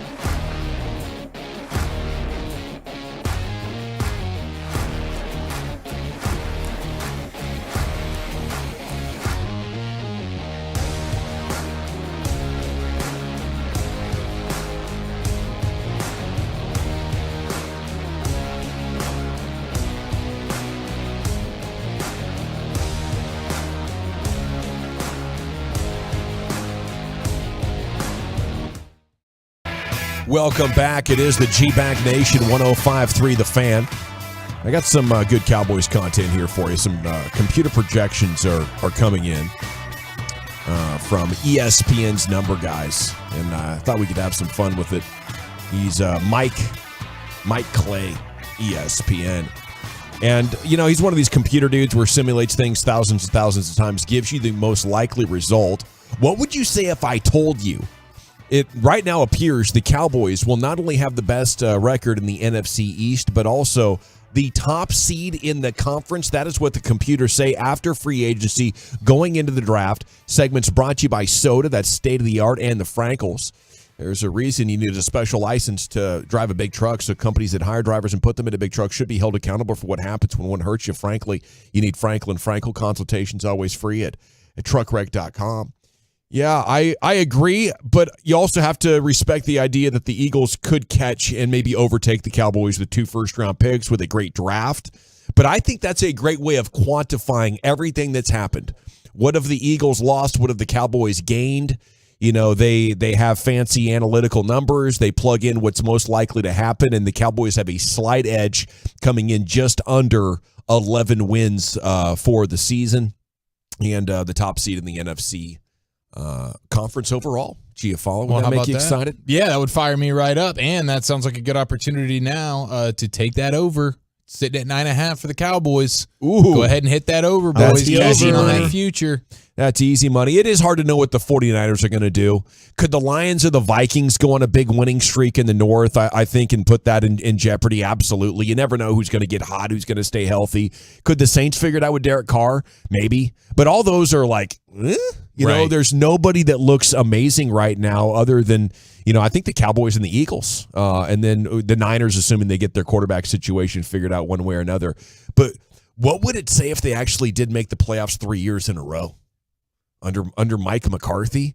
You talk about getting some serious job security going, Brian. I know you might not like that, but that'd be hard to argue with. No, you can't argue with him if he's – the thing that I'm interested in is what is the offense going to look like, and is Mike McCarthy the reason why the offense is better and your quarterback is playing better and you're winning games because of him? That's what I'm interested in, because I think Mike McCarthy, I think he can manage the team. He's proven he can manage the team. They won 25 games in 2 years. Yeah. You know, he had Dan Quinn on defense and he had Kellen Moore on offense. He's taking a very huge risk of assuming the play calling duties here. But me personally, I feel like he's going to hand that off. I think it's going to be, it's Mike McCarthy in theory, but then we start to learn that, oh wait, Brian Schottenheimer's the one doing this. But it could work. It could absolutely work, where Brian Schottenheimer, he could elevate the offense, you know, to the point where Dak is not making mistakes and, you know, the receivers are getting open and things like that. So, I mean, I'm for it if he could find a way to get it done. It sounds like to me you're not a big believer in McCarthy. Do you think it's him the last 2 years, or is it Dan Quinn and Micah Parsons? I feel like, to me, you can't just shy away from not giving him credit. You got to give him credit. You have to. You have to give him credit. I mean, I'm going to say this though. I feel like the Dan Quinn hire fell in his lap. You know, he didn't have any real connection to Dan Quinn. And, you know, I just feel like I don't think Jason Garrett would have made the playoffs both these years. I don't know what he screwed up. I don't know what he would have done different. I don't know what to point at and say, hey, that's what Mike McCarthy does, other than like emphasize turnovers. But that's getting Trevon Diggs and Micah Parsons, pressure players and ball hawks, more than a head coach. So I don't know, but I feel like Jason Garrett would have screwed this up somehow. They sound like just people over there will tell you the wear and tear on his team is not as bad as, say, with what Jason Garrett was putting his guys through. He puts a focus on trying to make sure keep that these guys are fresh, right? Yeah. You know, he'll shorten practices. He'll cancel a practice here and there. Not for his own good, for the betterment of the team. Well, he wants to make sure that these guys are healthy. I mean, he looks out for that, and he does deserve credit. You've had 2 winning seasons, 2 playoff seasons for the first time since 06-07. If he did make the change, let's say you're right, and he decides to go to Brian Schottenheimer week 6 or whenever it is. Yeah. would he not deserve some credit for that, realizing, hey, I'm not the guy, I don't have it? I've never felt a situation as much as his that where, like, he's won 25 games, been in the playoffs, got the second round of the playoffs last year, and it feels like he's coaching for his job. It feels like he had to make a move, and maybe he just had enough of Kellen Moore. And See, maybe Kellen Moore, maybe we give him credit for that. If the offense though flops, that's going to be on Mike McCarthy for sure. Now that's the grounds for, okay, you're the one that wanted to get rid of Kellen Moore. We were kind of going along just fine. You wanted to be the primary play caller. Well, here we are right now. Yeah, it goes what to Dawson was saying. Like, at this point, it's hard to know exactly what your role is in making this whole thing go. You can point to other people and you know exactly what their role is. For McCarthy, there's not anything tangible. You can say this is definitely what he's doing. Keeping the guys fresh would be one of those things. They swear by that not much of it. They do. They feel like that is the one thing. There are things that they have problems with McCarthy about, but one of the things that they feel like that he does a good job is he has the players' health in mind. And he's been really good about that. I mean, the last 2 seasons, for the most part, you've been one of the healthier teams once they get into the playoffs. Okay, we have Mike Clay's 2023 regular season Cowboys individual projections as well, Brian. Just something real quick here, though. I do feel like there's a lot of people that believe what you just asked me, that the reason why this team is having success is because what Dan Quinn and there. Dan Quinn, and Micah Trayvon. And that's why. And that's Leighton why. Vander Esch came around. That's why if Mike McCarthy fails, you're going to see Dan Quinn get this job. You're actually finding real safeties. Yeah. You're paying attention to one technique. Or you're actually using the players that we drafted or signed and using them in a correct way. Find a way to get the most out of them. Yeah. There's good going on, though. I think McCarthy gets credit. And I don't feel like he's coaching for his job. I feel like things have gone well, and he thinks what Kellen Moore was doing has limitations, and he's taken a good thing to the next level. I think that's what's going on in Mike McCarthy's mind, and I don't think he's going to screw it up. I think he's going to continue to have success because that's the kind of coach he is. Now, quarterback, what would you say if I told you Dak Prescott puts up 3,900 yards, has 28 touchdowns, but another 15 interceptions? I mean, I don't think that he's going to have that many this year. I really don't. But if it did happen, that would certainly be what we're talking about. But if you're the number 1 seed in the NFC, I think you overlook that. You're obviously winning, and you're a good team. You're the best team in your conference. Do you think they could that he could have those numbers, and they could be the best team in the conference? What are the numbers again? It's 15 interceptions, 28 touchdowns, 28-15. 28 touchdowns. 28 touchdowns ain't getting it done for me. No. You can throw 15 interceptions, but you better give me closer to 40 touchdowns. 28 touchdowns is, come on. That seemed low. 28 touchdowns is bold. I mean, I think he's going to have more touchdowns. 17-game season, that's, yeah. Yeah, great point by you there. That should be an additional 2. Like, over 30 touchdowns should be the bare minimum for a respectable quarterback. He has him missing some games due to injury. Missing 1 game. Okay. But still. Due to rushing for 246 yards. I don't want him rushing in the regular season, but I think once you get to the postseason, that's going to be huge.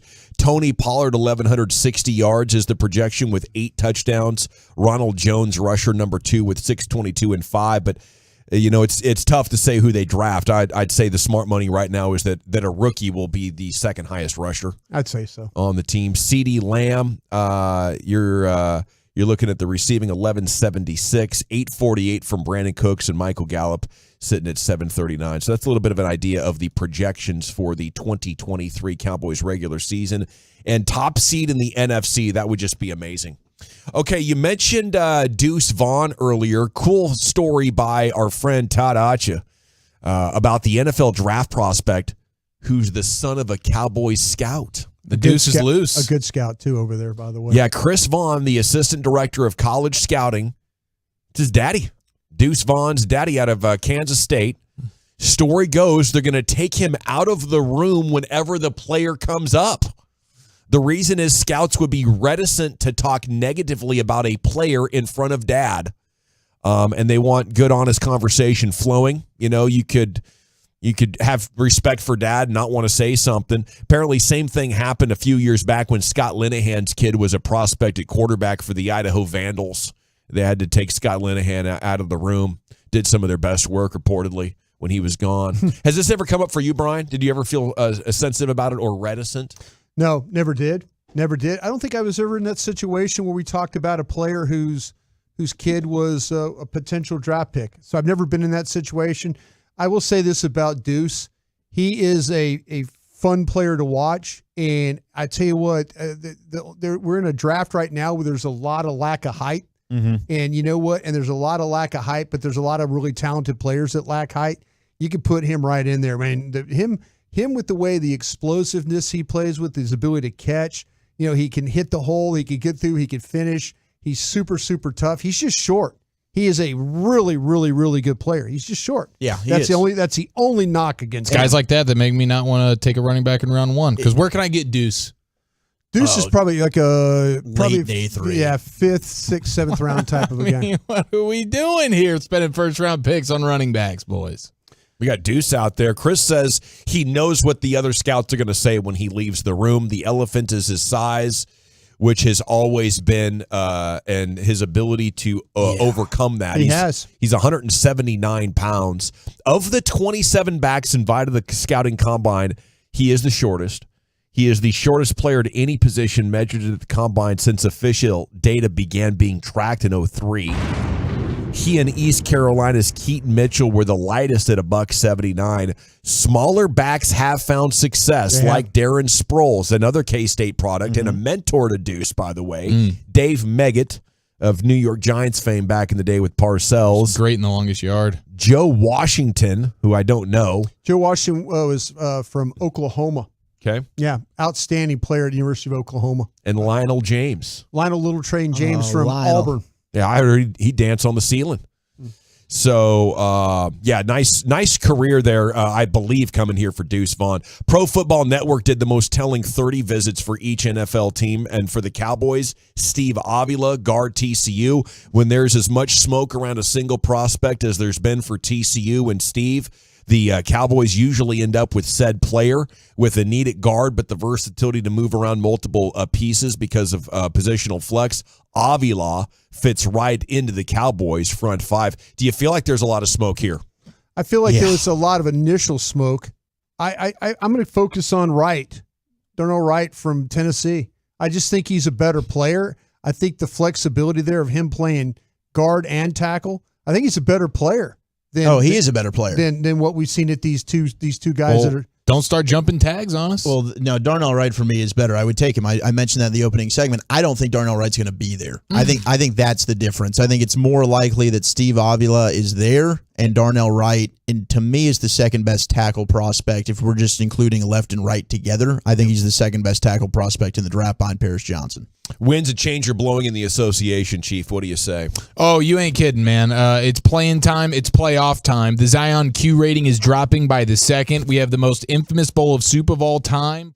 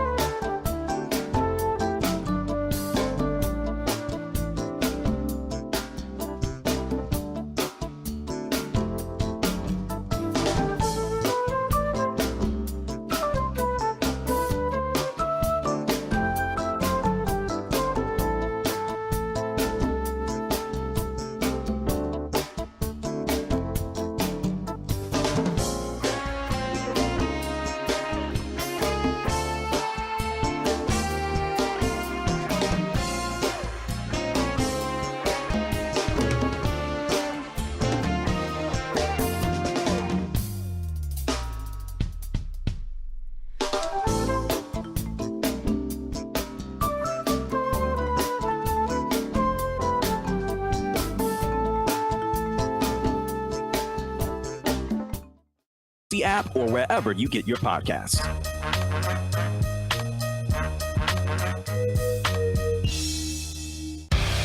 This segment of The Fan is brought to you by Classic Chevrolet. Well, thank you, Lucius. G-Bag Nation, coming up at 4 o'clock, we're going to have a special baseball conversation. ESPN baseball analyst Eduardo Perez joins us coming up in 17 minutes. Here's Chief to take you around the rim. That's right, ladies and gentlemen. We go ahead and cut the lights out. We put the kids down for that afternoon snoozer because the G-Bag Nation is going all 18 inches around that rim. Let it rain! Rain dance! Rain dance! I gotta join here, man. I've been saving for a special occasion. It's always a special occasion when you find out that all 4 NBA teams in California have made the playoffs in the same season for the first time since sharing statehood. My dear God. Really? Warriors, Lakers, Clippers, Kings, first time that they've all been in the same state together and in the playoffs together. So congratulations to them. And we'll see who the last California team is standing. But they all are, they're going to be directly competing. Warriors, Kings, and then you're going to have the Clippers and the Suns, Lakers, Memphis. But before long, that thing will get whittled down pretty quickly. We had some fun in the NBA last night. We'll start with Josh Giddey, Oklahoma City Thunder. This dude is he's a fun player, and he's Australian, so he's got the accent. And he was the 2nd overall pick in 2022. He was the 6th overall pick. And he's the Swiss Army knife. He's only 20 years old. That's not a knife. Triple-double, almost triple-double. 31 points, 10 assists, 9 boards last night. Josh Giddey getting it done in victory in New Orleans against the Zion-less Pelicans. And Zion, man. They're turning on him. And I understand. It's a bad look. They're turning on him. It's a do-or-die game for your team. And apparently you're telling everybody you're healthy enough. You're showing it in the pregame warm-ups where you're putting on a dunk show, looking good, going off dribble, dunk, off dribble, dunk. It's like this guy looks like he's getting ready to play in a game. He tells reporters I can do pretty much everything, but it's just a matter of the level that I was playing at before my hamstring. I'm just a competitor, he says. I don't want to go out there and be in my own head and affect the team when I can just be on the sidelines supporting them more. He called it a little bit of a mental battle. Things have gotten a lot better. Physically, I'm fine. So it's his head that he's worried about. I believe I saw this the other day. Only Greg Oden has played less games in their first 4 years than this guy. Oh, that's not good. Wow. Yeah, that hurts. That was a bad decision. I guess with Zion, you could have had Ja Morant, so that doesn't feel that great either. The thing that bothers me when he just says I don't feel like it, and as a fan, I can't hear that. If you're physically healthy, go play. You're dunking, dude. Yeah. You have a hamstring injury and you're putting on a dunk show. Yeah, and this is a do or die game for your team. This is an all like Zion. He's so competitive. Too much of a competitor. He's just too competitive. He doesn't want to get out there while he's not in the right headspace. But physically, he's fine. This is not load management. But we know about this, right? It's not all about the physical health. You think he's scared it'll get hurt again? It's mental management. I think that's absolutely. He probably knows his game isn't right. He doesn't feel in rhythm, and he doesn't want to go out there and embarrass himself. You got to leave that decision to the coach. Yep. Have the coaches say that, because after waiting for so long for you as a fan, it's like, oh, you got to be kidding me. And please, God, don't do a dunk off in the pregame warm-ups. No, that's not a good look. That's insult to injury Absolutely. right there. So I understand, dude. If you're a Pelicans fan and you're turning on him, I kind of get it. I would. Be absolutely I'd frustrated, say adios, man. Zion. Get out of here. This is why I said that year I'm taking Ja Morant, because the injury history of these top guys that were injured in college. Kyrie's another one of them, injured in college, and it just goes on. Guys that are healthy tend to stay healthy, and guys that get hurt, it usually happens over and over and over, and it's maddening as a fan. It'll take the fun out of the sport for you. The other playing game, you had the Bulls and the Raptors, and DeMar DeRozan's daughter, DR DeRozan, is the one who's become most famous from this particular game. She's gone viral for the way that she was yelling and screaming and taunting the Raptors players. Free throws. It worked. It worked. Yeah. The Raptors missed 18 free throws last night, and for every single single one of them, DeMar DeRozan's daughter was just kind of going nuts and heckling, screaming. Yeah, and it was epic. You can see the videos; they're all over the internet right now. But it is pretty funny. It's a 4-point game in a game where the Raptors missed 18 free throws. And everybody's pointing to DeMar DeRozan's daughter as the reason why. And they're like, okay, is she going to go to the next game? Because tomorrow night, Chicago's going to Miami. He's like, no, she's not going to be a part of that one because she's got school. He said, you can miss one day of school and come to a game. I'm glad I did for this one, but she's not going to Miami and partying it up with dad because it's a school night on a Friday. It was funny, like they showed her like after they'd miss a free throw, and like the lady next to her was like dapping her up, like she knew like she would yell and then they'd miss and then she just put her fist up. She's a secret weapon. She would get that. Yeah, you need to get some Zoom schooling going on. Something. I think the school district is responsible for stepping I think up the here. school, the school ought to let her go. She's going to be sitting courtside in Miami taunting. I'd have her on that charter. 100%. If I was a GM, I'd say, "Hey, your daughter's out of school." You think Jimmy Butler takes a swing? I write a note for her. I mean, I could see Jimmy Butler like, get this out of here. What the heck? He goes man? all Israel Adesanya on her. He just decides, you know, bleep this. Shout out to the Bulls' Pat Bev, by the way, who remains undefeated in the play, and they're calling him Playing Pat now. He was crying last year around this time when he got the T-Wolves. Can I ask a question? Just a quick observation. For sure. Oh, we just went away from it. What are we doing? When we come back from... Can we look at how close Woj's face is to the camera? I know on the NBA Today? On the NBA Today. When we come back, I'm sorry. The super tight shot on his face? It literally, I think he's 3 inches from the camera. Maybe they'll show it. I think they're going to break right now. I'm sorry about that. It was disturbing. It was disturbing. I couldn't concentrate because Woj's face took up the whole He's screen. so awkward. Yeah, he has no couth about him. You know, not a single bit. Yeah, have some damn couth about you, Woj. Jeez, I think we all are looking for a little couth these days. Yeah, anywhere he's I higher can get paid it, than man. Shams, though. He's higher paid than Shams. Yeah, that's the longevity he was the first, factor. Yeah, the It's first the seniority. Eventually, Woj. Would you rather be Shams will take over. Woj or Shams? I'd rather be Shams. He's getting because K. he's Adams pulling shooting K. shots Adams. at him. Yeah, that's exactly it. Kidding me? He's a Riz god, right? He is. He is the Riz god. But yes, Playing Pat was quoted as saying, "I knew they were bleeping trash after the game to the Raptors." So he's talking all that talk. If you didn't know better, you'd think he was playing for a 1 seed. Two guys, the Mavs were like, they're not good enough. Zach LaVine goes off, and here's DeMar DeRozan, the mid-range jumper god. And, we didn't want him because he couldn't shoot threes. Not a good fit. I did need to do a correction. Tyler Lockett's also 30 years old, and he had over 1,000 yards receiving You last making year. crap up again? So I said 2 or 3. It ended up being 3. I didn't realize Tyler Lockett was 30 when I was looking at the list of guys. I was going, call you out? yeah, the Somebody 682, and they were like hell bent on making sure that thing got corrected. Well, on you the were air. right. You said 2 receivers. The other one was a tight end, right? Thank you. That Thank ball's you. on. Appreciate that. My guy over No, here. you're Broadus. 100% What are you doing? I love when a teammate You has said your 3 back. receivers. There's like way too many people having your You back did. on this show. Way too many. I'll give you a back rub. Austin Reeves, thank you. I need it. Austin Reeves is saying that LeBron is actually a really low maintenance king of basketball. He says the only thing he's sent him on to do is one time in a pinch, he sent him on an Xbox controller run. So I imagine LeBron got pissed off playing against a guy. He smashed the Xbox controller on the road. You know, it's a road game. They're hoteling it up. And Austin Reeves got sent like the intern as a rookie to go handle that for LeBron. But otherwise, that's the only, I mean, that's surprising to me. There's no like Austin Reeves showing up on the team plane with with the giant thing of food. Yeah, the donuts or whatever it may be. Yeah, I'll take a donut. I'm surprised. I kind of feel like they need to get that thing together if Austin Reeves is not showing up with donuts or wings or anything like that. Yeah, there's got to be a little something. But again, Austin Reeves is playing well for him.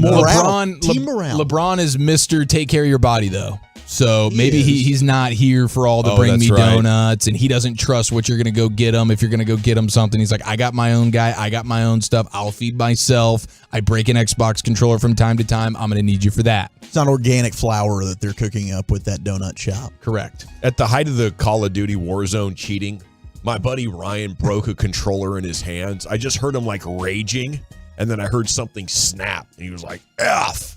Like that guy's leg yesterday when Ryan Lucius left was your playing. party. Gosh dang it, Ryan. Yeah, we used to play video games in my bro's den. That was like an extension that they later added onto the house. So the side wall was just brick from the house that they just built off of. Okay. That brick wall was the target of many a controller. through I can't rage. believe you people. I know, man. That's like $40 or $50. Now, I wasn't much of a controller thrower. I'll be fair, because it wasn't my house. Like if it was my controller, spoiled. yeah. But yeah, he wasn't even spoiled. He just had legit anger issues. Okay. I think is all it was. I've I had think he some settled bad down moments. since. Yeah, with the FIFA shots. Now things don't go your way, you get really upset. I could see that. I broke some mice, some mouses, some computer mouses. Some mice. I like the mice. Computer mice. Yeah. Plural. I have two sounds. We're gonna That have was time. with money and poker. That's right. Oh, there you go. Understood. I do understand that a lot more. I have two sounds. I'm going to save one of them about the purple one. I'm going to save the purple one for the hodgepodge. But this is J.R. I Smith. wanted the purple one. I know you wanted the purple one. We'll save the purple one because we have the most infamous bowl of soup in NBA history. Remember when J.R. Smith was on the Cavs? This is one of the best stories ever. He throws a hot bowl of soup at then assistant coach for the Cavaliers, Damon Jones, former NBA player who's known to be a goofball. And J.R. Smith was on the Old Man and the Three podcast with J.J. Redick, and he explained the story behind the soup throwing. Damon Jones, he's my guy. I love D. Jones. Here we Everybody knows it. But he has a knack of playing too much. And for me, like, don't get me wrong, I like to play a little joke here and there, kiki, but like he's consistent with it. And for me, like, if I'm telling you I'm not in the mood right now, like, bro, like I'm like I had some stuff going on at home, I wasn't playing well. I'm like, dude, not right now. And sure enough, I'm in the lunchroom, get my soup, and he comes in, and mind you, the soup was hot. It literally, I'm like the first person in there. He's like trying to like make me spill it. So I'm sitting, I'm not gonna lie, it took me a second too, because I actually thought about it. So it was like, it wasn't like a rageful throw. It was like, okay, you're playing with me. I know you're playing with me. I'm gonna show you. And I literally thought about it, and I threw it on him. He's over there screaming because it's just hot. I'm like, see, you want to stop playing now with me, right? You want to stop playing? Sure enough, the next day he comes up, apologizes, hey man, you know, you're right. I do play too much and da-da-da-da. I'm like, bro, I don't mind you playing. But when I tell you stop playing with me, I'm not in the mood, just stop playing with me. That's it. What kind of soup was it? Now, I left that question as a hanger. I wanted to get you guys to guess the soup, but I do love that J.R. Smith admits, like, no, this wasn't a rage thing. I said I thought about it. I knew it was, a bit insane for me to do it, but calculated.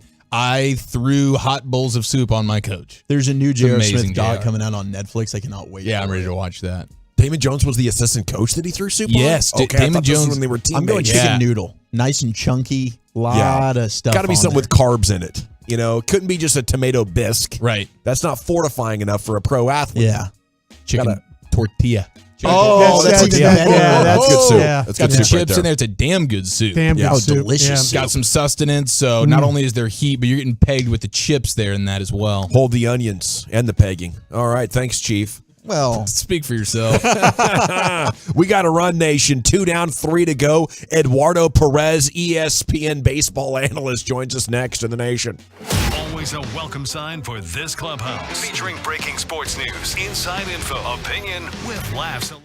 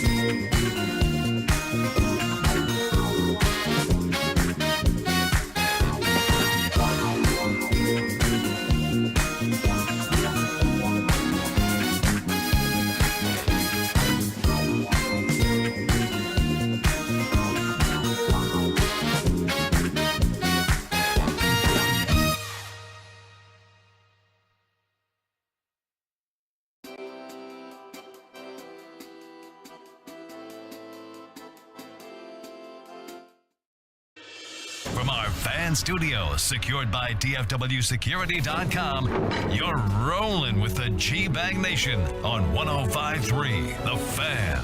Welcome to the Nation. Here we go. It's hour number 3 of the G-Bag Nation on your home of the Cowboys and your home of the first place Texas Rangers. They're off tonight, but back at it tomorrow in Houston, taking on the Astros. And ESPN baseball analyst Eduardo Perez joins us now for a baseball conversation. And a good afternoon, sir. How the heck are you? Good. I'm doing real well. How are you guys? Well, we're better than we've been for about 6 years when it comes to this baseball team, Eduardo. It feels great to have a competitive club here. Can you tell us what you think about our revitalized Texas Rangers here in 2023? Yeah, and let's just assume right now that Mr. Seager will be okay in a month. This is, I think it's a real a nice balanced team. That the pitching was addressed, something that was needed, and I know Chris Young. That's one of the things he wanted to do. He wanted to go out and get a skipper that has been road tested and proven. He was able to do that in getting Bruce Bochy, and now the players understand that they are under. A man that understands how to deal real well with the bullpen and understands how to be able to manage a postseason team successfully, and that's what they're hoping that they can be and be sustainable for the entire season. Yeah, Eduardo, you brought up Seager, and they're going to be without him for at least a month, maybe a little bit more, because he'll probably have to get some rehab assignment play in there as well. Are they going to be able to handle, in your opinion, with their lineup as constructed, the loss of not having Corey Seager for that amount of time? It's tough. I'm not going to say it's easy. It's going to be a tough road for the team to be able to do it. But can they? Look, guys are going to have to step up. You hear a lot of managers and a lot of people say, "Well, it's the next man up attitude that you have to have." And you're right, that's what you have to have, but this is a tough guy to replace. Marcus Semien is going to have to now be that epicenter of the offense that's going to have to be a catalyst at the top of the order. If he's able to do that, you got Lowe, that Nathaniel Lowe that's been phenomenal, and he needs to be the guy as well. And those guys have to step up. They have to play the game. And they have to play fundamentally sound. We're looking at the Rays right now, a team that has not lost all season. They're doing it as a group. They're moving runners over. They're squeeze playing. They're playing great defense. This is all the things that Texas has to do in order to stay in contention. Eduardo, hamstrings can be so tricky. When you said, let's assume he'll be back in a month, how concerned would you be? I want to follow up on that. Well, as soon as he grabbed it, I knew that it was the 4 to 6 week protocol we always hear all the time, and you have to be careful with those. You don't want it to linger the entire season as well. And he's a guy that plays a prime position, and what you want when you play a prime position are guys that can go to their left, go to the right, and especially now more than last year in the previous years, where you don't have the shift anymore. You have to be more athletic. We've seen a lot of athleticism from the shortstop position and second base position as of late, and especially now seeing these spectacular plays. So there's more demand right now for range than ever in that position. Are we seeing some potential flaws in the Astros? Could the Rangers do a little something in this division? Well, right now, look, you don't have Seager. The Astros don't have Altuve. They started off the season with Jose Altuve and that broken thumb because of the WBC and the fastball that he received in it. But the Astros right now, this is a team that has had Alex Bregman struggling until recently. He had a 3-run homer yesterday in Pittsburgh, but he's been struggling at the beginning of this season. If you can capitalize from an Alex Bregman struggling, from a Jose Altuve not being in the lineup, then you have a chance, and that's all that you can ask for as a team. The Angels are playing pretty decent baseball as well. That's why they're at the top right now with Texas, and you have to take advantage that Seattle and Houston aren't playing to their capabilities. Eduardo, I as an LSU man, I can't tell you how much I'm looking forward to you calling my Tigers being in the College World Series this year. And I want a squad, by the way. No, I appreciate that. And I wanted just to ask you, because you do such a great job at baseball, but your college baseball is so damn good. Do you enjoy that? I mean, like, you have a true passion for that type of the game, the collegiate game. I have a true passion for baseball, period. And Sure. I live a couple miles away from Coral Gables, so I get to go to University of Miami games. Mind you, I went to Florida State. I get it. But I love watching college baseball just as much as I love calling Major League Baseball games. They're completely different. The way that the head coaches manage the games are completely different than Major League Baseball games. And I love going because it's a different pace. The strategy is different. The level of play is completely different as well. But it is a very good competitive game that you're watching with pitchers throwing in the mid-90s, topping out sometimes at 100, 101. We're looking at Tennessee. We got guys that are throwing 103. And, you see great talent at a young age, and you see a passion for the game that I think it's trickling up to the major league as well. Eduardo Perez with us here on 105.3 The Fan of the G-Bag Nation. Speaking about college baseball, the maybe most dominant pair of pitchers we got to see in recent memory a few years ago with Vandy, Jack Leiter, Kamar Rocker, now Texas Rangers. There's a lot of hype about them. Leiter struggling a little bit last year, but from your time maybe getting to be around them, watching them in college, what are your expectations for their future within the Rangers organization? You know what? If you are a Ranger fan, and you looked at a young pitcher struggle his first year like Jack Leiter did, you're actually okay with it. I was okay with him struggling last year, and let me tell you why. Because everything seemed to come so easy to him. Obviously in high school, obviously in Vanderbilt, and you learn how to deal with the struggles at the minor leagues. You don't want a pitcher to learn how to struggle at the major league level, because you see a lot of them get lost. They start changing who they are, trying to find out if they're able to pitch at a high level. And to be able to struggle at a level where you should dominate in the minor leagues, now you start having more respect towards the talent that's in pro ball. Longer lineups, just to travel, all those little things play in big as far as the development goes. And Jack Leiter, seeing him in spring training, I thought he matured immensely during the off season. He worked on what he had to work with. Kumar, on the other hand, what a great opportunity to be able to be there in Texas.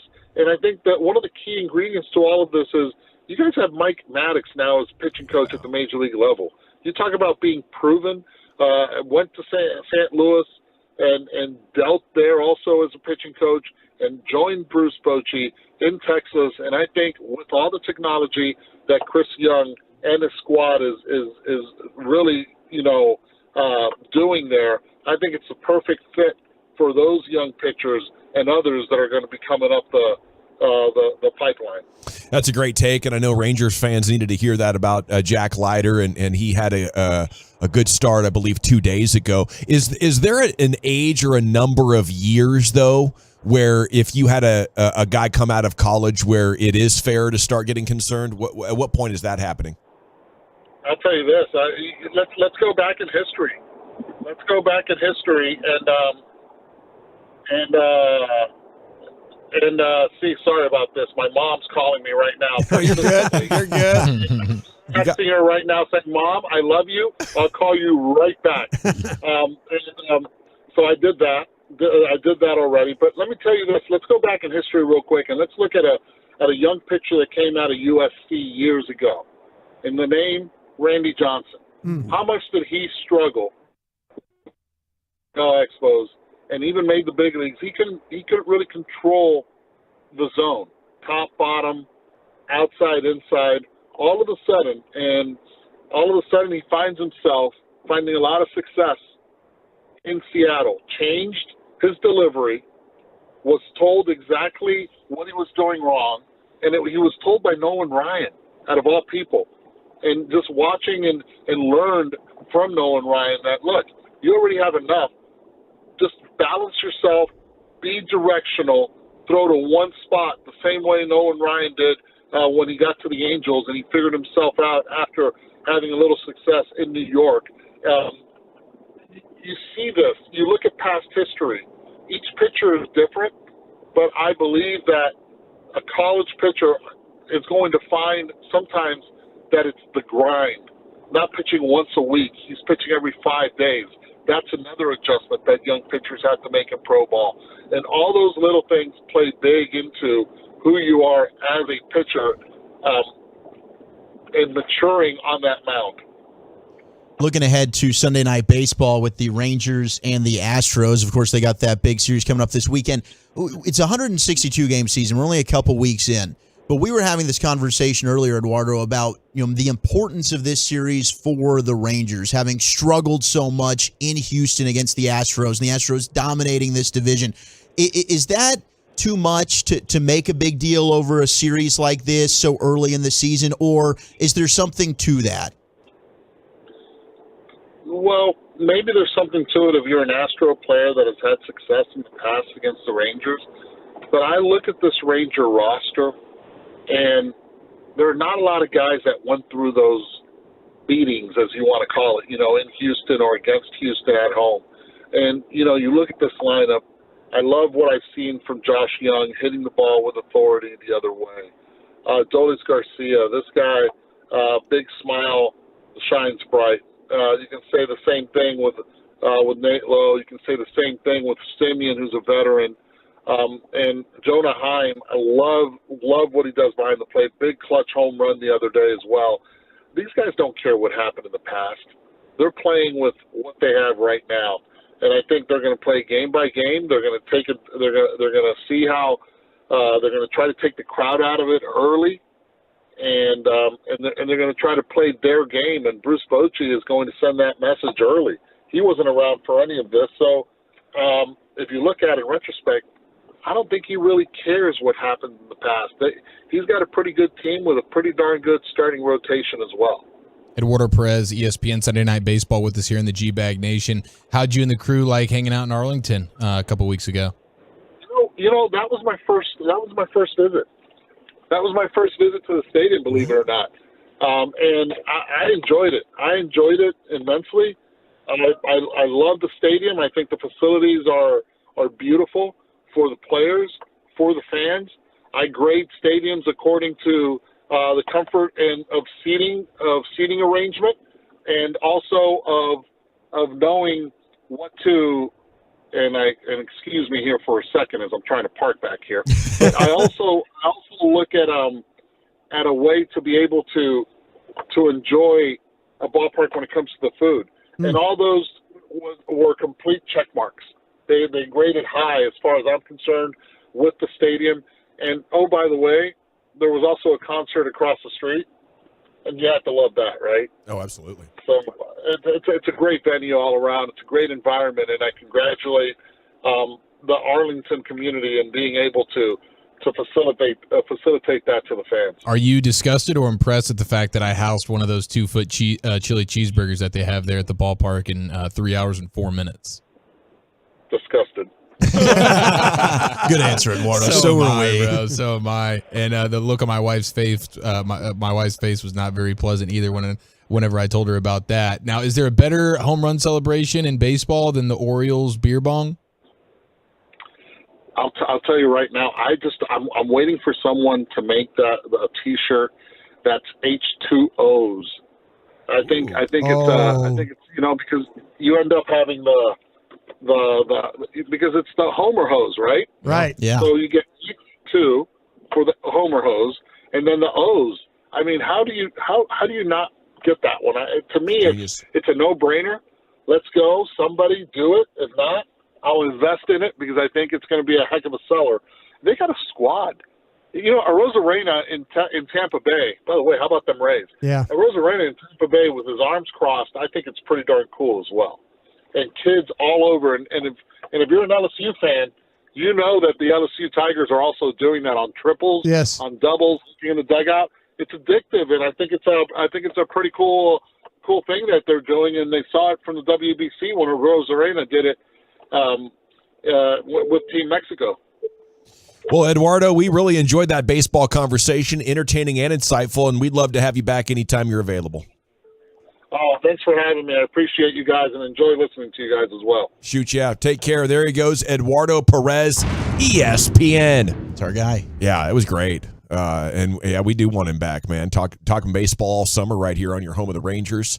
It's Eduardo Perez. Now, Wooly Bully's top 10's coming up next. Where are we going with that, sir? Yeah, I got a friend of the show who doesn't think C.J. Stroud is very coachable, apparently. We got that audio for you. And then it's National Scrabble Day, and I've double-checked to make sure it was. I got the top 10 board games. What's your favorite board game? Next on The Fan. The more you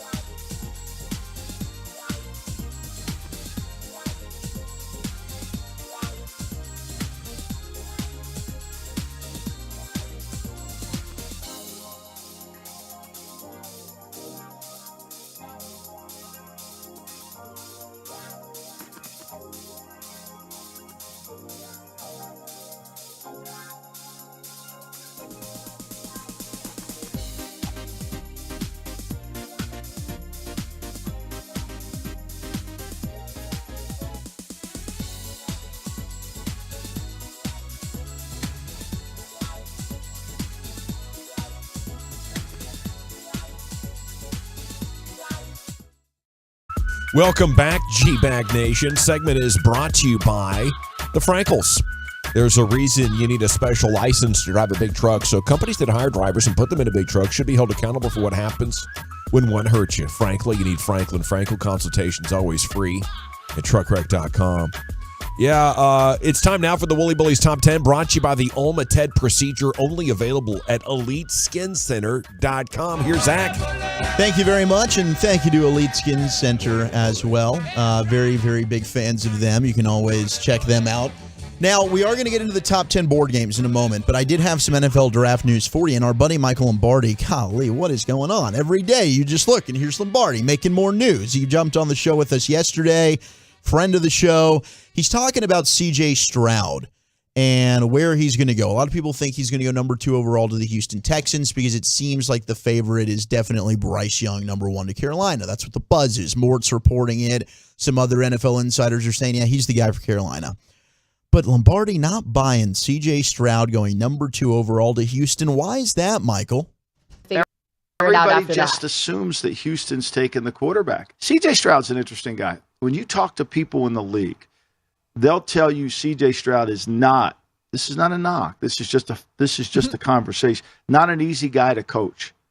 Kind of. Okay. You got to be really. He's very. I think the word that people use is he's very not believing in what you're saying, and so he's a little bit challenging to coach. So it's not like he comes in and embraces it. It's a little bit. He's got a little bit different style to him. Is that where it's like he thinks he knows better? He thinks he knows a little bit better. Okay. He's probably hard to take to coach it. Not saying he's not a good player. I'm not saying that at all. I'm just saying the vibe that you get from talking to people that have interviewed him is he's not an easy guy to coach. And so what I've done is I've asked people. I said, I've heard C.J. Stroud's not an easy guy to coach. Yeah, and everybody echoes that back to you. So I'm not saying he's not a good player. I like C.J. Stroud. Would I pick him at 2? I don't know. I certainly wouldn't pick Anthony Richardson at 1, 2, 3, 4, 5, 6, 7, 8. Stop me when I get there. But I think you have to. I think if you have to understand where are they. The one thing we do know about Houston is there is no information coming out of there. There's not confirmation of Stroud. There's not any confirmation of anything, and that's the point in the betting market because they're not saying anything. The mocks are giving them Stroud, and that's driving the line. So if it's not Stroud, who would it be? That's the question, right? That is who would it be? Now, I'm seeing a lot of buzz about them just skipping out on quarterbacks at number 2. I'm trading back or I'm taking the edge rusher. Yeah, they take Will Anderson or they take Tyreek Wilson, the defensive end from Texas Tech, who they seem to like quite a bit as well. And then maybe, because they have another pick at 12, do they move back up, depending on what quarterbacks are still available into the top 10, and take their guy there? Or do they just hold out and say, you know what, we're going to wait a year, and we'll go ahead and circle back and take Caleb Williams or Drake May, whoever they think is the best guy next year? You can't have a know-it-all at quarterback unless he actually is so amazing. He's a once-in-a-generation prospect. I can't have a know-it-all who also is trying to figure out how to play the position or have questions about whatever it might be. Guys like this are leaders, are bad leaders. They show the other players on offense, this is okay. This is how you act when the coaches are talking. And it ticks the coaches off so much, they end up being in a bad mood for coaching other players. Mm-hmm. When you're giving a great speech and breaking down how the offense is going to work, and you look up at your star quarterback and you can tell he is so out to lunch, it will set you the bleep off in a way that might compromise your ability to coach the rest of the day. Preach that. I'm so done with that guy after I just heard that line from Mike Lombardi, if that's true. What's the test that we always talk about here, the S2 test? Yes, the S2 cognitive test. I heard he scored the lowest of the quarterbacks. Yeah, I saw that reported as well. Yeah. Wow. Yeah. So if that's the case, and a lot of these teams, whether you're one of those teams, I asked a team, this one team, there's another test that they have that I'm trying to kind of figure out here. I think it's called an A01 test is what another one that people are given or is administrating to these quarterbacks. But if you believe in that S2 test, his number was one of the lowest. And there's a lot of teams that buy into that, and maybe that's what Michael's talking to people that administer that S2 test, and they're thinking like everything about it is just these tremendously low scores in all these different categories, and it makes it maybe a little bit. Maybe that's why he's not interested in the coaching, because they're teaching him. You go from this point to this point, this point. You got to track the safety, the linebacker. He's like, I'm going to rely on my talent. Yeah, I'm going to see a guy open and I'm going to throw it to him. Mm-hmm. And it's easy when you're playing with Marvin Harrison Jr. and Jackson Smith and Jigba and Chris Olave and name the receiver Garrett Wilson, right? First round guys. You get into the NFL, and if you get selected by the Houston Texans, who are you throwing the football to? Yeah. All of a sudden, it takes a lot more. If I'm Houston, I'm trading up for Young, or I'm trading back, or I'm taking a different position. But I don't think there's another quarterback that's really that exciting at 2. Houston's going to double down on the Buckeyes, man. They're going to get Stroud, and then at 12, they're going to give them Jackson Smith, and they're going to see what they can run with it. Yeah, I could see them going Jackson Smith and Jigba at 12. It'll be interesting what they do at number 2. All right, let's slide into the top 10. It's National Scrabble Day. That is the board game, not Scrapple the food that we ended up talking about a few months back, which was rather embarrassing on my part. Shrapnel? Yeah. National Shrapnel Day? Scrabble. Gotcha. The board game. Pull the pin. Let's talk about it. Let's do it. All right. We talked a little about this during Crosstalk with KNC, and I asked the Twolos, I was like, should I change up the list? They said, no. Rock with the board games, and the Twolos get what the Twolos want. They want to rock with you. 877-881-1053. What's your favorite board game? Lucius, are you still a board gamer with the fam? And if so, and even if not, what did you grow up It's been on? a very long time. We used to play the game of life a lot. And then when I got to the military, it became the Monopoly. Yeah. We played Monopoly a lot. And there's a great documentary about the game Monopoly. It's called Under the Boardwalk. It's on PBS. Really, really good. A whole lot about the Monopoly game you just don't realize. Lucius, can I ask you? Just don't realize. Awesome. Like Google Baltic Avenue, and why is that significant in the Monopoly game? Okay. Ooh. Okay. Hey, in the game of life, that's where the stick people were in the car, right? Yeah. Did you Little ever pegs. find? Yeah, the pegs. And like, did you ever find yourself there was kind of like you had too many people and they were just kind of laying in the car?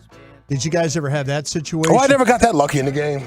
Where you had you had too many people and you couldn't get them all in the car, so you had to kind of like they were. I just strap them on top like Yeah, grandma. they're like in an ambulance. They're like laying flat in the car. I don't know if you or did you make sure that all the pegs were in? I mean, I don't know. That's the. I made sure all the pigs were in. All the pegs were in. You sure did. You're good at that. Yeah, he's an interior decorator. That's why I was that guy asking right there. because I would have thought you would have been the guy. Mr. Shoot the club up. Yeah, Pat him down when he walks in, please. I thought you were the guy that had the extra kids in the car. That's what I was kind of driving Well, at. I right became there. that guy. Yeah. That wasn't always the goal. All right, so the honorable mentions of the top 10 best board games. We got Scattergories, which is fun. If you've never played Scattergories, it's a great game. Mousetrap. Candyland, which was a personal favorite of mine growing up. And Gavin, you gave that some love during Crosstalk. Played it. Yeah, played it. I thought it was a pretty good game. I was a fan of Candyland, man. And then we've got Chutes and Ladders. Another good game. A little frustrating. Yeah, I didn't play a ton of Chutes and Ladders, but gosh, did I play a lot of Candy Cane as a kid. It was my sister's favorite board game, so she was always like, let's play. I'm like, all right, that's fine. I'll beat you again when we come play. Dominator. Can Twister be considered a board game? Yeah, absolutely. Twister's on here as an honorable mention as well. Wow, a little bit below dude. 15, though, but yeah, Operation, another one, Apples to Apples, Guess Who, those are all that didn't quite crack. Uno's not a board game, is it? That's a card game. Card game. Yeah, there's no board, sadly. Give me checkers, bro. Checkers is good. I do enjoy checkers. Number 10, we got Trouble, which I played a little bit as a kid, but not a ton of Trouble. Did you guys ever play Trouble or not? I have no idea what you're talking about with Trouble. That was probably later than your time there. Trivial Pursuit comes in at 9. Played that quite a bit. Oh, I played some Trouble. Was that with the marbles? Yes. Yes, that's a good game, Trouble. Yeah, Trouble's fun. Trivial Pursuit at 9. And Trivial Pursuit's fun. I prefer Seen It now, where like you can go ahead and you're actually watching something. It's still a board game, but they're like showing you clips of movies, or they've got different types of versions of it. They've got like specific Star Wars, whatever the heck you want to do. But Seen It's fun. I prefer Have Seen It. Have Seen It? I'm grammatically correct. I have seen it instead of just seen it. Number 8 is the Game of Life. So shout out to you, Lucius, for life. Number 7, we've got Risk. Yeah, that's a winner right there. That'll take a little bit of time and it'll suck you in, but it's fun. There's a Game of Thrones version of it too. Oh, is there? Exceptional. Oh, Yeah. man. I think there's a game like Monopoly's done that now too, where they do like virgins of different things. Virgins? Virgins, yeah. The Monopoly's a big That too. virgin guy. 6 is Sorry. So underrated. Yeah. I loved The Sorry Sorry growing game. up. bleep you. It's not a sorry game. It's a good game. It's sorry. Simple, Right. but exciting. Yeah. It was fun. You can explain that to somebody about 30 seconds. 972 is giving love to Twister as well, and we've got love for Sequence, the game Sequence, which I have not played, but I'd give that a shot. Number 5, and this has been texting quite a bit, Connect 4. Ooh.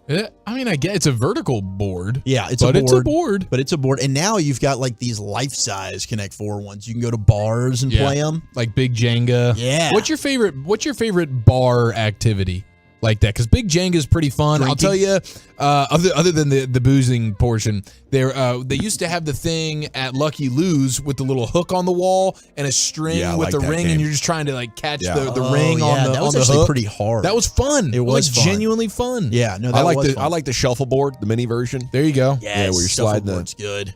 deals. Little pucks along. Yeah. Yeah, air hockey was Oh, always, air but that's more of an hockey is good. arcade thing. But No, still. but I mean, air hockey at a local sports bar, That'd I be think a is blast. pretty relatively And then common. I think pool. Yeah. And I've never been great at pool, but it can be chill. You're hanging out with Darts. I like the golf game, the Golden Tee. That was big in the bars about 20 yes. years ago. I bet Brian dominated I'm that. not familiar with that. Yeah, the golden tee was it was a ball and you had to push it and you got to angle it to where the shot, and You it was never like played always, golden tee? it was always set like some crazy location. Yeah. I'm looking it up now. Yeah, Golden Tee. there was just like a roller ball in the middle of the stand-up video game And thing, and you'd roll it back for the backswing, and then you'd push it forward. And if you pushed it forward really hard, you get like a big drive. You could spin Yeah, it. John Daly, Yeah. like, you could slam slam it. Yeah. Okay, Yeah. yes, I have seen these before. I don't know that I played much of, but I do remember seeing these So the machines. 817 referencing KMC from earlier, and they were talking about Twister, and Corey and Mike do consider Twister a board game with people being the pieces. And they're kind of right. Yeah, the humans are the pieces. The humans there. are the pieces of the board game. Number 4, here you go, Brian. It's Battleship. Darn right. That's ship with a P. Again, if I could just give you some advice, take the submarine and like just dry dock it until you really need it. And then make an appearance on the board as you need it. Yeah, as you need it. As you need it. When you're looking for a Cheat your place balls that your off. opponent hasn't guessed. Apparently, this is impossible in the modern version, Brian, because it's digitized, and you have to have all the pieces in place, or they won't let you start the game. Oh, see. Okay, Yeah. so they Oh, so you can't. You're gonna do have to get this. the retro version if you want to keep up your shenanigans. You want the retro version if you can play the Yeah. game, because seriously, that submarine, I think it's got two little spots it could take, two That's hits. right, yeah. But those two little hits could save you from Sure. losing the game. Yeah, Because if it's off the board, and you got to make sure that. Nope. But you got to be encouraging. Try too. again. Yeah, you got to be encouraging. You can't be a jerk about it. I found if you're Just a let jerk, them know, be nice, like Yeah. so close. Ooh, you got to make facial expressions. You're doing a great job there, buddy. Yeah, yeah. And Now you cheat and go fish too. Where you're like, nope, don't have any of those either. Yeah, what's the dry docking of Fours? goldfish? I'll ask again. Yeah. I never, not in the goldfish, no, but I'm telling you, Battleship, if you really want to be good at it, you got to use my rules. Dry dock it. Dry dock the Just dry submarine dock it. until you absolutely need it. And like, if you feel like you're going to lose, then bring the submarine back into the game. This is good. We got to get Broadus some dry docker shirts on I the dry merch dock it. store. Just walk around, rock that thing. That's amazing. Cornhole is a very good bar game as That's a well. good bar game. No doubt. It's a good bar game. Top 3 here. Top 3 most popular board games on National Scrabble Day. Is number 3 is chess. I can't. See, I Not mean, smart enough. Not smart Yeah. enough. Not at That's all. the best game right there. Yeah. Best board game ever. Chess is Did you see fascinating. that? I saw a story where a gentleman dressed up in Arab, the woman, the garb, the beeb, the thing, and dressed up like he was a woman, covered himself, male, and played in a female chess championship. Oh, so he cheated. That's all the new rage these days. He dressed up as a woman, covered up, and played in the tournament and won the tournament. Wow. Sounds like he was more than a woman. Okay. Sounds like Leah That's a Thomas song- would be That's a proud. good Yeah, song. my God. More I than think a- that's 3 good song jokes No, today, and you you guys have. have given me nothing. No, and- I matter of brought fact, like a Susu chuckled. Studio joke I or something. No, earlier. and That was good. That Nick was good, Eatman yeah. Nick Eatman called you out, by the way, for your early. Was it not Phil Collins? It was. The question was about the song. It was you went Phil Collins, Easy Mover. Nick said, more like Easy Lover. That's the joke. You said he was an easy mover. That's the whole. I know the song is not Easy Mover. The song is Easy Lover, and it's about a girl, not a man. But Gavin is winning the game today. You're not. No, his song references are better than mine. Everybody knows Dawson's got great song references. Great references, Gavin. Great yours was a home run with the Susu Studio. Let's not butter it. Was. When did he It was use good. Susu Studio? No, it was she's an easy lover. What was it? It's Phil Collins, but he was in a band. What was his band? Genesis. So it was Genesis. I think it was. But I know the song's Easy Lover. But was that with Philip? He was singing with another guy, Philip. Oh, geez, who sang Easy? Philip Bondies. No, somebody sang it. I think it was Philip Bondies. What? I'm sorry? I think you're. Maybe there's some confusion. There's some confusion, but he sang the song "Easy That Lover" was good. with Philip, with another singer. Who was it? Gavin, I know you're quick to look. Philip Bailey. Philip Bailey. That's And what Phil I said. Collins. What are you saying over there? I'm Think just about making it. good song Philip references Undies. from your time in like the 70s or 80s, whatever. Yeah, and crack a bleeping I felt smile. good about that. Brian. You're terrible over there. I wonder. We should take guesses on who Nick Eatman texts Brian and just like rags on the most out of all of us. Like that idiot. No, It's it's clearly Chiafalo. Yeah, well. Nick has no respect for She's an Chiafalo. easy mover. That's Yeah, low-hanging it's just fruit. not quite the same. Number 2 is Scrabble, but number 1, the most popular board game, maybe in an upset, is Clue. That is an upset. I mean, it's been texted in quite a bit, though. It's a hasn't fun it? game. I enjoy it. Colonel Mustard, highly He overrated. always does it. Miss White. Nice job, Wolchuk. Once again, we have baseball news. Apparently, the expanded beer sales is coming under significant fire. It's a G-Bag Nation presents You Make the Call. Is this player in the right, or is he dead balls on wrong? That's next in the Nation.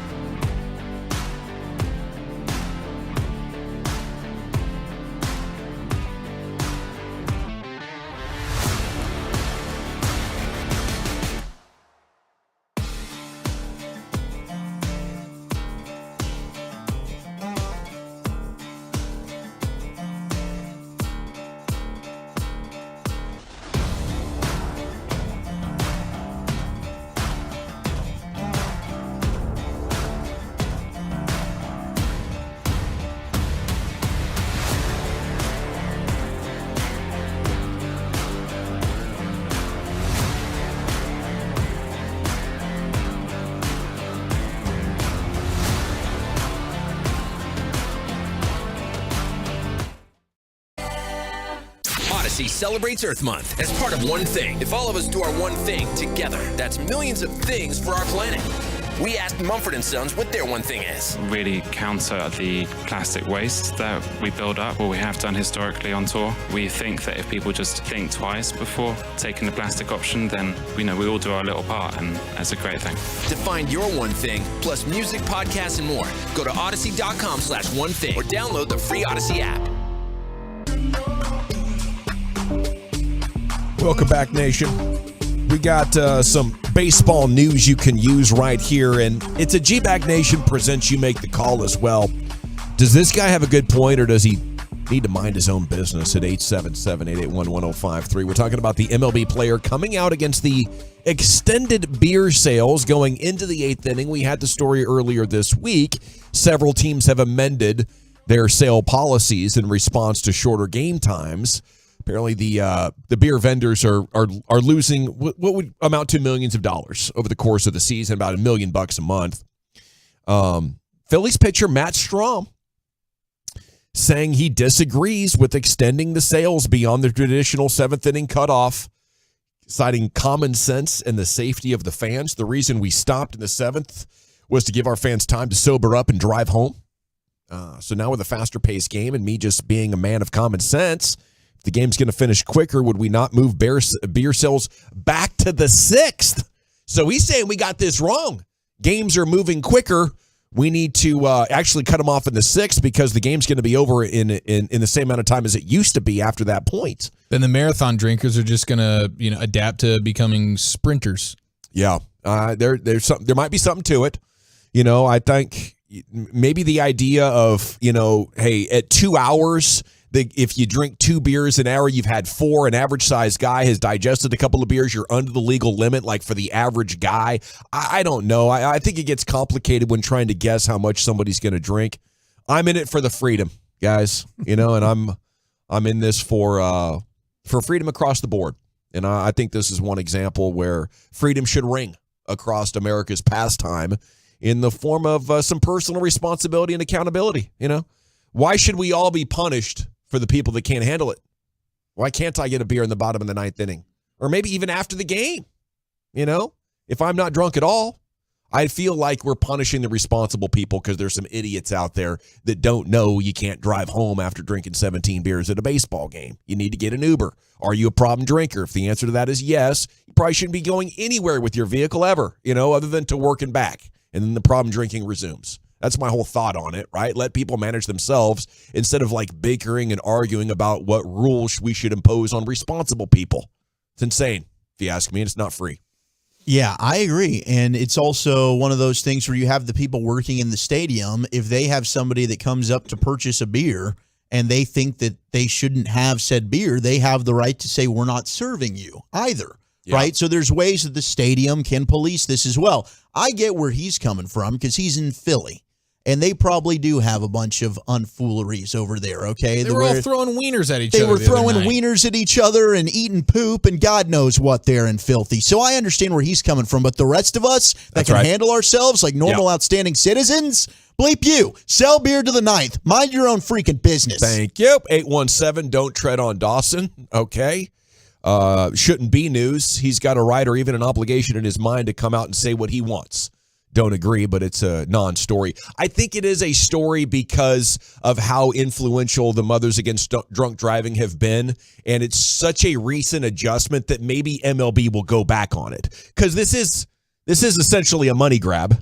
It is essentially making, if you were not selling beer because of safety concerns, and now you're like, well, we're not that concerned about it anymore now that money is on the line. I think it is something that maybe MLB could look at as far as having a blanket league-wide policy. Nobody would like my idea then about keep it same going through the 7th. Just charge less money for the beer. Maybe you sell a few more.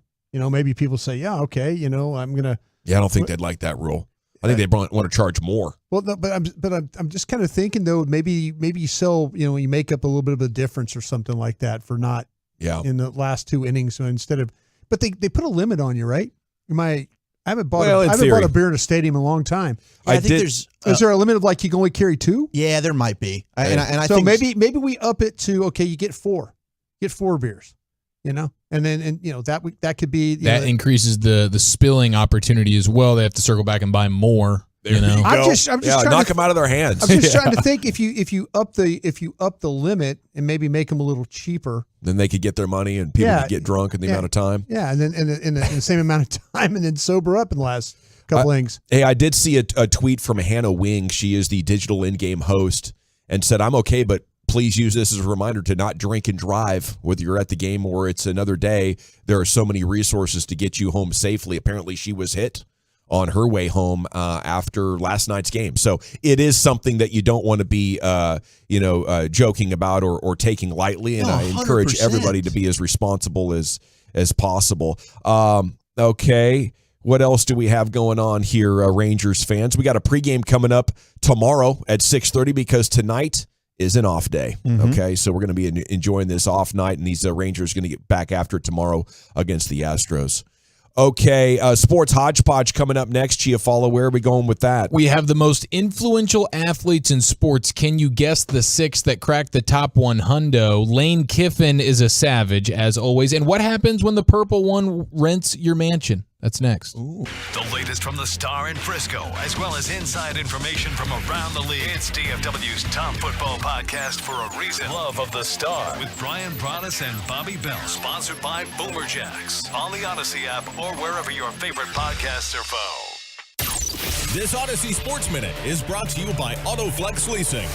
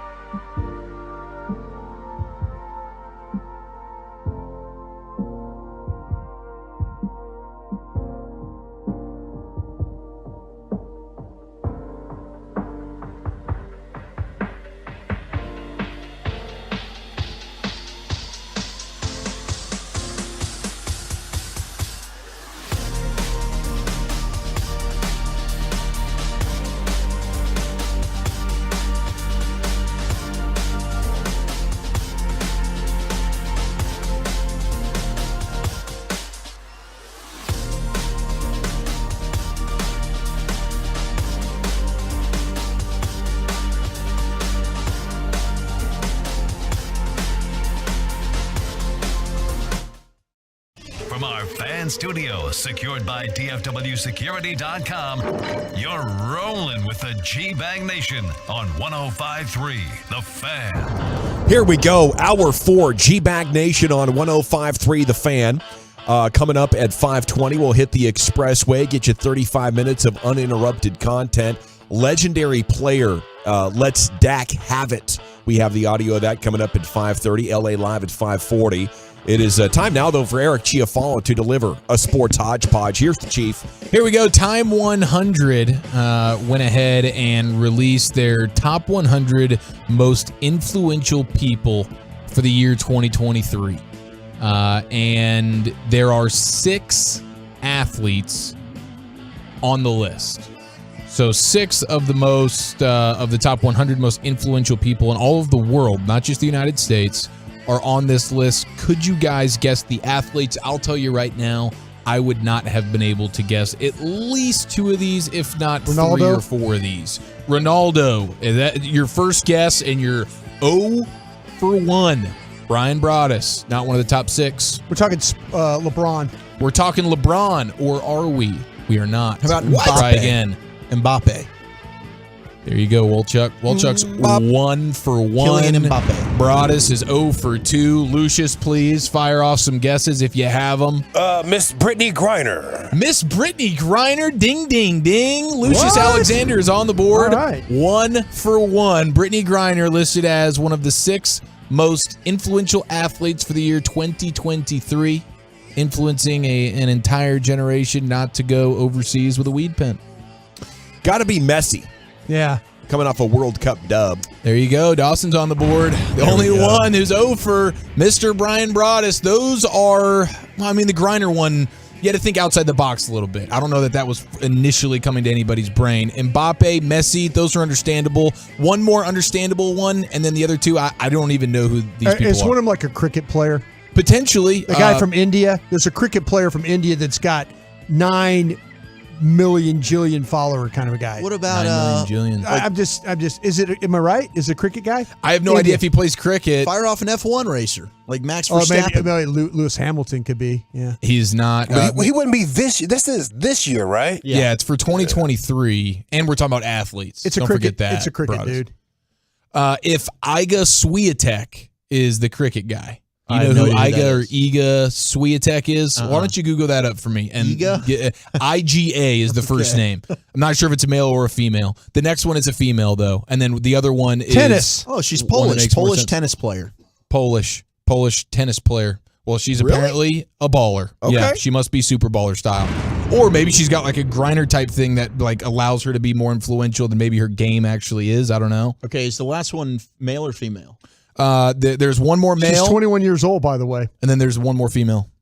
Oh, she's an activist. What about Serena? Okay, there you go. Well, I don't know if Serena would be 2023. Yeah, Serena's not on there, though I imagine she's Hey, on what's the there. hint on the male? The hint on the male is somebody that we should all be thinking. Brady. It's not Angel Brady. Reese. It is not Angel Reese either. Male. But it is a male. Yeah, it's a man. It's a man. I thought you said there was a man and a woman. There is a man and a woman, yes. Okay. But in regards to the man, Lucius asking what would be a hint on the man. And I don't want to, if I say almost anything, you guys would get it. It's on. I feel like I got one, man, but I don't want to say it. Fire it off. I might say it in your ear on this microphone Jake thing. Paul. Come in my ear with it. Pause. It is not Tom Jake Brady. Paul. It Shohei? is not Tom Brady. Shohei.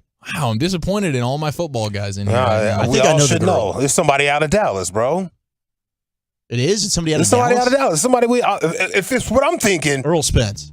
No, I'm not thinking Earl Spence. controversy. Who had the people talking this year? When I think most influential. Gotcha. Now, this is not a controversial dude. This is Kyrie? just he's a supreme badass on the football field. Patrick Mahomes. Patrick Mahomes. Gosh dang it. Okay, I think I can get the female, though, because I remember a couple weeks ago she was breaking records. Michaela Schifrin. Michaela Schifrin. Oh, the skier. The skier. She is. So Michaela Schifrin, Iga Swiatek, Leo Messi, Pat Mahomes, Kylian Mbappe, and Brittany Griner are your 6 most influential athletes for 2023, and they are 6 of the most influential people in the world, according to Time 100. So congratulations to those folks. Tom's looking at things a little bit different than your average sports fan. I appreciate their perspective. Yeah, absolutely. You have, and there's obviously most of them are like the entertainment variety. You know, Michael B. Jordan was on the cover of this. I believe he is sitting at number 1 right there at the top of the charts there for most influential. But got some athletes, 6 of them, including Brittany Griner and company. Oh, DeMar Hamlin, 214. I would say he might have been the most influential in the sports world because he really got people to look at the dangers of it. Yeah. You know, and talk about the human side of it a little bit more. That's a dang good one right there. Yeah. I did have a little bit of Cowboys to sprinkle in here when we start looking ahead to next year's team and specifically the offense and some of the things that hindered the Kellen Moore offense. And I've seen there's a Kellen Moore brigade out there, at least on Cowboys Twitter. That's like, oh, we're going to regret this Kellen Moore thing. We're going to regret letting him walk. Did they watch the playoff games? Allegedly they did. There's Broadus throwing his hand up. Now, I think are you going to miss Kellen Moore or are you just not going to like what they're doing now? There's Right. a difference there. We can live in a world where you don't want Kellen Moore, but what they replaced him with also sucked. No, I'm just going to say, what week are you going to go like, say, Broadus, you were right. What week? Give me what week. I'm never coming around on Kellen Moore. I'm not saying that. Coming around on that. They needed to move on. There's never going to be a time where the offense just like sputters along like, and you're just not going to go, be nice to have Kellen Moore back here. I'll remind you that it sputtered quite often with Kellen Moore. Okay. Especially when it mattered most. I'm just saying, though, I just think it's kind of dangerous what Mike McCarthy's doing here. It's definitely dangerous what he's doing, but it doesn't mean that we're going to miss Kellen. The last 2 years, you couldn't run the football in the second half of the season for a variety of different reasons, right? But that's something that was a trend. You couldn't score in the playoffs when you needed to score most. You got figured out as the season went along, and you never adapted and made changes. Kellen's a good OC, but there were flaws. And I hope he has success with the Chargers, but it doesn't mean we're going to miss him here. You're lying so bad about No, success. I hope that he does have success. Everything that I've heard, Kellen's a great dude. I have nothing against Kellen Moore, but I do think it was time to move on from the Cowboys. Yeah, I think a lot of it are like Dak haters that are like, oh, now that he's got a real quarterback like Herbert's way better than Dak or something. Mm-hmm. You know, they're just like, oh, this is going to be amazing what Kellen Moore does to the league now with the real quarterback. It's like, man, if Herbert's better than Dak, it ain't by much. Yeah. I think a lot of it comes down to, and there's some evidence here about the passing concepts, the route concepts a little bit, and some of these are on the player a little bit here as well, but it's a reflection of Kellen Moore. And the first is the receiver separation, the average distance between the receiver and the nearest defender when the pass arrives. Cowboys were 30th in the sport in this category last year. Over the last 4 years with Kellen Moore as the play caller, Cowboys averaged 25th in the NFL. So, yeah, you could say you don't have wide receivers to get open, but you had CeeDee Lamb and Amari Cooper for a lot of those. How did you as a play caller help your receivers get open? Cowboys finished 25th in wide open percentage, which measures an open target with separation of at least 5 yards when the ball arrives. Cowboys finished 28th in open percentage, just an open target with separation of at least 3 yards when the ball arrives. And the Cowboys finished 29th in yards after the catch percentage. So that hurts you pretty bad. And in every one of these stats, the Cowboys passing offense is in the bottom 25% of the league. So I think that is one of the big things we're going to be looking at. How much better do the advanced metrics show that these wide receivers are able to get open? He will have Brandon Cooks, McCarthy and Schottenheimer will, that Kellen Moore didn't have. But it will be interesting to see how much more yak can you create in your offense just based on your scheme, and how much more open receivers can you create with your concepts where your quarterback's not always having to throw into a super tight window. I'm going to take Mike McCarthy's career of success and say he doesn't change things that aren't broken. I think there's a lot to build off, but Dak would hang on to the ball too much. It would cost him picks. It used to cost him sacks. Now it just costs him picks. And they don't get enough yak. So I think he's going to keep a lot of what worked and try to add some of the stuff that has been glaringly absent from this Cowboys passing game. Now, we have some fun sound coming out of Ole Miss with head coach Lane Kiffin. I'd like to take you back to November 21st of last year when John Sokoloff decided to tweet breaking. What did you say? John Sokoloff decided to tweet breaking, hashtag Ole Miss head coach Lane Kiffin plans to step down as the Rebels coach Friday and head to Auburn to become the Tigers' next head coach. Sources say the Tigers haven't officially offered the job to anyone yet, so Lane to Auburn is happening. Story soon. And this set the college football world ablaze for a little while. Everybody's like, oh my gosh. He went after the reporter himself, though, in a press conference. Yeah. Well, Lane Kiffin has had a couple of like Twitter interactions calling this guy out, but now he's meeting with the media as a press conference, I guess, in lead up to their spring game and stuff. Spring game, yeah. And so somebody, you'll hear a random reporter, not the one who broke the fake story, but you'll hear a reporter asking about just some of the fallout of having to deal with all the rumors of you leaving for Auburn, Lane Kiffin. And then Lane Kiffin notices the guy who broke the fake story is in and amongst the media scrum there and goes on a very nice, elegant, sarcastic rant against this particular reporter who's in the media scrum right here. Take it away, Lane Kiffin. Lane, I know it's been a few months now, but it's kind of come up a couple times, especially I think today again, ESPN just talked about you and the Auburn job and that saga. Just kind of what about it is still maybe lingering on you, or your thoughts about that? It's interesting you asked that on the first day I've seen John in a long time. Good to see you, John. So yeah, I did say obstacles the way in there, so I do find a way to turn everything positive. So I appreciate John for creating all that chaos that he created with his false information, but that allowed us to work through it, and like I said in the article, help our collective. So really our fans and our collective should thank John for that. That's fantastic. He calls him out by name, John, on multiple occasions there, and you know that guy was just red-faced and sweating, feeling terrible amongst the other reporters there in that room. But shout out to the other reporter for asking the question, knowing that the fake newsbreaker John was sitting amongst the crowd. I'm going to guarantee this. This is going to be probably irresponsible of me to do this, but I'll say this is a thought. It's 5:11 Central Time on a thirsty Thursday. Let's get reckless. You want to get reckless? Let's do it. I love getting reckless. I'm going to say that Kiffin set that one up. Oh, he fed the, hey, please fire off this question. Yeah. Really? Yeah. They were having cold beers the night before. Yeah. That's awesome. Probably saw Lane and those coaches all hang out like in Panama City, down there, the Redneck Riviera, all those coaches have homes, whatever. Maybe he reached out to this report and said, hey, do me a favor today. What's that, Coach? Ask me a question. This is a question I want you to ask me. Man, I hope you're right about that. That's fantastic. This is a Lane Kiffin He special. did seem very ready to answer that question. Glad you asked me that question.